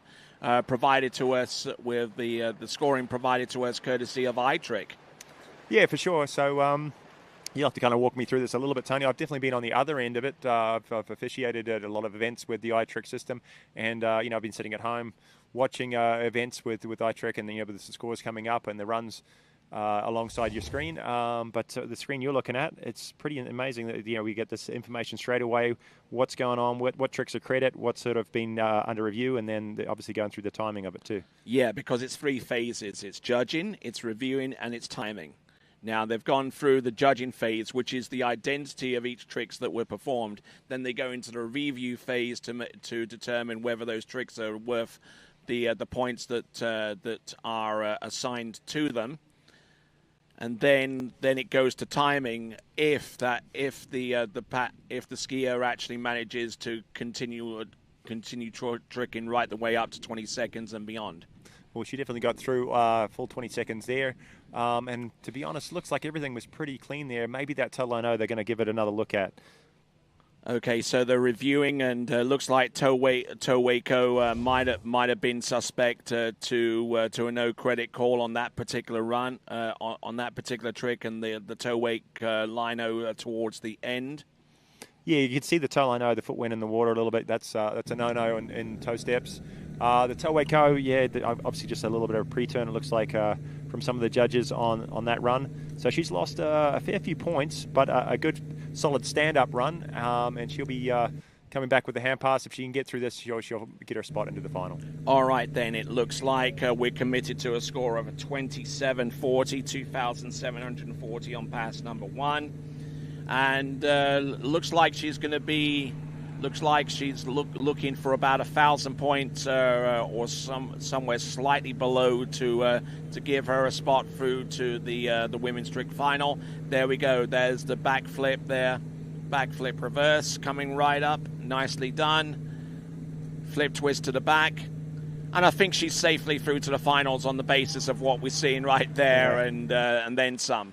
That's going to be the top score of the day, wouldn't it, Tony? I think so, yeah. Five flips in that second pass. She's a very compact skier, very strong. There's a lot of gymnastics, and it shows out in the water. A lot of height on all those flips. Very clean tricking through the flip sequence. Maybe one of those fives they'll look at again. We'll sort of see what happens when our little screen changes. Yeah, maybe that second wake, the first wake five front was a little iffy, but I think clean through the rest of it. Just whether she got that last half twisting flip in time, that's going to be a big one. That's 750 points. You hopefully won't lose that. All right, and some of the others as well. I mean, 750 points there. The backflip back there, and also some other tricks thrown in for good measure there. Well, you caught it on that replay, didn't you, Tony? The trick was pretty clean, the five front, but she jumped a little bit early and probably landed right on top of the wake, and you've got to, ski over the top of the wake, finish on the other side, and she landed right on top of it. So that's probably why the judges took, or are reviewing that one at least. Yeah, just looking at the wake five front there, the second trick there, the reason for the no credit pre-turn. Is a pre-turn for the majority of our officials. 3 out of the 4 believe it's a pre-turn, and the other one, the other judge is saying that it's not complete. Ooh, she's looking at that the reverse one as well. So yeah, she might lose a little bit of points there, but I think she's still done enough, and she's posted a pretty handy score for the US team. US team has some strong slalomers, some strong jumpers. They only really have, they have 3 really good trickers. That's Emma's one of them, and obviously the 2 Abelsons coming up later on. So yeah, we're looking forward for Emma to stand up a good first round trick score. And because she stood up on that second pass, the timing comes into effect. So 3,480 on that second pass alone, which should give her a grand total of 62.20 when that second pass is combined with the first pass of 27.40. So 2,740 plus 3,480 gives you a grand total of 62.20. 62.20, very good score, and obviously room to improve in the final.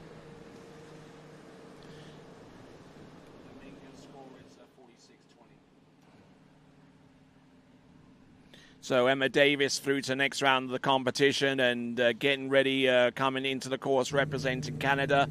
This is Olivia Shute.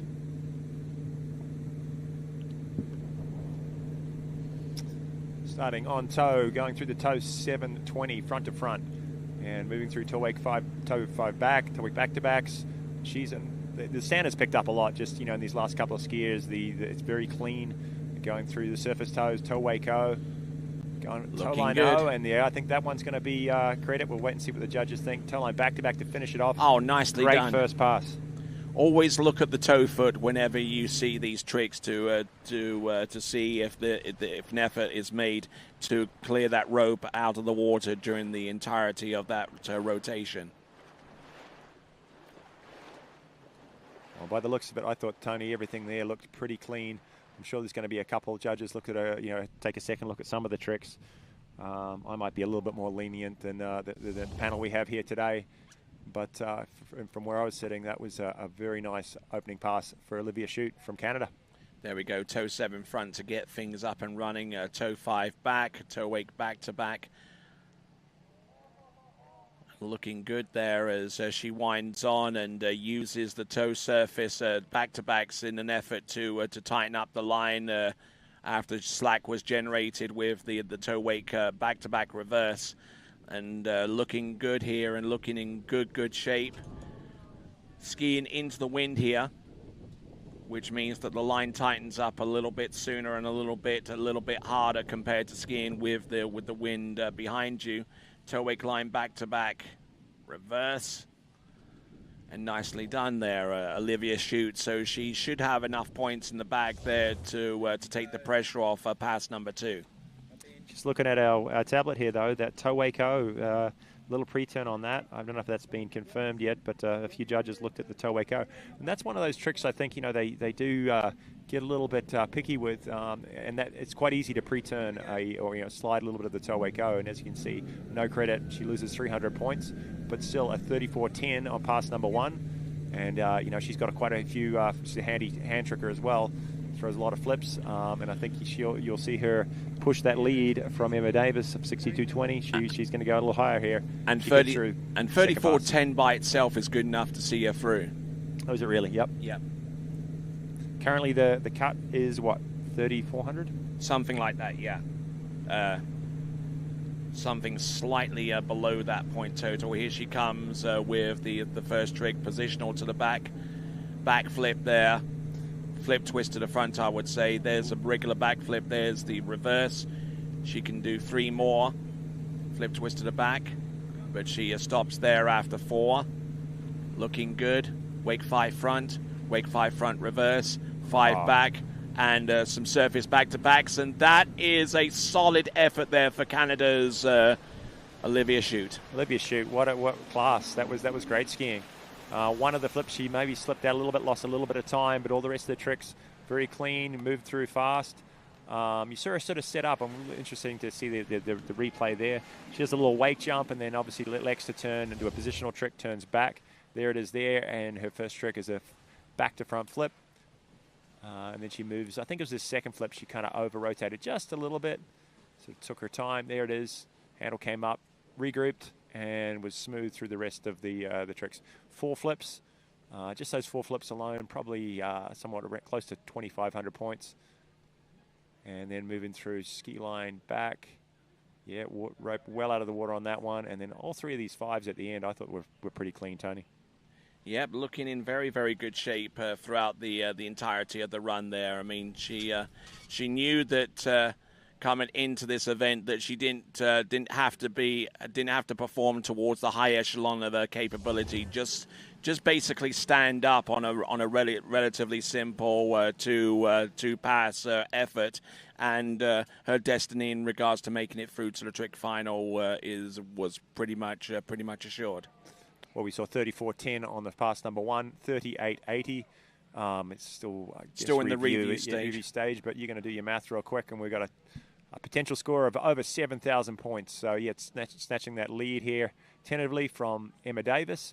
And I believe she is a member of the Canadian team, correct? She was slaloming earlier, and she is tricking for the Canadian team. So good points for the Canadian team there as well. Absolutely. It's going to be a tussle going forwards. And it looks like we're adding the second, the side slide at the end there for Olivia Shute. That gives her 39.20.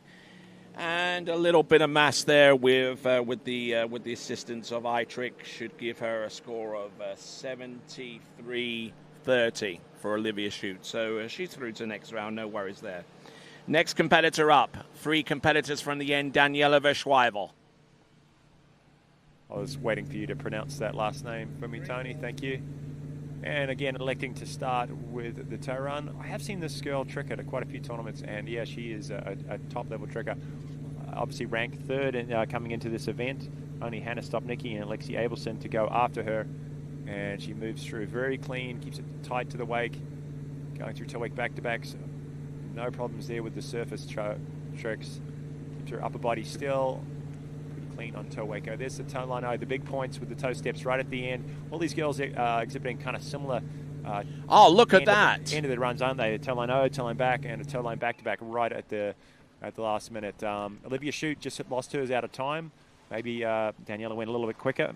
Could be in time there. I think so, and judging by those tricks, it would probably be not too far out the realm as a possibility to suggest that that first pass might be enough for Daniela Verschweifel to make it through to the next round of the competition, needing to score more than the point score of Megan Pelkey with 32.40.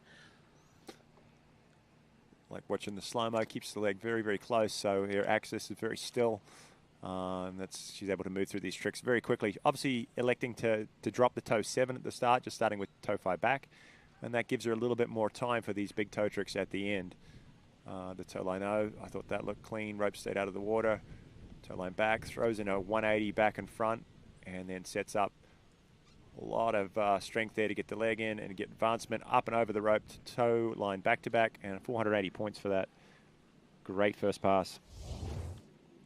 All right, so looking at these points coming forward, it looks like that 3 out of the 5 judges determined that the toe Waco had a pre-turn, and that will deny her 300 points on that basis. Timing is coming into play because she made it all the way through to the end. Toe wake front looks like it's going to be out of time. And with that, 3,640 points. That should be enough to see Daniela Verschweifel through to the next round of the competition. And she's got one more pass to come. On one pass alone, what great toe tricking. That toe wake O, it's a tough one to get out here today.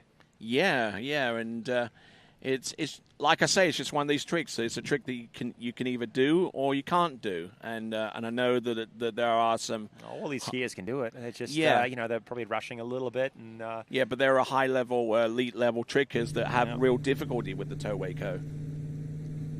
All right, let's see what she's got on pass number 2 on hands. 27.7 kilometers. Positional wake back, ski line back to back to get things underway. There's the ski line back going out now into the flip series.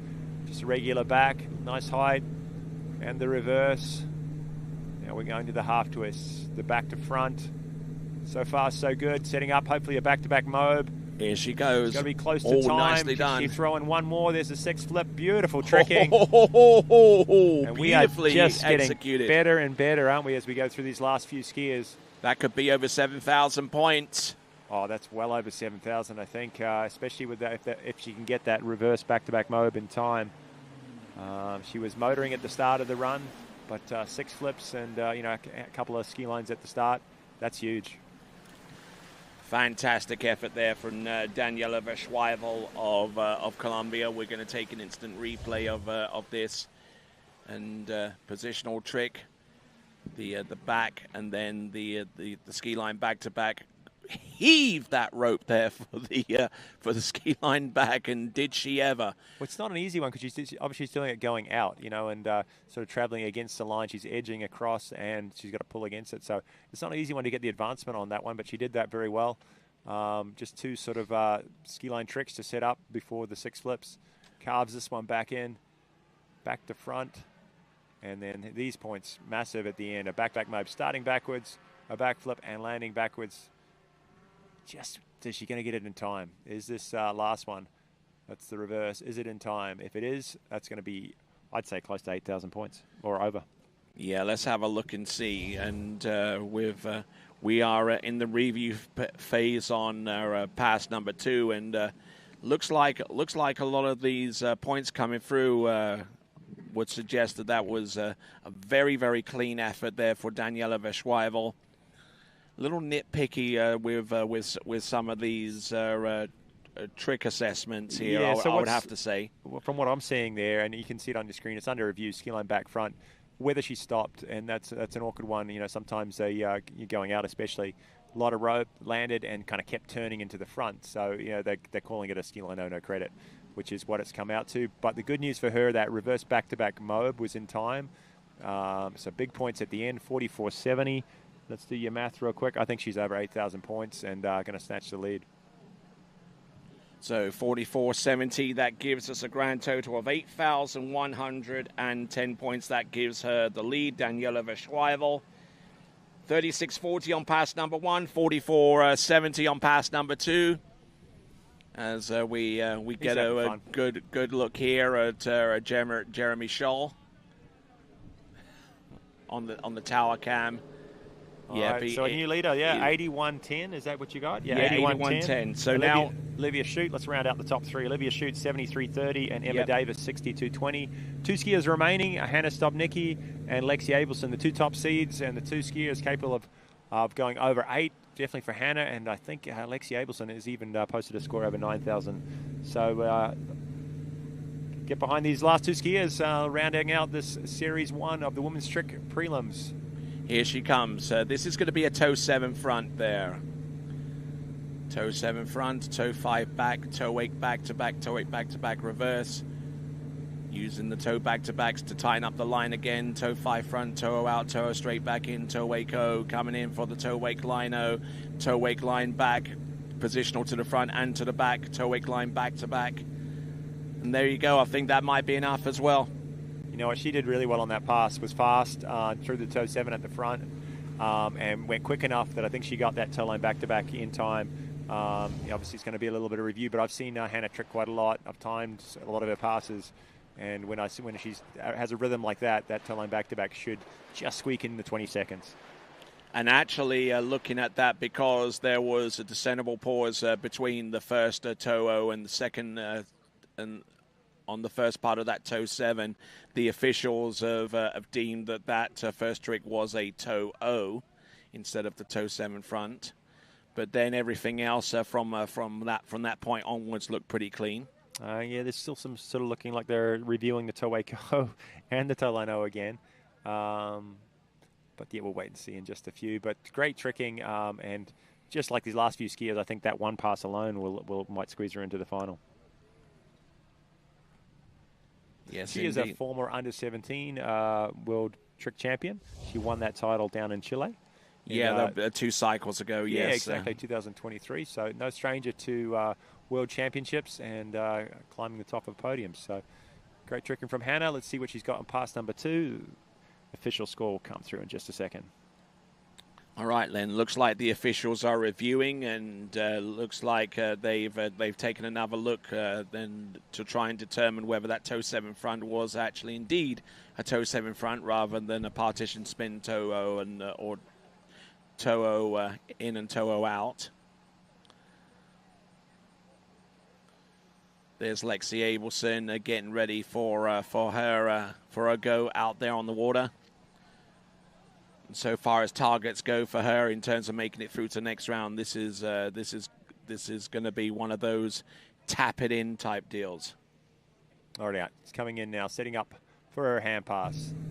Probably close, high 3,000 points on pass at number 1, depending on credit. We haven't got an official score through. I think the toe 7 she's going to get that. Maybe the toe wake O until I know might get cut. Going through wake 540s here at the beginning. Spinning quickly through these. Now setting up for the flips. Plenty of height on flip number 1. There's number 2. 2 regular back flips. Now the twisting flips. Landing backwards. And the reverse catches the wake a little bit funny, but she's still going. There's a back to front.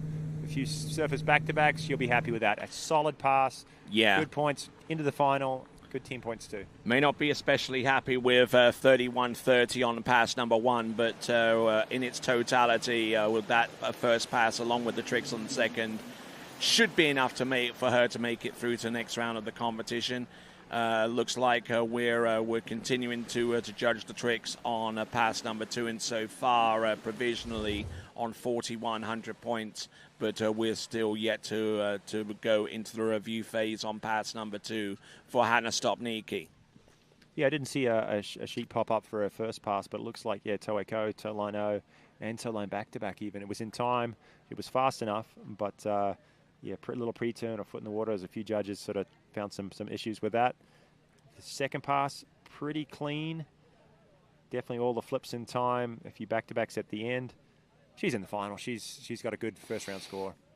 Absolutely, using that quantum trick ski to very good effect there, and a fantastic effort. And Quantum, one of the brands produced by Russell Gay, who's a stable, also includes a Masterline and Eagle. Masterline Eagle producing the bibs that were designed by Matt Goss and Dan Velsick, and we're also using a Masterline ropes for this competition as well for the slalom and the jump events, and we thank them very, very much indeed. And a big shout out there to Russell Gay, unfortunately not here during these championships.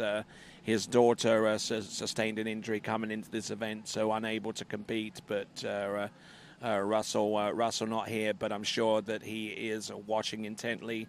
So a big shout out to you.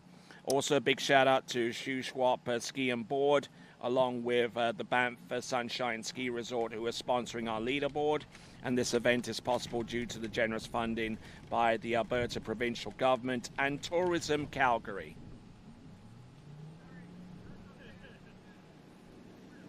And just while you were thanking a few people there, scores came through for Hannah Stniki. It was just over 7,000 points. Slots her into third spot. Daniela Vishwival. Yeah, Vishwival? Yeah, Vishwival. 81-10, yes. still holding the lead. One skier remaining. This is Lexi Abelson. Has a few national trick records to her name. And doing it for Team USA. Watch her second pass. A ton of flips in that, but she's also a very, very steady toe tricker as well. And selecting a high clip with toe tricks with 28.6 kilometers with C3 and just a little bit of ballast thrown in there for good measure.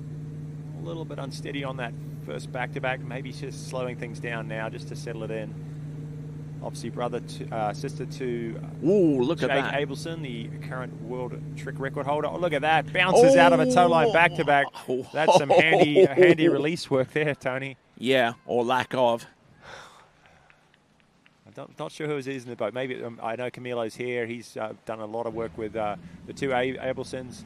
Yeah, it is Camilo. That guy's seen more tricking than anybody else here on site. So he knew exactly what he was doing. Kept her on long enough so she could recover and get credit for that toe line back-to-back. Yeah, she got a little unsteady there. Probably a little bit of nerves. Maybe through the middle of these just surface tricks. Went across the wake a little bit. Started sort of moving back and forth. Had to slow things down a little bit on the toe 5 front, toe O's and toe O's. So judges might look at a couple of these tricks a couple times.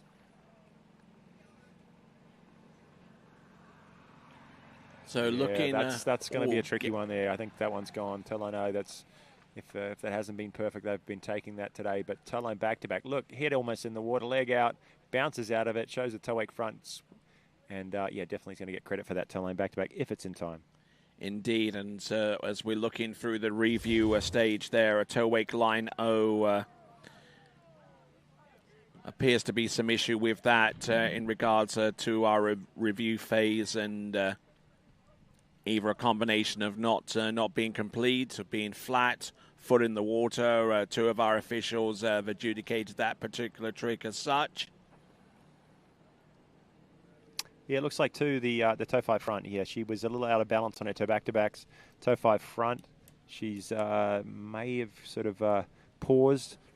Yeah, the ski has to keep continuous rotation, and she might have paused just on the front. So she might lose a little bit of points there. The toe line O was definitely no credit, and so she's going to drop 480 there. But still, a handy first pass. Total just over 3160. There it is on your screen. And the big points are here to come in this hand run. She's going to throw out 6 flips. Whether she does her front, she also does a front flip or 2. Whether she's going to pull them today, she might be going the conservative just to get a good first round score. But this is by no means an automatic, though. She still needs to out-trick Megan Pelkey's total of 3240. She's at 3160 right now. So looking for more than 80 points here to book herself a spot through to next round, and I think she's done it with that. Whoa, look at this. Now she's really going to have to hustle here to try and put some points on the board that would put her at least halfway down the running order in the women's tricking final, which will take place later on in this competition. And there was the front flip, and just didn't look all that settled really with the effort there on the toe pass first, or even the handle pass second. Well, you got to remember too. I mean, Lexi she's a young skier. She's still eligible for under 17s. She's 15, maybe 16 now. But so yeah, a lot of pressure on her, and just like anybody else, the nerves can get to you, especially this first round. She knows Team USA is kind of relying on her trick score as well. She's kind of over-rotated that one. Then she sort of had to go, okay, calm yourself down, get back into rhythm, let's get some points here. And she did a couple of big point scoring flips here at the end, some back-to-back mobs, and went for the front flip. Unfortunately, there's one more back-to-back mob here that she does cleanly, and then the front flip, she was rushing to try and get that one in time, I'm guessing. Usually stands that one up pretty easy, but just kind of overdoes it. Gets a little off axis. But yeah, she's in the final. She's not going to be a top seed, I don't think. I think Daniela is going to hold the lead with the 81.10. She might challenge Olivia Schutz's 73.30. Up on your screen here, pass at number 2, 34.60. What do we got? Maybe 6,500, yeah, somewhere around there. Yeah. Think about 34.60, yes, on pass number 2, which means that a point score is 66.20, which is good enough for fourth spot. And let's have a look at the trick leaderboard. This is the provisional trick leaderboard because we still have that 30-minute review period still in effect after we've gotten all of the virtual pink sheets are in place. Yep. So Daniela Verschweivel in the lead with 81.10. Olivia Schutt with 73.30. Hannah Stopniki with 7,100 points. Lexi Abelson with 66.20. Emma Davis with 62.20 right there. Domingo Gonzalez rounding up the top 6 with 46.20. Lily Steiner with 3,800 points. Melatine Moral with 3,700 points. Martina Pedrita with 36.20. Emily Wenzel with 34.20. Claudia Kmentto with 33.80. And our 12th and final skier through to the final with 33.20. Holly Lucive of Australia. All right, that concludes the women's tricks. We're going to go into the men's tricks shortly as we continue on with live and exclusive coverage here at the 2025 U21 World Waterski Championships. We're going to go on to men's tricks in just a few minutes, so just enough time for you to grab yourself a refill and grab yourself a comfier chair and get ready for the top U21 men trickers in all the world as they compete here live here at the Lakes of Casting Stone. We'll be back right after this.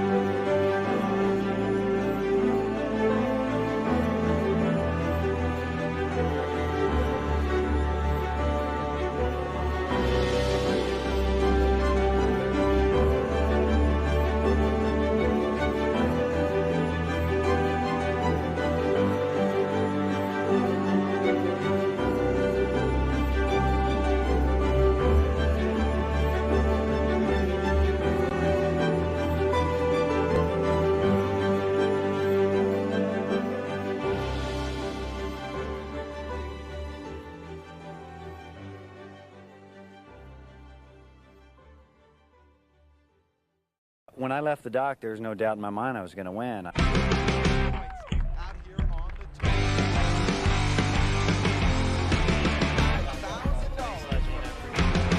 Number 4 needs a ball when he gets over.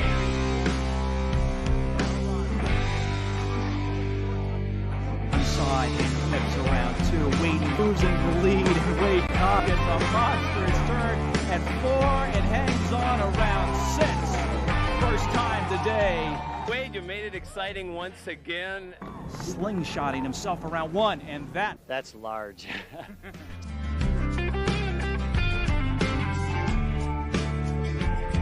He's here to put you up in front. Wow, this is like my dream come true. Which one of the men is going to end up in this exact spot?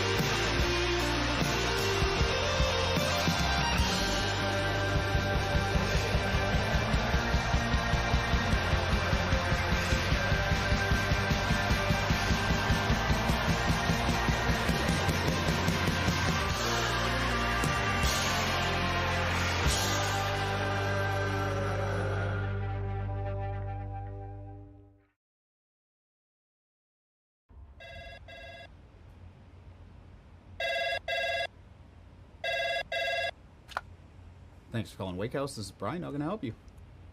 Yeah, Will. Can I let him know who's calling? All right, just a second. Will, I got a fill for you. Perfect. Give me just 1 second. All right, hit it. Thanks for holding. This is Will. Hey, how's it going? Good. Get ready, set, go. It's that time. Everybody kick it and go. Go. On your mark. Get ready, set,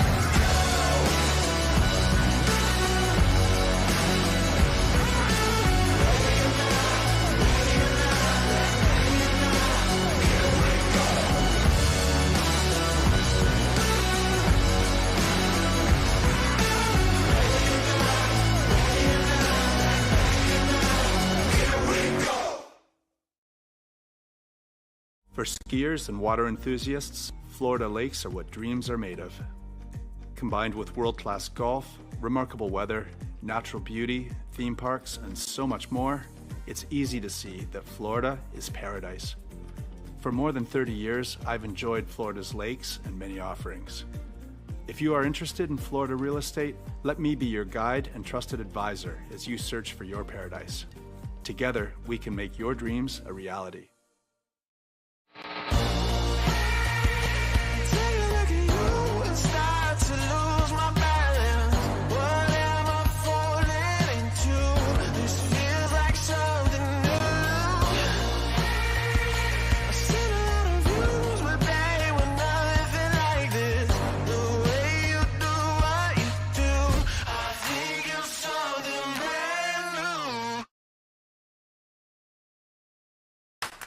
What if I told you there was a place where the sounds of nature are only broken by the roar of a boat, a place where that summer feeling lasts all year long, a place where the Florida sun is only outshined by the smiles of the skiers, a place where first-time skiers can ski alongside world champions and the world-class coaches work with all levels of skiers. What if I told you there was a place where life slows down and your only job is to make lifelong memories? That place is Swiss Waterski Resort. Book your trip at SwissWaterskiResort.com.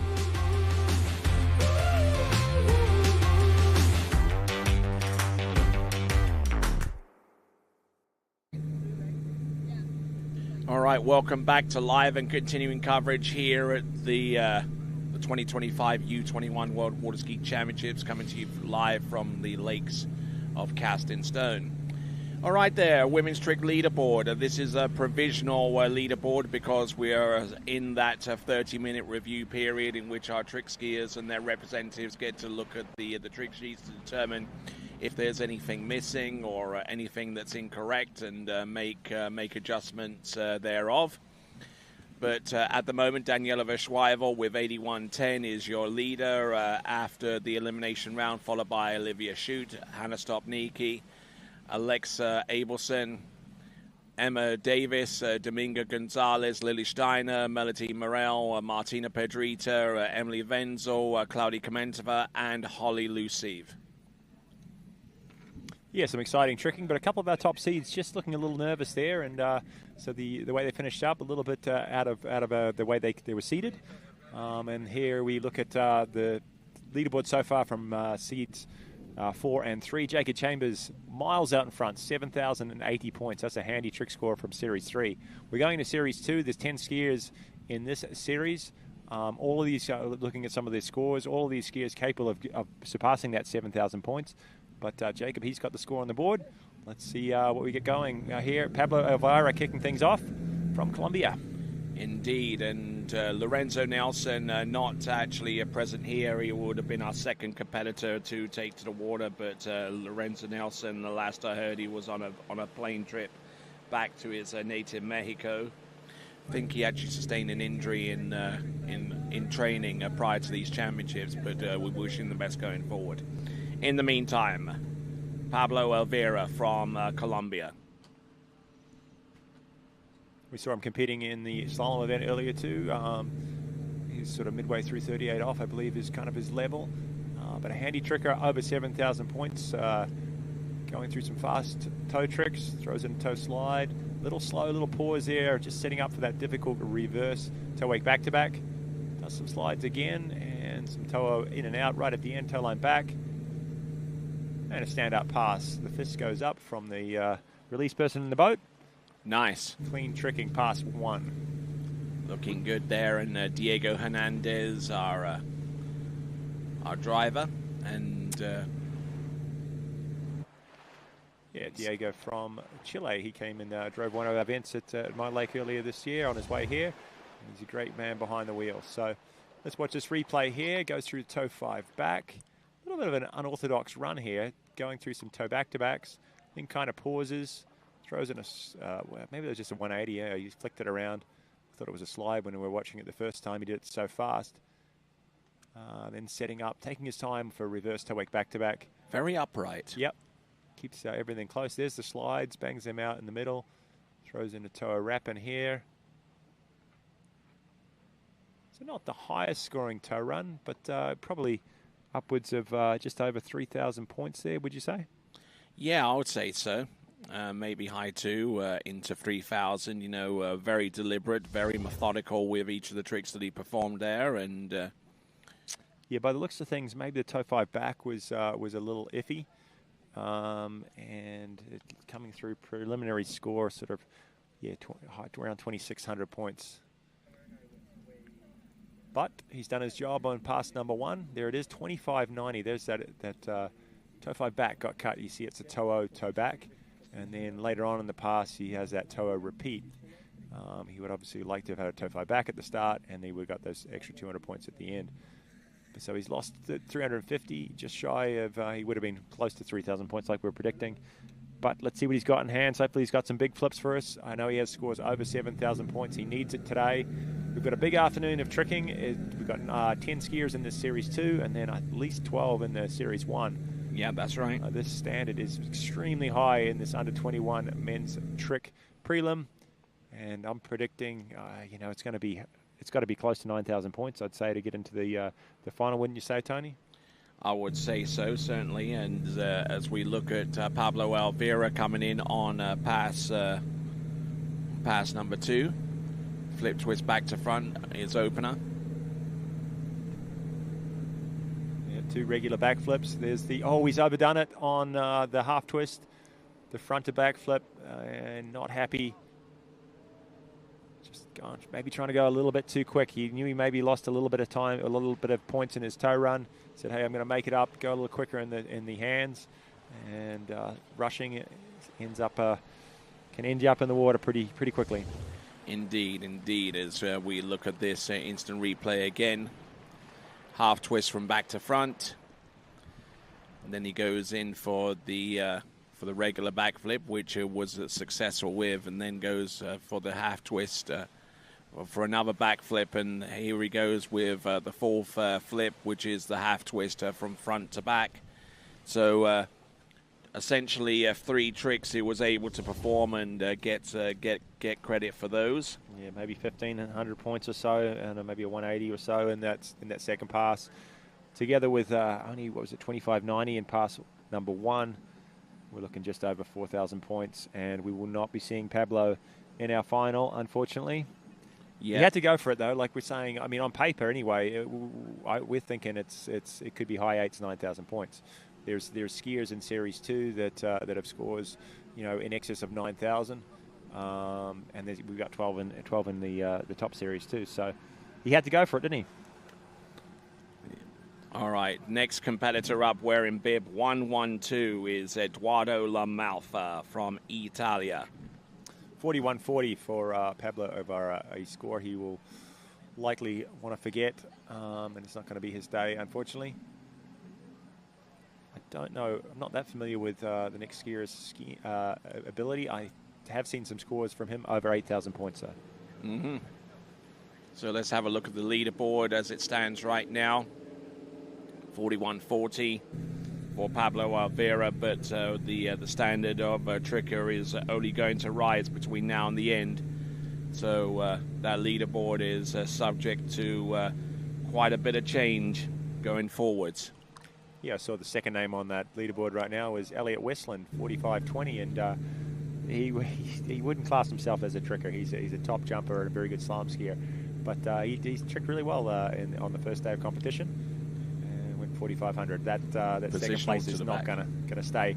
Here he comes. It's a back-to-back mob on his first trick, a back to front. Now some just regular backflips. Yeah, there's two of them. This is going to be the half twist. Yeah, he doesn't overdo it. Can he do the reverse? Yes, he's taking his time. He's not going to get too much else in. Maybe a ski line O. That hopefully is in time. I'd say the ski line back maybe is out. There's the 5 front, right at the very end there, 310 points, provided he gets it within 20 seconds. But he was moving very methodically with each of the tricks that he had on his schedule for pass number 1. Yeah, that's a good way to describe it, isn't it, Tony? Methodically, because he wanted to just make sure he stood up that pass. There's a back-to-back mob, does that cleanly. Opts not to do the reverse, just goes for a back to front here. That reverse landing is always a bit awkward, and when you want to just go for a safe run, the back to front's a good option. Just 2 regular backflips, 500 points apiece. This is the trick we saw the previous skier fall on. It's not actually a very difficult trick for this level of skier. And the reverse, very clean. That's an awkward one. He did that well, but yeah, he's taken his time. It's getting close to 20. He throws a ski line O. I think that's going to be the last one in time. Yeah. There's still a review. We're reviewing the tricks. That ski line O, 400 points if he manages to get that credit. Yeah, it's looking good so far. The ski line back, maybe not. But regardless, I think that one was going to be out of time anyway. No, he might have got that in, but it was not credit, unfortunately, with 3 of our judges having an issue with it. But some big points from the flips there. It looks like the last trick that he had in time was a back just for his positional for the wake 5 front. And looks like we're committed to a score of 4-3-1-0, 4-3-1-0. So already out-tricking our first competitor, Pablo Alvira, to the tune of 43-10 compared to our Pablo Alvira's 41-40. That's just off 1 pass. Well, he knows the lead right now is 7,000. He's got 4,300 on pass number 1. Let's see how he moves through this toe run. Toe wake back to back and it's reverse. Yeah, the standard start. There he goes through toe 5 front. He's got a little bit in trouble. I think that toe 5 front was definitely paused, and as was the toe out. Can he throw some big tricks at the end, up his score? It's a toe line O. He's gone too big and he's gone out the back. Yes. Unfortunately, there went in too hard with the toe wake line O and paid the price with that forward towards the tail end of that particular move. He had to go for it though. Yeah, the start was good, Tony. The toe 5 back looked good. Methodical again, not trying to rush, just trying to get the points on the board. Toe wake back to back and the reverse. That's a difficult one. You see some of our skiers kind of drop that one out in the prelims because it's kind of a risky one. Here's where he got in trouble. He sort of paused a little bit on the toe 5 front, I think, and definitely kind of lost the rope there, stopped, and it's a toe back and a toe front. So then he's going to go, okay, let's get back into the swing of things. There's a toe wrap in.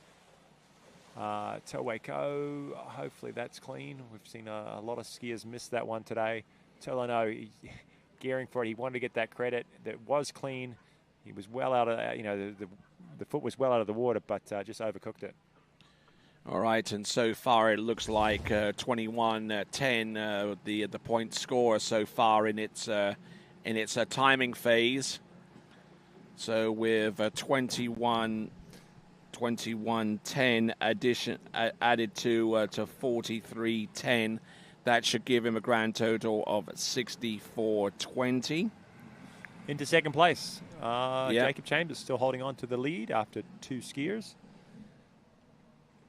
But don't forget, as we go through this event, we are in Series 2. In Series 1, there are 12 skiers in that series, and 12 the top 12 are skiers from any series after they're all completed make it through to the next round of the competition.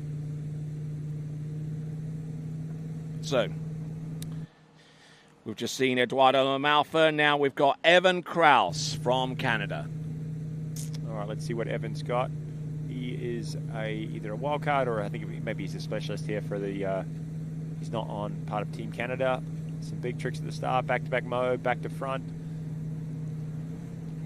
2 regular flips. Now he's going into the ski lines. Clean ski line back. Ski line back-to-back going out. Can he throw a couple more flips? There's the half twist and the reverse. And goes down right at 20 seconds for Evan Kraus. Yeah, good little performance all the way through to the end there, using every little bit of that 20 seconds of time. Positions himself there for the mob back-to-back. Not a bad start here. Yeah, bails a little bit on that reverse. Maybe that's not an option for him, but you see a lot of skiers do the 2 mobs right at the start. Goes through a couple of regular flips here. Kind of a different run too. Switches up into some ski line tricks in the middle of the flips. Requested a boat speed drop there. Yeah, you heard that. That's boat speed. They drop it down a little bit as they do these ski line tricks. Maybe they picked it back up again here for these last couple of flips. That one was good.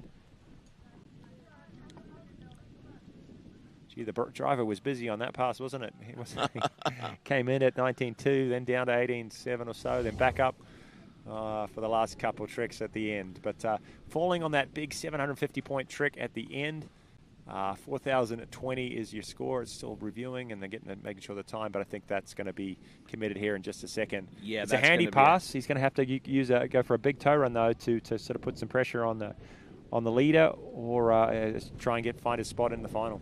And looks like they committed to that score of a 4,020. So the second best first pass that we've seen so far in this section of the competition. 4,020 on pass number 1 for Evan Kraus. With 3 skiers deep into this 10-skier men's Series 2 trick elimination round.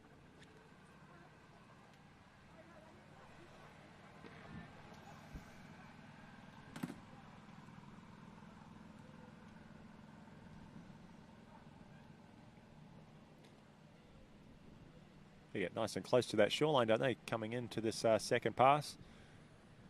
As we check out some awesome drone footage of this beautiful site here at Predator Bay Waterski Club. And Evan Kraus showing what he's got on toes. Toe 5 back. Toe weight back to back. Time. And he's in trouble. Oh, and he tried to turn his way out of that situation, unfortunately, there for Evan Kraus. Yeah, that's kind of being left wanting there. Exactly. 350 for the toe 5 back. Toe week back to back's another 330, but only maybe 700 points or so in pass number 2, and it won't be enough for Evan today. He was maybe trying to go a little bit easy here, but maybe almost too slow. Lost his rhythm. Kind of didn't really know where he was outside the wake as he paused there for the reverse toe wake back to back, and I think he mistimed it on the wake. Tried to spin into a toe back-to-back to recover, but it couldn't be done today. So 5,030 is going to be the total for Evan Kraus. 5,030, the total for his effort there. Can't imagine this changing too much aside from a no credit with the toe wake back-to-back. Yeah, that was. Yeah, he definitely fell on that reverse toe wake back-to-back. It was coming through. He was getting points for it, but he tried to sort of spin into a toe back-to-back, but the way the judges viewed it, he was in trouble after the reverse toe back-to-back, and as he sort of spun, so he won't get credit for that reverse. Okay, so 4,700. Yep, not what he was looking for today. So 4,700 points as we go on to our next competitor, who should be BG Bickley. So as we continue right along. Just to tell you a little bit about the 2026 Ski Nautique, following suit from its 65-year legacy, marked by more personal bests and world records than any other ski boat in history. The all-new 2026 Ski Nautique has been re-engineered to push the boundaries of what's possible in free event water skiing. Visit nautique.com to learn more about the completely redesigned 2026 Ski Nautique. And for those of you that happen to be around this area, they're still pulling ski rides on the back lake. For those of you that want to give that brand new towboat a try. And we see B.G. Bickley from the United States. He is a wild card here in the trick event, I believe, and he's also in the jump event later on. He actually got third here at the Under-17 World Champs in the jump event. Great little jumper. He's a young skier, only 17 years of age. He's going to have to go for it in this trick event, though. He's going to have to get everything he can do to have a shot at making the finals. So let's see what he's got. Starting on toes. Or a little bit high tempo there with that first attempt at the toe 5 back. Here he comes, toe 5 front. That toe strap getting trapped in there somewhere. Yeah, so right from the start, he was trying to go fast, I think, and as you saw on that toe 5 back, the leg got pulled out a lot just as he hit the front right there, and that could have sort of paused the ski a little bit. Judges will definitely look at that one. Here's the toe 8 back-to-back and the reverse. They were good. But like I said, I think he knew he had to go for it, go fast, and sometimes when you do that, you get a little bit out of balance. And yeah, too much rope there on the toe 5 front. And I think actually the toe strap actually caught in with the release mechanism on his trick ski. Yeah, quite possibly. Yeah, you saw all sorts of slack around at the back of his leg. It's unfortunate. It's only going to be 14.60 there for B.G. Bickley. But let's get behind him as he comes back for his hand, or as he sets up for his hand run. He can do a lot of flips. He's got 6 big flips in his run, a couple back-to-back mobs, a front flip, and I wish him all the best. Okay. And we'll see what he can conjure up in terms of a point score on the pass number 2. The good news for him is that it's going to be hand tricks on pass number 2, and that's where the majority of the points normally come from. Yeah, this is going to be his big run, and he can score probably well over 5,000, maybe even closer to 6 if he gets all his flips. And he's going to need you're going to need all of that, even with his complete hand run. It's going to be tough to make a spot in the final. But as we've been going along here in this series 2, we haven't seen some of these skiers fire, and that Jacob Chambers is still holding on to the lead with that 7,080 points. All right, here we go. B.G. Bickley getting himself situated there with his second and final 20-second pass, and tell you once again about the Ski Nautique, which is significantly lighter than the previous generation. The all-new Ski Nautique has been refined from the bow to the stern with functional design elements and cutting-edge technology to deliver unprecedented performance capabilities with every pass through the course. Design your all-new 2026 Ski Nautique at nautique.com.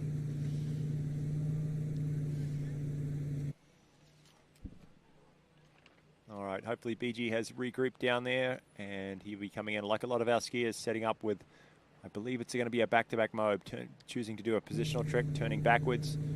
Here it goes, setting up into that difficult reverse back position, off the wake. There's the back-to-back mob, back to front. There's the half twist and the reverse. Oh no, he bails on the reverse. 2 regular flips instead, hopefully a front flip, a toe side front flip, lands it cleanly.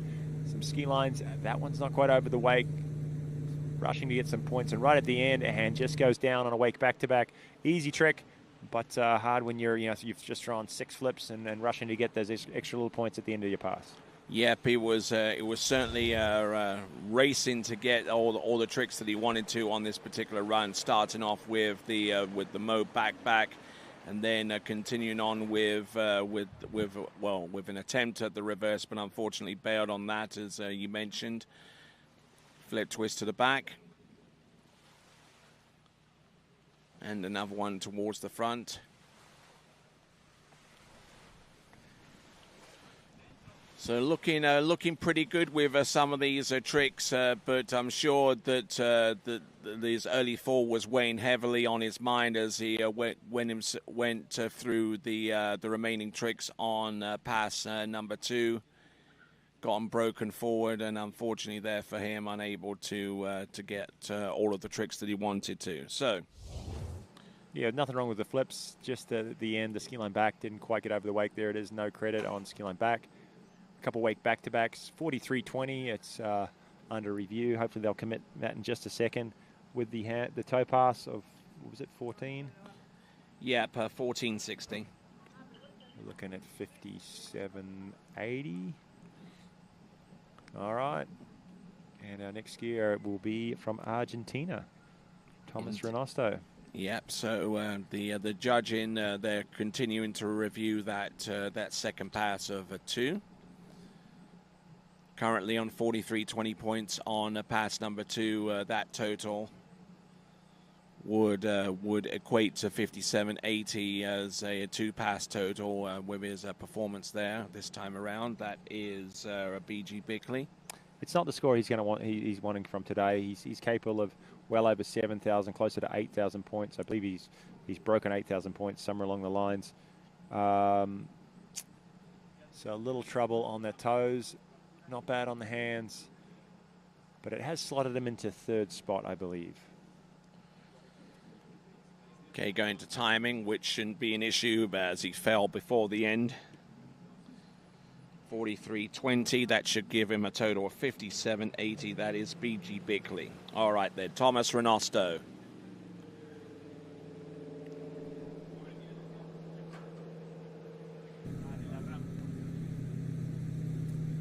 Okay, yeah, 57.80 on your screen right there in 3rd spot. And Thomas Renosto from Argentina.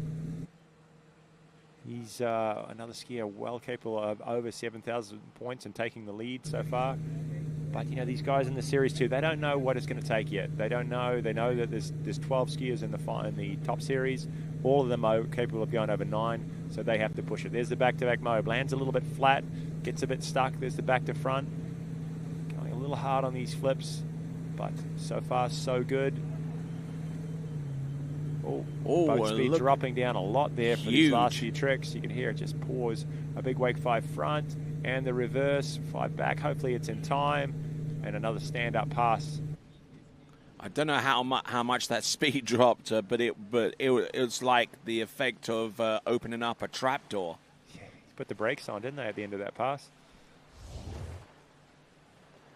And the review here, the back-to-back mob. A lot of our skiers decided to start it with that and following it up with just a back-to-front. And I saw him come to ski at a couple tournaments earlier this summer and did some very, very strong scores that earned his place into this team. Upwards of mid-7s to close to 8,000 points. But just getting a little shaky on some of the flips. And hopefully he's got a little bit of a weird handle pass there on the wake 5 fronts. He's grabbed it a little bit messed up, but you can see his hands at the top of the handle, not at the bottom. Kind of awkward on the wake 5 back, but still skis it away. So not a bad effort, getting all the way through on pass number 1, and the points are being totted up as we speak. The judges are reviewing the tricks that they've identified to see if they're worthy of the scores, the credit scores for each trick. Yeah, it's down a little bit from what he'd be looking for. A wake 5 front there is no credit. And he only does 5 flips, not the 6 flips we saw from BG, so that score just coming down a little bit and for pass at number 1. And pass number 1 scoring 41.70. Yep. Which already slots him into 6th place.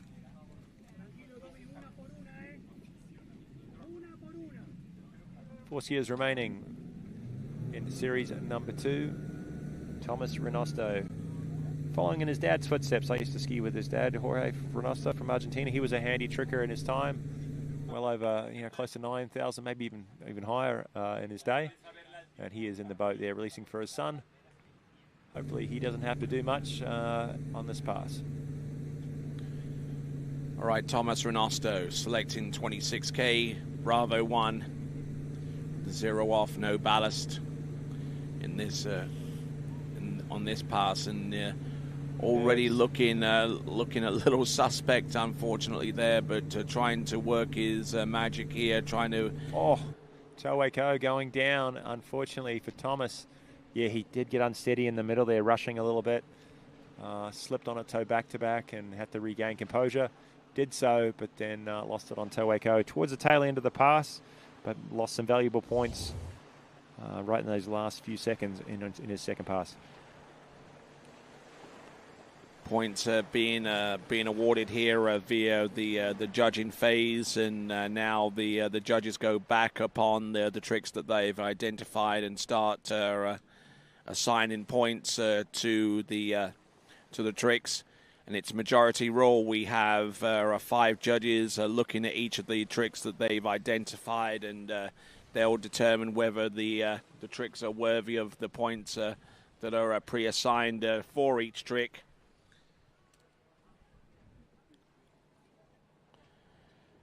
So let's have a look and see what points are awarded so far for our skier that has just taken to the water. That's Thomas Renosto, 21.60, and looks like we could be changing that total with the review that's currently taking place at this time.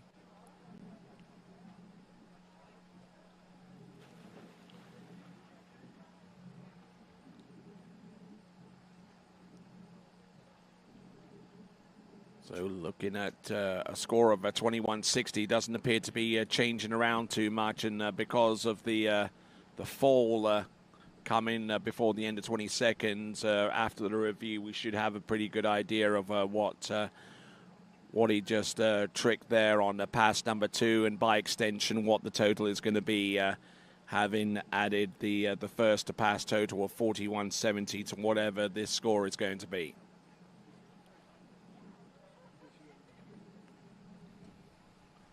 Judges taking their time on this one. Yeah, 41.70 on pass 1, 21.60 tentative on pass 2, somewhere in the ballpark of 6,300. That might slot him into what we're looking at, about 4th position there. We made some big predictions, you know, that it's going to take something close to 12,000, sorry, 9,000 to make the final, the top 12, and it still could. But some of these seeds here in the Series 2. Going down early or missing, you know, some key tricks, and coming up a little shorter than they would like, in the mid 6,000 and low, you know, low 7,000. So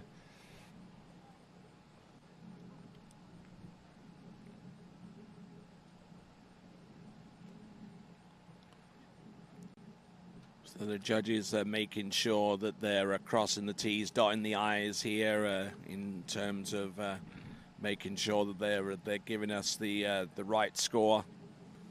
And that's why we got obviously the pause. The skier is waiting. It's great that you know, each skier before they leave the dock knows what, you know, what the skiers before have achieved, so they can make decisions on, you know, what it's going to take, what they need to change. And a lot of these skiers do have options in their trick runs. You know, they can change things up, go for a riskier run, or kind of scale things back a little bit. And once you know the scores of all the other skiers, and it's only through this iTrick technology that this is available. In past, you know, you were waiting for trick scores for what, half an hour or so afterwards, you know, after you've skied, before the score sort of was coming through. And now it's almost instantaneous. All right, then. Looks like we're going to timing, which means that that score is going to come through as a 26.60 on pass number 2, and the total is going to be 63.30. And there we go, 63.30. 3rd place right now for Thomas Renosto.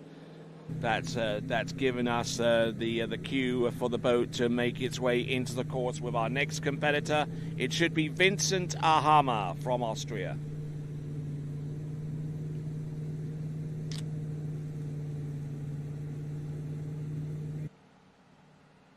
All right, so let's see what Vincent's got on his toe run.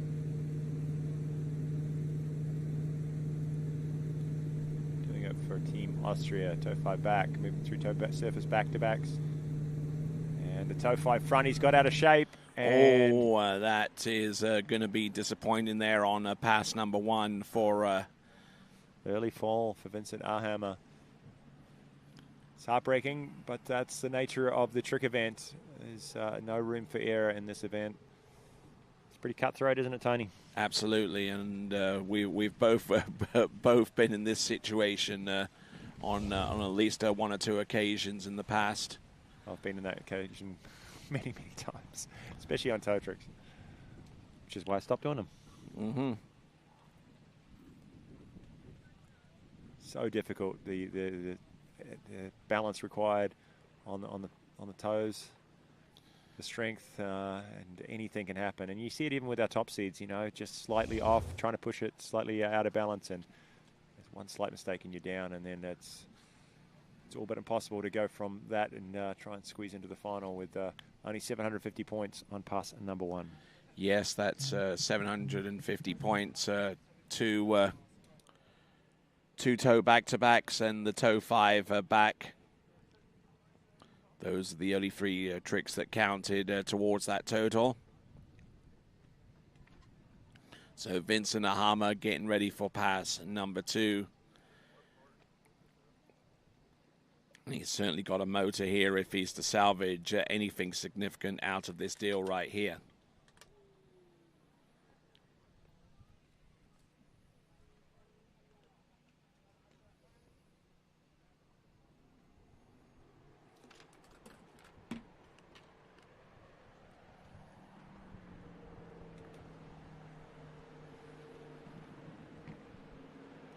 Been a busy, long day for you, Tony. What's your highlights of today so far? Lucas Cornell. Lucas Cornell, that was a huge... Just generally Lucas Cornell. He's an exciting skier, and I know that pass you're talking about, that 39, was impressive. Wasn't probably the way he wanted to run it, but you know he can dig deep and get the job done when he needs to. Anything else? What else? There are at least one or two other performances. I'd need to look through the scoring sheets to kind of give me a little bit of a cue and to remind me of what they did to get to that point. And there's a lot of slalom this morning. And Christiana Dosmo, that one's the biggest standout. She running 38 off and 1.5, had a big fall at 39, but took the lead, a dominant lead in the women's. All right, with 750 points on pass number 1. This is pass number 2 for Vincent Ahama. Going through his flip sequence. 3 in a row, same flip there, was it? Oh, and he's missed a wake on front flip. It's a toe side front flip. It's a difficult trick. So just a little bit out of shape. Yeah, I think he bailed on maybe a half twisting flip in the middle there. Started with the back-to-back mob. And then the back to front. I think he did 3 just regular flips. Let's watch the replay. All of these flips, to be credited, have got to be different, different versions. There's a back-to-back, regroups with a front and a back, and then sets up. There's your back to front.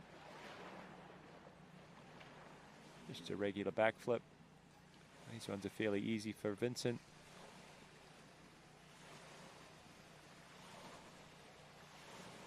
Oh no, there he is. It's the half twist, and going into his front flip, but just couldn't find the rope at the top of the wake. And going down on the 6th flip. That's a high scoring one, 800 points. And another one in this series too that's kind of failed to get the sort of score they're looking for.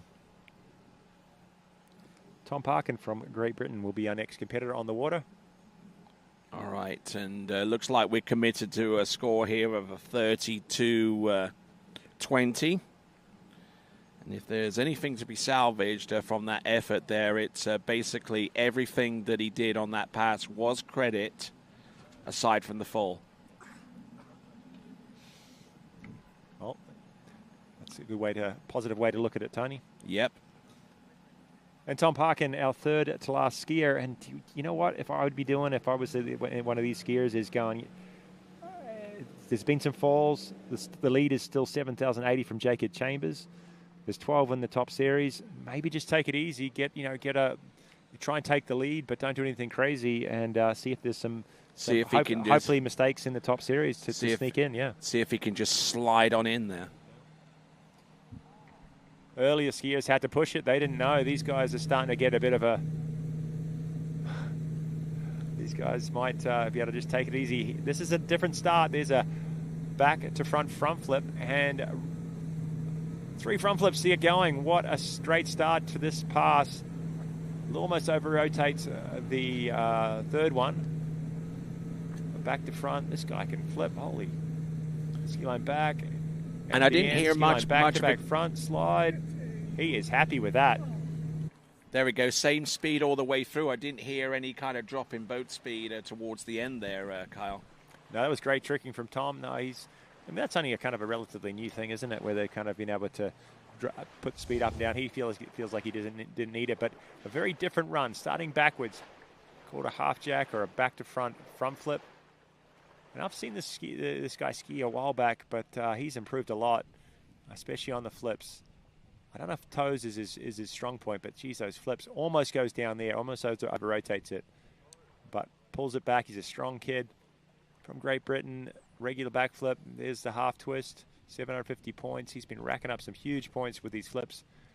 The sixth one, back to front, and just throwing a ski line back and ski line back to back at the end. Hopefully he gets this one in time. It's a 450 point trick. A little slide just for good measure. Yep.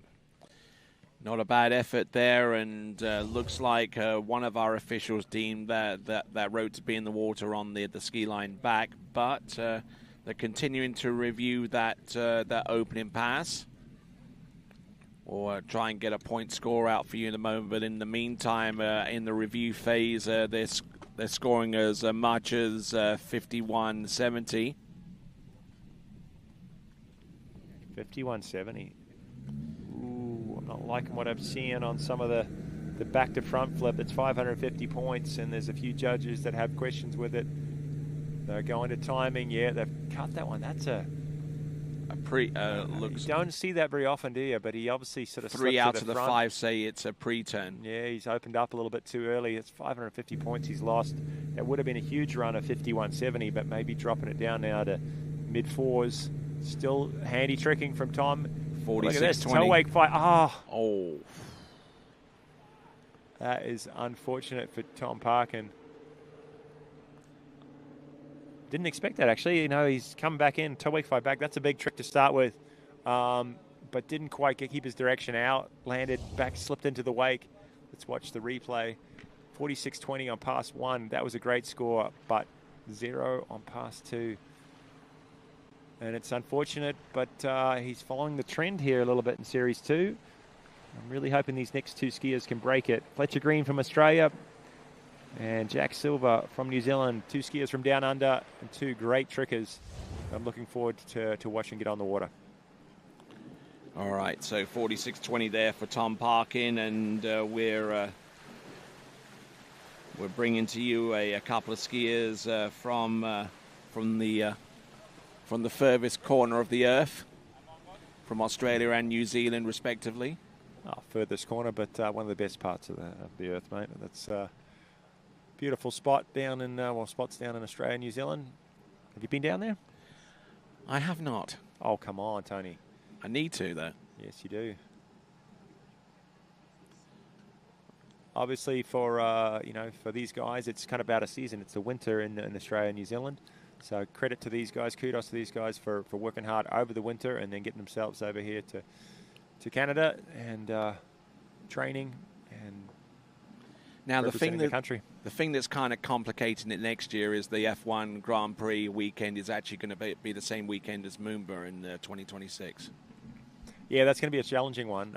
We made it down to Moomba this year in March, and we had a great time.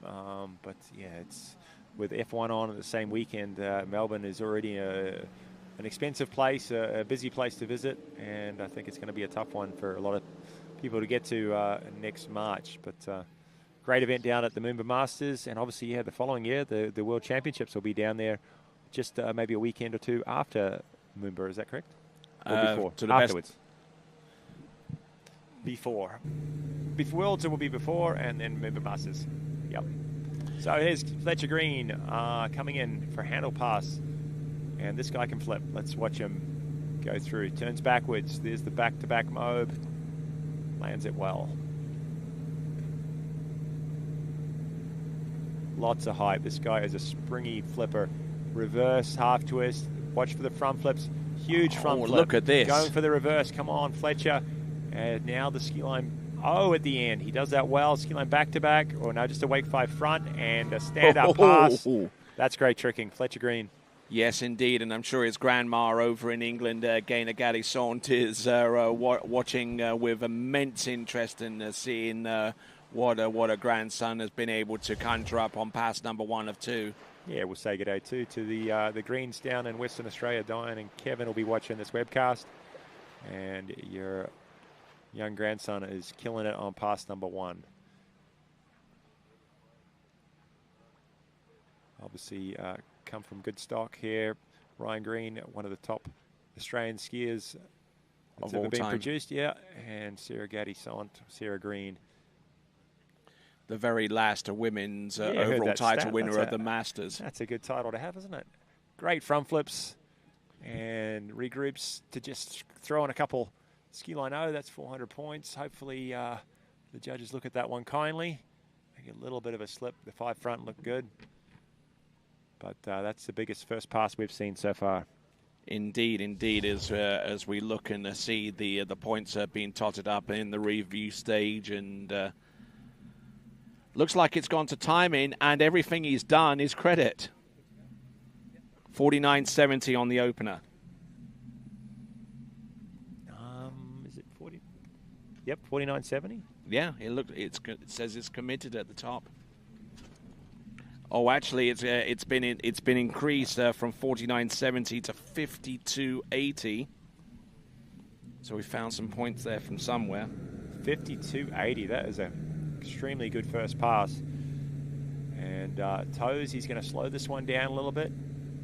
Just be consistent. You can see Ryan Green in the boat, releasing for him, and seems to be riding pretty close to the shore there. These lakes are beautiful, but they do get the boat. It does get very close to that kind of rocky shore. Here he is, Fletcher Green. It's his toes.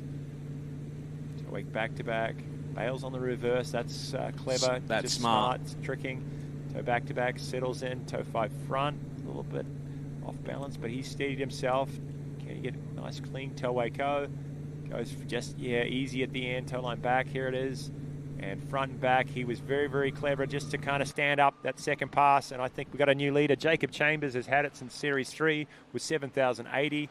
But you saw a huge first pass from Fletcher Green and a stand-up second pass. It wasn't all the tricks he can do in his second pass. There's definitely he laid up a little bit on some of them. But I'd say it's around just over 3,000 points, and we could have our first skier over 8,000.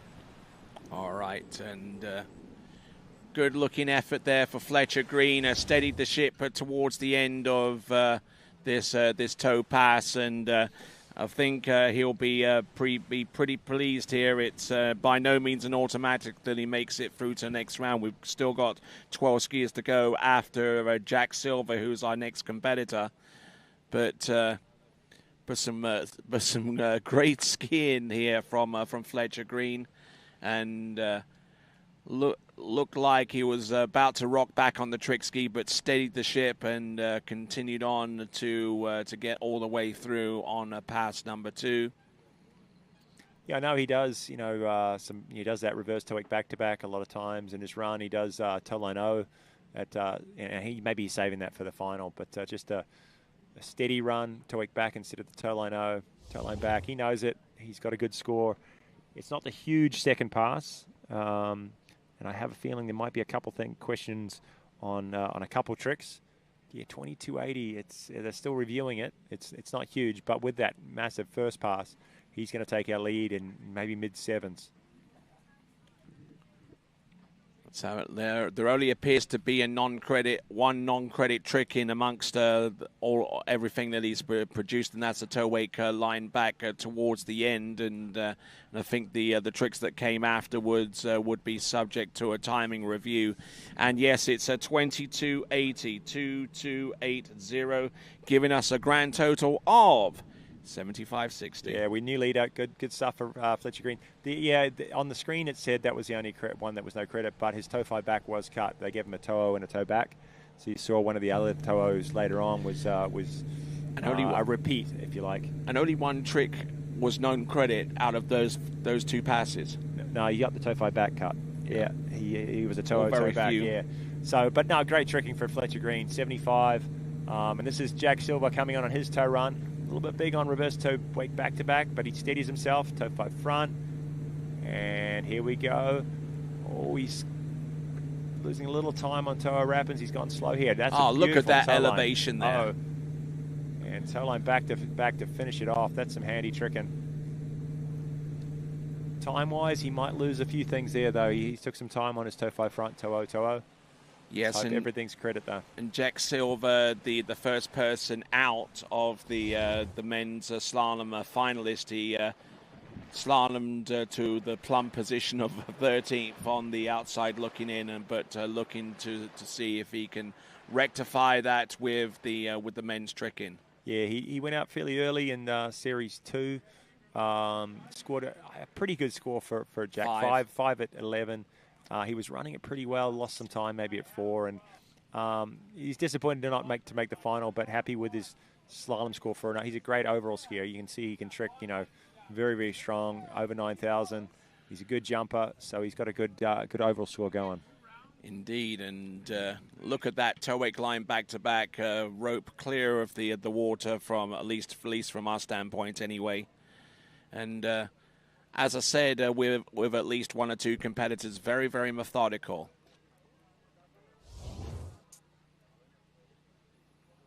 There's Grayson there, one of our camera operators here at TWBC. We thank him for his contribution as well as other members of the team. Got Jeremy Scholl, we've got Vincent Stadelbauer, we've got Pablo Font, who earlier operated the camera for the slalom event. There's Vincent there with base control. So we got that toe 5 front under review. That was a little iffy. He did get cut, maybe the toe out. They're just kind of putting that all together. The score tentatively right now, 29-10. His toe line back-to-back, although it was very nice, out of time, we think. Haven't quite got the score in yet fully. As Jack comes back in on pass number 2. This is his hand run, and he's a great flipper. There's the back-to-back mob. Slips a little bit off the wake, but it's clean. There's the reverse. Didn't bail on that. 2 800-point tricks. Throws a flip. There's the first half twist. Here's going to be the second. Comes back to front for his 6th flip. Down, you heard the boat drop. There's ski line 0. Ski line back. Comes front. This is going to be the lead. Wake 5 back. And great tricking, Jack Silver. Fantastic effort there. Just motoring all the way through and tricking 29-10 on the pass number 1 with toe tricks. And I suspect that second pass is going to be significantly higher. Well, congrats to our last couple of trickers. Kind of dialing things back a little bit, making sure they were safe and stood up, giving them a chance to make our final. We've still got 12 skiers remaining as we go into Series 1 here in just a few moments. Looking at some of the tricks as they're being judged right now, being imported into the system.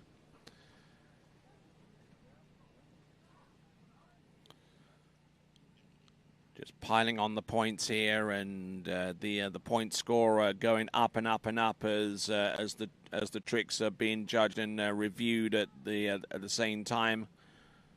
Judging first, then reviewing coming up immediately afterwards. On our tablet here, Tony, that when it's highlighted here, that's under review, is it? Yeah, they're under review. Yep. So a few tricks there that the judges will go back. Like I said, I've been on the other end of this system, and when you are scoring the tricks, you can just you don't give it credit or no credit. You just put it like a review, sort of a question mark, if you like, and you go back on when you see it the second time and deem whether it's credit or not. So a couple judges there just kind of questioning a few things. Such as the ski line back, which is 350 points, but will not be given to him because it wasn't over the wake. Okay. Didn't notice that at the time. Wake 5 back. That's looking like it will come in. All right. He's gone out. He's done his job. He's stood up his first pass. He stood up his second pass. We're seeing sort of some tentative scores. 46-10 for pass number 2. Depends on what he gets in time. Pass number 1 was 29, and he's going to push that lead. It's going to be very close between him and Fletcher Green.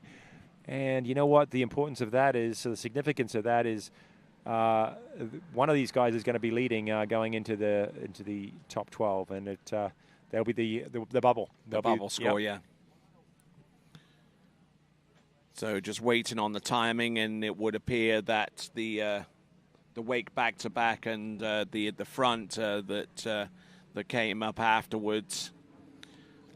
It's been a tough one from at the end. He did really well. It's the ski line back and the wake 5 back that's being cut. He's lost some valuable points there. That's maybe 660 points. And he's still come 75-20. 20. And Fletcher Green is 75-60. Well, so very, very close. Very tight. Very good skiing from our last 2 skiers. Moving into Series 1 now. Our first guy from Italy.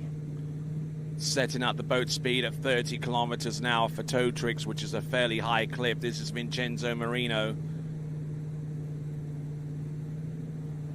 There you go. Aggressively going through his toe tricks, toe wake line O, toe wake line back, and getting set up for the toe wake line back to back, and going nostrils deep on that one.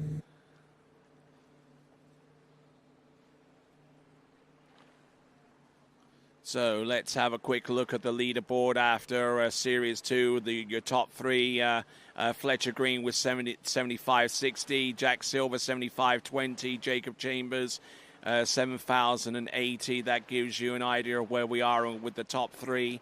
And there you see the rest of the skiers with their point totals, and you can check out the live scoring via the IWSF results page. And if you want to find out more about iTrick, go to iTrick.ski, iTrick.ski.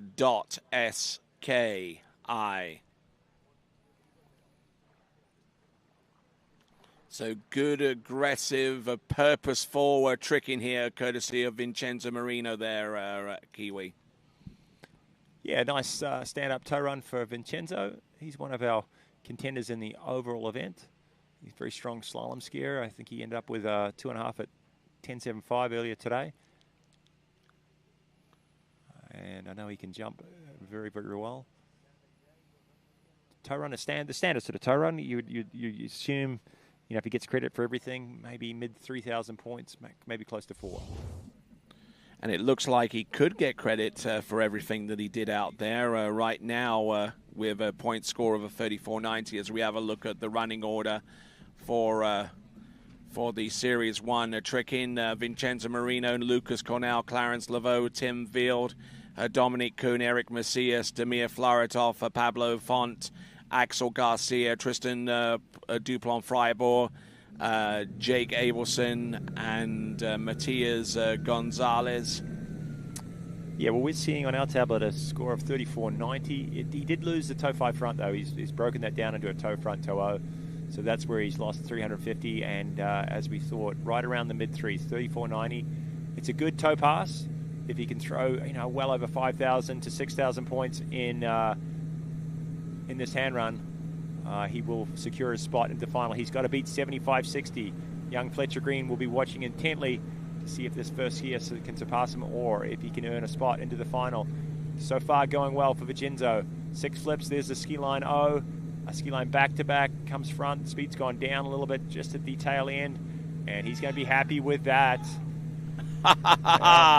There you go, pure emotion kind of rising and bubbling to the surface there for Vincenzo Marino as he gets the second pass under his belt.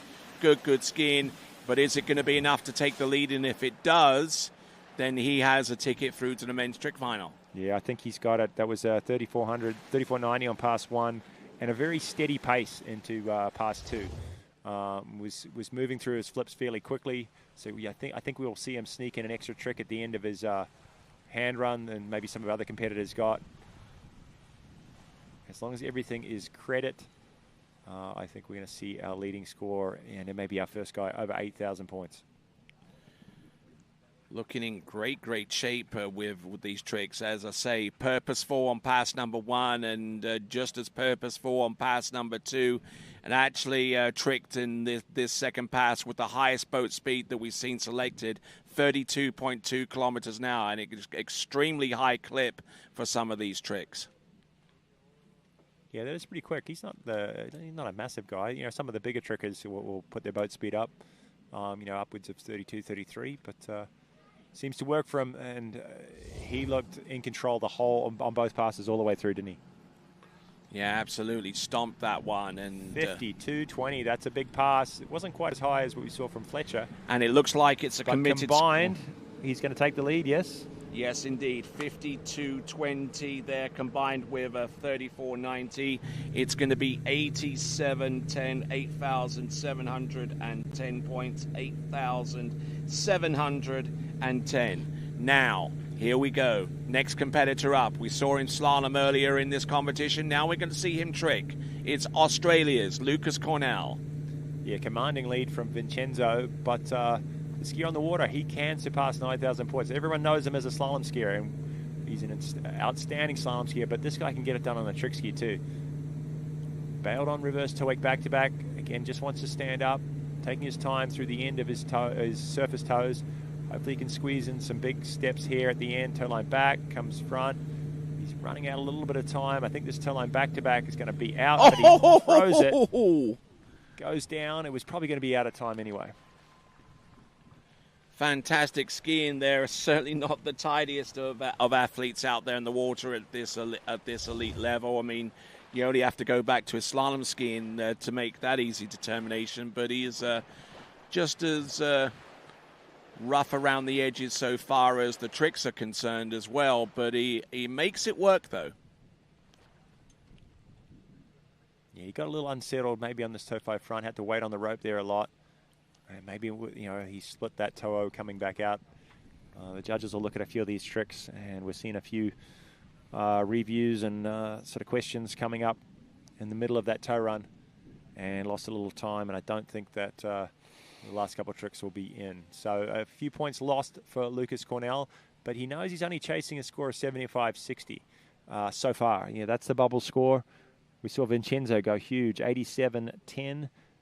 But Fletcher Green, another Australian, his teammate, if you like, is the score he's going to be wanting to beat. It's 2,600 so far on pass 1, and he has got his work cut out for him here if he's going to have to track down that 75-60. Okay, needs to be a big hand pass. So falling before the end there, so timing not going to be much of an influence on the score. So 2,600 is going to be yeah, they've raised it up 27.50. I think the toe wake back got in time. What are we looking at? We need sort of 4,800, give or take. Okay, so pass number 2. Yep. So right, you are 27.50 on pass number 1. And so Vincenzo Marino, whom we saw just a few minutes ago, has booked himself a spot through to the next round with 87.10. Still, the bubble score is very much in effect. That score, courtesy of Fletcher Green, was 75.60. Anything above that? So, you know, he's got a personal best of over 9,000 points. And with that sort of level of score on the board, you know he's gone well over 5,000 on his hand run. So he's got the creds. He knows how to do it. He can't afford too many mistakes or get anything cut on this pass. You know, he's going to need it all.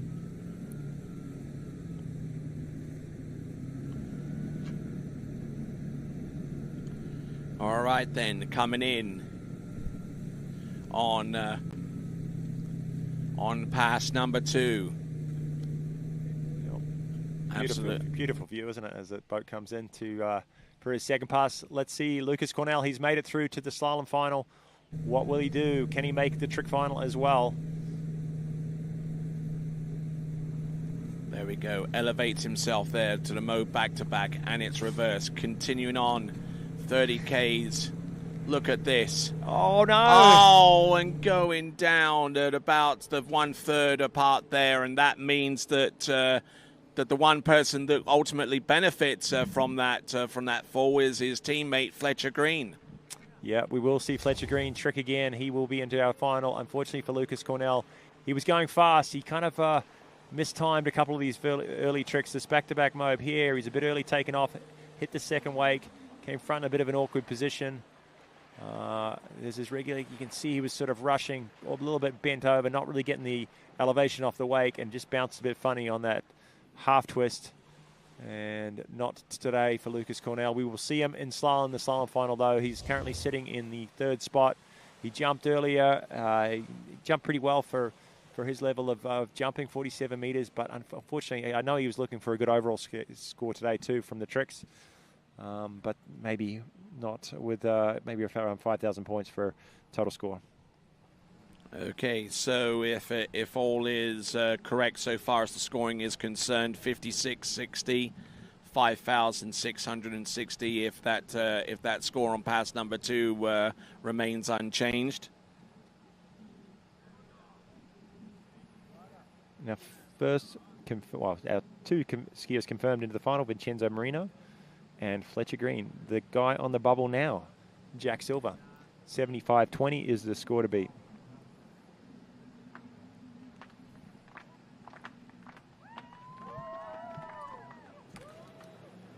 All right, Clarence Laveau,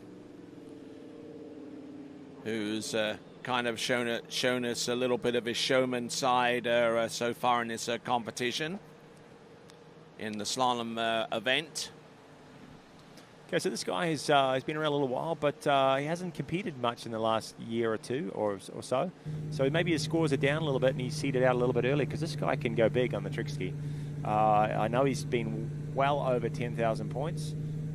But maybe just not skiing as many events, so his qualification scores are a little bit lower.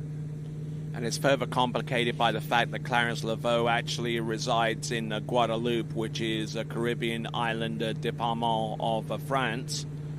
So that kind of isolates him a little bit from the rest of the French team for the most part. Okay, a stand-up pass for Clarence on pass number 1 with toes. A couple things there, though, they're going to look at twice for the reverse toe wake back-to-back. Mistimed the wake a little bit, and that one's going to be close. Toe wake O, toe line O is always, that's a tough one to get credit right now. The judging's pretty stringent here at this level, anyway. There we go, toe 5 back, a high-tempo start there.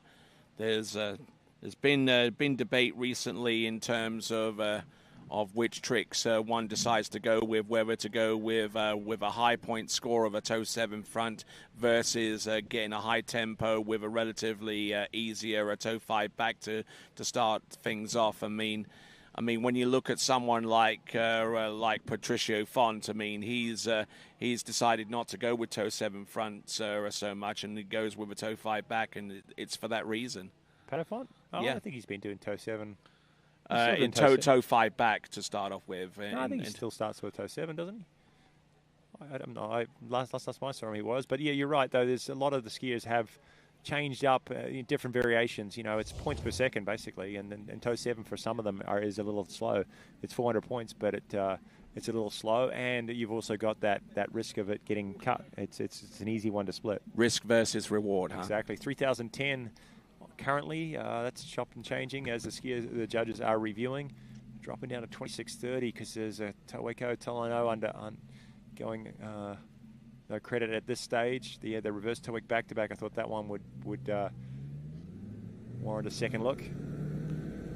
So under review right now, Clarence Laveau on pass number 1 or 2 he's had 1 or 2 problems, especially when it comes to being able to make it back to France and to compete in the French national. Had some consular problems recently, and well, his problem right now is his hand run. He's got to go big here. He's kind of in the same thing as Lucas Cornell. He's only got 2,600. Oh, he's gone down. That was an early fall for Clarence. Caught an edge on the reverse mobe. One skier that will be not be in the finals is going to be Clarence Laveau. And congratulations to Jack Silva, 75.20. Unofficially, we're going to say he has earned his spot. So we will see a Kiwi in the trick final, along with an Aussie. That's Fletcher Green, and an Italian at this stage. Indeed, indeed. So the three skiers that we know, Fletcher Green, Jack Silva, Vincenzo Marino, through to the next round of the competition. So we're looking for 9 spots to be occupied between now and the end. Oh, and just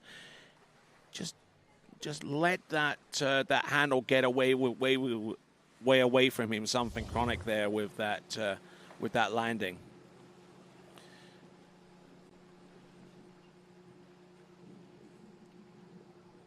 So it looks like there's only going to be one trick accounted for Clarence Laveau as he fell on the second one. 800 points on the opener.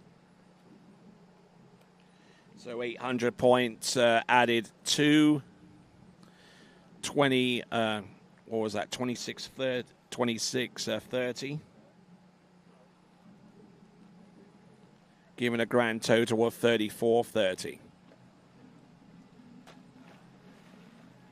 So that is a Clarence Laveau. Now let's have a look and see what we've got for our next competitor from Germany. It is Tim Wild, who certainly had a pretty useful tournament in the World Championships last season, around about this time last year.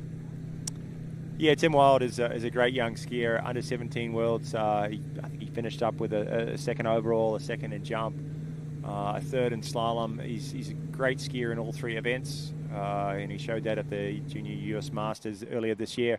He's made the slalom final. He slalomed exceptionally well, won at 10.75. He's got a personal best of tricks of, if it's not over 10,000, it's very, very close. Right now he's focused on that score of 75, or actually probably Jacob Chambers is probably the cut right now, 7,080. So he's going to be just maybe slowing things down, making it steady. Don't want to go too slow and get out of rhythm, sort of being too conservative. But this guy is he's so consistent, and shows us why on pass number 1. And the first and only junior athlete in the U.S. Masters to win not only the slalom, the tricks, and the jump event, winning all 3 events in this year's Junior Masters Waterski tournament. Yeah, amazing performance.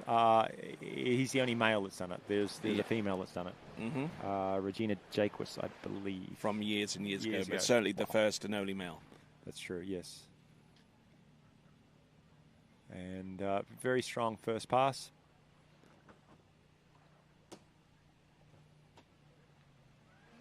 But keeping on good pace and just not at the rapid pace that we typically associate with Tim Wild so far as his tricking is concerned.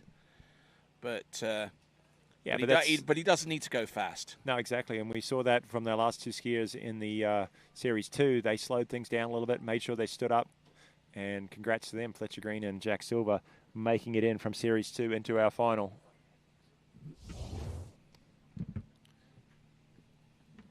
All right, so Tim Wild, as we see Clarence Laveau looking a rather forlorn figure there on the shore side after his performance of. Yeah, that's a tough one. Not only just for him personally, but also for the team. Like he's a valuable member of the. Not happy, but valuable member of the French national team, and as the weekend plays out, when we start tabulating some of the team scores. That fall could be costly. Leaderboard, Vincenzo Marino, 87.10, miles out in front. Fletcher Green, 75.60, and Jack Silva, 75.20, rounding out our top 3. And you know what? I'd be pretty happy, sitting here watching it as Jacob Chambers with a 7,000. He's got a chance. All right, 39.20 for that opening pass there for our skier on the water, Tim Wild, and out of all of the tricks that he produced out there on the first pass, only one appeared to be cut, and that was the toe wake-o. Everything else around it, everything else before and beyond that was credit worthy. Yeah, those toe wake-os have been tough today. And steady through the 5th flip. There's the 6th. Oh, he's already in the final with this. It was a big toe run. There's the highest toe run we've seen today. Wake by back at the end. Look at Gets this. A little out of balance, but And he just had fun with that towards the end. Yeah, he knew it by that stage. He'd done enough. He probably would have wanted to be a little cleaner at the end, maybe for his overall score. He's got a great slalom score to go through. He's a phenomenal jumper. This overall competition is going to be tight here. Going to be close, I think. Vincenzo Marina has a solid lead. This one's going to go close. I think this will be right up there. Maybe over 9,000 if he gets everything credit. Just don't know what he lost right at the end of the run. All right, so we're already tabulating the points in the review stage. And it seems that as we get further and further through this event into Series 1, the cleaner and cleaner the tricks are becoming for the most part. Not seeing too many red marks associated with a lot of the tricks being performed, and that's no accident. No, the level's just going up and up as we move through this Series 1. Like I said, Tim Wild has scores of 10,000 points or close to it. Dominic Kuhn is going to be our next skier. And from here on out, they're all over 10,000 point trickers. So a couple 12,000 and one 13,000. Okay, so looks like we're committed on a score of 49.80, giving him a grand total of 8,900 points, and that is Tim Wild through to the next round. Yeah, and a new leader. Yep, he's surpassed Vincenzo. 89. Vincenzo had an 87. Dominic Kuhn next on the water. Okay, so 8 skiers remaining. First of those 8 comes to us out of Austria. It is Dominic Kuhn. The cut right now, Tony, the important score to remember is 7,080. Jacob Chambers coming from Series 3. He has a shot right now still of making it into our top 12. He's got 8 skiers to sit there and watch and bite his fingernails and see what happens. Dominic Kuhn starting off. He usually does a 285 back there, but he's, again, just being conservative. Used to be strong guy, Dominic, moving through his surface toes. Now some big steps at the end of the run. Toe line O, toe line back. Toe line back to back and front. Solid tricking.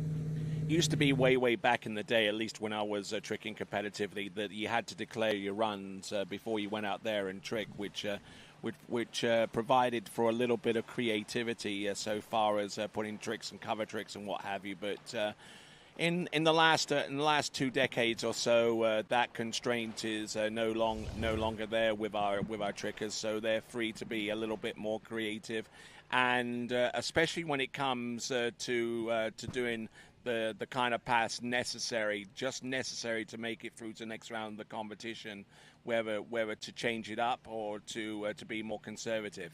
Yeah, that's definitely a good rule change, wasn't it? It was kind of pointless, really, to turn in a submitted run, and you had to stick to it.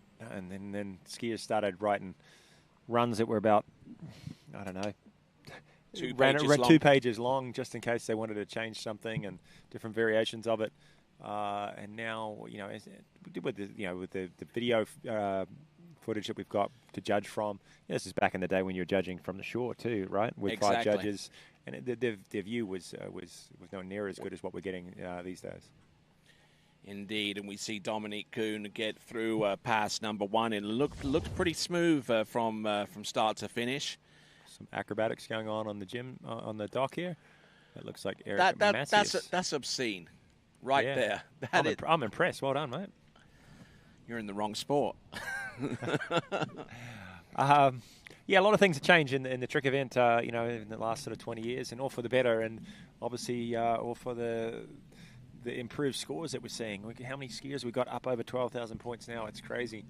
And obviously Jake Abelson, 13,000, and that has just been approved. Tony, you heard that? 13,001. Yeah, 30,020. He did go a little bit more in the second round of that tournament. Unfortunately, that one didn't go through. They deemed one of his Wake 7s not credit, but he's got more in the tank. Just obviously. A Wake 7 that's non-credit. Yeah, blasé reaction to that. But score of pass 1 was 38.20.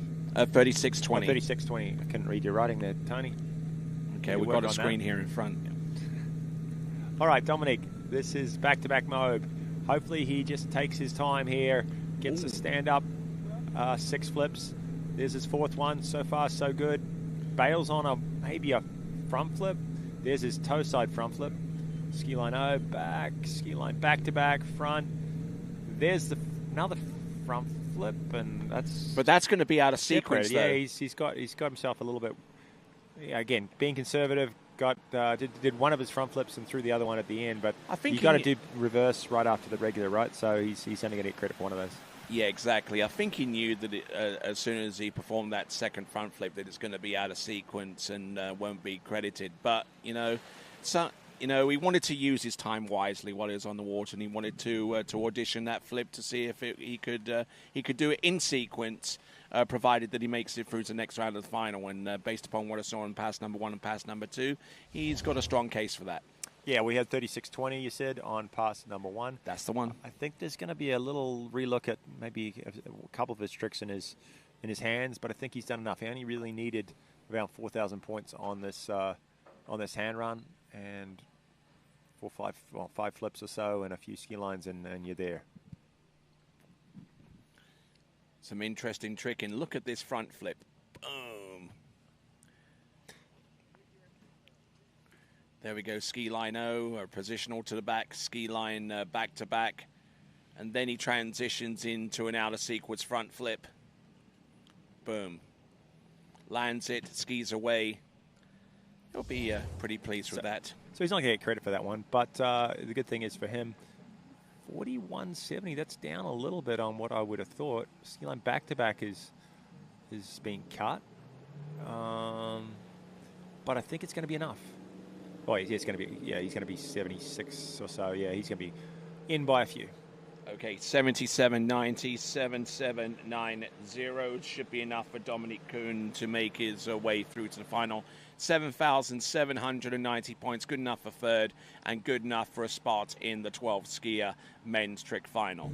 Skier on the water right now from the United States, an individual wildcard competitor. This is Eric Macias.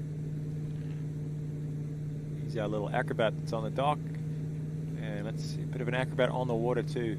Very talented young trick skier, moving fast through these toe runs. He's up the speed here.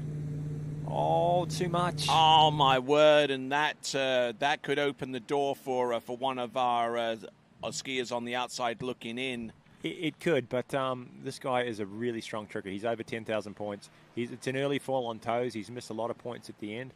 But you got to think, okay, 10,000 points, miss say 1,500 on the end of your toes, he can still, score in excess of 7,000 with a pretty strong hand pass. We'll see what he scores on pass number 1. Looking through the limited amount of tricks he was able to contribute on pass number 1. These last sort of 7 skiers or so, they've got some breathing room, don't they? Because their best and their runs are upwards of 10,000 or more. So if they have an earlier fall on one pass, it just can't be a really early fall. That's what's going to wipe them out. That's what's going to put Jacob Chambers in if one of these next few skiers falls, on one of their first couple of tricks. 21.60, it's not a big toe pass. Make matters worse, that toe wako got cut, so we lost 300 there. 21.60, he needs a 5,000 point hand run. Pretty easy for him. He can do over 6,000 on his hand run. But the pressure is definitely on. Yep, it's definitely on here for Eric Macias, wanting to make sure that he puts himself in a position where he skis in the final. And looks like we've got a little bit of a rope issue going on here. But he's managed to get that solved, thankfully.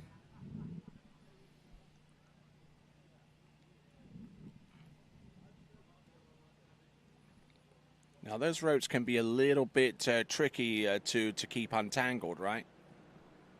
Yep, sure can, especially if they're using any variants of Spectra. Yeah, that twists up pretty easy. 6 o'clock here in Calgary, Tony. It's been a beautiful day. Canada definitely turning on the weather for us over the last couple of days in these day 1 and day 2. And the initial prognosis was for a lot of cloudiness and rain during the majority of the event. Really? Okay.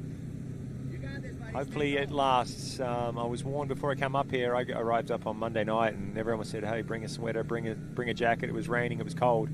I haven't seen it so far. It's been 3 beautiful days. The prelims, some of the female, and these first couple of days of competition, absolutely perfect conditions for all of our skiers. And a big day of competition here on day 2. We're rounding it out. Only maybe 6 skiers remaining. Mo back, 800 points. Yep. 1,600 points so far of the first 2 tricks. There's the regular backflip. There's the front flip, 800 there. Flip twist to the back, or half jack to the front. Oh, he's gone down goes towards down the end. At about the 3/4 mark. It's going to be tight. It's going to be very tight. There's a lot of big flips in that in the start of that run. 2 back-to-back mobs, a front flip, back to front flip, and that's a cool looking trick the way he does it. But still missed probably, I don't know, you're going to say about 1,500 points in the end of his hand run, and whether he got 5,000 out of that, I'm not sure. And it looks like we're still in the judging phase on pass number 2, identifying each one of those flips, and then making determinations as to whether those flips were correctly performed within the specification prescribed for each move, including that half jack back to front.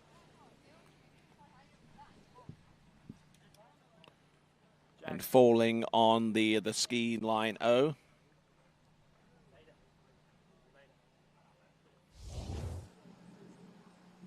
So let's have a look at the timing. Shouldn't be an issue there because he fell quite soon into that run. So 45.60, giving him a grand total of 67.20. Now, who makes it through to the final? There's a happy Canadian, Jacob Chambers, 7,080. He is going to squeeze into our 12-man final. Okay, I'm going to have to go all the way back to one of our previous series to find his name, Jacob Chambers. Yep. Yeah, there's on your screen the leaderboard. Yeah, Jacob Chambers sitting 6th. There's only six remaining, so he's earned his spot, and congrats to him. Coming out of Series 3, great tricking. And it's not all over, though, for the likes of Eric Macias and maybe even, who else we had there? Eduardo Luff. He had a 6,000. There's 6 skiers. Anything can happen in this trick event. Here it is, Damir Filaretov from the Ukraine. A little pre-turn there on his back-to-back mob, and he bails on a wake on the reverse, does a wake back-to-back. That was interesting. Throws a couple easy flips here. Again, the everything's kind of slowed down. Everyone's becoming a little more conservative. Ski line 5 back, and he's gone down on that one. And maybe a little too conservative. I don't think that's a huge hand pass for Demir. Probably not used to tricking that conservatively, but kind of forced into the situation, knowing what he's seen from the previous skiers already. I haven't seen that one before. That's a new one for me. He just didn't want to take the risk. I have a feeling even that first trick he kind of slipped out on a little bit on the takeoff, and if he loses that one, he's bailed on the second one. Plus he fell maybe a trick or two from the end. This could be a hand pass that's not going to score that highly. You know, somewhere around high 3,000, 3,500 to 4,000. Let's have a look at the tricks as they're coming through. In the judging phase, the first of the 3 phases of determining what tricks were performed. No, he's got it. He's been given that first back-to-back mob. That was one I was questioning, but it looks like that's going to come through. They are reviewing, and credit for everything else. So 44.20. If he'd lost that one, that was going to be a subpar first pass, you'd say. Mm-hmm. Falling on the ski line, a 5 back towards the end of pass number 1. Now he's going to try toe tricks on pass number 2. Yeah, he was A little lucky. I had two out of our 5 judges pre-turn on that back-to-back mode, but it's only he needs a majority. 3 out of 5 gave it to him. So he, at this stage, has a 39.70. It's still not a strong first pass, but with a 3,000 or so on toes, and he's in our final. Okay, so 39.70 provisionally there for Damir Flaratov, and we'll see if his point score is going to get any higher with the second and final 22nd pass coming right up. Well, we declared Jacob in the final. Who we go back to? Who's our bubble score now? Okay, we'd have to look back into the scores that were over 6,000 points, and we'll get that information very, very soon. Oh, look at this toe wake back-to-back reverse. Very rapid spins here. Toe wake lino, good float over the line, toe wake line back, position to the front, toe side, toe wake line 5 back, toe wake line back-to-back. Does he go for the reverse? No, he's going to stand up and make his way to the dock. He should be fairly satisfied with what he produced there.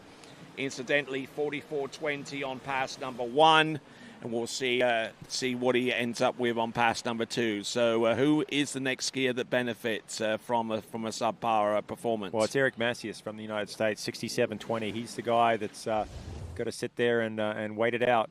So although Damir we thought his first pass was a little bit too conservative, he didn't hold back on pass number 2. Threw some big tricks at the end of the run, and that's a pretty handy score. He's not going to take the lead with that, I don't think. The lead is still being held by Tim Vield, 8,900.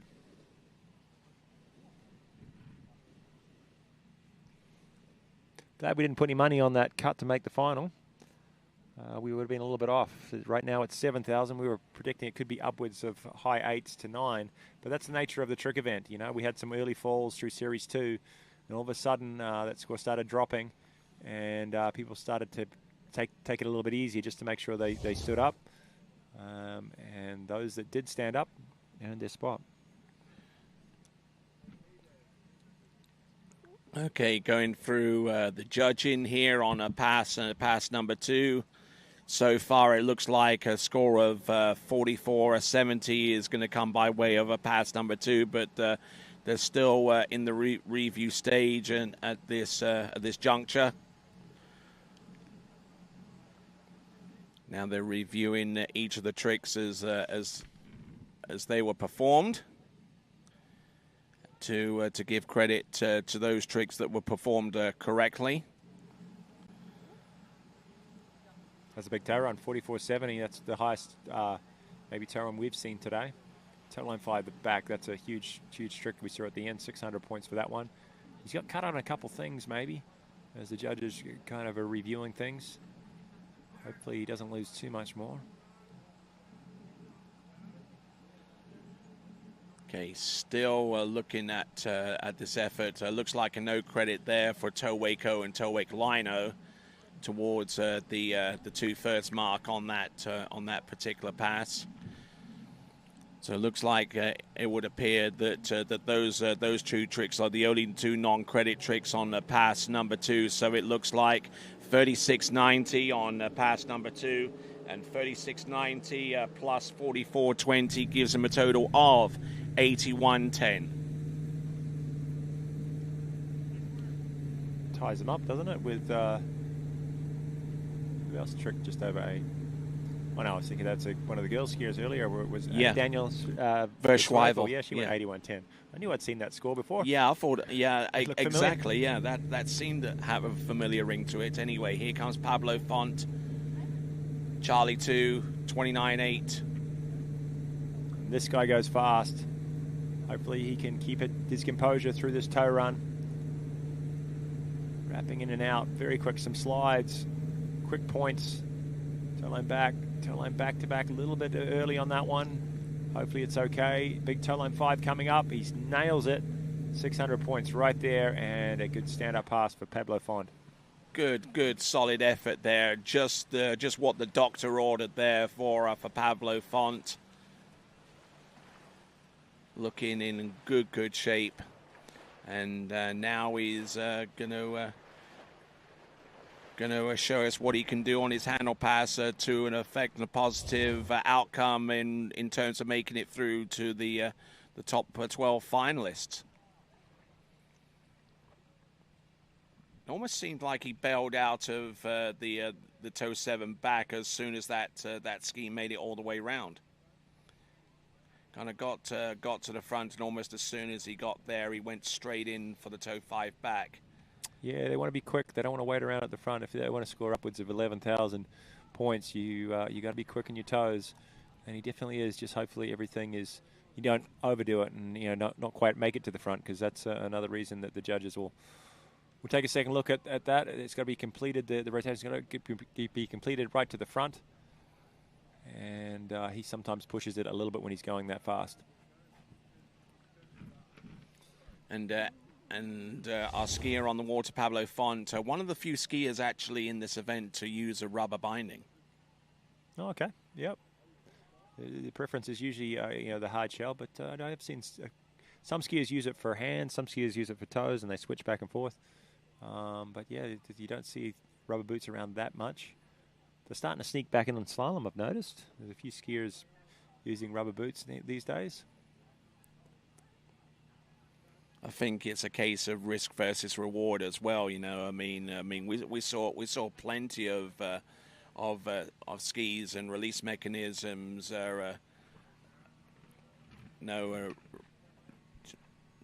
releasing. True. Yep. All right, pass number 2, 33.10. We're seeing. Yep, 33.10. That toe line 5 is right on the borderline. Whether he might get that back in time, who knows? At 600 points, he's going to want. 39.10 on pass number 1. He knows he's only chasing 6,700 to get him in, so I think he's done enough on pass number 1, but he's got to put it together with a pretty strong hand pass. Look at that front flip. That's a different one, isn't it? He really whips his head into it, but so far so good. There's 6 flips in a row. That's a lot of points. Ending was ski line 0, ski line 5 front. That's a big one. Ski line back. This guy's in the final. Good tricking from Pablo Font. Yeah, there you go. Absolutely on fire there with his 2:22 passes.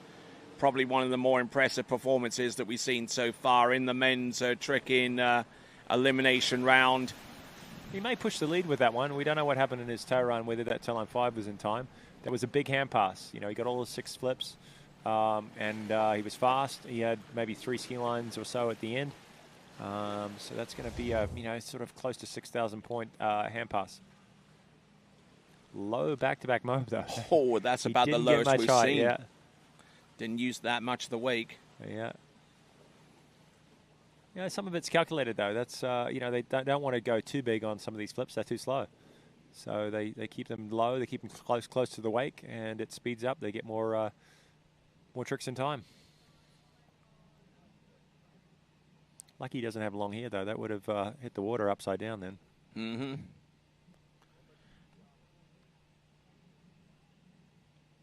Ski line 5 front, ski line back, then ski line back-to-back to end off with. Whether that's in time or not, we'll find out. And I think he was pretty quick. I think we'll get that one in. And we could see our first over 6,000 point hand run, coupled with we're looking at maybe around 33, maybe 39. I don't know what the final score was. It was 39, was it? He did get toe line 5 in. All right, so looks like it's going to be 63.20 on pass number 2, combined with 39.10. That gives him a total of 10,230. Our first post 10,000 point run so far.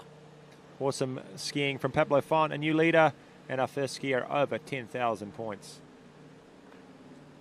Axel Garcia from France coming in. Pass number 1. This guy is an exciting tricker. Throws a lot of different flips. First of all, he's got to get the job done on toes. Dropping toe 5 back, just starting with toe wake back-to-backs.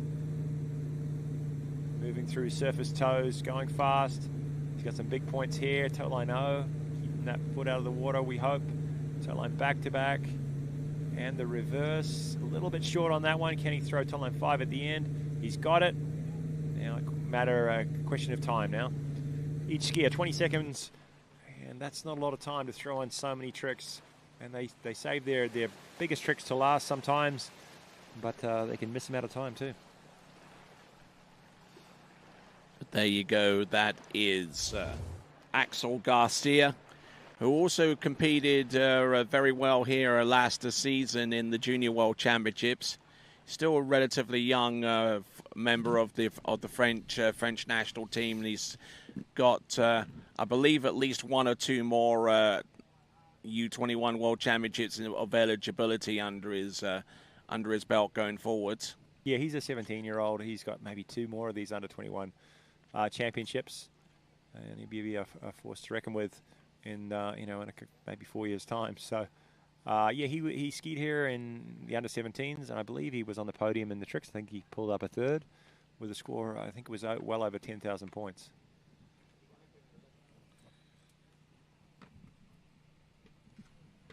Well, we got a second, Tony. It's been a big day here with a lot of slalom, a lot of tricking this afternoon. What can we expect tomorrow? I think we're starting with jump at 8 o'clock. Is that correct? To the best of my knowledge, yes. Yeah, it's women's series 3, 2, 1. And then the top two series of men's jumping. And then the trick finals will be tomorrow afternoon. All right, so we definitely got a full day's worth of action here at the U21 World Waterski Championships. And the judging team reviewing pass number 1, tentatively 36.20. That toe line 5. Is it in? Is it out? It's 600 points. He would desperately like that one in. It all comes down to this hand run. He knows he's got to just get that 67, and he only really needs 3,000 points on this hand. He can do that in sort of 4 or 5 flips. So let's wish him well. 42.20 gets committed. Even better. Can we see our second skier over 10,000 points? We have one, Pablo Font with the lead, 10,200. And Axel Garcia coming in. This is the flips. He goes big. He's a little guy, but he packs a punch when he goes off that wake. Massive back to front flip. Going through the half twists. There's a toe side front flip. He's gone a little wide, taking some time. Ski line 5 back. Ski line 5 front. Hopefully he squeezes in 1 or 2 more. Big run for Axel Garcia. Well done.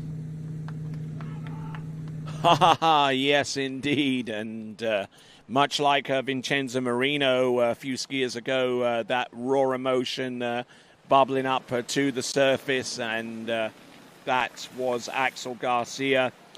42.20 on pass number 1. And his second pass, well, I think it's going to be more or less the same, if not a little bit more.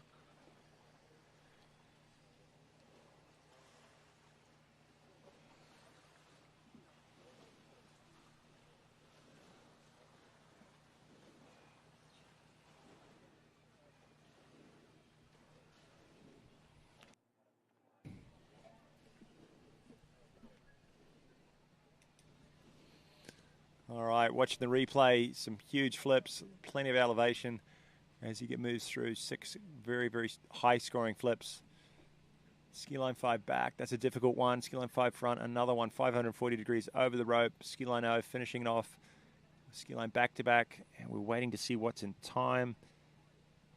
If it's all in, this is going to be definitely over 10,000 points. And the emotion, the scream as he finishes that second pass tells it all.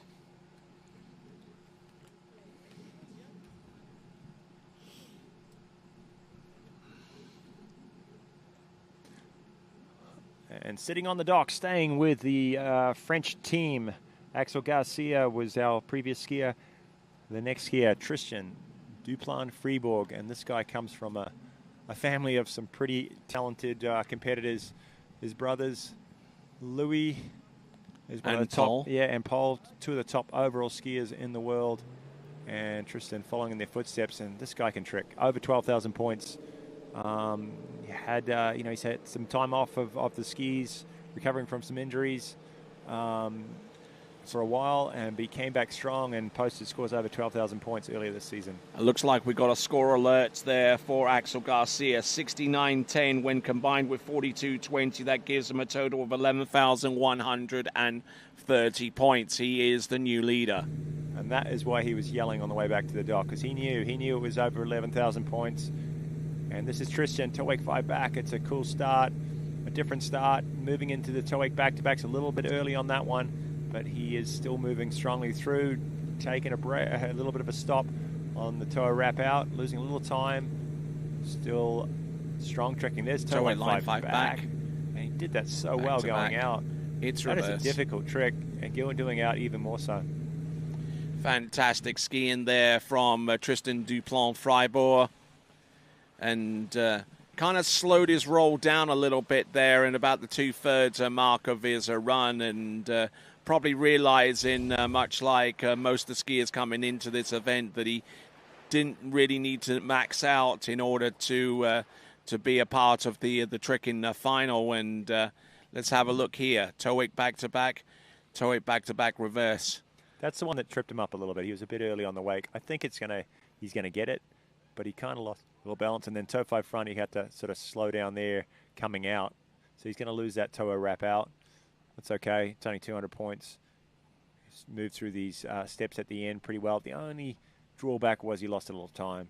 So we're not sure whether he gets in 1 toe line back-to-back or 2. There are big scoring points. There's 1, and here's the reverse. I have a feeling that might be out of time. Not bad, though. Oh, great run. Yeah, yep. And, it speaks to the level of these skiers. You say, they're being a little conservative, but they're still posting, huge scores and throwing big tricks like that. And I'd say that toe pass right there was well over 4,000, maybe like 4,500 points or so.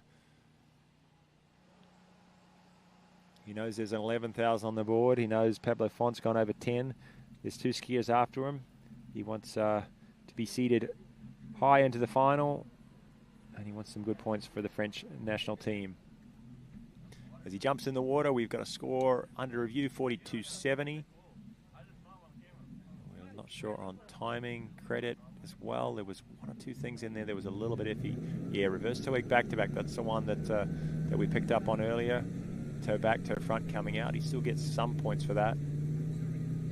And reverse toe line back-to-back was looking like it's out of time. 34.40, it's committed. It was a good run. A lot of hard tricks in there, but lost a little time and a little bit no credit on things, so scored down from what he would have liked. Tristan Duplan-Fribourg coming in, pass number 2, back-to-back mobs, switches it up.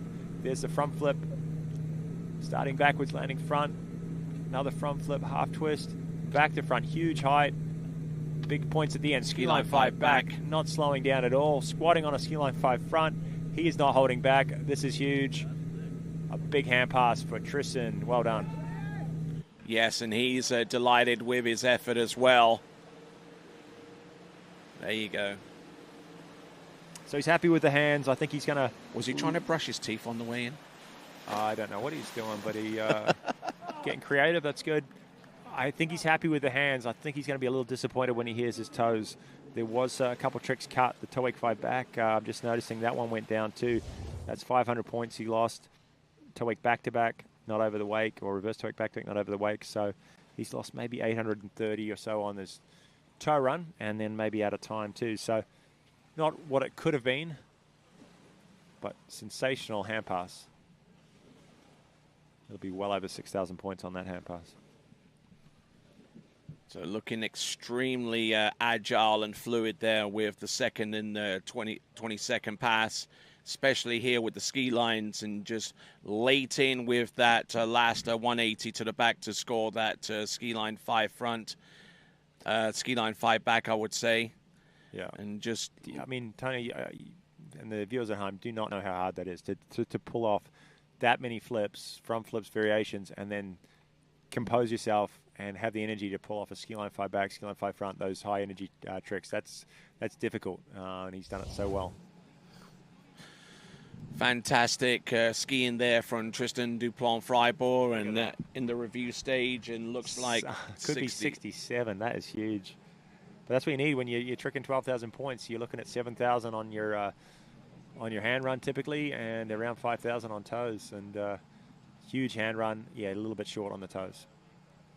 Next skier slides into the water. It is Jake Abelson. He's your current World Under-17 trick champion, current World Open record holder.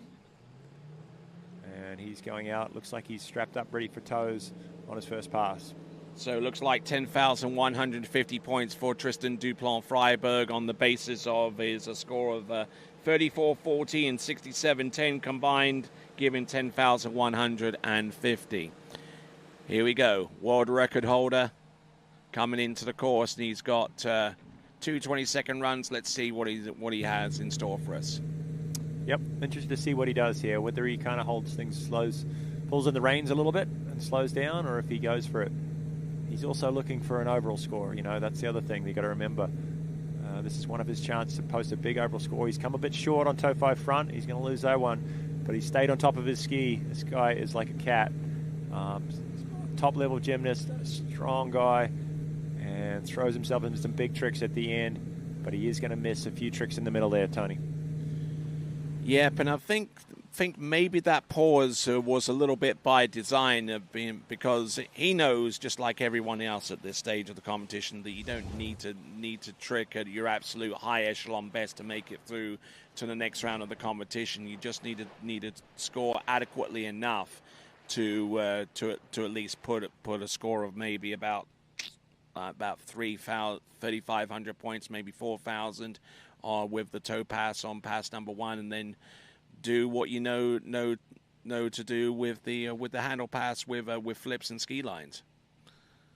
Well, he's done plenty there on his toe run, and he is one of the best flippers in the business. He has 3 front flips in his run.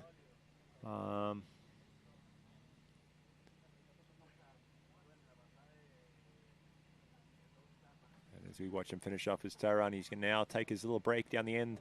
All these skiers get on the back of the boat, change up. Most of them use a different ski for toes and the hands. Also change their ropes out. They get about 45 seconds to kind of regroup, change their equipment, and then they're back in the water, and it's pass number 2. So judges are reviewing the tricks that he produced on the pass number 1 of 2. Yeah, that toe 5 front, that was the one that I saw. It was, I don't know if he got round to the front, and he definitely split it somewhere at the back there. Then he lost the toe back, toe front, or the toe coming out. Not going to be too worried about it. Toe Waco. He's, looks like he's getting cut a toe Waco as well. Okay. We're going to have to do some toe Waco scores, because I've seen a lot of... It'd be interesting to see what stats they pull up on a particular trick and its percentage of credit worthiness. I think we can probably do that with this system. Yeah, I'm sure you can, yeah. Got all the stats. All right, this is the pass, though. This is the high-scoring hand pass for Jake Abelson. He can go over 7,000 points on this one run. But yeah, he can qualify for the final just in one run. If he goes his best, let's see what he's got. Here he comes. There's the Mo back. Here he comes with its reverse. 4 more flips he can do. There's the front flip. There's the front flip reverse. 2 more flips that he can do. Flip twist back, half jack to the front. Now it's ski lines and anything else that he can throw in there. Ski line 5 front. Ski line 0 slips to the back. Ski line 7 back. Yeah. Oh, nicely done. And the fist is thrown.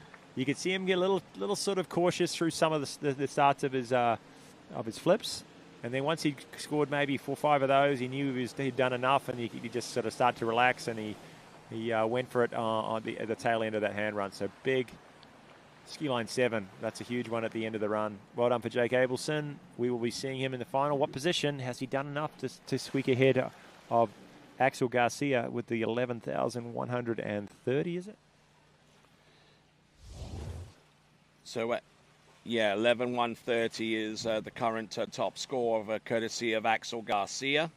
I bet it's going to be close. That was a big hand run, but he lost some valuable points in toes. My guess is 11.5.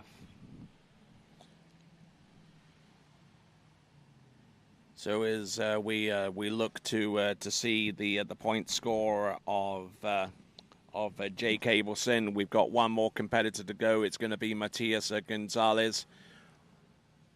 We'll go through the list of potential candidates in terms of making it to the final and getting into the top 12. And just look at that ski line 7 back-to-back, you know, and just the athleticism necessary to make that trick, you know. It used to be back in the day the highest, the most dynamic trick you'd ever see is a 7 back-to-back, but that involved a handle pass.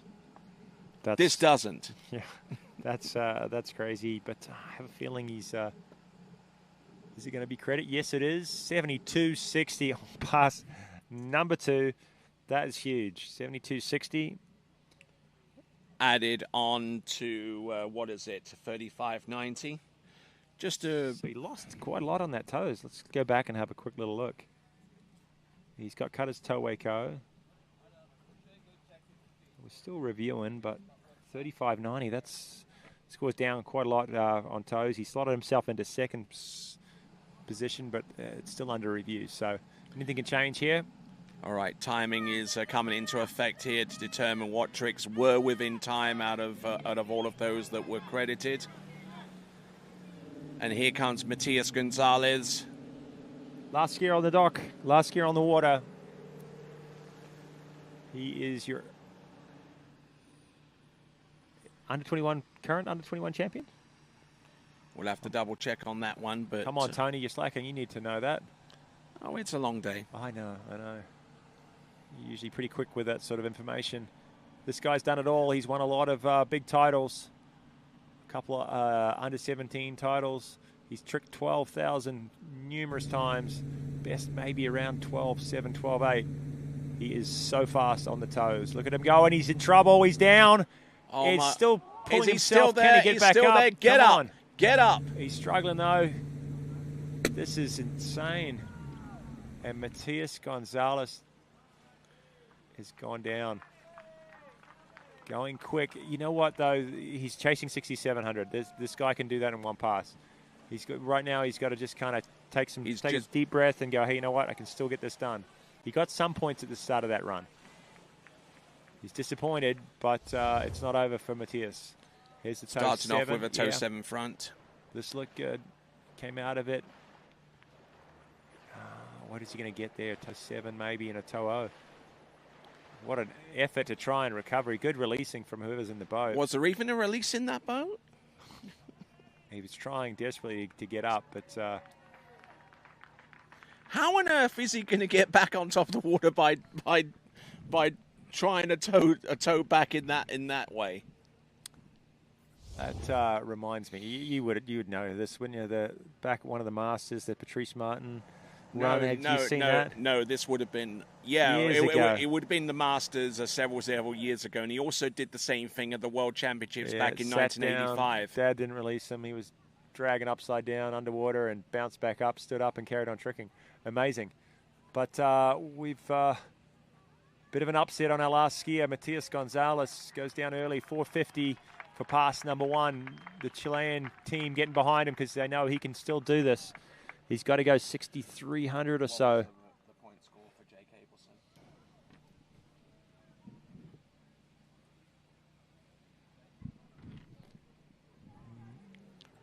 All right, so he's not going to challenge the lead, so we're going to give congrats to Axel Garcia, our only skier over 11,000. 11,130. We saw Jake Abelson with a 10,850. And obviously, yeah, Matias is not going to surpass that. But can he earn a spot? Can he pull up a big hand pass? And in terms of success in these championships, this is it. I mean, in the slalom event, he had an absolute nightmare with his opening pass, and yeah, things haven't gone that well for Matias, but I believe in this guy. I think he's going to come up with something pretty spectacular in pass at number 2 and finish off the day. He won't be where he wants to be going into the final, but we hope he makes it. This is all or nothing. Exciting finish to the day. Matias Gonzalez coming back hand pass, looking for something like 6,300 or so to get ahead of Eric Macias. Eric thought he was down and out, but there's a chance. Let's see it. Okay, here he comes. Coming in 28K, turns backwards. There's a back-to-back mob. He follows up with the reverse, switches up. There's the back-to-front front flip, lands it cleanly. Half twist and a reverse. One more front flip. There's 6 flips. He needs these tricks at the end. He's got over the rope. It's all over for Matias Gonzalez. And he is devastated. He just can't believe what's happened in these championships. Yeah, it has not been a great tournament. He was going well. The flips were great. But it, like I said earlier, that transition to ski lines after the energetic flips, you got to slow down. You got to be cautious. But he didn't really have that luxury because he knew he had to go big on pass number 2. We'll give a little bit of a tentative congratulations to Eric Macias. He thought he was done. He scored 67.20, but he might have just snuck in the back door into our 12-man final, waiting for scores to come through. Wow, this is the surprise. This is the big news coming out of these championships so far. Matias Gonzalez, certainly one of the top trickers in all of the world in the open men's tricking competition, and just unfortunately coming up a little bit short. This reminds me of Corey Picos back in the '87 World Championships in London, where he was eliminated after the elimination round. Well, you've got me on that one. I can't remember that quite far there. I've seen the video of the finals, but yeah, I didn't see the prelims. But you probably noticed in the prelims that a one Corey Picos was not in the final. Maybe it's a long time ago. Anyways, we've had a big day and we've had some shocks, some surprises. 53.50 for Matias Gonzalez. It's not his day, but the leaderboard shows Axel Garcia, our top seed, 11.130, huge score. Jake Abelson, 10.850. Rounding out the top 3, Pablo Font, over 10,000 as well, 10.230. Tristan Duplan Freeborg, 10.150. And then we go down to Tim Wild, 8,900. Vincenzo Marino, 87.10. Damir Filaretov, 81.10. Dominic Kuhn from Austria, 77.90. The Southern Hemisphere, the guys from Down Under, Fletcher Green and Jack Silva, 75.60, 75.20. Jacob Chambers out of Series 3 in 11th spot. And Eric Macias rounding out your top 12, 67.20. And I think what a day. And I think that if Jacob Chambers was told that you're going to make the trick final after yesterday's performance, he probably wouldn't have believed you. And certainly the case with Eric Macias, who by contrast was expected to make it through to the finals, but not with that kind of score. Yeah, some shocks, some surprises, but that's the way it goes in the world of water skiing. Nothing's guaranteed. The trick event especially, it's very cutthroat. And we saw some upsets for sure this afternoon. All right there, so that concludes day 2 of action here at the IWWF 2025 U21 World Waterski Championships, coming to you live once again from the lakes of Castingstone. Great to have your assistance here with the tricking event, Kiwi, and glad to have that. But ladies and gentlemen, that concludes day 2 of action. See you tomorrow at 8 a.m. Mountain Time from here in Calgary in Alberta. But until that time, and on behalf of everyone here, including the entire crew at TWBC, it is ciao for now.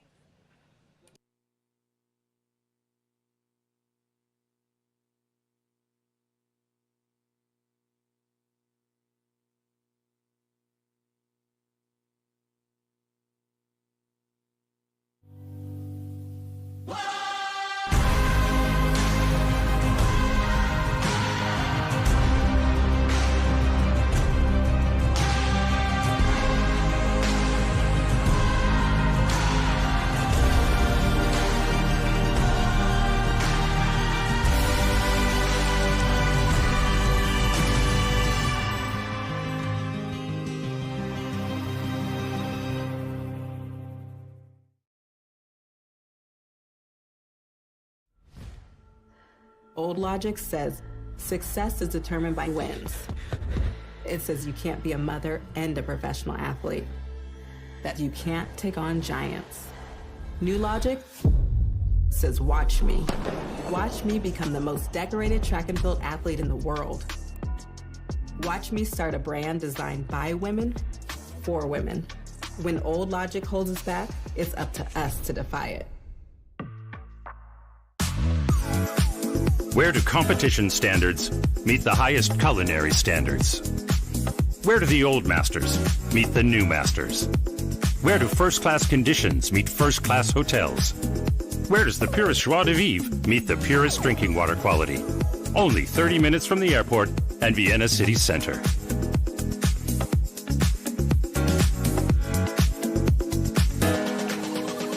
See you in Vienna. At Houston Cadillac, at the moment you arrive, you will notice dedication to excellence. We deliver an unparalleled customer experience, and we're elevating our commitment with a new state-of-the-art facility. Explore our selection of new Cadillac cars, crossovers, and SUVs designed to meet your needs. We are redefining the luxury experience and investing in the future. Visit Houston Cadillac and begin your journey towards luxury. At Dillinger Insurance, we have over 50 different carriers to shop your home, auto, and recreational vehicle insurance needs. We would love the opportunity to save you money. We insure million-dollar mansions, condos, mobile homes, rental homes, and everything in between. We know all about wind inspections, 4-point inspections, and how to get you the right coverage for your particular home. You've got questions, we've got answers. Can you remember the last time you had a rate decrease with your auto insurance? Let's take a look and see what we can do. We know all the ins and outs of getting our customers the best rates, coverages, and discounts, so put us to the test. Don't monkey around with your insurance. Call Dillinger Insurance today. We've got tons of companies to help find you the best prices and the best coverage for your particular needs on home and auto insurance. Go Knights!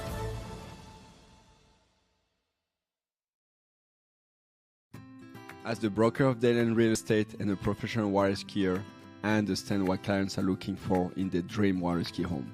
Our company is dedicated to helping you and your family invest in your future together in Florida. If it's time to move on to your next adventure, let us help you find the perfect match for your home. Our team offers service in English, French, Spanish, and German. Whenever you are ready, just give us a call. We will be suited up and ready to assist. Dayland Real Estate, where expertise meets passion.